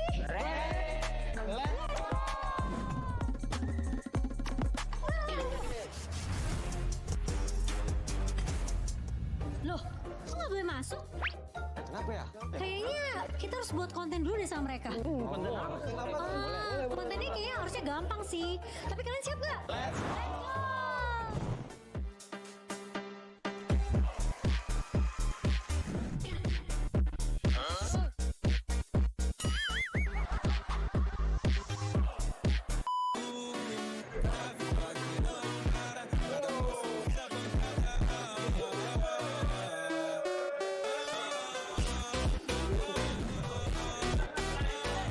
Jadi gimana? Udah boleh masuk belum? Oke guys, let's go!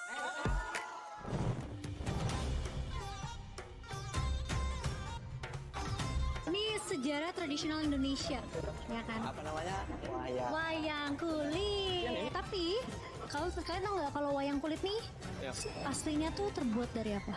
Saya tahu. Apa? Kulit sapi. Kulit kerbau.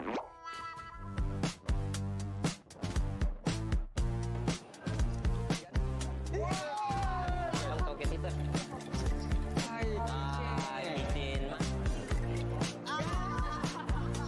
Oke guys, jadi karena kita udah selesai nih di exhibition yang keren ini, gimana kalau kita lanjut ke immersive di sebelah sana?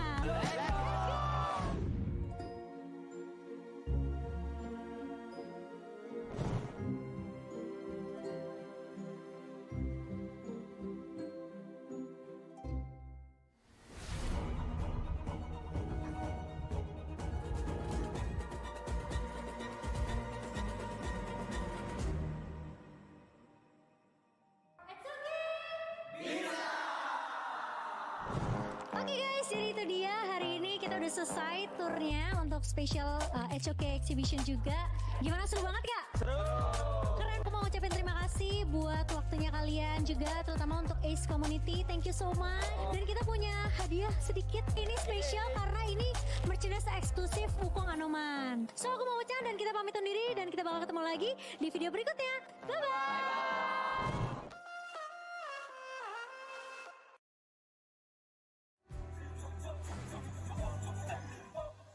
Kings Invitational Series, let's go!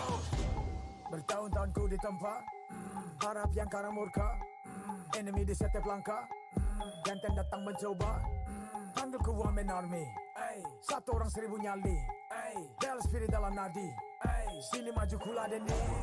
Langkah sudah jauh, mereka pikirku mau mundur dan buang sau. Kehormatan yang utama di puncakku pertama, berdiri hantam balik semua yang halang yara. Pikir-pikir lagi kalau kau mau halangi, genderang perang sebab bunyi sini hadapi. Old school tank mentally dia takkan berhenti, bukan instan limitasi. Coba ku lihat sapu cara bermain agak lain dengan strategi yang saya desain. Aku lah mastermind di balik kekacauan, satu punchline sapu ku mundur semua lawan.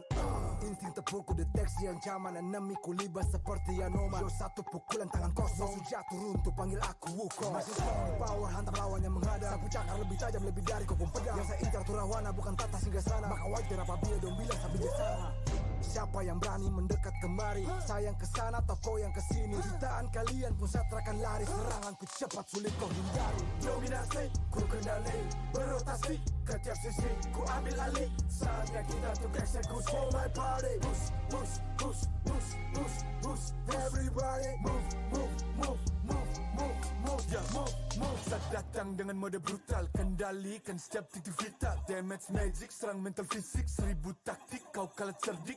Mau coba jatuhkan sama mana bisa, siasatmu sudah saya analisa. Terdapat selak, gerak, geriku sulit tu dilabrak. Game over, hancurkan semua tawa. Kombinasi skill dan power, teleportasi ala Enoku yang LOK. Kau tahu ku tak bisa redam, pula tekadku yang takkan padam. Tu kehormatan yang tak bisa dibeli, saat genggam dan harap kembali.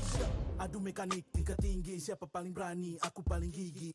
Pedang raja yang kuhulus, tebasannya bak angin menghembus. Long life the king, akulah raja, dentuman zira, ini mental baja. Akulah hukum dalam wujud nyata, seni tempurku susah tu kau baca. Y'all better run, I've already won, nowhere to run, your time is done. Tidak bisa kau atasi, berat untuk kau hadapi, kalah pedangku menari, kau balik kanan dan lari,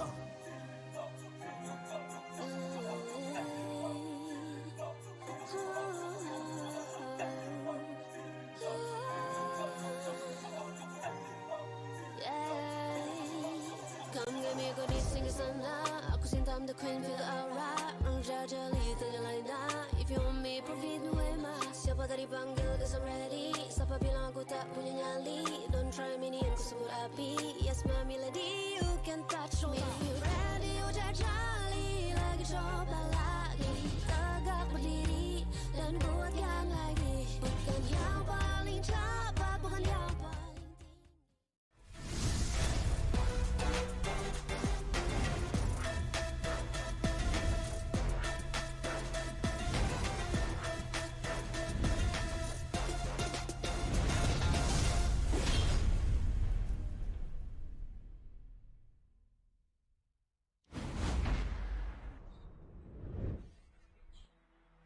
Ladies and gentlemen, welcome back. This is the Honor of Kings Invitational Season 4.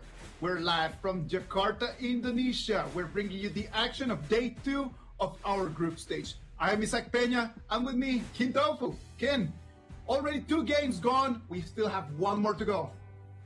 Yeah, and this one is going to be the biggest one out of them all because these are the champion representatives, right? PKL champion, Blacklist, IKL champion, Bigatron by Vitality. Now, they have been in a different state of position, right? Blacklist, still the same 5 guys, but Bigatron by Vitality, a super rework. How's this going to work out? I'm telling you, man, if after what I saw from Bigatron by Vitality yesterday, if they can do exactly the same performance, same coordination, it's going to be a tough day for Blacklist. I'm telling you, Okay. after watching both teams yesterday, we can have already our very big understanding of what they have prepared for this KIS4. I see it this way. Blacklist, they wanted to measure themselves against the highest standard. So when they chose their group, they were thinking about who do we want to play against? Well, give me Nova, give me Bigatron. So they're actually looking forward to play against the best teams in the group stage. On the other side, Bigatron by Vitality, they come in Tranquil and +4. Just that. It's just Tranquil +4. The difference right now is that the 4 that you're putting around Tranquil right now allow the team to have a multiple core. In the past, we've always just hesitated if this is a Tranquil show. It doesn't seem to be the Tranquil show no more, man. It just seems to be like really Bigatron by Vitality, where they have multiple cores, and Tranquil is one of those cores. Yes, I like it a lot, right? This is where you really get to test the potentials. Number one, bringing back that idea of Blacklist choosing the strongest of the strong to come compete in their group. This is a mark of champion material because in order to be the best, you have to be the best. Forged or reforged, a clash of cohesion and change. Is it gonna be stability? Is it gonna be the long build chemistry? Or is it gonna be the new Avengers coming in from BTR? It is gonna be a tough match for both sides, and it's gonna have a lot of different highlights. It is gonna be an interesting one because we're gonna be able to see. I don't think that this is gonna end up in a 3-0 clean sweep. Oh, for sure not. This one is going to be even tighter than the previous series. And the previous series was already a showcase of IKL versus PKL. Now this is the best out of the best. We'll take a look at the stats down here. Kill participation. This is why Bigatron by Vitality, I feel, is so scary this year. 65%. They are in it to win it. Well, the problem in here is that yesterday, you see the kill participation just so low coming in from Blacklist International. You gotta remember that yesterday we're playing against Nova, right? They're playing against Supernova, and it just took them, it was a very difficult game for them. So I would not even dare to say that the numbers are fair for them. I want to stay with what I saw yesterday with my own eyes.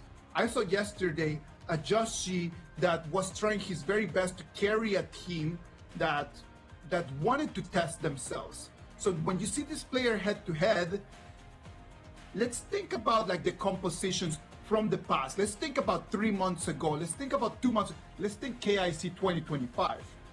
When you compare the numbers from Joshi and Tranquil, it's clearly not gonna be the same player head to head that you have right now on screen. Fully agree. This one is going to be one for the history books. I believe we will get the actual stats at the end of this series, right? That is the one that you can use to kind of preempt and calculate, okay, what's going to happen for the year of 2026? And of course, these stats will continually change because both players will improve, both teams will improve. From yesterday's performance, I could say that Tranquil helped his standard. We know what he can do. We know that he is such a gigantic jungler in the Honor of Kings scene. He helped himself. He had that weird pick of the Levi at the end that did not work really well for him, but at the end of the day, they were able to take the victory. But besides that, Tranquil yesterday's performance was actually pretty level.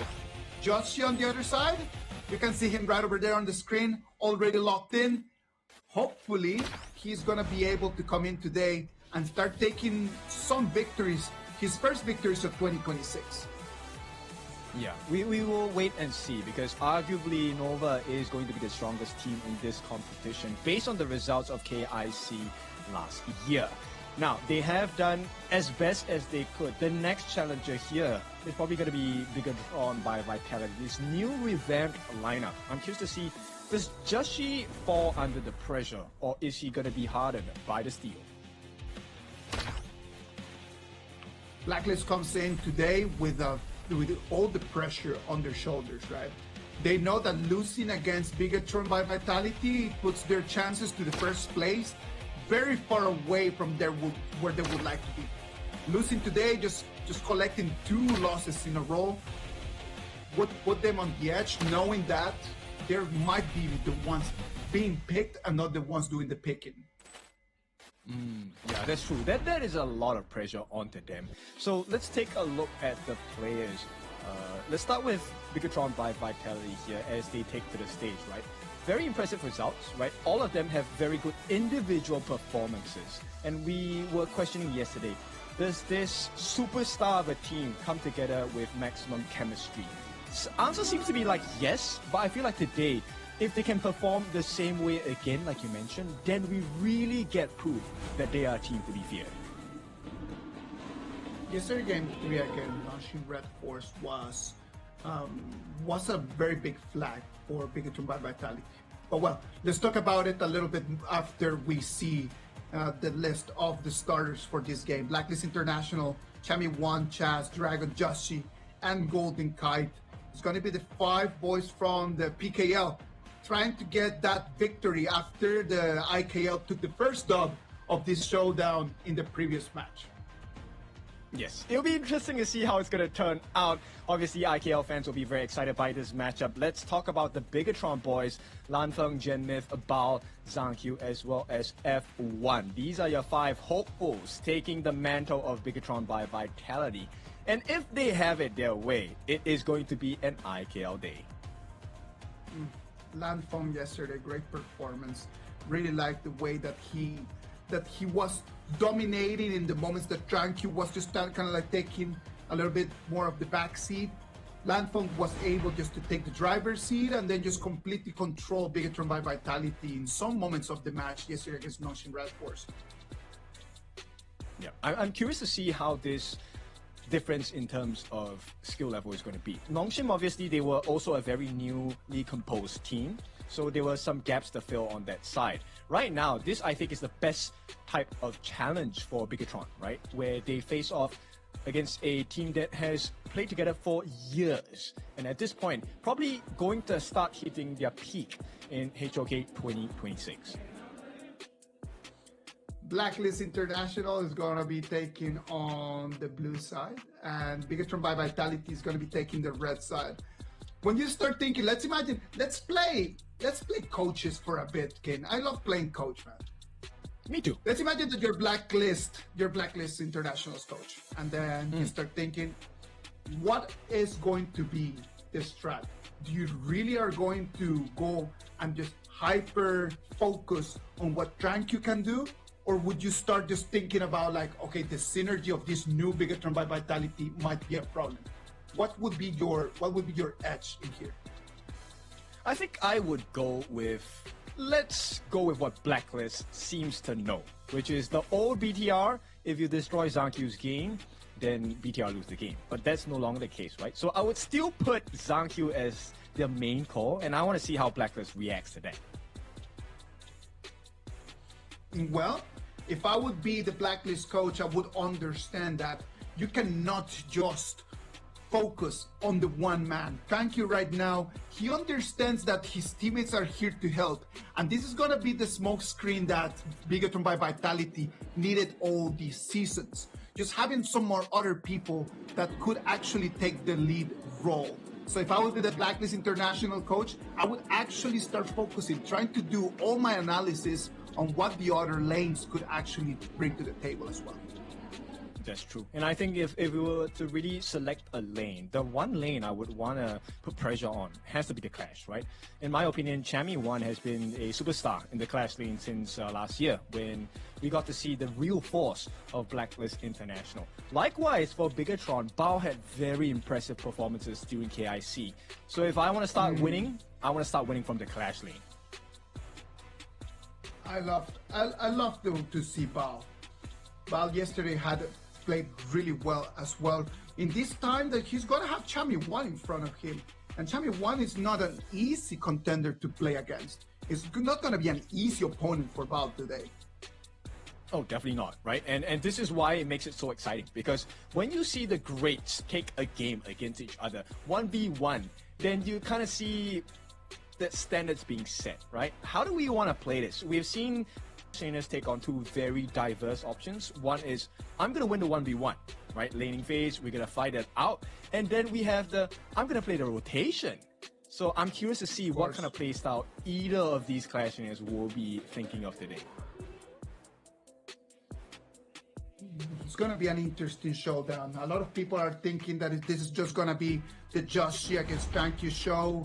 But the truth is that here in Jakarta, in this KIS4, it's going to be really a 5v5. Can Blacklist really break the code against Bigatron? Let's wait and see as the BP for this game, number 1, is going to start. Match 6, game 1, best of 5. Arlie taken out of the mix immediately. Okay, that's a great start. Now, another specialty that Golden Kite has been the channel. I'm curious to see if that's going to be allowed in this game, number 1. But for now, Blacklist International going to follow suit with the stock standard bans here. Fire Ninja Mai not going to be available.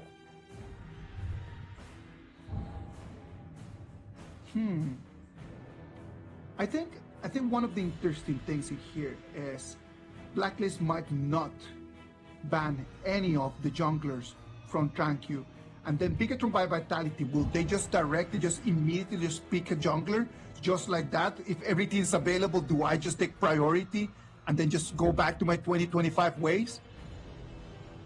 It's gonna be a swing pick over here with the Tricha. I like it. It's a very flexible pick, right? It can go into multiple lanes. Yeah. This opens up the door for counter picks for Bigatron by Vitality. It's now up to Blacklist. Do you want to show your cards? Well, they are gonna have to show something, that's for sure. The Dharma, it's a very good pick. The Dharma against the Tricha over there in the farm lane could be a little bit of a problem, but in terms of the initiation, it's going to be a good one. Two very good initiators over here from Blacklist International. That's going to allow them to be pretty tanky and take the initiative of the fights. And that's a good game plan, right? One of the things that Chicha might struggle with, especially if she does not have the lead, is taking down Mega Tanks. But Bigatron by Vitality, they're going to double down on this burst potential. They're going to ramp up the speed here. Pei as the priority pick for Zhang Q. With Genesis Special, the Nua Celestial. I like it. I like it a lot. Look at that, the Pei just for the early game, and then after that the Tricha and the Nua for the mid and late game. Pretty balanced right over there. Very well done here from Bigatron by Vitality. Blacklist might answer back with the Yukio Tachibana. If you want to go fast pace at the early game, I'm going to match you as well, and this is going to be an F1 race. Yeah, big burst damage potential, very high mobility for both of these heroes. The Swift Strike, of course, for Ukyo Tachibana, and with Tigress for the Pei. Now, then this kind of puts a different focus, right? Blacklist International definitely going to be banning out majority of the roamers, and as well as the potential clash lane or farm lane, because the Tricha can go in either of these lanes.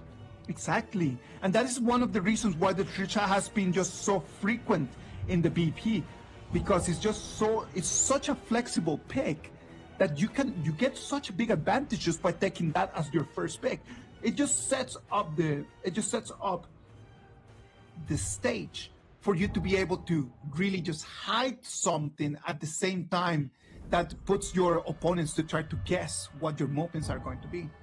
Great mind pick. I feel this is going to be a big change. This Chicha is probably going to the farm lane, right?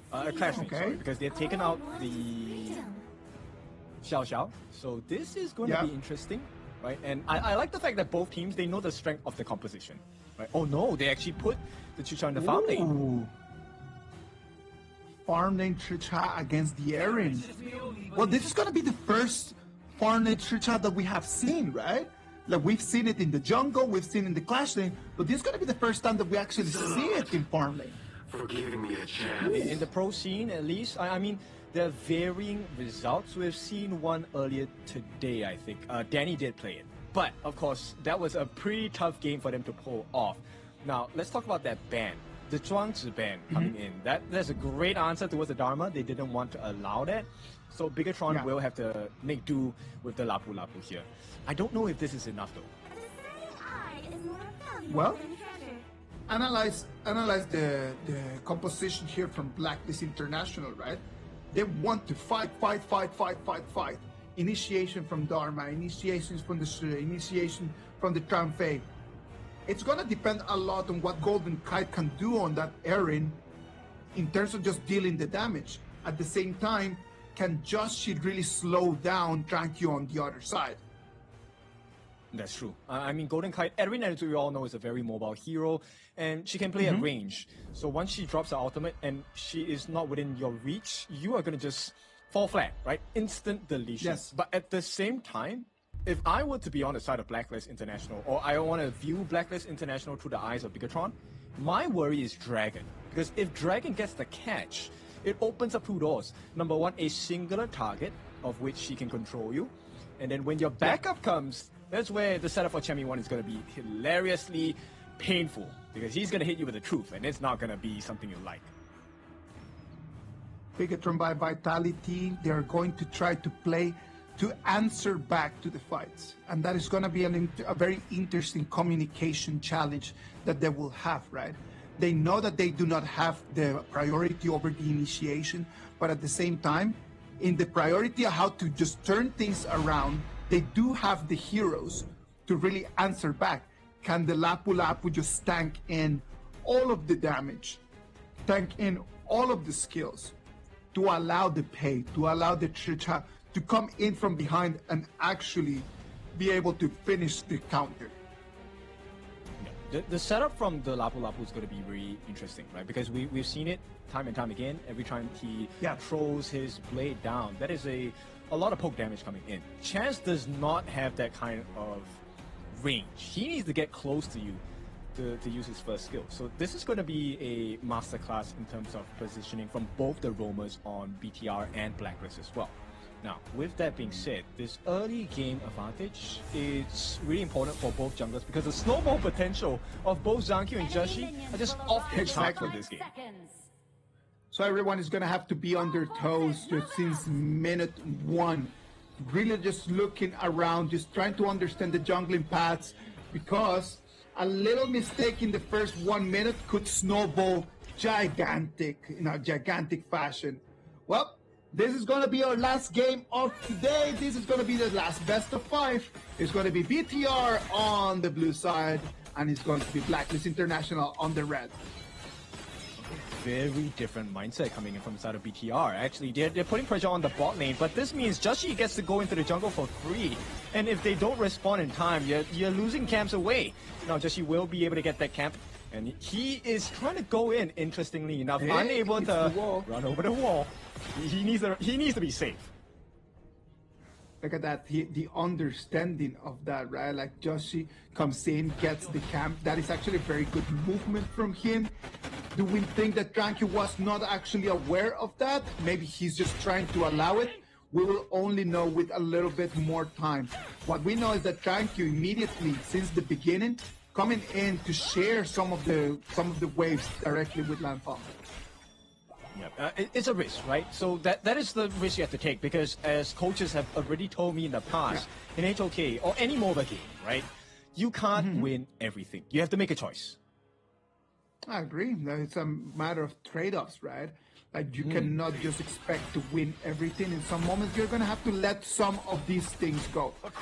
Now, letting things go is not going to be good for any of them, as right now we can see the rotations already just sucking in so much damage in the middle. He's not even level 4. That's going to be a little bit of a concern, right? Until he has his ultimate Unbridled Outburst, it's a risk that he's taking. But that risk, that window of risk, is going to be a little bit cut down. He's going to be level 4 soon, and you can see F1 as a Lapu Lapu, tanky as heck. Very, very big. I love the Lapu Lapu, man. It's so nice. Golden Kite taking extremely low right over there. The reinforcements are going to come back. Ooh. Annihilation coming in. He knew. He was waiting for that. Yeah, this is the mark of like strong players, right? They know exactly what their opponents are thinking of, and that was a nice juke by the side of Golden Kite as well. Probably has the help of his teammate to let him know that, hey, there is a potential the Genmyth Nuwa is going to try and come for your life. Play safe. Yeah. Communication is going to be key in order to find success in this game. We can see in terms of the jungling, Joshi being a lot faster than Tranky on that side, right? You can see that he's got a faster control over the resources. So you can see him being a lot more mobile. Yeah, and this level advantage is scary not just for Zankyu, but more importantly is members like Genmyth as well as Lanfeng. These are the two primary targets that if Joshi gets his hands on, it's almost a soft guarantee they will be taken down. Very balanced in terms of gold. Okay. But look at a Golden Kite. Nice save coming in from this side. Annihilation will not hit the mark as well. Golden Kite knows exactly what they're trying to do. And with that Unbridled Outburst, it's going to be landed down onto F1. But this guy is a tank. He should be able to escape. Lanfeng maybe not as lucky at this point. Joshi unable to find that marker, that timing as well. But look at who's hiding in the corner. Chami1, known for flanking and getting the responses that he needs to. Chami1, he's going to start walking towards the sidelines. Comes in with the flash. Finish the job as well. It's going to be 2 kills for the price of none. Look at that, great coming in. You called it, Ken. Chami1 just waiting for the moment for King to jump in. And it's going to be a 2-0 trade for Blacklist. BTR, they've been trying to gank onto Golden Kite, and there's going to be the answer coming in for Blacklist, taking 2. Not only the first blood, but it's going to take 1 more kill into their bag. And this is a beautiful movement from the side of Blacklist, right? So not only do they get the rotation by Chami1, look at the comms from the team. I know you can't hear it, but the fact that Golden Kite is already in the clash lane, making sure they don't lose out on the waves, Blacklist has a rotational plan in mind, and they're doing it. Now that they have the opportunity, it's time for them to start just snowballing with disadvantages. They decide to come in. The Blacklist got the turret, and look at that one more time. It's going to be a 4v1 over there in the mid lane. Nothing that F1 could have done in their King. Yeah, he was tanky, but that is no longer the case. Blacklist now has a 3-kill advantage. They may not have the biggest gold advantage, but the burst potential, like we mentioned before, these are heroes that have huge burst potential, especially Joshi. Venomous Staff already done by Dragon. He's sure he's going to have that item available. This is important for us to see. Like, Venomous Staff has become such a popular item for the mid laners in this KIS. Yeah, it definitely is, because it provides a lot of magical damage as well as the anti-heal, and right now that's a prior item because items like the Scepter of Reverberation has been nerfed, and this is a new meta item you need in the mid lane as well.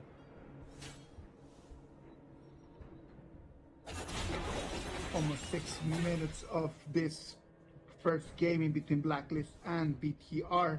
We can see already 1,000 gold advantage here for Blacklist, slowly just taking control of the map and taking control of the objectives. What does Tranky needs to do right now in order to turn things around? The only thing that we have been seeing him is leaping from left to right, trying to clean the jungle, but he has not been able to do any moves. Yeah, this is where Blacklist is very scary, right? Now, if you notice that gold lead, most of it is actually in the hands of Joshi as well. And this spells disaster for the side of Bigatron by Vitality, because this essentially means Joshi can get the kill on almost anyone in Bigatron. Do you feel that Shyvana just due to its mechanics, right? Like, it's got stun and it's got damage. Like, it's just such a complete hero, right? In terms of melee heroes, I would say it's one of my favorite ones. Yeah, I like him too, but unfortunately I don't really perform too well on my own Tachibana. So we'll take a look at how the pros do it. And right now, Blacklist rotation, I have to say, is really clean. They've taken a T2 in a matter of 7 minutes. That's really fast. Well, there you go. They come in with a very clear plan, right? And look at that, 4 against 4 over there in the mid lane. BTR just doesn't seem to be able to find any way how to respond to this. F1 is given the vision. You can always see that F1 on the Lapu Lapu, like he's giving the communication about the positionings from Blacklist International, but BTR can do nothing about it. They absolutely cannot, right? Because Chami 1 is such a dominant... Oh, hang on. Chami 1 gets the setup here, unable to find the finish. And as I complimented him, Chami 1 will be taken down. Joshi now will be able to make it out safely, but the damage has been done. They've figured out a formula to deal with Chami 1, and that potentially could change Bigatron's playstyle here.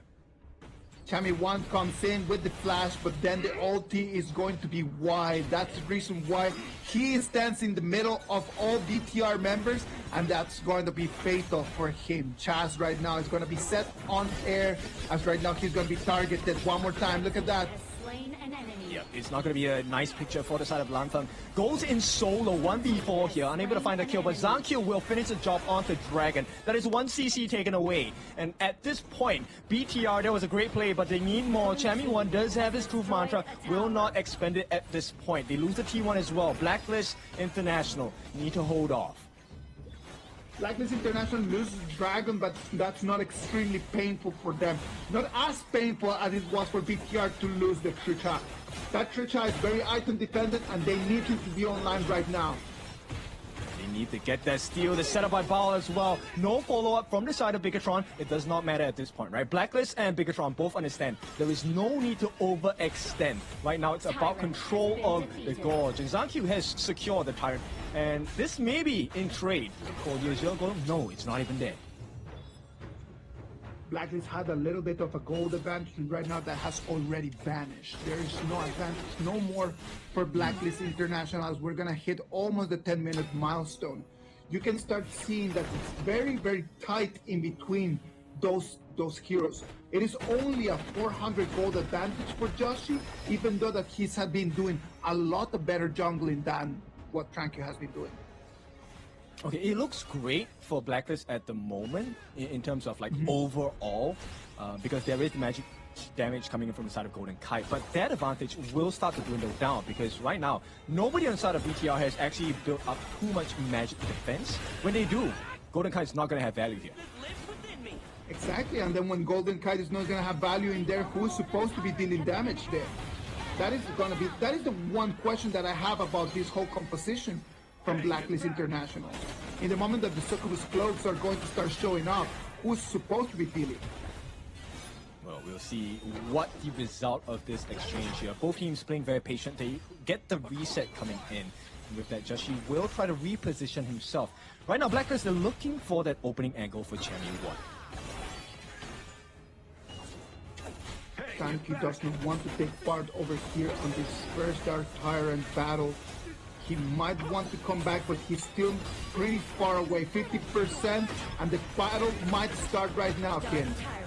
Oh, he actually got it! He steals away the Tyrant! And with that, BTR get a great start. Can they get the back of Joshi as well? Joshi will take a fall. It's a 2-for-1 trade though. Lanfeng is out. Do they have enough damage on the side of BTR? They do! And the chase down happens. Not only that, they also reward themselves with the Azure Golem. BTR walk into Blacklist and take everything.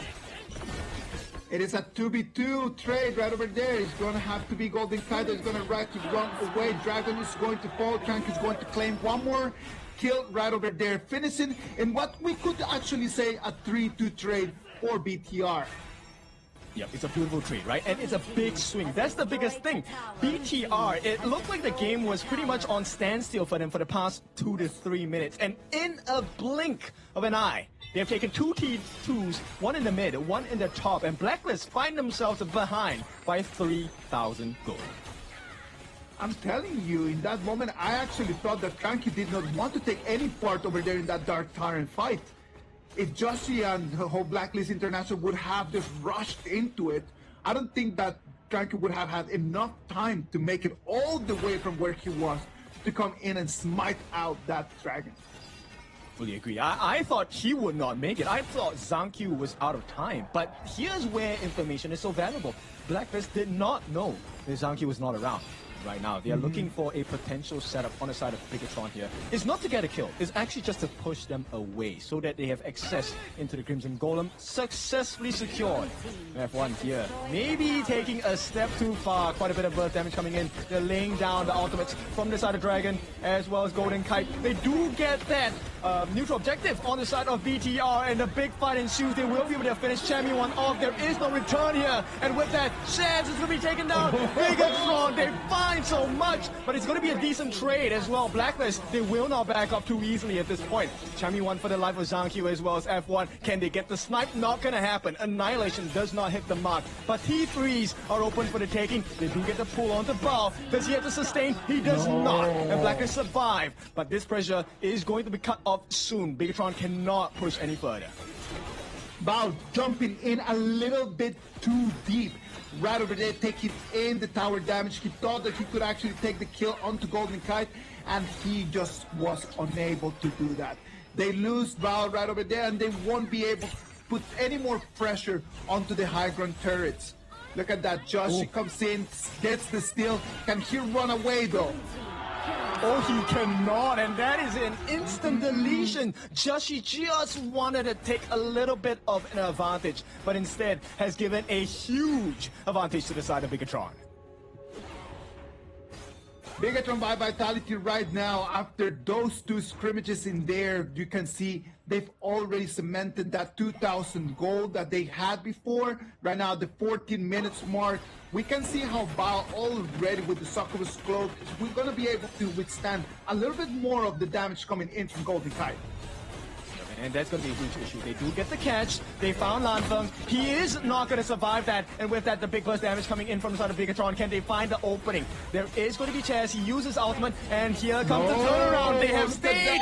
Overstayed their welcome. Bao has to use the flash. Here comes the chase down. Joshi as well. Can he get the stun? All he needs is to get that stun. It does come through. Dragon trying to get the catch as well. Unable to find it. And Dragon finds himself now in the middle of too much damage. Bao, can he finish his job? He will. And at that, the traders come in for the side of Blacklist though, and with that catch, Bao, he did get the catch, but at the price of 4 lives on his team. Blacklist recover.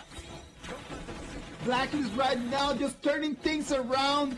BTR taking two rush decisions over there. Instead of trying to slowly taking in the high ground turret, they tried to go in for the kills, and in two different attempts, two different losses. And right now it's going to be Blacklist, the ones that they're going to level the gold, and they have control of the game. Just will not be denied, right? You get picked off for the attempt on stealing that Crimson Golem. Failed once, doesn't matter, try again. This time, Joshi gets it with no fight back from the side of Bigatron. And Bigatron, this is not a good fight to have. They have Golden Kite as well as Joshi, both having the Crimson buff. Golden Kite right now just having such an amazing performance, man. Look at the numbers right over there. He's already fully stacked, almost 14,000 gold. His counterpart on the other side, Lan Feng, just being the opening that Blacklist is finding every single time. His positioning has not been on point. I think he's hoping that the team is able to cover him. But at this point, it feels like Lan Feng is just moving a bit too fast for the team to catch up.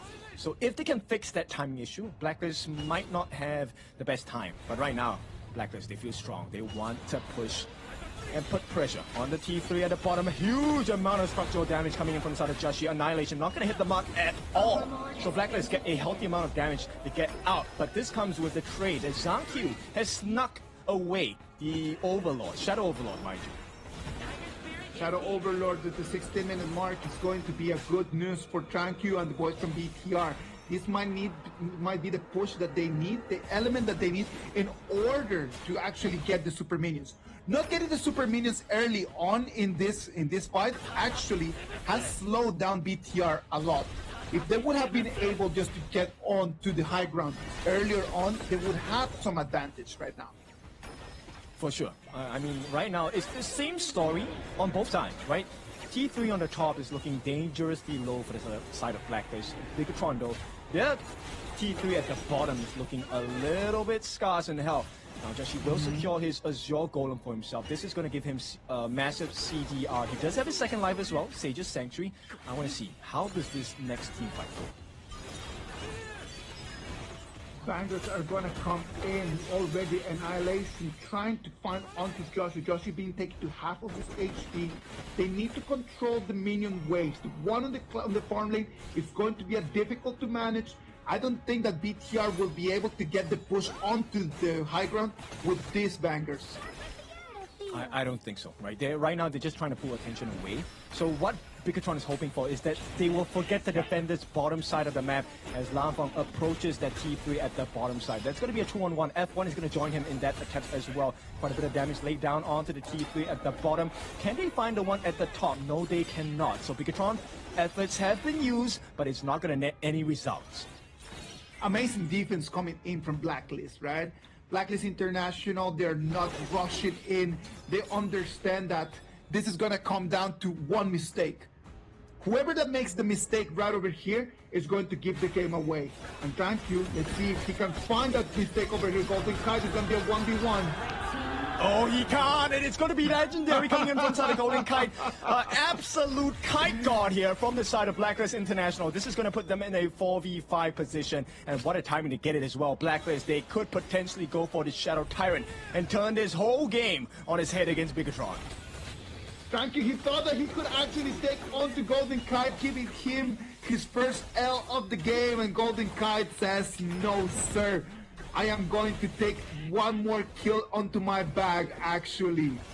Look at this. Right now, it's going to be Blacklist. We talked about the one mistake, and that mistake triggered that right now it's going to be Blacklist International taking that last Dark Tyrant, 80 seconds off the buff, and we are 60 seconds away from the Tempest Dragon. This is perfect for the side of Blacklist International. They just have to play the cards right. As long as Chaz gets that perfect initiation with his ultimate, that unbridled outburst, this should be a guarantee here. They will be able to push away the minions for the time being, but Golden Kite is just too strong. He gets the T3 at the bottom. Blacklist, they find a gap in the defense on the side of Bigatron. Ultimate used by the side of Lan Feng as well. Will just push Blacklist back. Blacklist, they don't care, because at this point, 30 seconds away from the Tempest Dragon, it could be their game to win. I don't know if it was just an illusion, but I just saw Lan Feng just dealing damage and then HP bars not even moving. Is it that he does not have the items? What is going on right now with that Chicha? Okay, they did miss the ultimate onto the side of Chaz here. This could be a big win for the side of Bigatron. They just have to finish the job. But Blacklist, they know what to do. They're going to start backing off. How it's going to be used. Zhang does have his double life here with the Sage's Sanctuary. The chase down does come in. Where is the support from Bigatron? They need to protect their jungler. 2v1. He will make it out. Zhang safe for the time being. Safe for the time being, but look at that, at what cost, because right now it is going to be Blacklist International. They have control over the waves. Zhang is going to have to spawn over there at the bottom lane, and in the moment that he does that, Joshi and the boys from PKL, they know that it's going to have to be Tempest Dragon time. Yep, they will start to position themselves around the Tempest pit. So Blacklist International, they understand what's at stake. They don't have to rush this. They already have an open wound on the Bigatron base at the bottom. Right now, it's just making sure the waves are in their favor. 20 minutes and 50 seconds of the game. Chami 1 against Chunky over here taking on the 1v1. They know that they cannot take this. The only objective is going to be to clean the wave. Clean the wave and then just go and regroup with your teammates. The super minions at the bottom lane are going to be an advantage for Blacklist. Lanfeng at the backline though, he has found Dragon as well as Golden Kite. He tries to go in for more damage. Annihilation going to be used as well. First life gone for Golden Kite. Can he finish the job? Splendor going to be used by Golden Kite as well. Can they get the follow-up damage? Genlith tries to set it up. They do get the finish. Zhang as well. First life gone. No problem. It's going to be a 1-for-1 trade at this point of time. Zhang, he's doing his best against Chami 1, but the Spritlings have been used to give additional shields. Nice attempt by the catch from Dragon. Wants to push them back. Zhang will not be able to finish the job. Joshi on the back lines chasing Genmith as well. He will get the first life on the side of Genmith. They should finish this. Blacklist should win this fight. And it will be just F1 left with Bao. And it looks like Blacklist have all the advantage in the world. 40 long seconds that Bigatron do not have their damage dealers. Look at this. It's going to be very difficult. It's going to be a 4 against 2 defense. Can BTR do this? The crystal is falling apart. It is going to be the minions coming in. It's going to be a 3 against 2. Can they actually clean this skin? They should be able to. Bao does have quite a bit of lifesteal, but here comes Dragon. If he just buy time, get the control in, they should be able to do it. Lanfeng, you can't dive like that. He will give his life a rampage for the side of Joshi, and still Bao is alive. He's a one-man army standing between the hopes of Blacklist and Bigatron. It will not be that effort though. F1 falling low. Bao, somehow this man is still alive. What a splendor from both Golden Kite and Dragon. They saved, they bid their time, and Bao once again, this man is just made of another material. He's still alive, still life stealing, and this is not even his first life gone. They have found that damage onto Joshi. First life gone for him as well. Zhang left all alone. He will take a fall. Where is the follow-up damage? Stun comes in. That's going to be the end of Zhang. He's out for 45 seconds. Blacklist, nice catch by Chami 1, who slammed them against the wall, but it's not going to be enough. Right now, BTR, they have to be really calculative about this fight. It is not worth to go any further. Blacklist feel the same as well. They will reset and start to prime and poise for the Tempest Dragon. What a roller coaster of a game are we watching? 23 minutes right now, and it's going to be Blacklist International, the ones that have the priority over this Storm Dragon. Look at that, the Tempest Dragon is going to be available, but Bao is going to lose 1 life in there. Yep, CC after CC, Lanfeng is the first one to be taken out. There is a lack of damage for the side of Bigatron right now. Can they do more? Annihilation does hit the mark, but it's not enough damage. Blacklist, this is looking great for them. All they have to do is to finish that final blow. Bao gets his ultimate down. He will be able to sustain. He has been the one-man army. He did lose his first life. He cannot die here. Blacklist International, they want to finish the job, and it looks like it will be done. Destiny is not enough. Bigatron, they have to turn tail. Zhang F1, they don't have the extra lives. Stun comes in. Destiny activated for the side of Joshi. He will be shut down, and once again the reactions of the Blacklist members are just out of this world. They get the Splendor down, but Genmith did get the damage in, and once again we are at a stalemate. Hang on, Zhang he has to get the chase. There is no mana for Dragon, and he has no life as well. Blacklist, they did get that structural damage in, but have they bought enough time? Right now, it's 40 seconds for the side of Dragon, but 20 over seconds with Joshi as well as Golden Kite. This is the only chance I feel BTR will have to take the Tempest. Are you seeing what I'm seeing right over here? This is pure mechanics. The Splendor's coming in at the fraction of a second when the Annihilation is just on the mark. Right now it's going to be BTR. Tranky is going to take that Tempest Dragon's going to bag it, and it's going to be the time for them to push back. Are we going to make it to 30 minutes here, kid? I would hope so. I mean, I voted for the longest game to be 25 minutes and more, and boy, am I right. Now, with that being said, Blacklist against Bigatron. Look, Isaac, this is insane. The amount of times both Dragon and Golden Kite use their Splendor at the very last second to dodge the Annihilation, that is insane. It is just perfect execution, man. It is just perfect. It's just, it needs to be to the millisecond, and they're being totally on point. Yep, and the tides are turning right now. T3 at the bottom, secured by the side of Bigatron. T3 in the middle, gonna fall as well. And right now it's a barren base. The tides have turned. Everything is in favor of Bigatron at this point. Too many people have lost their Sage's Sanctuary. Now we're left with Chaz as well as Chami1, the last two members on the side of Blacklist with that extra life. Joshido, this is a weird rotation. If he gets caught out here, this is going to be disaster. It's a 4v5 at the moment here. The flank comes in from the backlines. Bao keeps his eye on him. Get the stun in onto Joshi. They can't find the damage. Chami1 did find that Truth Mantra, but it might not be enough. In the backlines, Chaz is trying to hold off the rest of F1 as well as Blanco, but it might not be enough. The base is open for the taking. They just need to finish the crystal, and it's looking like Bigatron have won game number 1.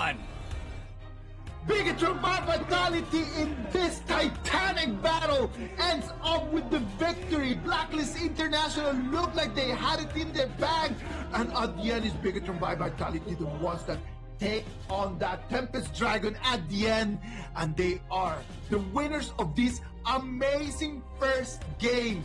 We knew this was going to be the highlight, maybe not of only today, but maybe the highlight of the whole group stage, ladies and gentlemen. What an amazing feast we had right over here. Excuse me, this is supposed to be group stages. This is not a grand final, but it feels like it here because we have the champions of each region here between IKL and PKL. Now, this is a great start for the Bigatron boys, but Blacklist, that was a big performance. It shows you the quality that the PKL boys have, and I think we're in store for a long last series. Oh gosh, this was such a great game. Pure gas, man. I'm loving it. Please give me more of this. What about we just go on to 5 games and then we just finish casting here at midnight? I am going to love it, man. This is insane. This is exactly what I was looking for since yesterday. Total madness. That is exactly how you could describe this game. Total madness.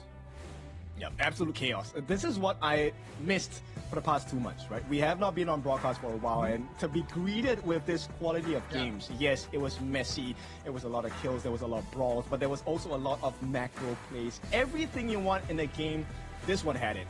And this is just game number 1. We still have potentially 3 more games to go. 2 more games to go.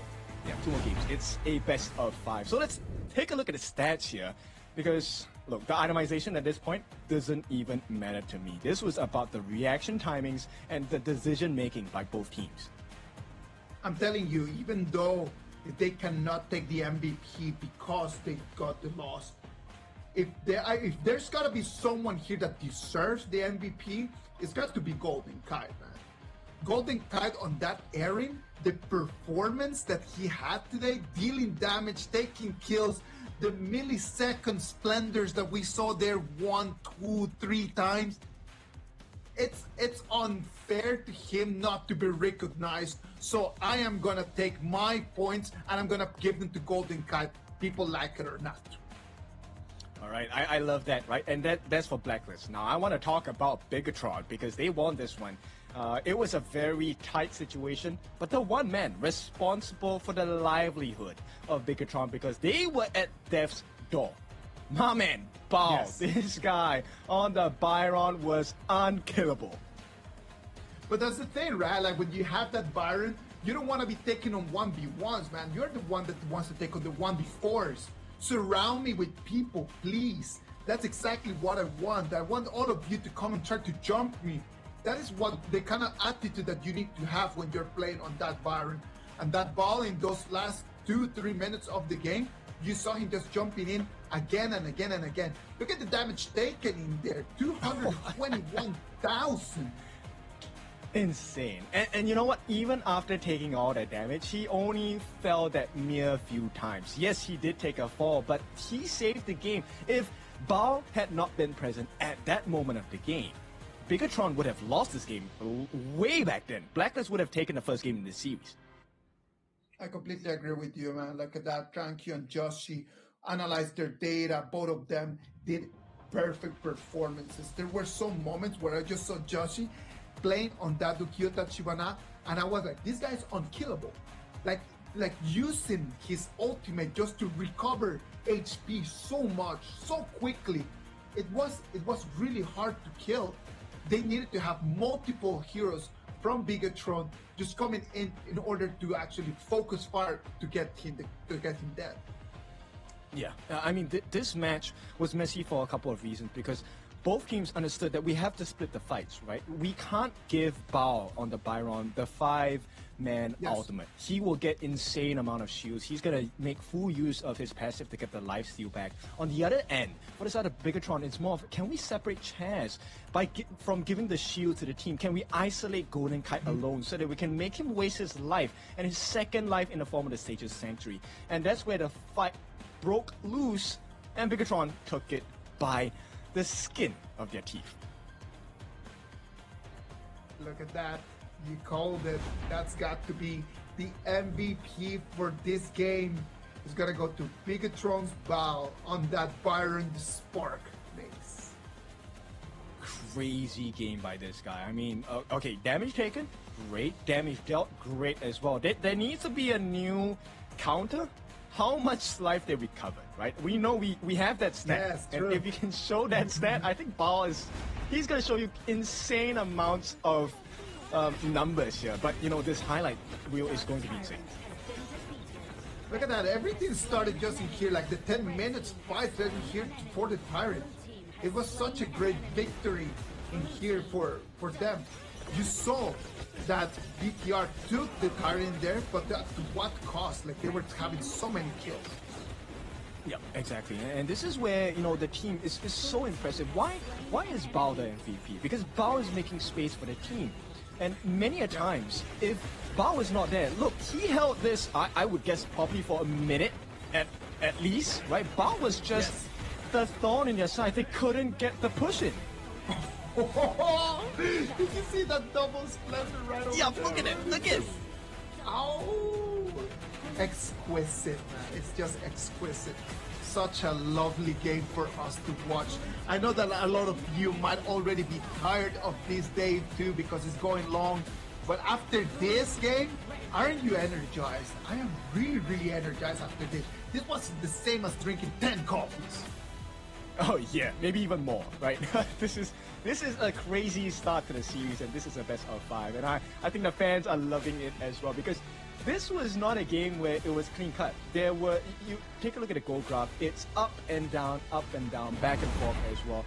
Bigatron and Blacklist, the two teams here, they have given us a wild start to the end of the day.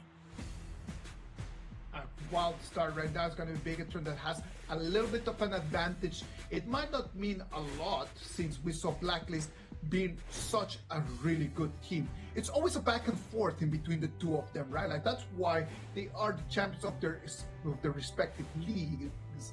So seeing the best of the PKL against the best of the IKL, what else can we expect? What else can we look forward to in the next games? I am expecting more chaos. I'm expecting longer games as well. Now, bear in mind, this is a lineup with double assassins, right? So technically, based on theory, there's supposed to be a lot of burst damage, right? So when they start playing tank jungles, can you imagine how long the game's going to be? Maybe 40 minutes, right? I mean, I'm joking. I don't think it's going to be 40 minutes, but it's going to be interesting for sure. That would be lovely. I would not mind for a 40-minute game, but I know that there's a lot of you that need to go to school tomorrow, so what about you just don't? Ladies and gentlemen, thank you very much for being with us right over here. If you missed it, right now we just had cinema in between Bigatron by Vitality and Blacklist International. Right now, Bigatron has a 1-0 advantage. Let's wait and see what's going to happen in this next game.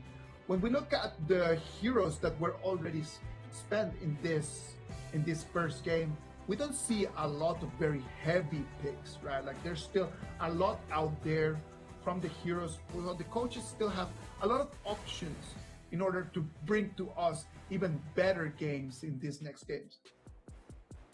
This is why I'm so happy that we're starting the year of 2026 with best of fives. It gives us a lot of time, a lot of picks open up. Now let's take a look at the love that we have been sent. Keep fighting Bigatron by Vitality. Hopefully you can keep the KIS4 trophy right here in Indonesia. All right, we're seeing the different regions, right? The previous message was you can lose to any team, you just don't lose it to an IKL team. Right now, it's going to be different. Messed the opponents up, Puso Pinas. Let's see how that works out for the side of PKL fans. Puso Pinas. Let's go. All right, we have the fans coming in from the Indonesian region and from the Philippines region. I'm loving this. I love that the fans are so invested in this, right? Like we already talked about these rivalries that they're existing in here. I am loving the fact that the fans are so invested. I know that right now there in Jakarta, we had the fans from Dominator before, and we had the fans from Kagendra, and I know we have the fans from Bigatron in there. I can imagine that the energy in there, it's got to be at the top right now, isn't it, Kim? Yes, very intense for sure. Now with another year of IKL versus PKL being set into history, this is brought over into 2026. So this is not just a battle of victories, this is a battle of pride as well, ambition for the year of 2026. Now Blacklist, having lost game number 1, they get to pick the sides, and they have picked up the blue side, Prio pick. Prior pick is going to be for Blacklist International. They might want to just prioritize onto some of their heroes. If Golden Kite is just having such a great performance, let's prioritize around him, right? Like, if the Arlie is available, can we get Golden Kite on that Arlie? Do you think it's going to be available? I think they might, but at the same time, this would definitely mean that the channel is going to be open, right? You don't ban out a channel first pick.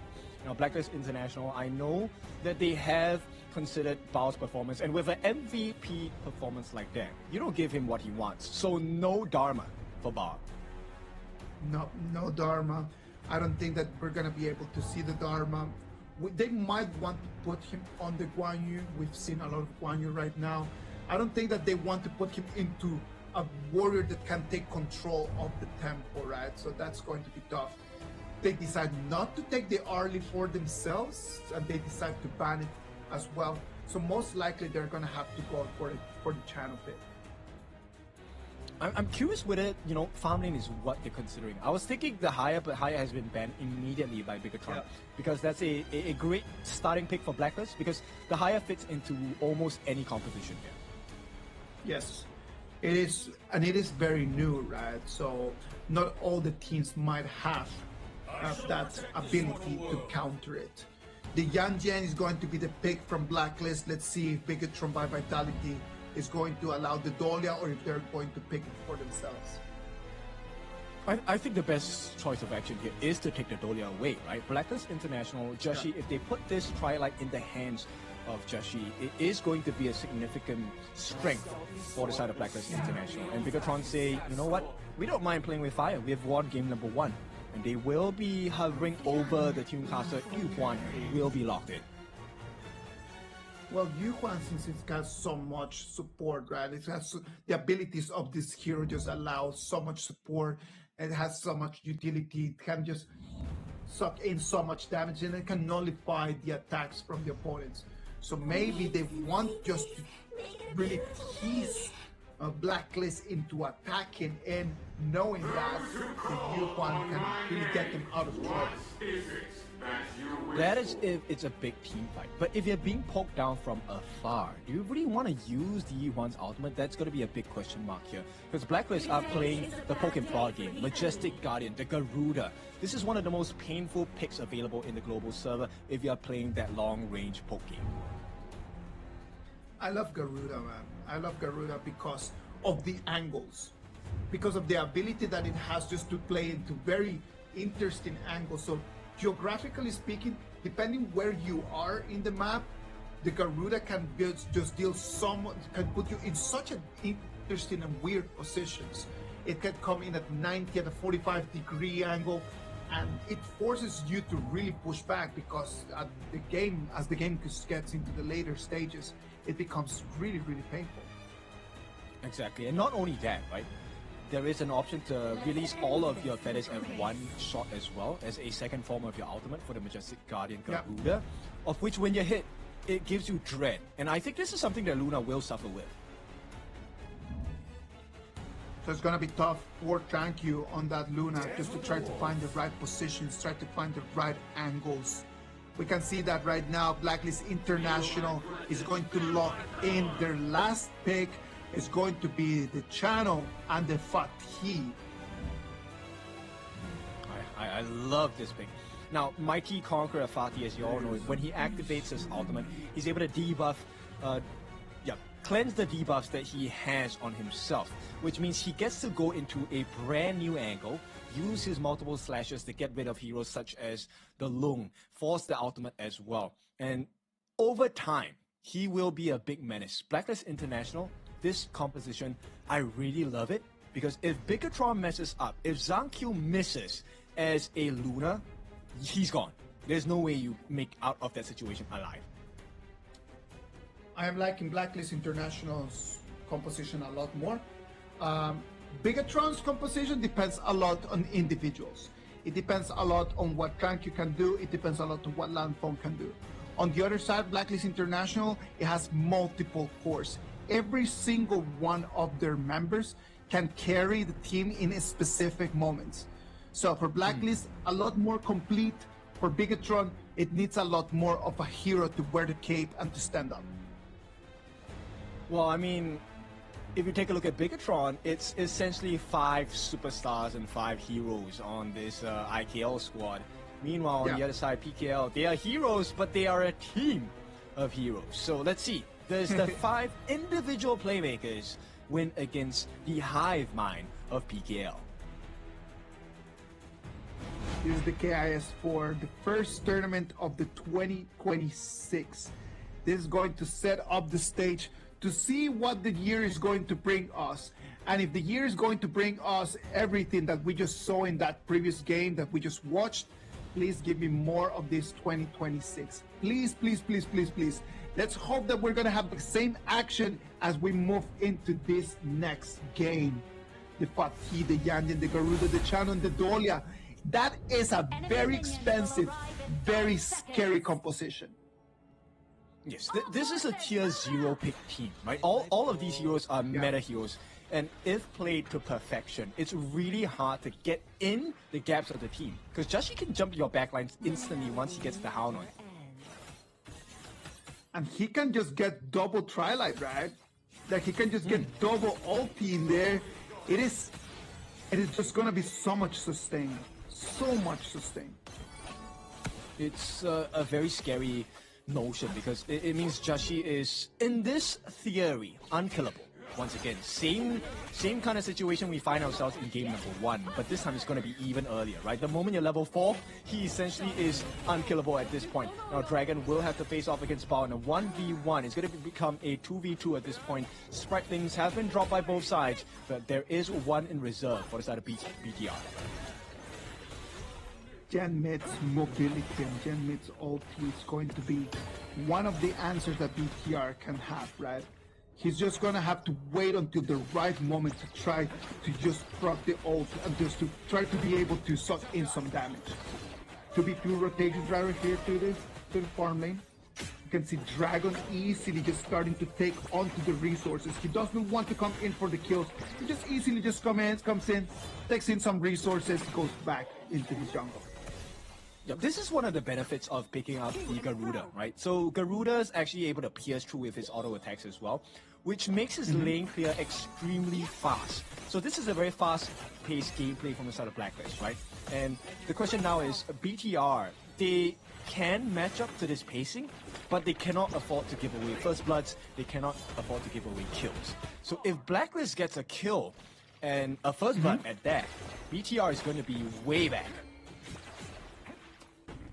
They are playing at the edge of the abyss. They cannot allow no mistakes. Look at that Tranquil with the Luna comes in. He does not want to just jump in right now. He comes in, he just wants to get the gold. That Luna is going to have to get a lot of gold. The one thing that cannot happen is Blacklist just having a timer on their Azure Golem. In the moment that Blacklist has an eye on the Azure Golem spawn times over there for Luna, for Tranquil's Luna, then that's going to be the end of the game. And here we go. It is going to be ultimate landed by the side of Dragon as well. Flash going to be committed by Bao. He's going to be able to make it out safely. But this means at the 4-minute mark, Bigatron, especially for Bao, he's not going to be in a safe position. Might have overextended. Heals come through from the side of Genmip. Who is going to be the first to fall? First blood goes into the hands of Dragon. And Blacklist International rewarded for taking the risk. Yeah, that 2v2 over there. Bao thought that he could actually take on to Chami1 and just get the kill in there. But the problem is that he did not have enough damage. A little bit of miscalculation in there, and right now Blacklist already with the first blood. They're going to have priority right now, and that one is going to be a really good start for the PKL champions. Yeah, Blacklist, this is a great scenario to be in. Now, Zankyu does manage to steal away a task for camp, but we're 30 seconds away from the first neutral objective of the game, of which we all know it has to be the Tyrant Wrestle, right?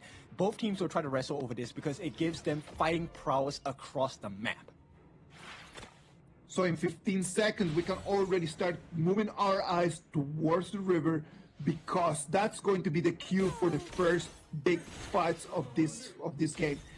As you mentioned before, Dragon just being able to rotate so much more faster than Genmith, it's going to be a problem for BTR, right? Look at this right now. Everyone already gathering together here close to the Tyrant. Oh, that's quite a bit of damage. Here comes a long-range poke from the side of Dragon as well. This is why the Garuda is such a pain. But they do have that ultimate from F1. All he needs to do is to buy the time. Gets a stun in. It's going to be a stall. A steal from the side of Zankyu as well. The fight and choose. They do get rid of Zankyu. Do they find a finish? They do. Bao once again the champion for the side of Bigatron. He is in a 1v4. Unfortunately, that's going to be too much for him to handle at this point. And Blacklist International, even though they lose the Tyrant, they win the team fight. They win the team fight, and the worst problem in here is that Tranquil and Ba are going to fall for BTR.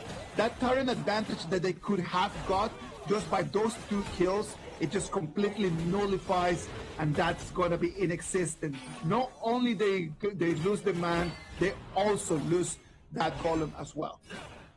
Yep, and this is not an ideal situation. If BTR had stolen that Crimson Golem in response, that would have been even out for Zankyu. But the fact that Zankyu fell once and now is buffless is a huge deficit. His Azure Golem should be spawning soon, I believe, but no, at this point, it is all Blacklist International.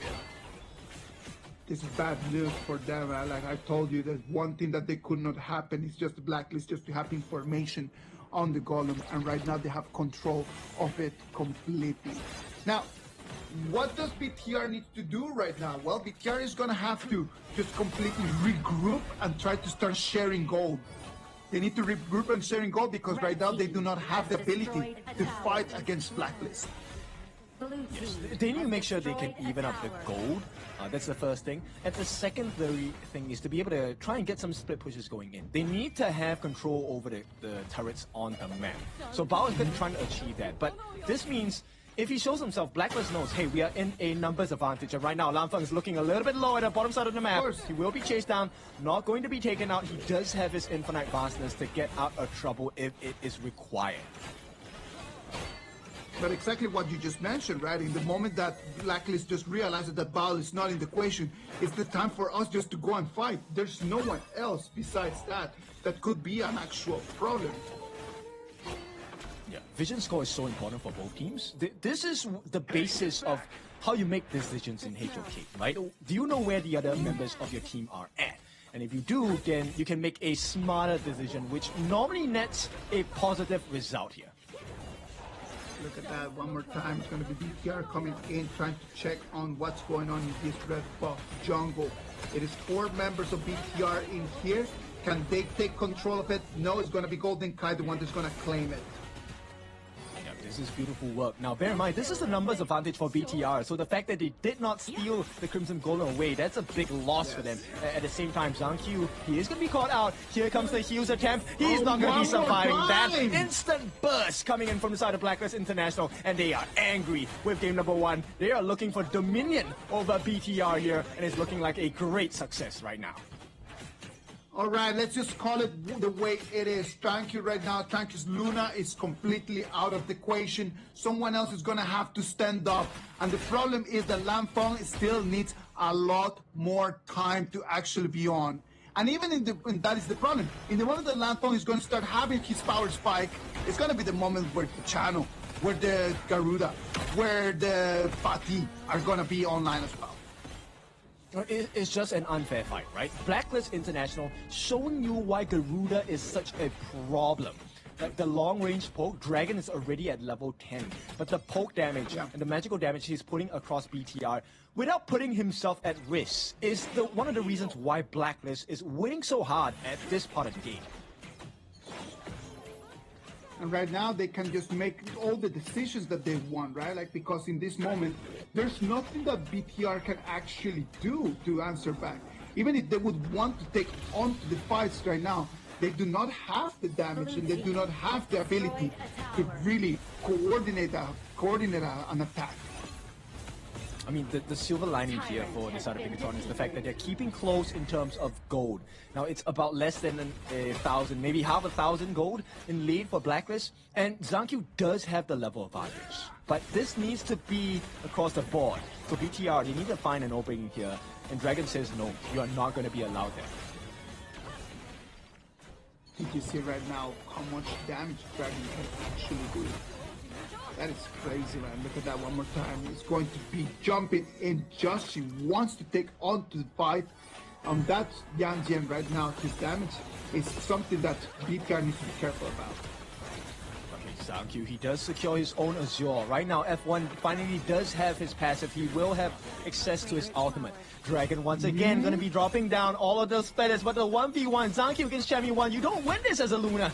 Chami 1 will use his ultimate to lifesteal his way back to full health, almost at that point, and Blacklist still massive control over the Gorge.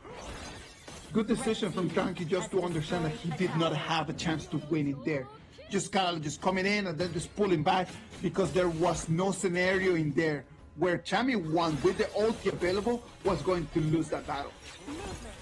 Yep, and you start to see the gaps here. Zhang Q, yes, he can dive in, but this is not an ideal fight, right? Joshi will constantly get the reset by Chaz, and at this point, if you're unable to deal with the poke damage by Dragon, and you're trying to find out where he is and try to catch him, that opens up space for Golden Kite. And we know about having a numbers advantage down here. Here comes Dragon, putting the pain down. Can they get the steal onto it? Zhang Q secures the Tyrant. Is it enough? They have taken the damage. Good job by Genmif. They just need to finish the fight. Bao trying to jump in with the Charlotte, unable to find the finishing blow for the side of Bigatron. And once again, Zhang Q will be taken down. Just too big of a dive, and Blacklist International push and pull, and they have pulled Bigatron to the depths of their strength. You have already won your Tyrant while you're trying to get even more. F1 being taken extremely low, and that Overlord is going to be for Blacklist for free. Yeah, I don't know. I feel like Bigatron has something in their minds that they know we can turn the fights, but it's not working out in how they envision it. And right now, the cost is pretty high. The T1 in the mid is going to be taken for free here. They will have to eat a couple of shots from the side of Lanfeng, but those biscuits, they can eat them all day.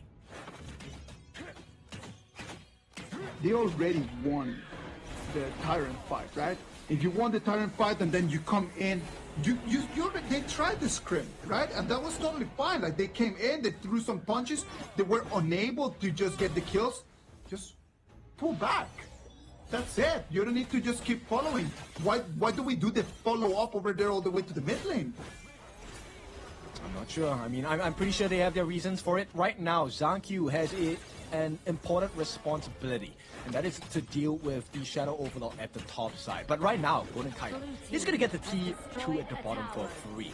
So Bigatron is starting to lose control over the Gorge. You can see Joshi. He is comfortable standing here because Chaz does have his ultimate.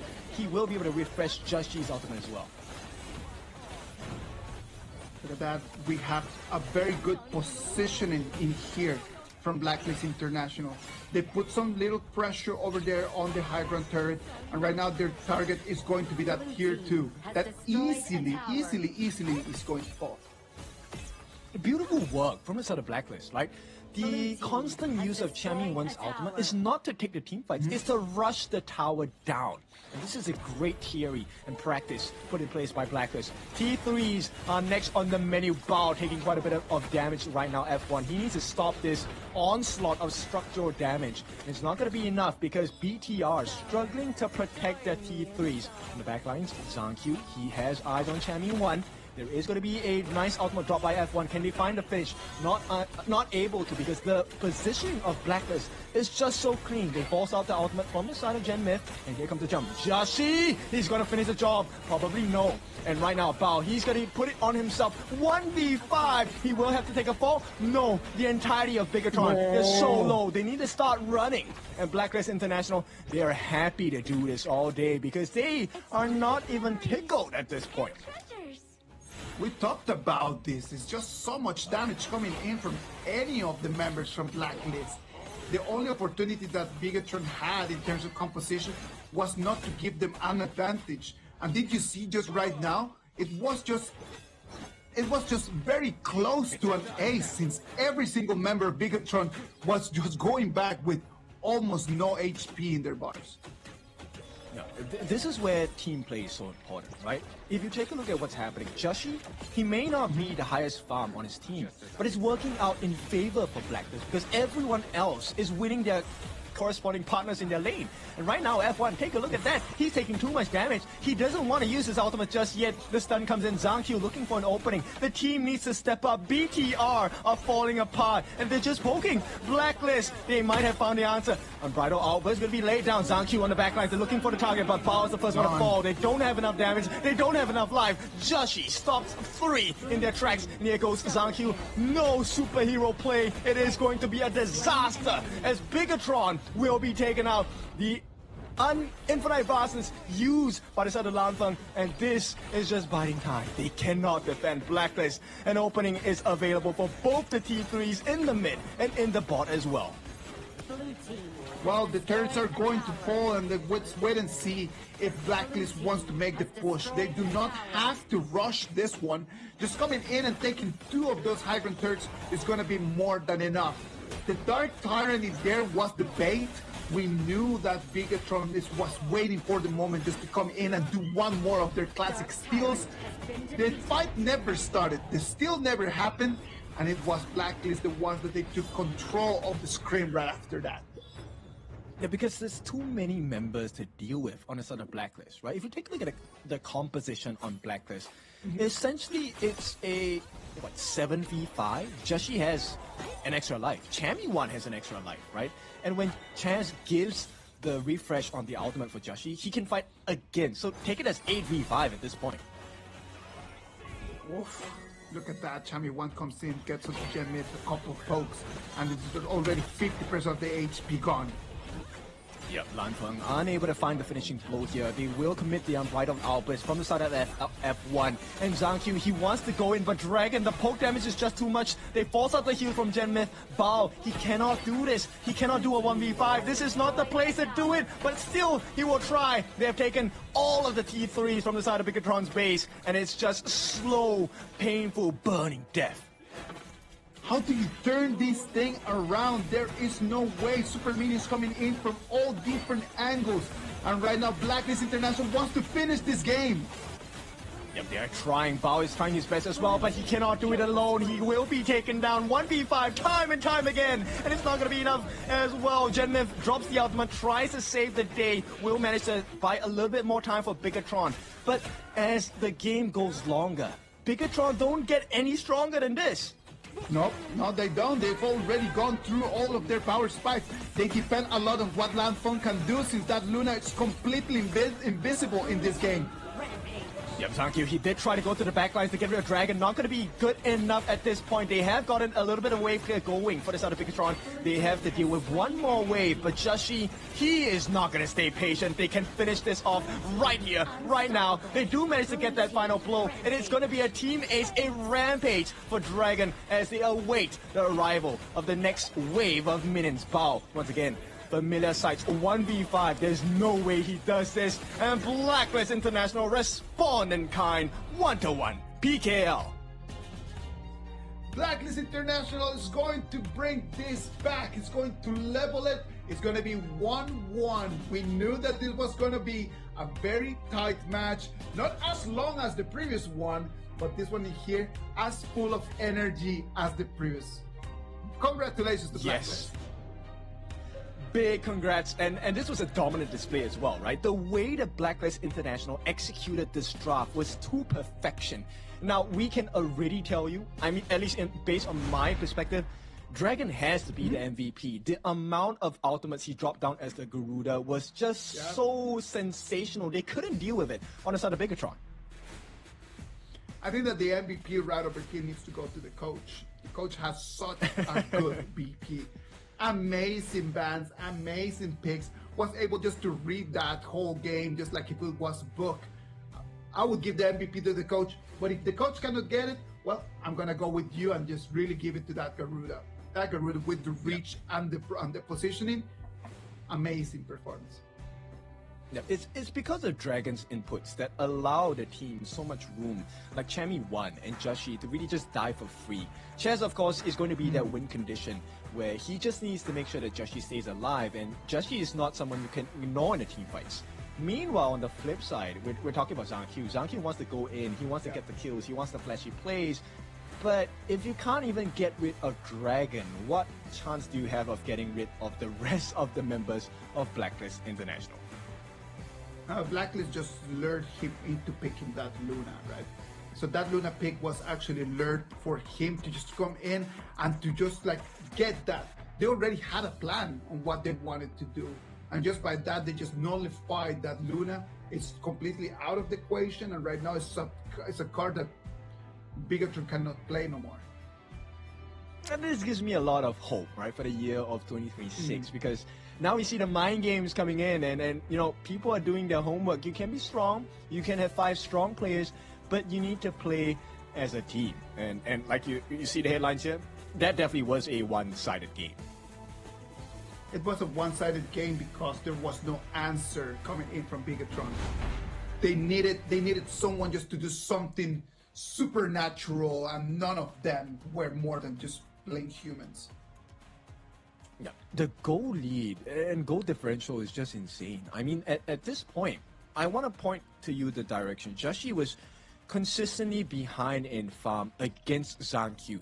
But the rest of the team, Chami 1, Dragon, Golden Khan, and Chaz, they all had leads in their respective lanes. They were out farming, and because they have the extra items, they're able to outplay the members of BTR. Golden Kite just had such a good performance as well, right? Like, look at him, like, look at all the items and the gold that he got. That channel was extremely well fed. Yes, this is one of his signature picks, even from last year in 2025. So this is a result that I expected. But what I did not expect was Dragon to perform so well with the Garuda. He's good as a player, but like this Garuda by Dragon was just completely different. Almost 150,000 damage dealt from both Dragon and Golden Kite, almost making to the 290,000 when you combine them together.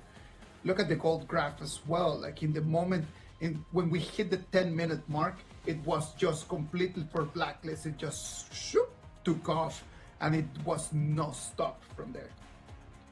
Yeah, it showed you the strength and potentials that you can kind of explore with the draft, right? Chami 1 on that Fatih, the Master Turret Taker as well. Him as well as, you know, the channel by the side of Golden Kite. And of course, we have the insane amount of Pierce from Dragon in that Garuda pick. He was able to poke towers from afar as well.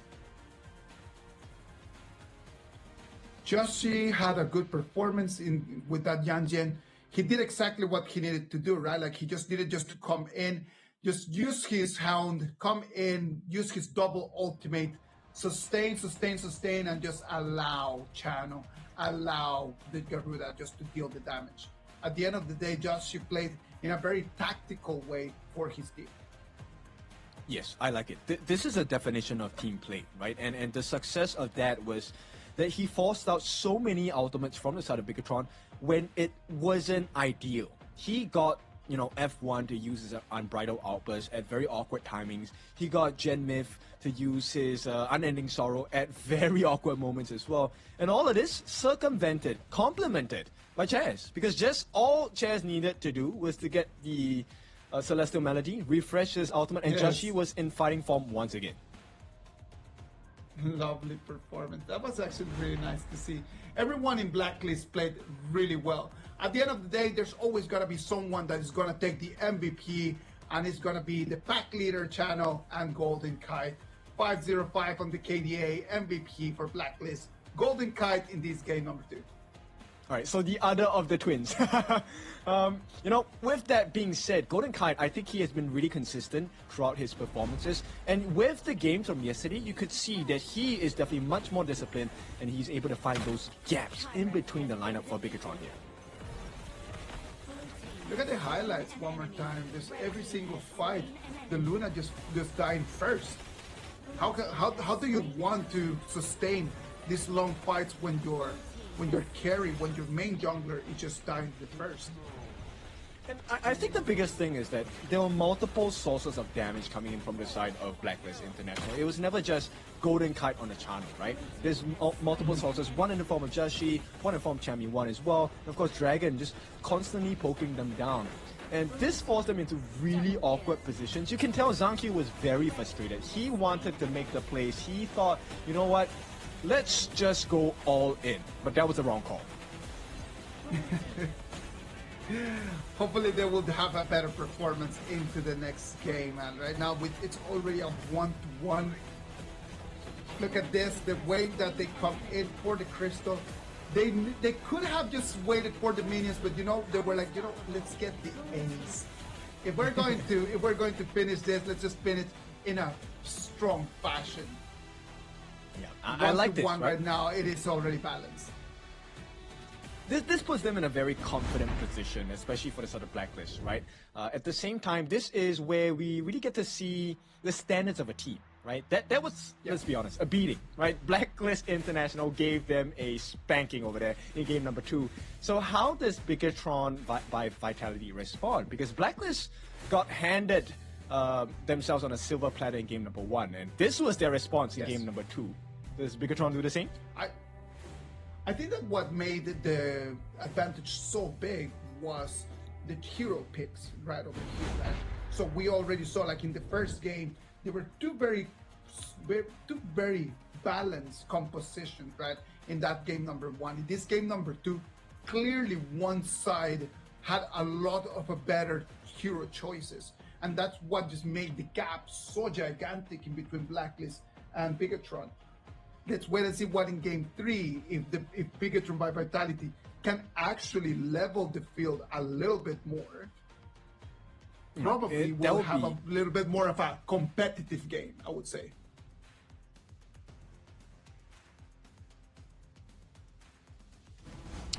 These heroes don't do well from behind, right? The Lung with no damage, there's no way he comes back into the game. Luna with no items, doesn't tank through, doesn't get the shield value that you're looking for, and can't take long drawn fights that the Luna is known for. So with that being said, Bigatron, they will revert and go to the blue side this time. Well, blue side is going to be for BTR, and Blacklist is going to be on the red.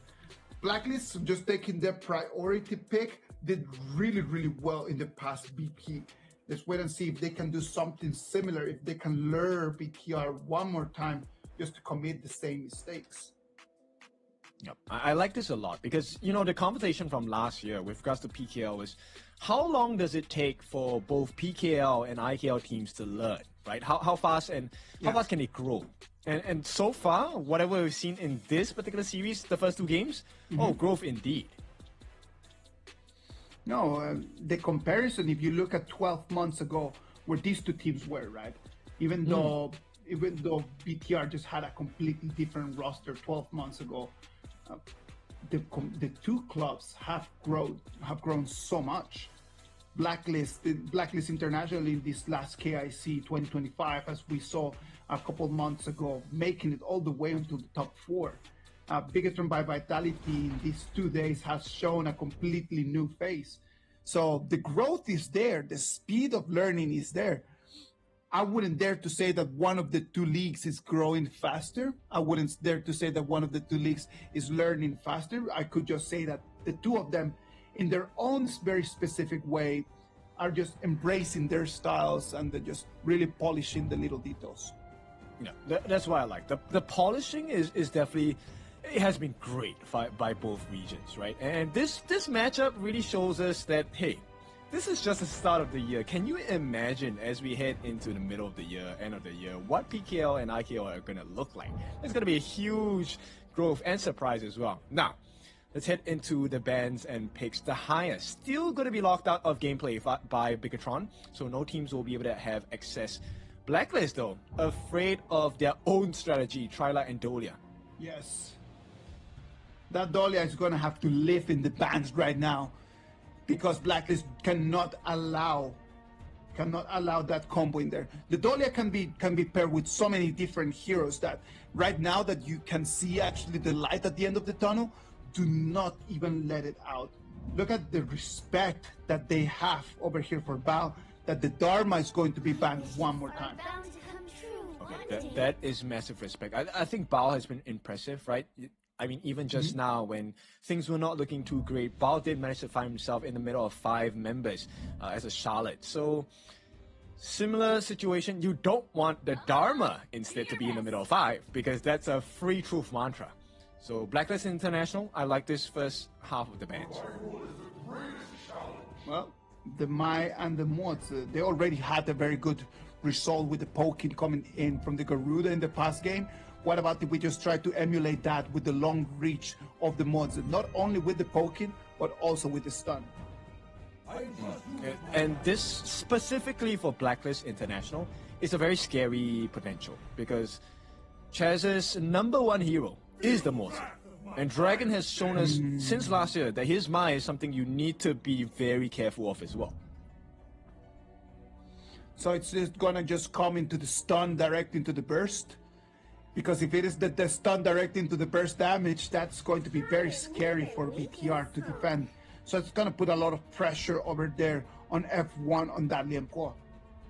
Yeah, but I like it, right? Because if you have the gold advantage, then nobody bursts down a Earthshaker Lianpo. There's no way, right? So, and also if F1 is in the face of Blacklist International, you don't get that combination. So what if you have the Cannon Blast, he is CC immune, he's gonna interrupt all of your skills. We run into the second round of bans.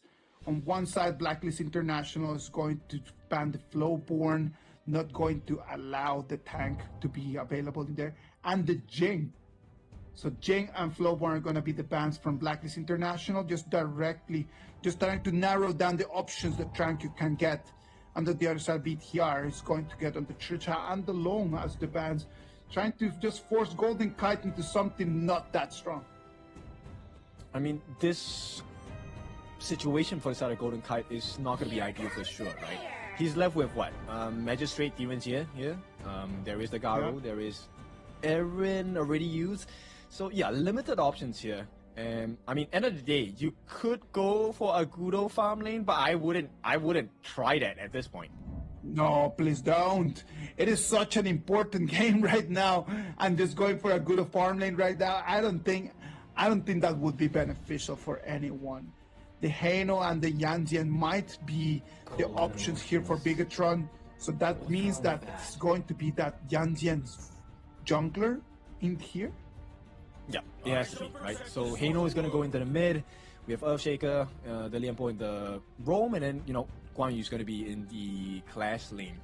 Very interesting setup. I wonder how much value this Heino is going to bring to the side of Bigatron.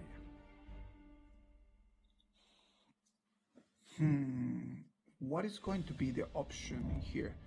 I would say Deerens, yeah, probably. Yes, it has to be. It has to be the Deerens, yeah. It's the last of the. It's the last of the options that could actually work in some sort of way. Now, it's not the best one, but at least the Deerens, yeah, in there is going to give you. If you make it to the late game, it's going to give you a little bit of an advantage. The problem here is going to be the laning stages. Yeah, it's going to be quite difficult at this point. If we take a look at that mid lane matchup first, right? Dragon and Gen Myth. Gen Myth is going to be able to clear the lanes really quickly, so he's going to make that first few rotations, unless Chaz comes in for the help. And this is going to be a situation where things can definitely change, right? If Zanki or Joshi decides that, hey, I want to go for that level 1 invade, it shakes everything up. Well, if Joshi has been playing like that this whole day, right? Like he's been actually just being very, very brave into the first minutes of the game, not scared of actually going and jumping in there, being just daring to take some of the things that are not his. So if we know that Joshi has been like that, BTR is going to have to prepare some kind of a trap for him. I hope they do. I mean, this is something that, at least for today, that behavior hasn't really been punished yet by any of the teams we've seen play today. And, you know, conversely, I think if BTR tries it, Blacklist needs to punish them for it as well. This game is going to be vital because whoever that wins this one is going to get the first match point. And this match point for BTR and for Blacklist would mean completely different things. This match point for Blacklist would put them back into the race to try to get the first place. And the match point for BTR would be able to take them and put them already with a 2 victory, almost sealing the deal for that first place in Group A. Yeah, I mean, getting to choose your opponents is going to be really important, right? Because you're choosing from the 3rd, 4th placing of the opponent group. And that could really give you the highest chance of getting that lion's share of the 100,000 prize pool, which is, you know, 35,000. 35K sounds like a great prize. I would love to start my 2026 with just an extra 35K in the bag. Me too. And here we go. This is going to be a start of the poking game coming in from Dragon. Very nice Kachosins to be able to lay down the pain. And looks like both teams will be not as greedy. They will start with their respective buffs in their own jump.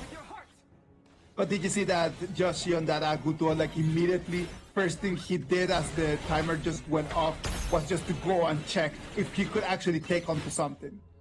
Yeah.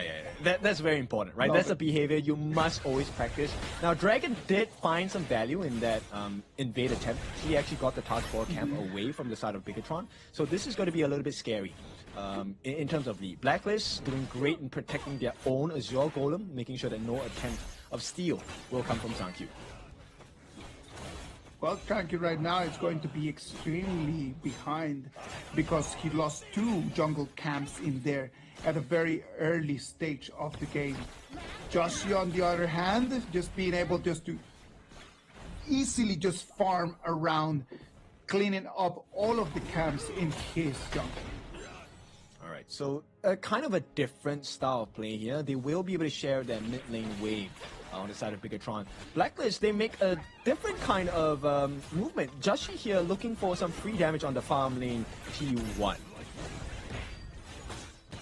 The rotations coming in for BTR, they know that they need to start making some moves. They cannot let the advantage go in for Blacklist X very early in this game. Trying just to rotate together, but there's nothing that they can do at the moment. Very, very passive. Yeah, I mean, they don't want to overextend. That's the main thing here. And Chaz, this is his main hero, so I expect a good performance coming in from this mortar. But right now, Zankyu and Joshi, this is neck and neck. Both of them are level 5.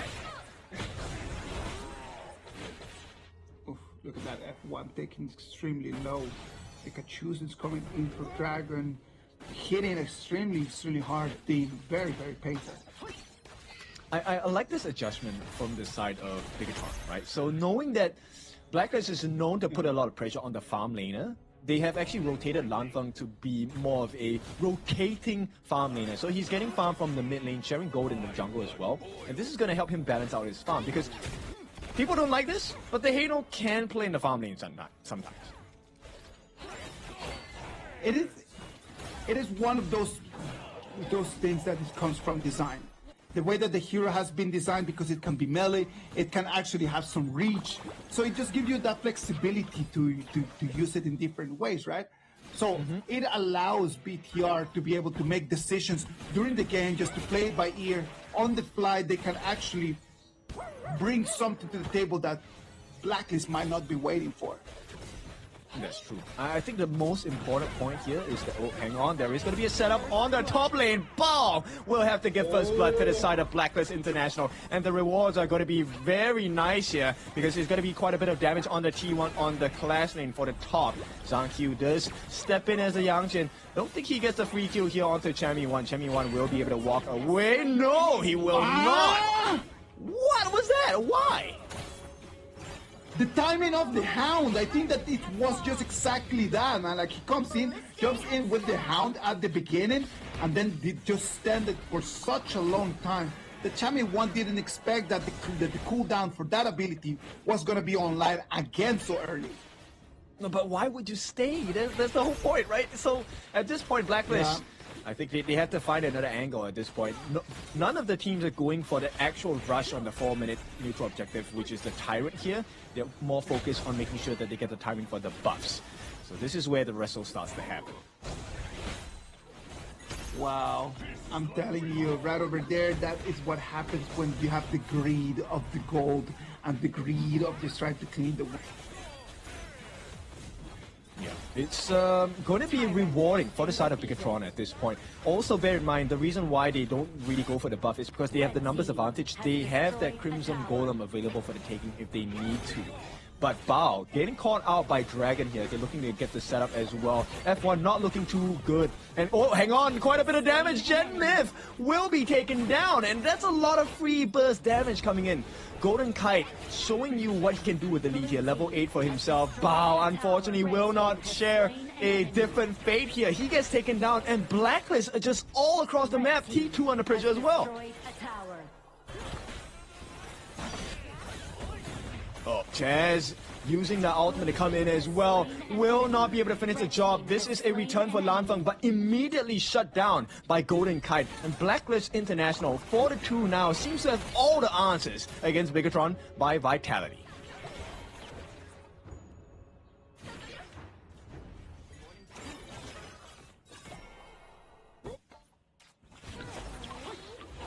Right, it's not looking too good for the side of Bigatron by Vitality here. We'll take a look at the itemization in a bit. Right now, Bigatron needs to figure out where do we go across the gorge, because Blacklist has successfully taken quite a huge chunk of damage and put it onto that T2 on the top. And this is going to be a big concern for Bigatron if they lose a T3 early in this game.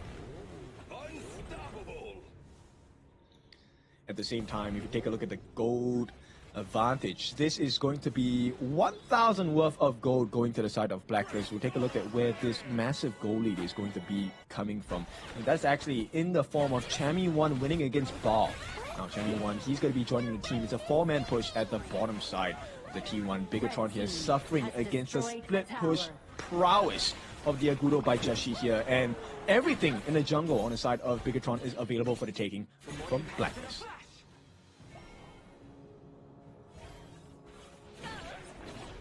As we head into the 7-minute mark here, it looks like Blacklist will try to put a little bit more pressure. Here we go. Zhang Qiu does not know that they're taking that Overlord. This is not the Shadow Overlord. This is only 7 minutes into the game, but Jashi, this is all of the gold advantage you can squeeze off of the map here.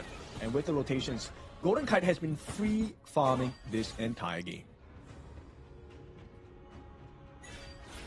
And we'll take a look here. Nice knockup from the side of Dragon. He's not going to be too concerned about it.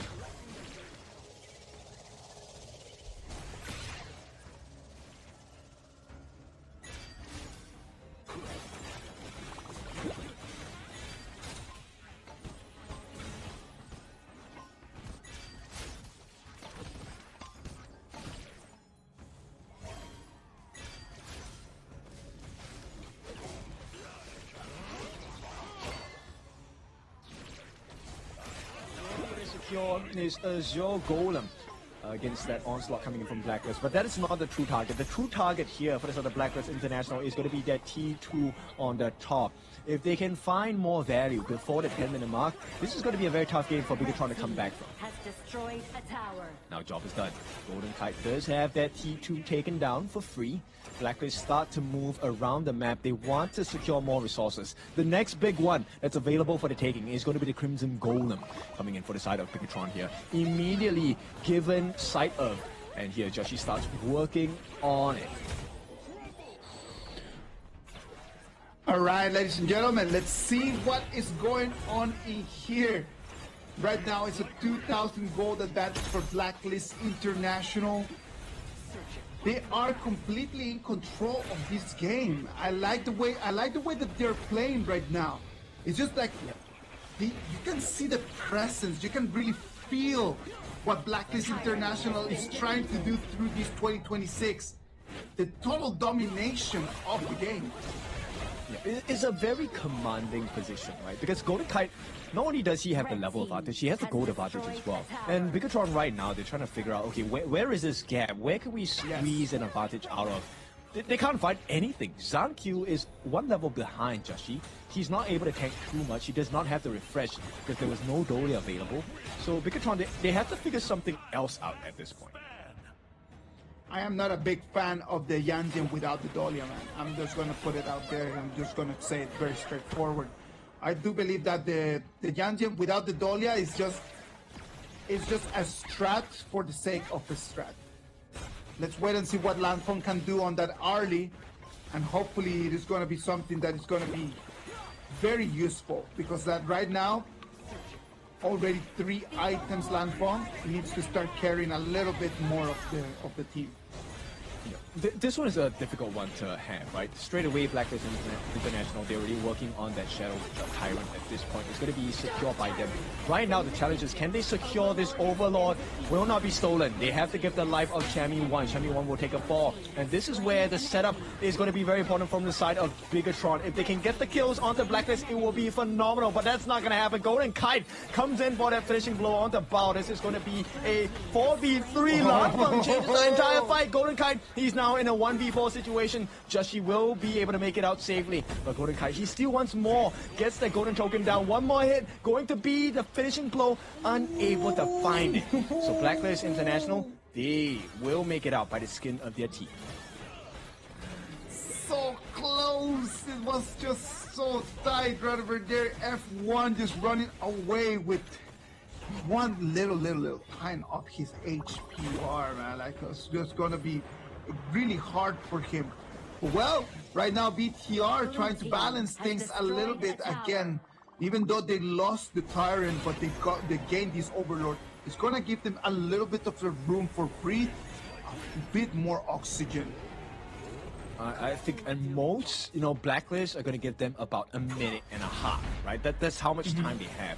But we'll take a look at this previous fight here. Chami 1 giving his life, I thought that was a worthwhile sacrifice. If Blacklist could finish the job here, unfortunately, the ultimate by Joshi did not find too many members. No, if they could have actually come in and steal that Overlord, that would have been totally worth it. But they came in and they just went back home empty-handed. That was a very big issue. Dragon here hiding and waiting for that knockup. Finds the flash initiation, unable to find the finishing blow though. Dragon is dropping so low. Nice jump in from the side of Bao. Can they get the lives on the side of Blacklist International members? No, they cannot, but they can take the T2. Instant answer coming in from the side of Bigatron. Now setting their sights onto the T3s. Blacklist in trouble. Can they stop this onslaught of structural damage? They cannot. No, they can't. Finishes the job.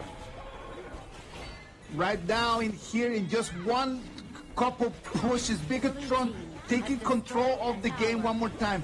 This is just like a pendulum. It goes to Blacklist, then it goes to BTR, then can it just go back to Blacklist one more time? That is the question that we have. But the momentum right now, it is completely in BTR's hands.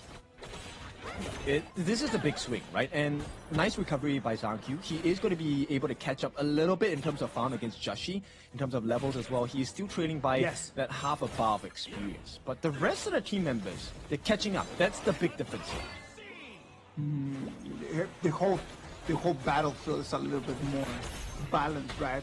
It is just coming in to be a little bit more of understandable. Look at Yan Jian's over there coming in, trying to find the flank, but it's going to be spotted by the Mayin. I think the biggest difference maker here is the fact that Lanfeng actually now has space to work around the edges of Blacklist International's composition here. And because of all these free pokes coming in, Blacklist don't really get the ideal start to the fight. Yes. And that's the issue, right? Like, it comes in when the fight is going to start already their health bars are already just pretty low. It's already like 50% of their health bars and the fight has not even yet started.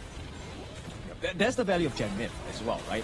As the Hano, all these stacks, look, he's getting the damage in, and every single catch is going to be worth it. Nice catch by Bao. He was the one getting called out. This time, it is Bigatron that finally answers. That's Joshi down, Chance down as well. And the base potentially open for the taking if they can get rid of this T2 in the middle. You can see Zangq already starting to work on the minions. There is no answer. Golden Kite, he was in a great position before. That is no longer the case. The power spike starts showing right now as we get to 14 minutes. We can start seeing that Bigatron by Vitality, they have control. They're going to have a power play for the next 13 seconds, and they might have minions to take all of the turrets down. They do. T3 at the bottom is going to be taken for free. No answer just yet from the side of Blacklist International. In fact, make that 3 lanes all open. Blacklist International now have to deal with a barren base. BTR was losing on the map for such a long time, and then just after a couple of fights, look at where we are right now. They changed the story, took the script of this game number 3, and they completely tossed it in the bin. Yep. This one was Blacklist International putting their foot off the gas, but also because of the way that the draft works. Hang on. This is a huge catch onto Lanfeng as well. He will be taken down. Can they finish the job? Dragon needs to be punished for the sins. He will be taken down. Here comes Zangq as well. Gets the lifesteal. Can they finish the job? The next one to fall is going to be on the side of Chami 1. 44 seconds out of the fight, and they're still in fighting shape here. Gen Myth lands that Scepter of Fate as well, and here are the minions. Zangq looking for the potential end. Wants to go in. Does he have his ultimate? Finally has it. He will be able to push them out. And IKL recover in game number 3. Game set. Series point for Bigatron. What a game did we just watch? Blacklist had the advantage, then Bigatron took it away from their hands, and they're going to seal the victory, and they're gonna be the first team with the match point. Congratulations to Bigatron by Vitality. With this performance, they are 1 game away from their second victory in this KIS4. Yeah, we definitely need to look at the highlights here, right? Itemization, yes. They got to the late game, they got their power spike as well, but they were suffering. Bigatron was not having a good time at all in the early parts of this game. Love it, man. Like, if you can see, at the beginning, I was not loving the way that Bigatron was playing. Like, the truth is that BTR at the beginning of the game did not have any direction, and Blacklist looked a lot more dominant. It was just those little mistakes by Blacklist that allowed the 2-3 fights that just took all the turrets away. It was not even just a very big Bigatron move. It was just 2 or 3 fights that they just consecutively, in just that fashion, destroyed the Blacklist dream. I felt like they just lost vision of the farm laner, right, for the side of Bigatron, right? Lanfeng just suddenly went out of sight, and Gen Myth was always allowed to use the Scepters of Fate to get free damage before the actual fight begins. That did not happen in the early part of the game. Drago was able to get those real engine setups with the flashes. You know, Joshi was able to get the Tumble Furball setups for the team, and you know, out of the blue, it just stopped happening. It was just BTR just replying back to it, right? It was just such a great game. I love the way that how Bao just played on that one. You just coming in from the flank. He just putting a lot of pressure on the backline from Blacklist. that in sometimes you do not see that much that word, right? But just the fact that his existence around just makes the whole team just to be thinking about where is he, what is he doing, and just puts a lot more preoccupation on the brains of the Blacklist players. Yeah, I mean, in a high-stakes match like this is where information is really important. But focal point is also something you have to take a look at, right? So when you're so focused on the other members of Bigatron, Lanfeng gets the poke for free, and he had a pretty impressive scoreline here, 5-2-2. Lanfeng, another solid game by him. Another solid game. He stood up when the team needed him to do, which is going to be this 2026 BTR new DNA of having multiple people that can raise up their hands and they just take care of the team. On the other side for Blacklist, I love the way that they play, man. I am not able right now to see exactly in which moment of the game things just kind of like started falling apart, and what was the reason of these things to start falling apart. What was the reason behind just losing all of those fights? I think one of the main things is the fact that Changmin lost sight of Bao, right? Bao was actually punished pretty hard by Changmin in the early stages of the game. And because of that advantage, they actually allowed Golden Kite to get an insane amount of lead, not just in the farm, but EXP as well. He was chunking the members of Bigatron down. And once they lost sight of Bao, who seems to be this big game changer as well, and allowing Genmid to get those Scepters of Fate down. This is where the so-called downfall and turnaround happened, right? Really late into the game. This was what, 13 minutes plus? And really late and in a very short span of time. Look at how small span of time it is from the moment where we have a 4,000 gold advantage in gold for Blacklist onto the last minute of the last moment of the game. It is what, 2.5 minutes, maybe 3 minutes?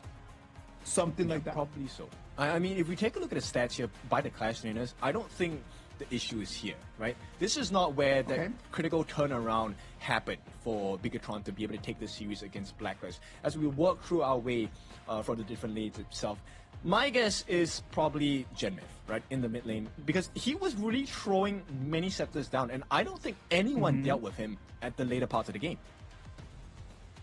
Well, that's one of the beautiful things about having that Hano pick, right? Like you can just deal damage from either short distance or a long range.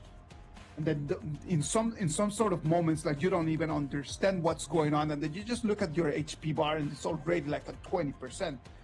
So the way that Genmith played on that Hano, and just the mechanics of that Hano allowed him just to be a very big trouble for Blacklist. In front of him, Dragon, I saw a couple moments where Dragon on that Mai was being a little bit over aggressive, and he ended up paying with his life. Okay. So we get to see the main difference here, right? So the situation that presented itself. Genmith, number one, was able to tank a little bit more for the team. At the same time, because he was the focal point on the side of Blacklist International, this opened up the room for Lanfeng as the RLE to really just go in and get the damage done. And one thing that really complimented them was there was a couple of moments in the later parts of the game where F1 got a pretty nice Tremor Smash. But here we go, MVP. It's going to be Zhang Q for his performance on this Yangjian Trilight. 3-0-2 is going to be the KDA for Zhang Q, the Trilight Yangjian, the MVP. Did not have the best of starts, but then after that, kind of just took responsibility of what he needs to be as the captain of the team and came in and they just allowed BTR to be one step away from their second big victory of this KIS4. Yeah. And this is where the lane matchup matters a lot, right? Changmin was really just giving all of the pain to Bao in the early parts of this game, and you could see when Golden Kite had the advantage, they could not do anything. Genmith could not even use his ultimate to full effect. Yeah, that's the thing, right? Like when Golden Kite has an advantage, there's nothing that no one can do. Like his mechanics are on point, and if his heroes have a little bit of an edge, he can really capitalize out of that. Right, we'll take a look at this. So Genmith is actually laying down the pain here, and this nice flank. Yeah, look, Lanfeng left all alone perfect setup by the side of his F1 roam as well. That was where the damage came in. And once they had the gold to buy the appropriate items, yeah, this game was over. In here, that's one of the moments where I'm saying that might have to just overstep in there. That he comes in, he wants to go in for the kill, but then after that, leaves his team with one less player, one less key player in there. Now, this is a very stressful situation, especially for PKL fans, because right now, if you just joined us, our IKL champion representative right now, Bigatron by Vitality, are at series point. All they have to do is to win one more game, and this series belongs to IKL. One more game, that's all they need. But one more game against Blacklist, that's going to be really tough. If it is going to be the same level of performance that Blacklist has had in this 3 game, it's going to be really tough. Well, what about if we go for a short break, and when we come back, we're going to bring you this critical match of tonight.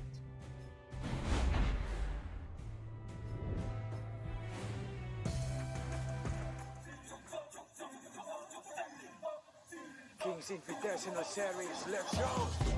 Bertahun-tahun ku ditempa, harap yang karang murka, enemy di setiap langkah, jantan datang mencoba, panggil ku one man army, satu orang 1000 nyali, bel spirit dalam nadi, sini maju ku ladeni.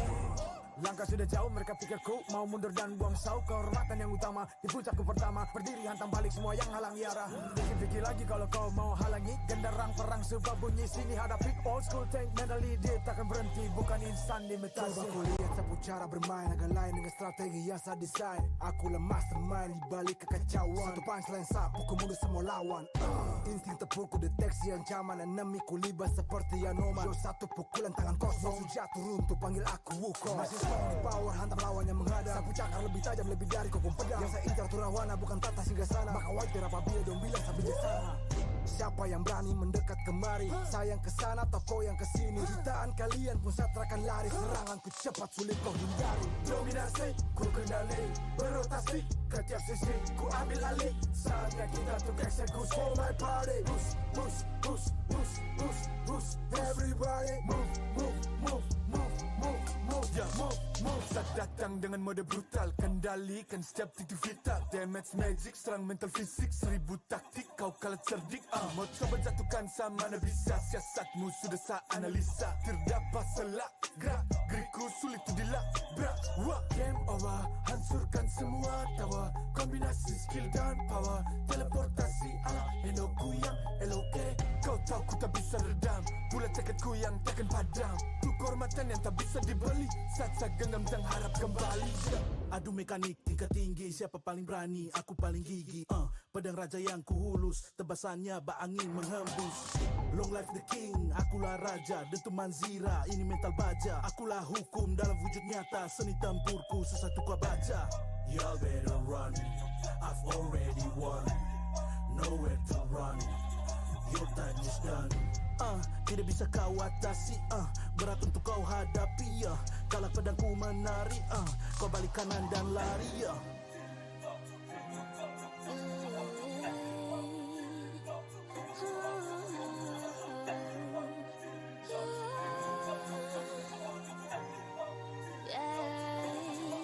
Come get me, go this sing sana. Aku cinta I'm the queen, feel the aura. Orang jajali ternyalain dah. If you want me, profit no ema. Siapa tadi panggil, cause I'm ready. Siapa bilang aku tak punya nyali. Don't try me, ni aku sebut api. Yes, my melody, you can touch me. If you ready, you jajali. Lagi coba lagi.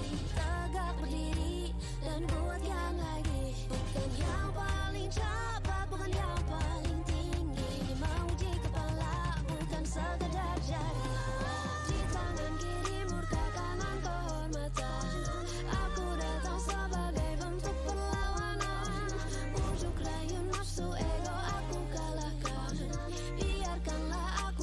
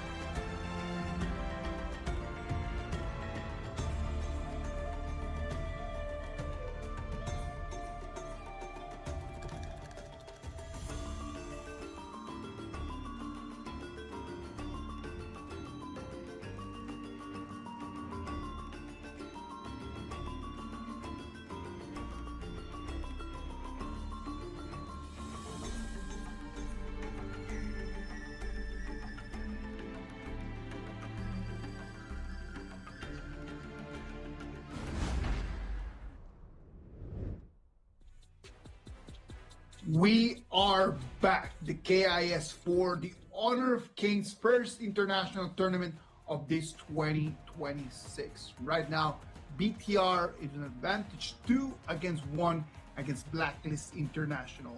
This game is going to define a lot of things, right? It's going to define if BTR is going to take their second victory in a row, or if Blacklist can try to claw their way out of the abyss where they're falling in right now. I feel like this particular game is going to be a super sustained competition from both teams, right? And it probably is going to be a wrestle between the Liu Bang pick. It has to be. Of course, that Liu Bang pick in there, it's going to be a vital one, right? Like you can use that Liu Bang with so many different other options that they still available in the jungle. You can use the Liu Bang with the Musashi. You can use the Liu Bang with the Fade. You can use the Liu Bang with the Lamb. There's so many different options in there that you can pair that Liu Bang with. Yeah. The question now is which team gets to use it, because Blacklist, they have, you know, the Lianpo Liu Bang combination available. For the side of BTR, you do have the Musashi or Lam along with the Liu Bang combination.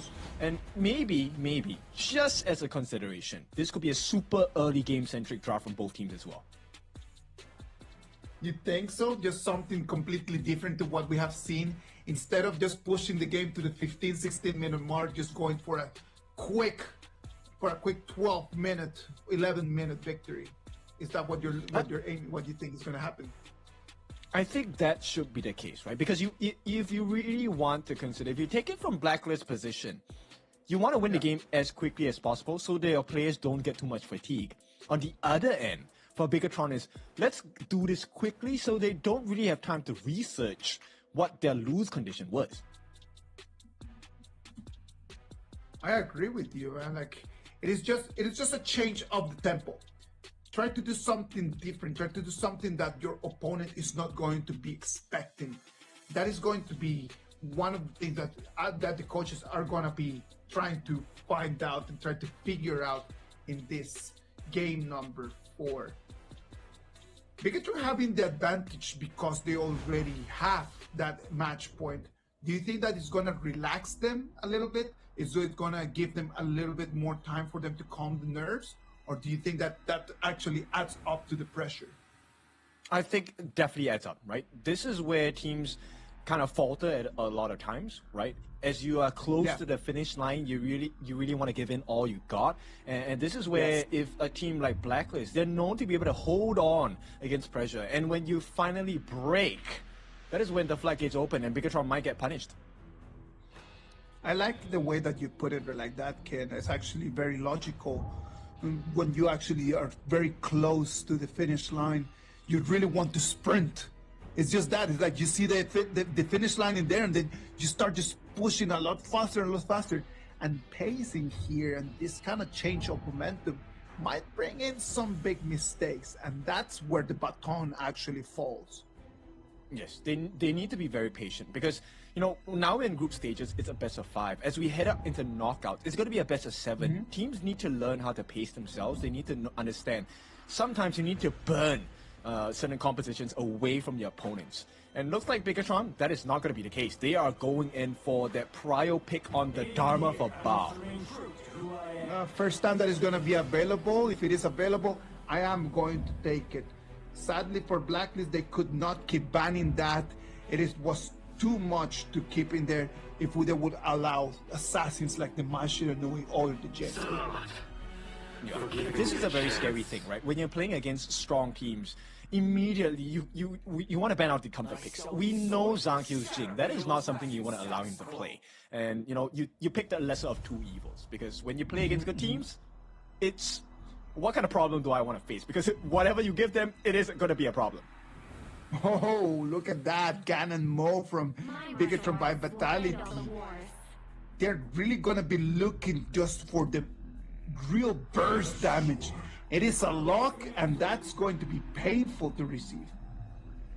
Yes, it is. And I mean, now you have massive tank from the side of Bigatron. I like this response by Blacklist International, right? So with the CS state, you will be able to get down the Flowborn tank once he's down past 10%. But in order to do so, you need the burst damage. This is why the Long is such a great pick here. Lapu Lapu and Ogren provide tankiness. They allow sustain. And when you have something so painful like the Ganon Mo in front of you, that sustain is going to be really welcome. You cannot allow yourself just to receive and just be burst out by the Ganon Mo. Because of the mechanics of the Ganon Mo, being accurate is very difficult. But in the moment that you're accurate, it pays off very highly. Yeah, this is definitely something to consider here. And I feel like Blacklist International, the answer here would be an Umbrosa. I'm curious to see if Bigatron is going to ban out the Umbrosa, because Umbrosa means free dive. You have space for the Organ, you have space for the Lapu Lapu to create space for the Loom. And there's damage. I just completely love to see just the way how right now Blacklist International is just putting VTR in such a difficult place. No channel, no Direnzier, already no early for VTR, no Trichap. What option do they have? The options for the farm lane are very limited. That's true. But that's also why Bigatron is kind of like focused on that mid lane burst damage potential, right? And Blacklist International, they are happy to take this. They are hovering over the higher. That will be picked up. Now I'm curious to see what is going to be the class lane for the side of Blacklist International. But that is saved for the last pick, so they can counter pick whatever the Bigatron is going to try and formulate right now. Let's wait and see what BTR is going to show us as their last two picks are just coming in online. This is a very difficult moment. Erin might be an option, just being able just to deal a lot more magical damage. The problem is with that Erin pick, there's a lot of magical damage coming in from BTR. Lady Sun seems to be a lot better, just even more burst. Yes, even more burst. The rolling raid will be able to allow you to get out of very sticky situations that Blacklist International might present you here. My question is, as the higher, which is going to be in the hands of Dragon, who do you stop in the team fights? Well, if I would be looking to stop onto someone, it is just going to have to be the Ganon Mo, man. For me, just getting the Ganon Mo out of there, just being able to just get in the Moonscape Mirage, it makes it extremely easy just to take away that element out of the equation. So the mobility from our members is going to be a lot easier. Taking Ganon Mo out of the equation, it says that Bigatron's 50% of all the damage that is going to be dealt is away. It is a good opening for BLCK. I like it. You know what? I'm going to add in a secondary viewpoint for this. I would actually go for Zhang Qiu. Lock away the tank. Everyone is pretty squishy. That is true. So it means that you need to initiate that first, right? As the Flowborn tank is going to jump in, pull him out. But then you need the follow-up to be quick in there, right? Because if you pull him out and then there's no follow-up and there's no actual fight happening, as you come out, you're gonna die. That's true. I mean, the onus on that is if you lock in Zhang Q as Dragon, hopefully your team dives the hell out of Bigatron's lineup here. Because you can get rid of the Garden Mo, you can get rid of the Lady Sun. Yeah, it should be easy pickings. Yes, Flowborn Tank is tanky, but not a 1v5 hero. I love it, man. Like, it's just one of those things that we will be able to explore more as 2026 passes and how the year evolves, right? Like, being able to see how the GAN, how these heroes like the Haya are going to be developed into the culture of each of these clubs. How they will start understanding exactly not only the mechanics, but the strategies that you can play with that Haya pick. That's true. I mean, this is just an introduction to the professional scene for us, as Haya has been newly introduced into Honor of Kings Global. But with this being said, there are heroes here we are very familiar with, Jashi with Yalgren as well. Do you expect that he's going to go for the Tuskbor Camp Steel at level 1? It has to. Enemy minions It has to. Come on, like when something is working, when something consistently functions, why just to deter out of it, right? Like, you need to just keep doing it, just keep going at it again and again and again until it does not work no more. Okay, and it looks like they understand this. So Zhang is actually going to stand in the brush right beside the Tuskbor as they work onto that initial wave clear. He's already learning his lesson, and he is actually someone very smart, right? Like, he already can take all that information and make decisions based on that. And I like this movement by the side of Blacklist International. They do have an advantage in the farm lane here. But here comes Gen Myth. If he's looking for that final hit onto that fire beat there, will secure it for the team. So that's good news for the side of Bigatron. Meanwhile, Blacklist looking for that finishing blow. Jashi, he's ready with his Sprightling as well. Look at that F1, still level 1. It's going to be really difficult. Jashi comes in. That's one of the beautiful things about that Aldrin rally. It can be so aggressive in these first stages of the game because there's no actual damage that could actually take him out.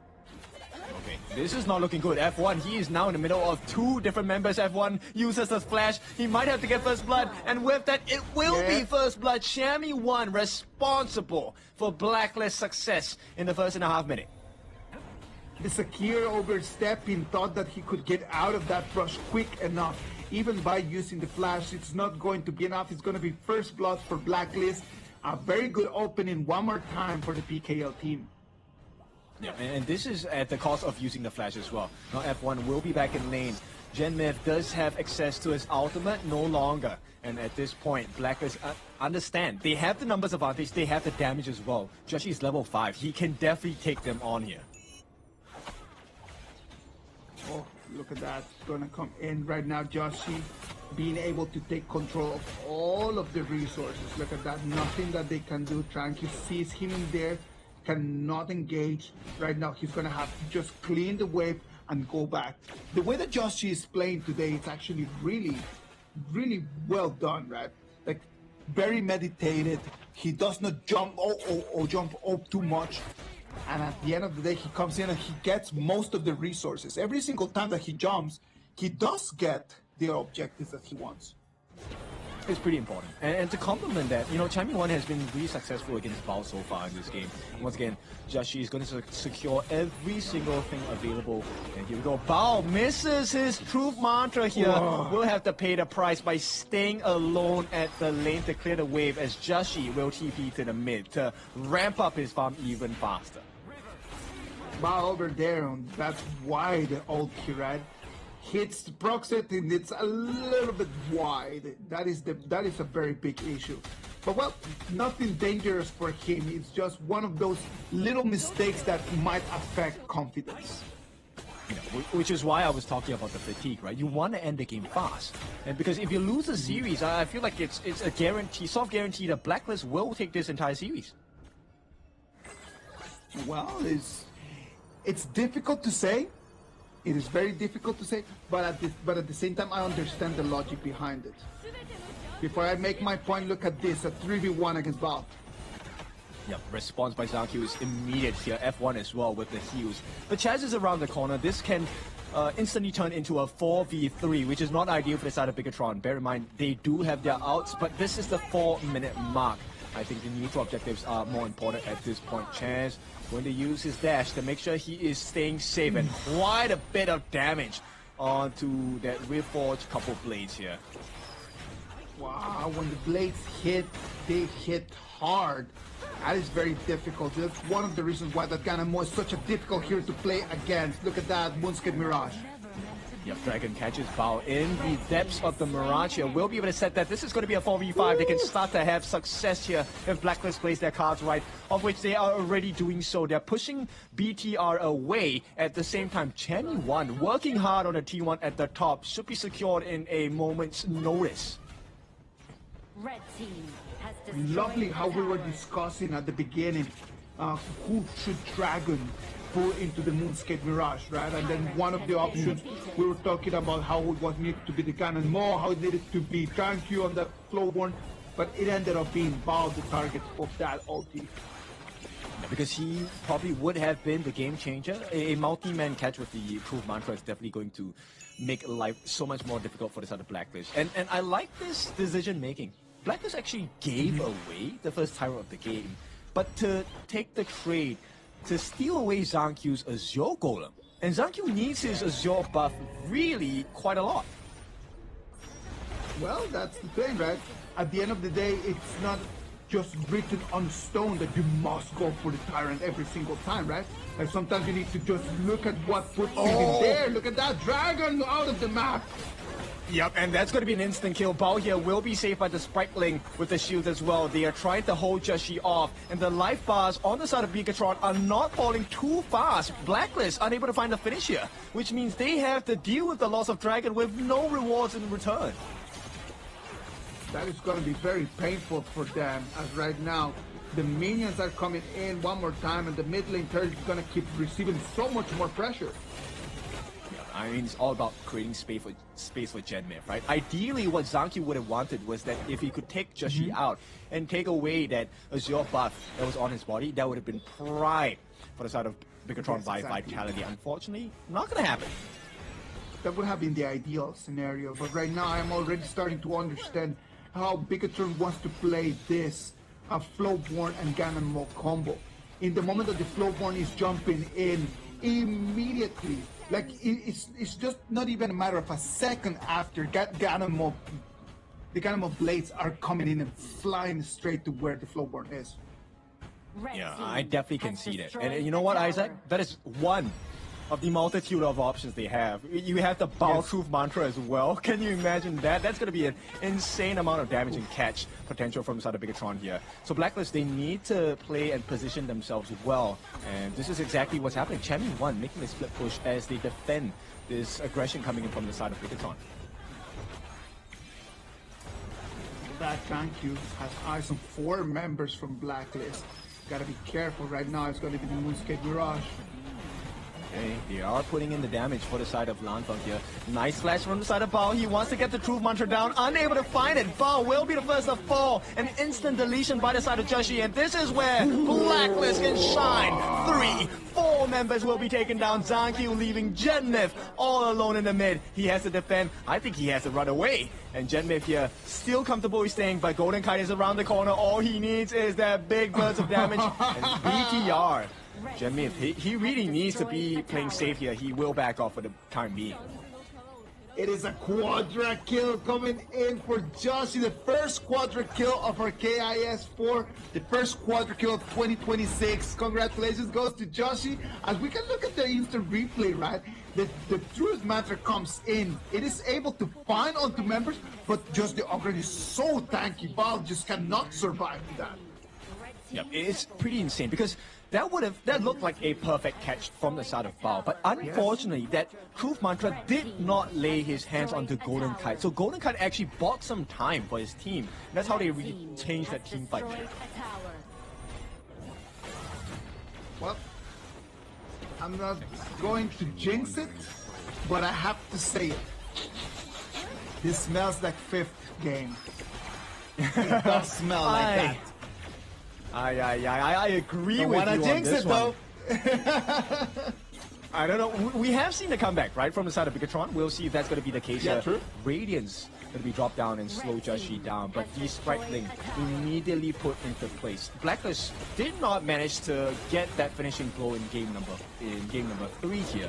So if BTR successfully defend again, this potentially could be another comeback game for Bigatron by Vitality. Well, one of the biggest difference in comparison to the previous one is that this time they have a lot of very tanky heroes, Blacklist, right? So that's going to allow them a little bit more of that error room. There's a lot more room for mistake in terms of that.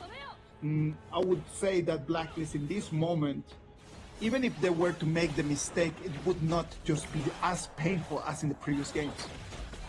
Yeah. Right now, it's really about position. If Blacklist manages to delete Lanfeng and Genmith, this game is over. There is no fight.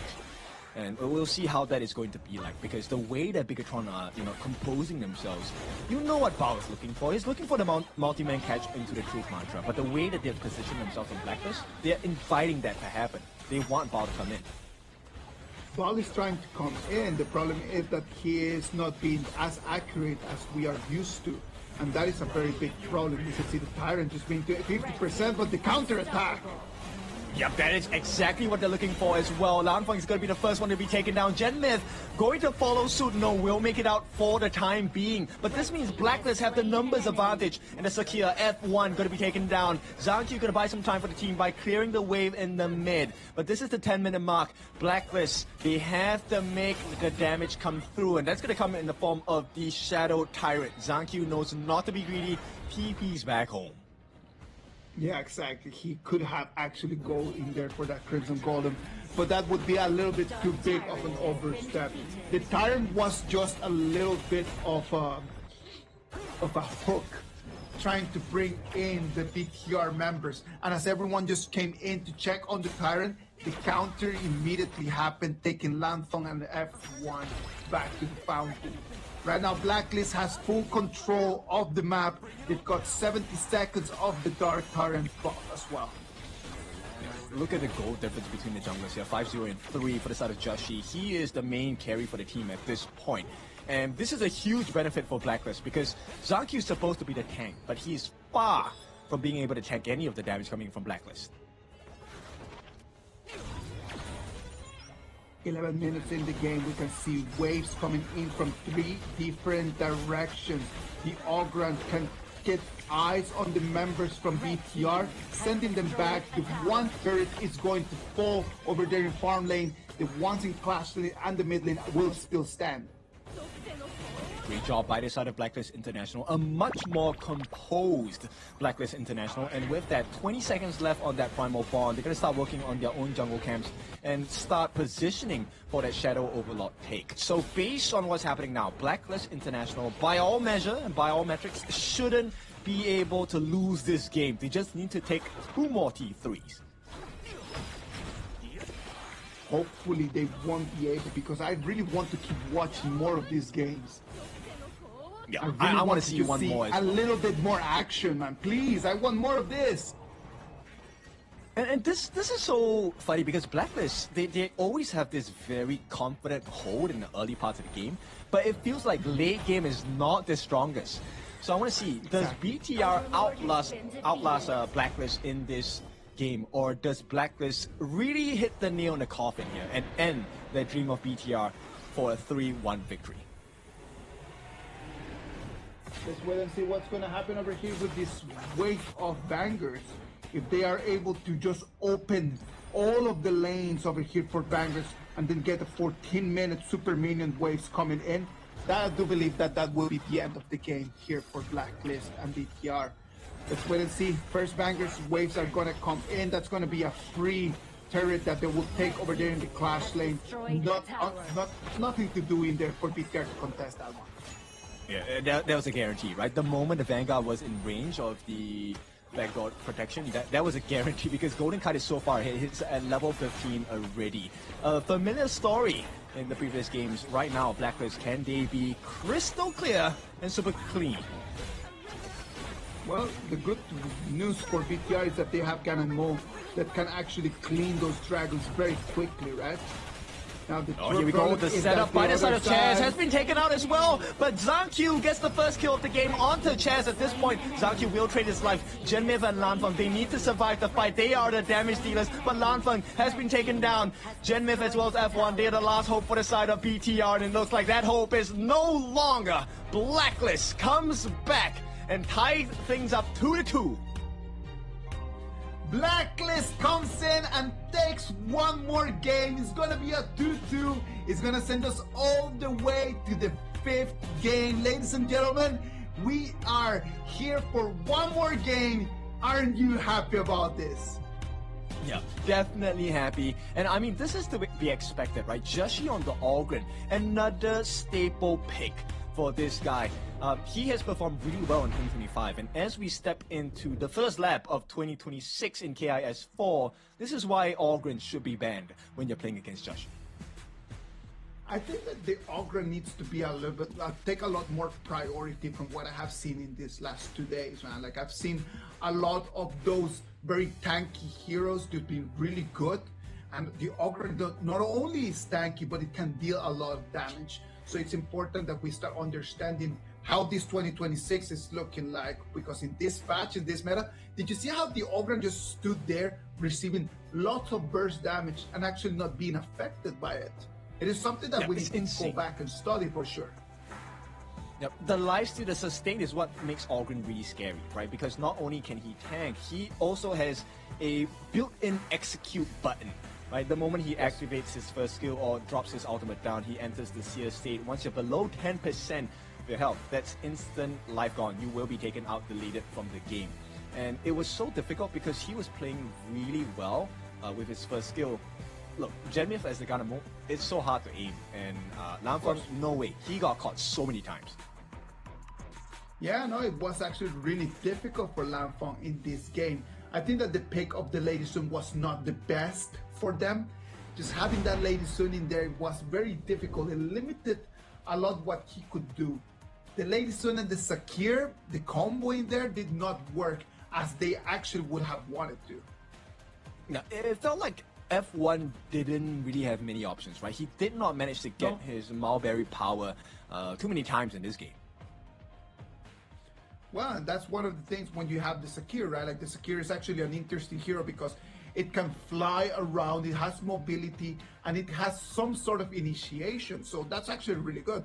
The problem is that Lady Sun, and the way that I understand the game, might need a little bit more of a tankier kind of hero, just to go around with her, that can actually allow her to be more mobile and to really understand how. She just needs a bodyguard. Let's just put it like that. Lady Sun needs a bodyguard. Definitely need one, because there were 3 big things happening for the side of Blacklist International. Chami won, as well as Chaz, and I believe Golden Kite. Okay, Golden Kite does have like his Ride the Wind burst in terms of like getting the CC down. Chami won, as well as Chaz, both of them had the Frigid Charge. So the moment they were close and within range of Lanfeng, he was guaranteed to be gone. Very good performance here for Blacklist International. This is one of those games where there was no come and go, right? Like, all these previous 3 games, we always saw like the pendulum going from left to right, and then just one of the teams just kind of like just allowing the other one to come back. But in this one, it wasn't. It was just Blacklist since minute 2 all the way until minute 14. Look at that. Yeah, insane. Very consistent performance. There was very little room for Bigatron to do what they wanted across the map, right? The initial idea of, okay, let's get Zhang to dive in and set the range so that Genmith could get the couple blades down did not appear too many times, and Blacklist took full advantage of the gold efficiency that they had and the gold gap. The goal gap in here just demonstrates the supremacy of Blacklist in this specific game, right? I'm really happy that we're gonna be able to see that 5th game, right? Sadly, in here, like, we were able to see Ball's Dharma. We created so much hype around the fact that, oh, we will be able to see his Dharma, that his performance was a little bit more on the disappointing side, I would say. Yeah, because he couldn't find the farms. He couldn't find the angles as well. And at every point in time where he wanted to commit the Flash Truth Mantra ultimate, Blacklist were always ready for it. Every single time, like they had already a plan in motion. Look at Joshi's map right over there. Wow, this is just invasion. Complete top performance. Insane. Yeah, very insane. Because at the start we were kind of considering, okay, does he go for the invade? No, they just paired up, cleared the ways. But his game plan wasn't to invade at the start, it's to invade for the rest of the game. And boy, that strategy worked brilliantly for the side of Blacklist International. And the difference maker here between the mid laners, Dragon was getting all his ultimates on point.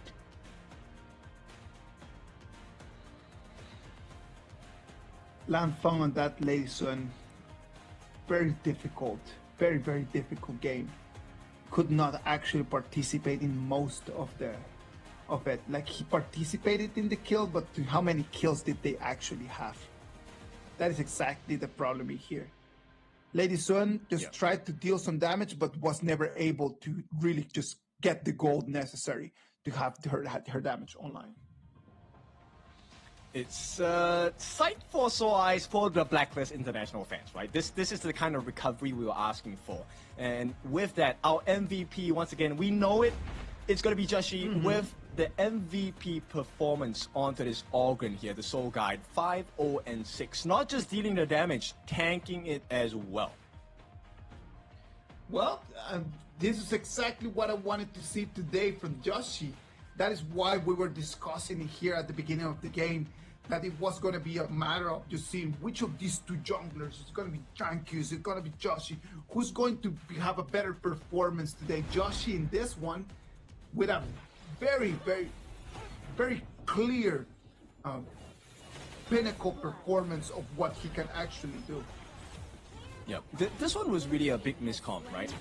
At the start of the game, Genmei did get a nice shutdown onto Dragon. And this is where the miscommunication happened, right? The moment Bao went in, it felt like the team was very disconnected. There was no follow-up until it was too late.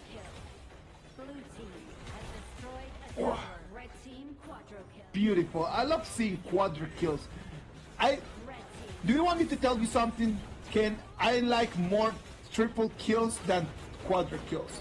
Because when you get a quadra kill, you start looking around like, where is the next person? Where is he? I need to find him just for that penta. At least in the triple kills, you know that you're still pretty far away, though.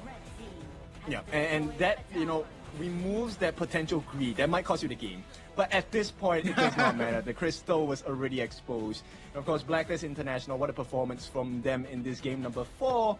Which means we welcome you to game number 5. And this is going to be an interesting one because IKL had a few day-to-day with the second series of the day. They won it in the same fashion, 3-2, right? Last game of the day, secured it for IKL. Does BTR do the same with Blacklist International as their victims? I think it's kind of different because you got to remember that it was Dominator, the ones that came in. It was not the Dominator, the one that had to win 2 games at the end in order to take the victory, right? So if the script is going to continue with the same as the team that was 1-2 down is going to end up winning, maybe this has got to be Blacklist International's opportunity. Maybe this is the time for the PKL to actually take that dub in their favor. No, that would be ideal, right? Because then we get to end the day with PKL 1, IKL 1. And we know the fans from both regions. Both regions want their teams to win. And we're going to go down to the wire here. Now, we'll take a look at the bans and picks here, specifically the picks. Now, this leaves a couple of options open for Blacklist and Bigatron. I feel like the ball is in Bigatron's court. Do you want to pick up the organ for yourself? Why not? Let's understand Tranquil's Ogren might work really well with the whole composition that they are trying to play right now. If he can get the Ogren, and then since we are already on the game 5, due to the BP, they're able just to push Joshi to something that he might not like that much, right? They can still pick the Ogren, and they can still ban 2 of their jungler heroes for Joshi and get him a little bit on the pickle. I mean, because at this point of time, we have seen Zhang play for more than a year, and so we know that Jing is definitely a possibility for him. That is going to be 100% bad. If it's not, Blacklist has a plan for the Jing. Now, on the other hand, Blacklist though, we are seeing Joshi use the Lam quite a few times, but not in this series just yet. Not yet. We have not yet seen it.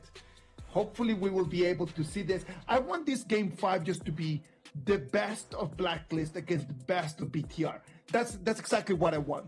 I want it just to be the best against the best. I don't want this to be like, okay, a little bit of a mistake in the BP and then that's why the game just went that way. No, I want just like their top against our top. Just like that. Just give me prime top performance. That's a very high request because both teams definitely do not want to give the best heroes available on the roster to each other here. So we'll see. Blacklist, they will start off with the prior pick because they have selected the blue side. And this means Gen Myth will not get to play the Mai Shiranui. No Fire Ninja for you.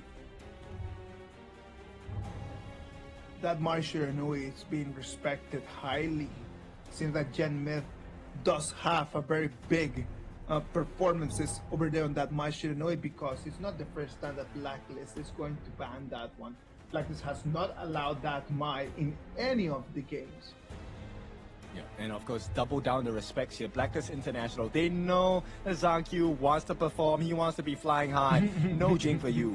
And so Bigatron, they will respond in kind by taking out the Chicha.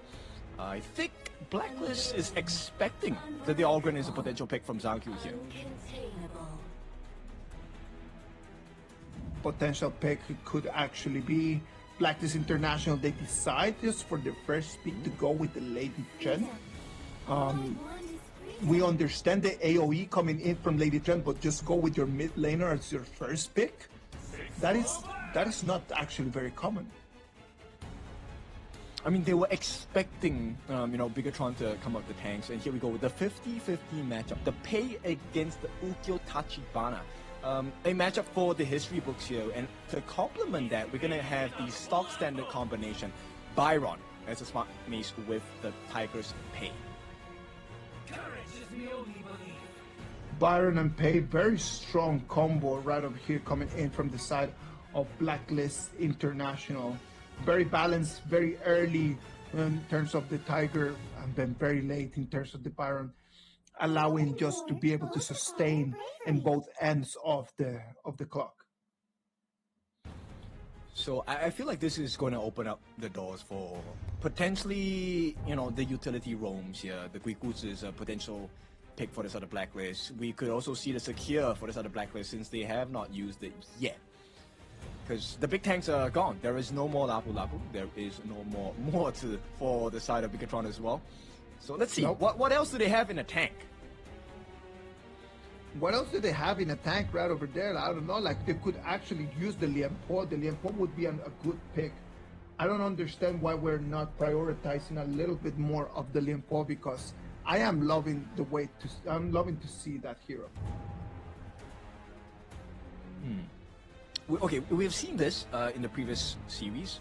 The Fang as a farm lane pick, and Bigatron, ooh, okay, they're actually going for the potential time bender Sun Bing pick. And I like this, right? It gives you a lot of sustain, health rebate, as I like to call it, in the big team fights, and the silence by time lapse is going to be really important. Sun Bin is a very interesting pick, right? The problem in here is going to be when you have that Sun Bin with the Eren in the early stages of the game, it's going to be difficult for them just to try to play in the laning stages. Trying to fight against that Lady Sun and the Lian Po actually is going to level it out. I do believe that the farm laning stage is going to be very balanced. Yeah, it really then comes down to how many free hits do you get, right? For Golden Kite, can you get your frag grenade down? Because that's going to be the premise of you having extra damage. On the other side, the ultimate weapon, the Bai Qi, being picked up by the side of Bao. how effective is this truly going to be here? Well, we saw Baiti yesterday, and when Solid for Kagendra just used him, it was actually really good. I liked him a lot, and then just having right now the Baiti pro Sunbin, in terms of late game, you have a lot of sustain. So it is actually pretty good. It's a very good combo in terms of those two. On the other side, you already have the Byron, so you have the initiation and you have the sustain, you have the tankiness that hero can give you. I am liking a little bit more the BTR composition compared to the Blacklist. I feel like this Clash Lane is just going to be a pillow fight. They're just going to hit each other and nobody dies because Byron has the lifesteal, so does the Baiji. So I'm curious to see how this is going to turn out. The turning factor here, I believe, will be the mid laners. It depends on Gen Myth and Dragon. If they get the setup that they're looking for, it spells disaster because they have the stuns, the CCs as well. In terms of the mid laners, I like a lot more Lady Trend compared to Xiao Xiao in terms of this. I can see the Lady Trend just having a lot more influence in the game as dealing damage later on compared to the Xiao Xiao. The Xiao Xiao is going to depend a lot if the Paisi can initiate, right? If the Paisi can initiate and the Xiao Xiao can come in and deal some more burst damage, that's going to be really good. But if Paisi does not have the stun, if Paisi cannot actually start the fight, it's going to be very limited what Xiao Xiao will be able to do. Yep, and the range of flowing side, it can be a little bit further in comparison to the usual mages. You can, once it's locked in, you can actually start to run away as a Lady Chun. So that's going to be very valuable for the side of Blacklist International here. You take a look at this first information sourcing by both sides in the mid lane.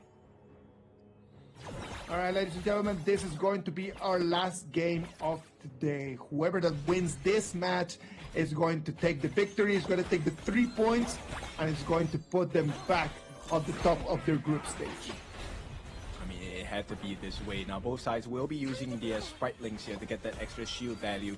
And the wave clear is going to be a little bit faster for the side of Blacklist International as Gen Myth looks to support his cast in a 3v2 matchup to allow space for Lanfeng to get that Firehawk at the bottom.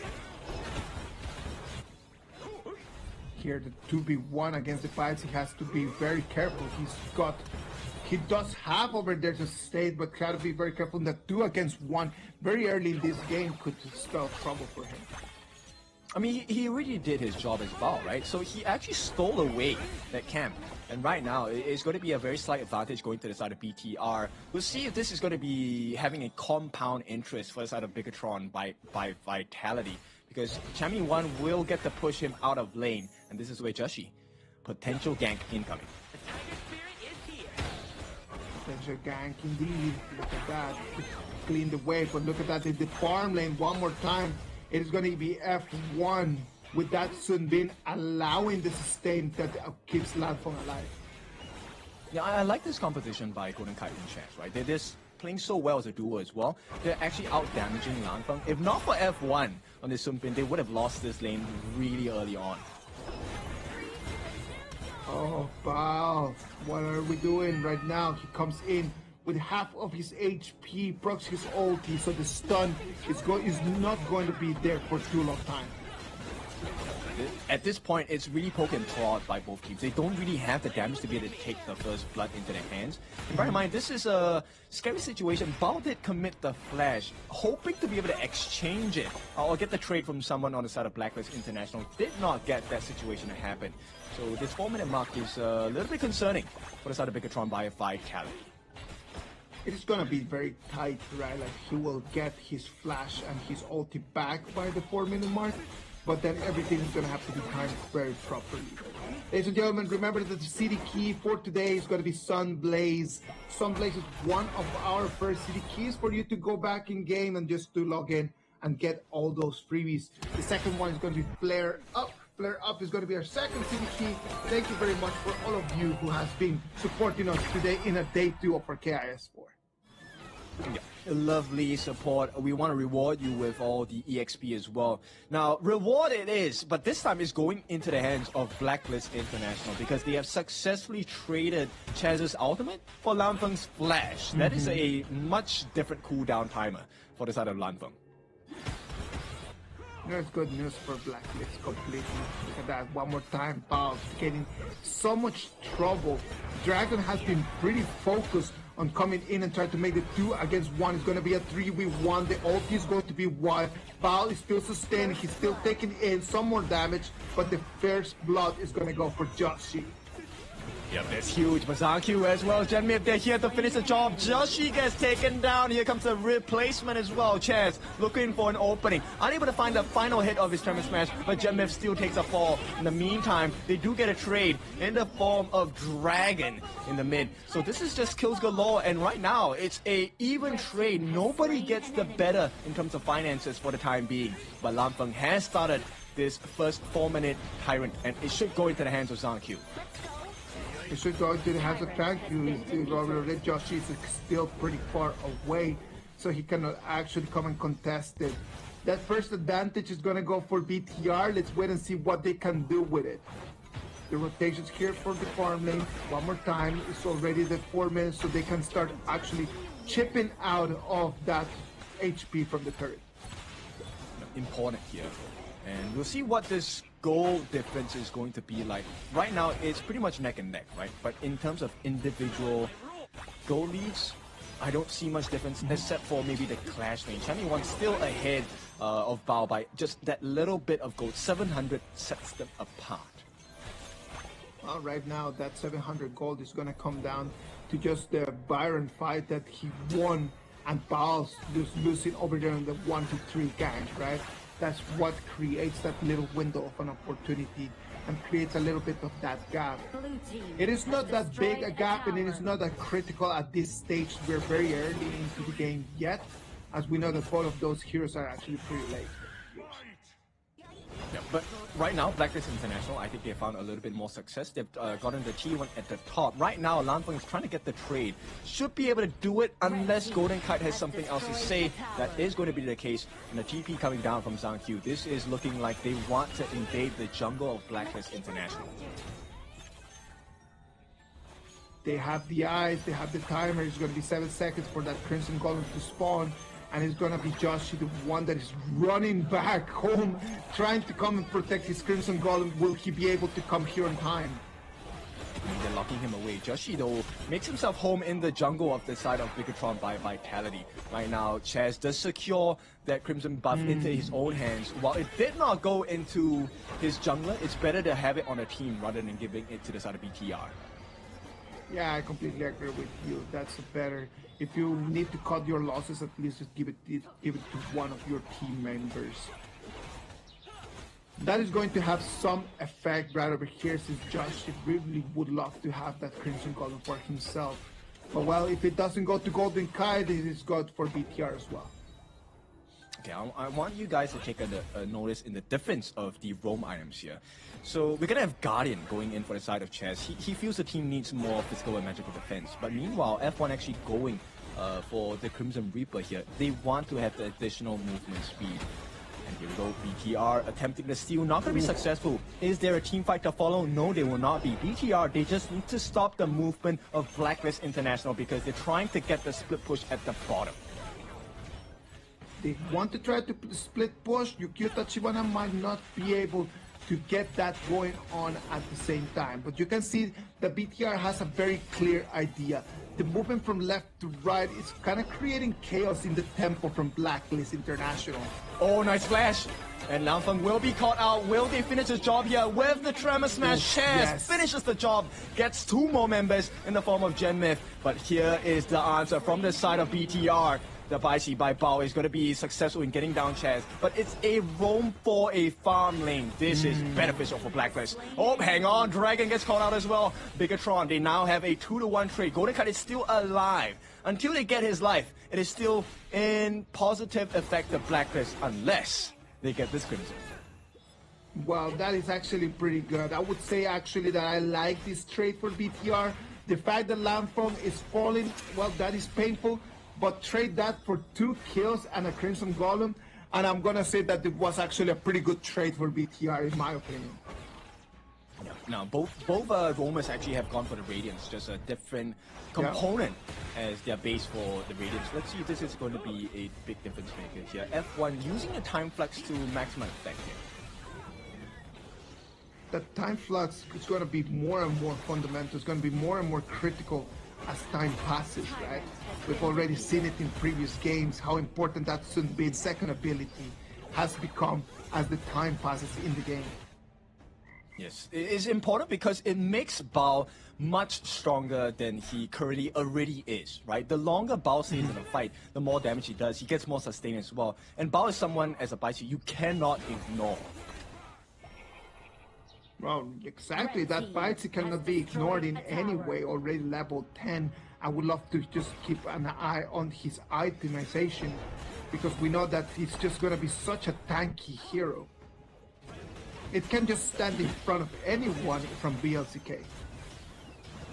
Champion 1 takes quite a big bunch of damage here. This is going to be BTR looking for an opening. They want to put pressure here. Hopefully get the setup. Nice jump by Bao. Can he finish the job here? It is going to be Champion 1 taken down. But here comes a response by Dragon. Beautiful ultimate coming in from the side of F1. This is why the Sunbin is picked, because he gets the silence. He gives the health rebate. And Bigatron are reaping the rewards of this current decision right now.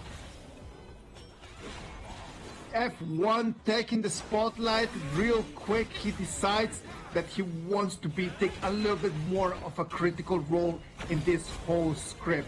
Now the Canyons come in and the turret in the mid lane, it's going to fall. They're trying to defend it. It is going to be very difficult for them.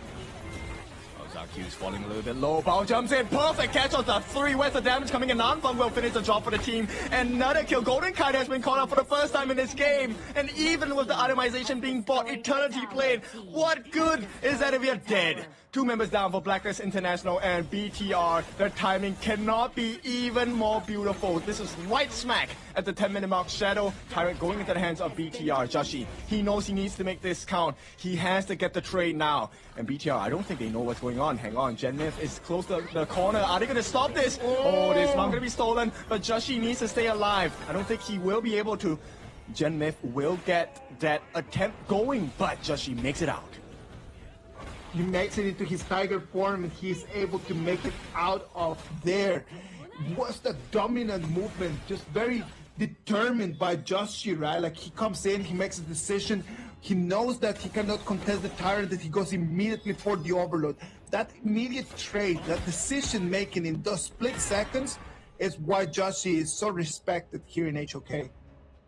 Yep. It's one of those things that define your success rate in Honor of Kings, right? Especially in the pro scene. You have to make that call here, and it is going to be stolen by the side. This Crimson Golem going to the hands of Zankyu. Beautiful steal. This puts Blacklist in a pretty vulnerable position. They do have the Tyrant buff on the side of Bigatron by Vitality. One wrong positioning from the side of Blacklist, it could spell T3s on the menu. Look at this. Right now, it's going to be the T2 turret that is going to fall. What is Joshi doing right over there? He's waiting for a very big flank. Oh! Yeah, big catch though. Champion 1 has been called out. And once again, this is not going to be ideal. BTR, Bigatron, they know what's at stake here. They see that movement by Joshi. They will make that move to defend the T3 at the top. At the same time, they will not be able to catch Joshi out just yet. But BTR, all of that aggression has to stop. They need to defend their base. I can already see a very clear plan here from Blacklist. They're going to just stop playing the fights and they just try to go for the back door. We have seen it in the past with the pay, and it just smells like Joshi is gonna try just to wear the hero cape and then just try to go for the back door for the top win. Yeah, and it doesn't matter what hero it is, right? Joshi has taken so many different heroes, especially in the assassin jungle position, and gotten the back doors of his life. So now, Blacklist International fans, they want this to be the case. Even if you don't win the team fights, get the crystal. That is the whole point of the game anyway. 3,000 gold advantage right now for BTR as we're getting into the 13-minute mark. They've got control of the lanes. It's going to be very difficult right now for Joshi to try to win one more time. That same opportunity as right now. I can imagine the BTR is pretty aware of what his plan is. Yeah, look, they are trying to pull the same strat as well. Zankyu's waiting at the sidelines here. Actually, if he catches eyes onto Golden Kite here, especially with that final kill, they don't have enough damage to make the defense on the side of Black Lives International. Now they will try. T3 on the top is going to be chunked down quite a bit. It's going to be taken as well. At the same time, Zankyu seems to have taken the T3 at the bottom. So Bigatron, they make the plays, they pull them apart, and Blacklist now have to face the wrath of Bigatron with the help of the Mega Minions. In the moment that we actually thought that it was going to be Josh trying to go in for the backdoor, it was actually BTR responding, taking two of them. Ball comes in, gets the catch though. He's going to make it. Huge catch, huge knockup from the side of Chaz, but where's the follow-up damage? Bao's the only one that's really truly low. F1 with a save on the time flux as well. And even with all of the attempt, flashes used, the Blacklist cannot find the opening they were hoping for. Well, Bao jumps in a very good fashion. The problem is that he jumps in so deep that there's no one in there that can actually follow with him. That was the actual problem of that move in there. And the biggest thing now is that it's going to take a bit of time.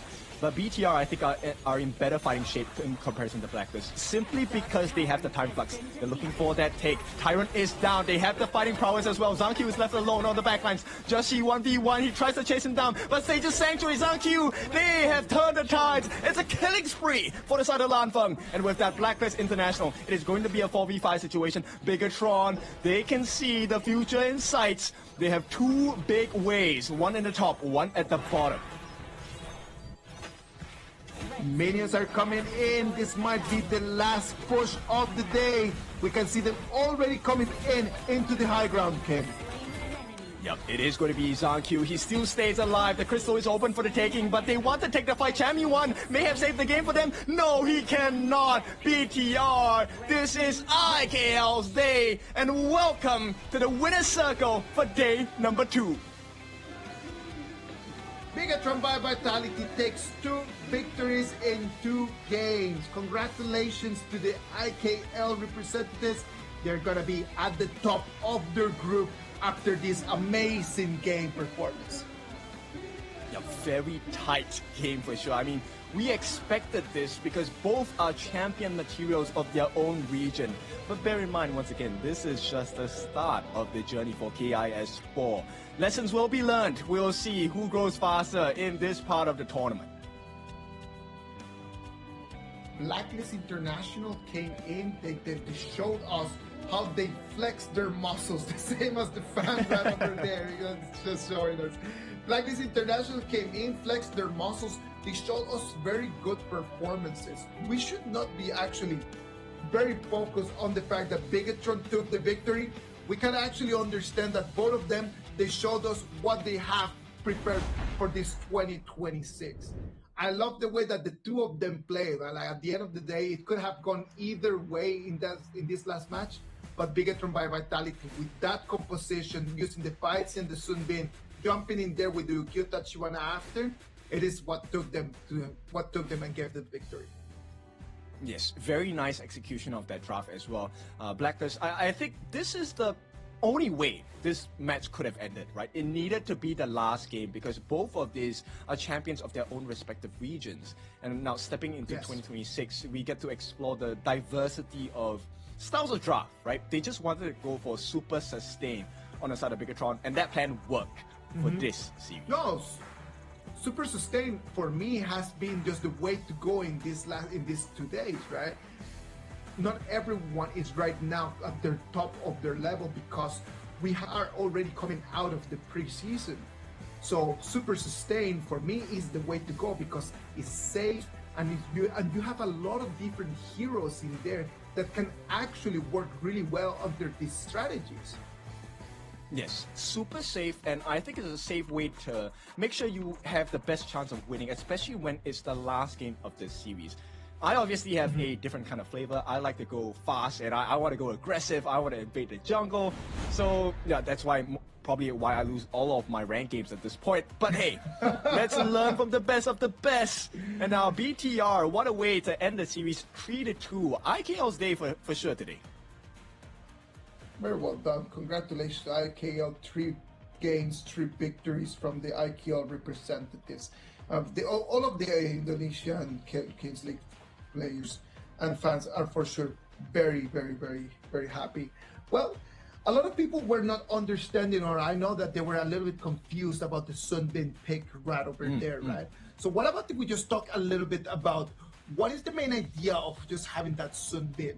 Having that Sunbin allows you with the time flux to just be able to recover some of the damage that you have, some of the HP that you have lost in the last 2 seconds. And that is super important as we move on into the late parts of the game, isn't it, Ken? Yes, it is. Especially now, bear in mind that if you max out the Sunbin second skill, at max level, it returns 50% of the damage that you take. That is a lot. And why this works wonders with Bao is because Baiqi also has a lot of heals. He's called the ultimate weapon for a reason. And if things go awry, you have your ultimate, right? The time lapse to get the silence in. That is one of the ways to maximize the usage of the Sunbin. Not easier said than done for sure. No. And at the end of the day, that's one of the reasons why you need to practice it a lot, right? I love to play Sunbin myself. I just love the way how you can communicate with your teammates. I love how we can always just start seeing, like, based on what items you already have and based on the timings of the game, you understand how to coordinate your second ability with your teammates, especially with your tanks over there in Clash Lane. Yes. Now, this is not professional advice. You can try, Sunbin with the smite as well. It does work. Get the silence in, get the steal, get out. But, it works sometimes, not every time. So, jokes aside, let's go back to the game here. This game, I feel like Bao really performed very well. But my personal MVP of this game, it has to be F1. The Sunbin pick really changed the game for the side of Bigatron by Vitality.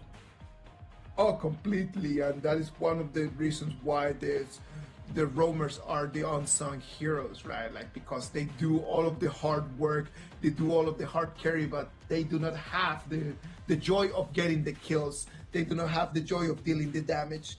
But if we analyze just exactly how the victories are built, a lot of these times are just because of these utility roamers around. So the caster's MVP for sure is gonna go to F1. Yeah, fully agree. And to add on to that, this game was actually quite difficult for the mid laner Dragon on the side of Blacklist International, because in order to use your Destructive Deluge as Ladies Journal, I think it's safer to have a guaranteed it's going to land. But it's so hard to aim, especially with the time flux. Everyone's movement speed gets so much higher, and it also dilutes the damage that you're dealing on that ultimate. Yes. We saw 2 Lady Suns today. Both of them had a very difficult time. Do you think that it has to do something with the way that they were played, or is just this hero in this patch is just kind of like just falling off? No, I truly believe it's just a draft difference, right? Because you want to be able to be in a position where you capitalize on the frag grenades, extra damage, rolling rates as well. But we'll cover that in a bit. Let's cover the MVP. It is going to be Lan Feng. This guy came in at the clutch, the maximum clutch moment, which is at the end of the game where things were looking so dire. Yes. Lan Feng showed up and really put the pain in petals. The Laurel Princess Erin is going to allow Lan Feng to catch in one more MVP. It started in a pretty shaky performance at the beginning of the game, but then at the end it just came in and just delivered the damage that actually was needed from him. Yeah, very curious. And if you take a look at the way the fights were happening at this point, the amount of setup available from the side of Bigatron was also one of the main reasons why they won the fight so much. You have the saving grace from F1, you have the setup by Bao and Genmid, and this provides the perfect room of opportunity for Lan Feng to come in, because you have to throw skills at Bao. If you don't, you're gonna die. And that's exactly what I mean, right? Like, imagine if you wouldn't have the help of Bao on the Baiqi, if you wouldn't have the help of Sunbin on the F1, Lan Feng wouldn't be able just to come in and just to get those kills and just to become the MVP. So in some sort of way, that MVP is shared among the 3 of them. Yeah, for sure. I think the way they executed this last part of the game was so beautiful. They were staying within range of F1's time flux, maximize the damage. Look at that, 50% of the damage refunded back to them in their health pools. And what a beautiful performance. A great way to end all the monstrous series that we have had today. Beautiful people, beautiful game. Look at the fans right over there going crazy over there in Jakarta. I am actually very happy that everyone was pretty entertained. All of the games today has been really, really good. Very intense from the first moment that we started 8 hours ago up until right now. All of the games have been really very powerful, electrifying activity today. Yep, so you can definitely expect a lot more coming in from the future games. I think almost every single team has showed their gameplay already, right?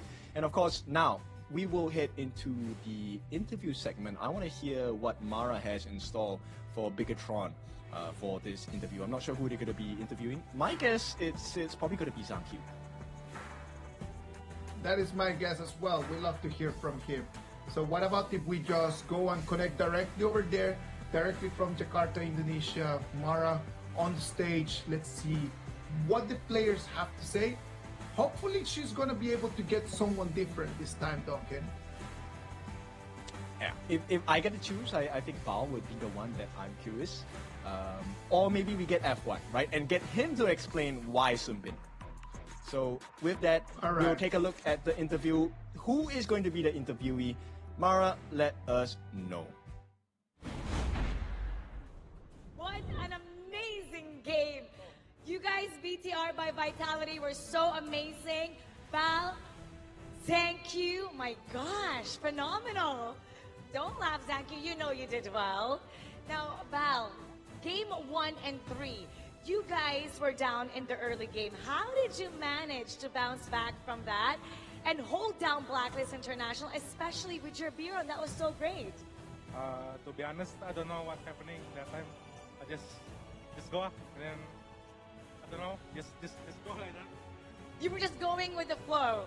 You were Yeah. just going with the flow. You don't know what happened. It just happened. Yeah, it just happened like that. But you know what? I don't understand what happened. Thank you. Before the game, I asked you for your prediction. You're gonna go up against Blacklist. I said, "What's your prediction?" And you said 3-2, 3 Blacklist, 2 BTR. What happened in that game? Why did you say 3-2 for that prediction?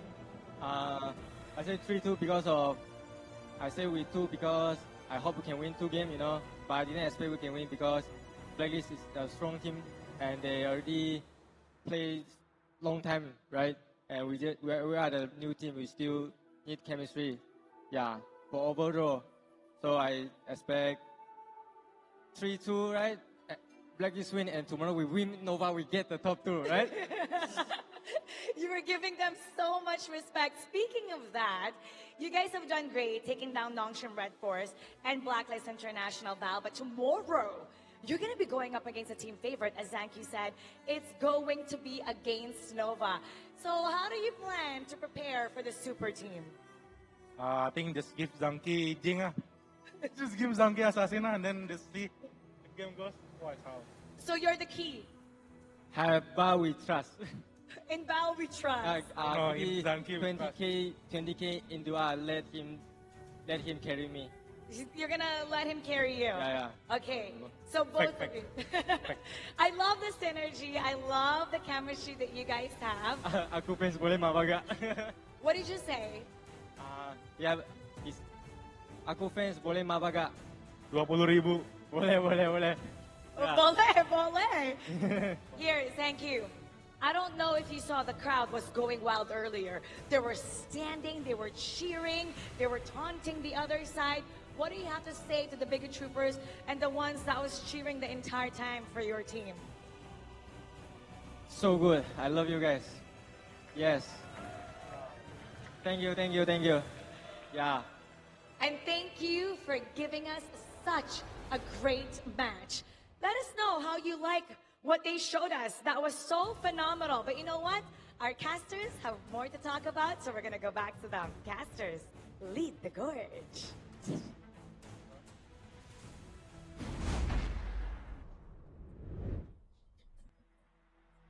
I love the energy and I love the way that even though they have not been working together for such a long time, you already see how they already like becoming friends. And there's nothing better than just competing in a team where you have your friends in. Yes, it's not just about the good times, right? Why it's so important to have friends in a competitive team is because when you go through the tough times together, when you have to really learn the painful lessons of the pro scene, it's better to do it with people that understand you, that know how to grow alongside you. Well, I hope that BTR is going to take that camaraderie, is going to take that friendship, and is going to just extend it all the way through the 2026. And let's look at the group standings after 2 days of participation. Group A, BTR, 2 games, 2 victories, sitting at the top of that Group A. Yeah, this is not gonna stay the case though. Tomorrow, I think they might. I think they were talking about it. They have to face Nova, right? Now, let's hit the Group B though. DMT, what a day! Now they are standing on top Group B with 2-0 for the scoreline here, and it's up for Kagendra and Boom as well as Team Hawk to try their best to manage to get the catch up here. The only team that has had 2 performances and it still has not been able to see the victory is Blacklist. But remember that in terms of this group stage, no one is going to be eliminated. What's going to happen is that it's going to affect their seedings into the knockout stages. Tomorrow's matches, we're going to start the day with Boom Esports against Team Hack. Then after that, we're going to have Blacklist against Nongshim Red Force. It's going to be the last game for the boys for the PKL. And then in the last game of the day, Bigatron by Vitality against Nova Esports. Yeah, what a story this is, right? Blacklist looking for their first win. Boom, of course, wants to get revenge here. And I feel like Team Hawk, I mean, lessons have been learned today. Is tomorrow going to be another painful lesson, or have they learned fast enough? And of course, BTR, Nova, this one. If BTR beats Nova, that is going to be a story for KIS4. Of course, because then BTR beating Nova in KIS4's in the group stages would set them up in 2 different ends, and that could actually become the final of the tournament. So that would be actually very interesting for us to observe. What is going to happen tomorrow between Bigatron and Nova Esports? That's something that we're going to leave for day 3. Remember, we'll still have some more other matches. We're going to have Boom Esports against Team Hack, which is going to be a really good one. And we're going to have Nonshin Red Force against Blacklist. We're going to bring you all the important information and all of this energy starting tomorrow at the same time as today. Yes, and so be prepared, because I feel like now we're in the experimentation phase of the group stages where teams will try compositions. I mean, you know, we have seen new heroes. The Guikusa has made his appearance today. We have seen the Baichi as well. Aaron coming into the meta as well with different builds. We have the physical build with the Sparkforce Jagger. We also have the magic build that has been showcased today. To, of course, varying effects, degree of effects and results. So once everything has been settled, experimented on, and we head into the knockout stages, that's where you really get to see who is the creme de la creme in KIS4. All right, Ken. The highlights today was a lot of them, but what would you say was your biggest highlight for today? I like the DMT one. I like the DMT game against Boom because both teams are definitely still learning, and they have been screwing quite a lot, right, from what I've been told. And this is going to be a 50-50 matchup. So I think the highlights from the games of Boom as well as DMT is something you need to go and rewatch and do some homework, right? Because that could help you in your rank games as well. I think that for me, the highlight for today would have been game number 1 between Bigatron and the Blacklist. But well, let's talk about that tomorrow. Thank you everyone for being here. Mara, send us home. Season 4 group stage. And tomorrow, we will slowly determine the ranking of each group as we will see the halfway point of this phase. And more intense matches are coming. So expect great fights from every team as we'll slowly shape the face of the knockout stage. I'm Mara Aquino, and we'll see you tomorrow for another exciting day here at the Heroes Gorge. Keep it good vibes, everybody. This is our game. Have a great night.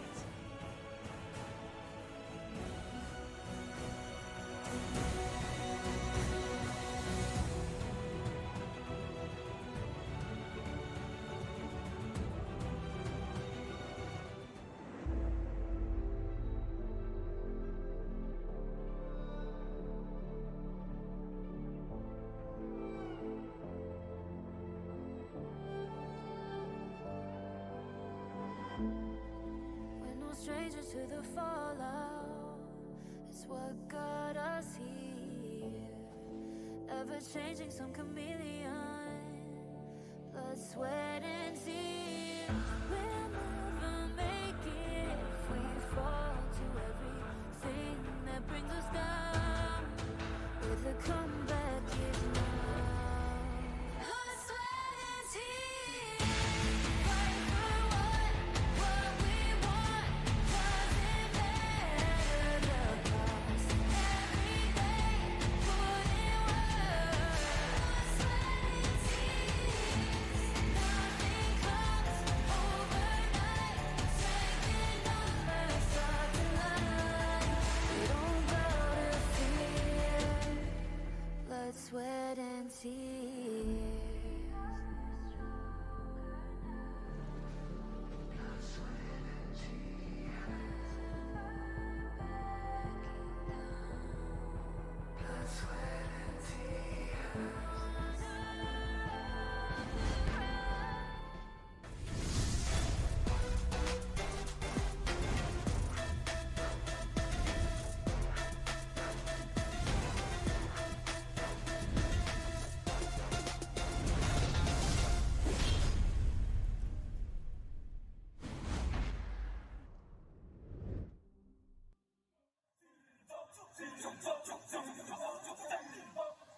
Kings Invitational Series, let's go.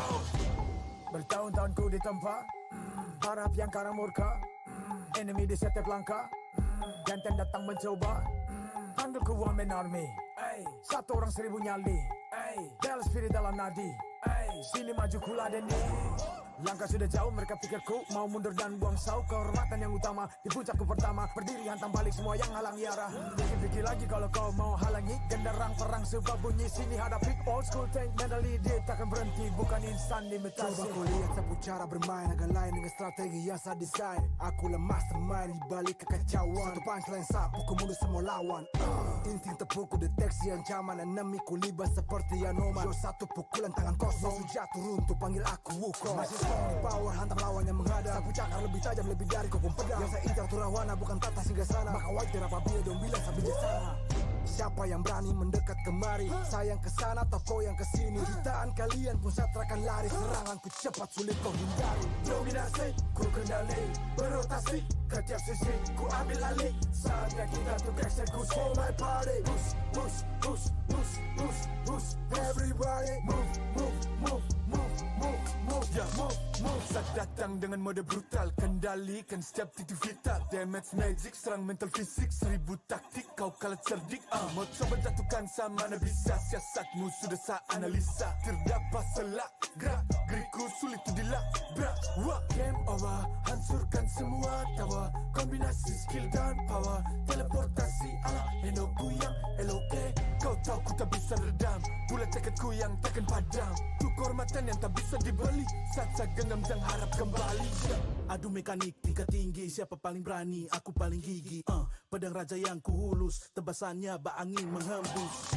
Long life the king, akulah raja, dentuman zira, ini mental baja. Akulah hukum dalam wujud nyata, seni tempurku susah tukar baca.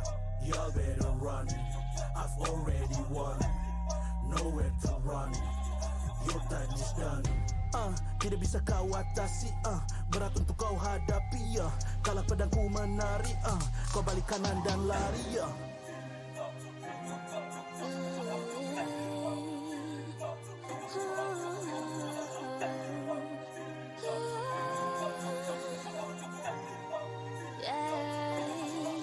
Come get me, go this sing sana. Aku cinta I'm the queen, feel alright. Menjajali terjalani dah. If you want me, prove it way mas. Siapa tadi panggil, cause I'm ready. Siapa bilang aku tak punya nyali? Don't try me ni, aku sebut api. Yes, my melody, you can touch me. If you ready, you jajali. Lagi coba lagi.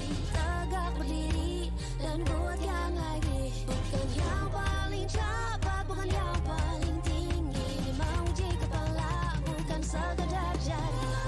Di tangan kiri murka, kanan kehormatan. Aku datang sebagai bentuk perlawanan. Bujuk rayu nafsu ego aku kalahkan. Biarkanlah aku menjemput kemenangan. Di tangan kiri murka, kanan kehormatan. Aku datang sebagai bentuk perlawanan. Bujuk rayu nafsu ego aku kalahkan. Biarkanlah aku menjemput kemenangan.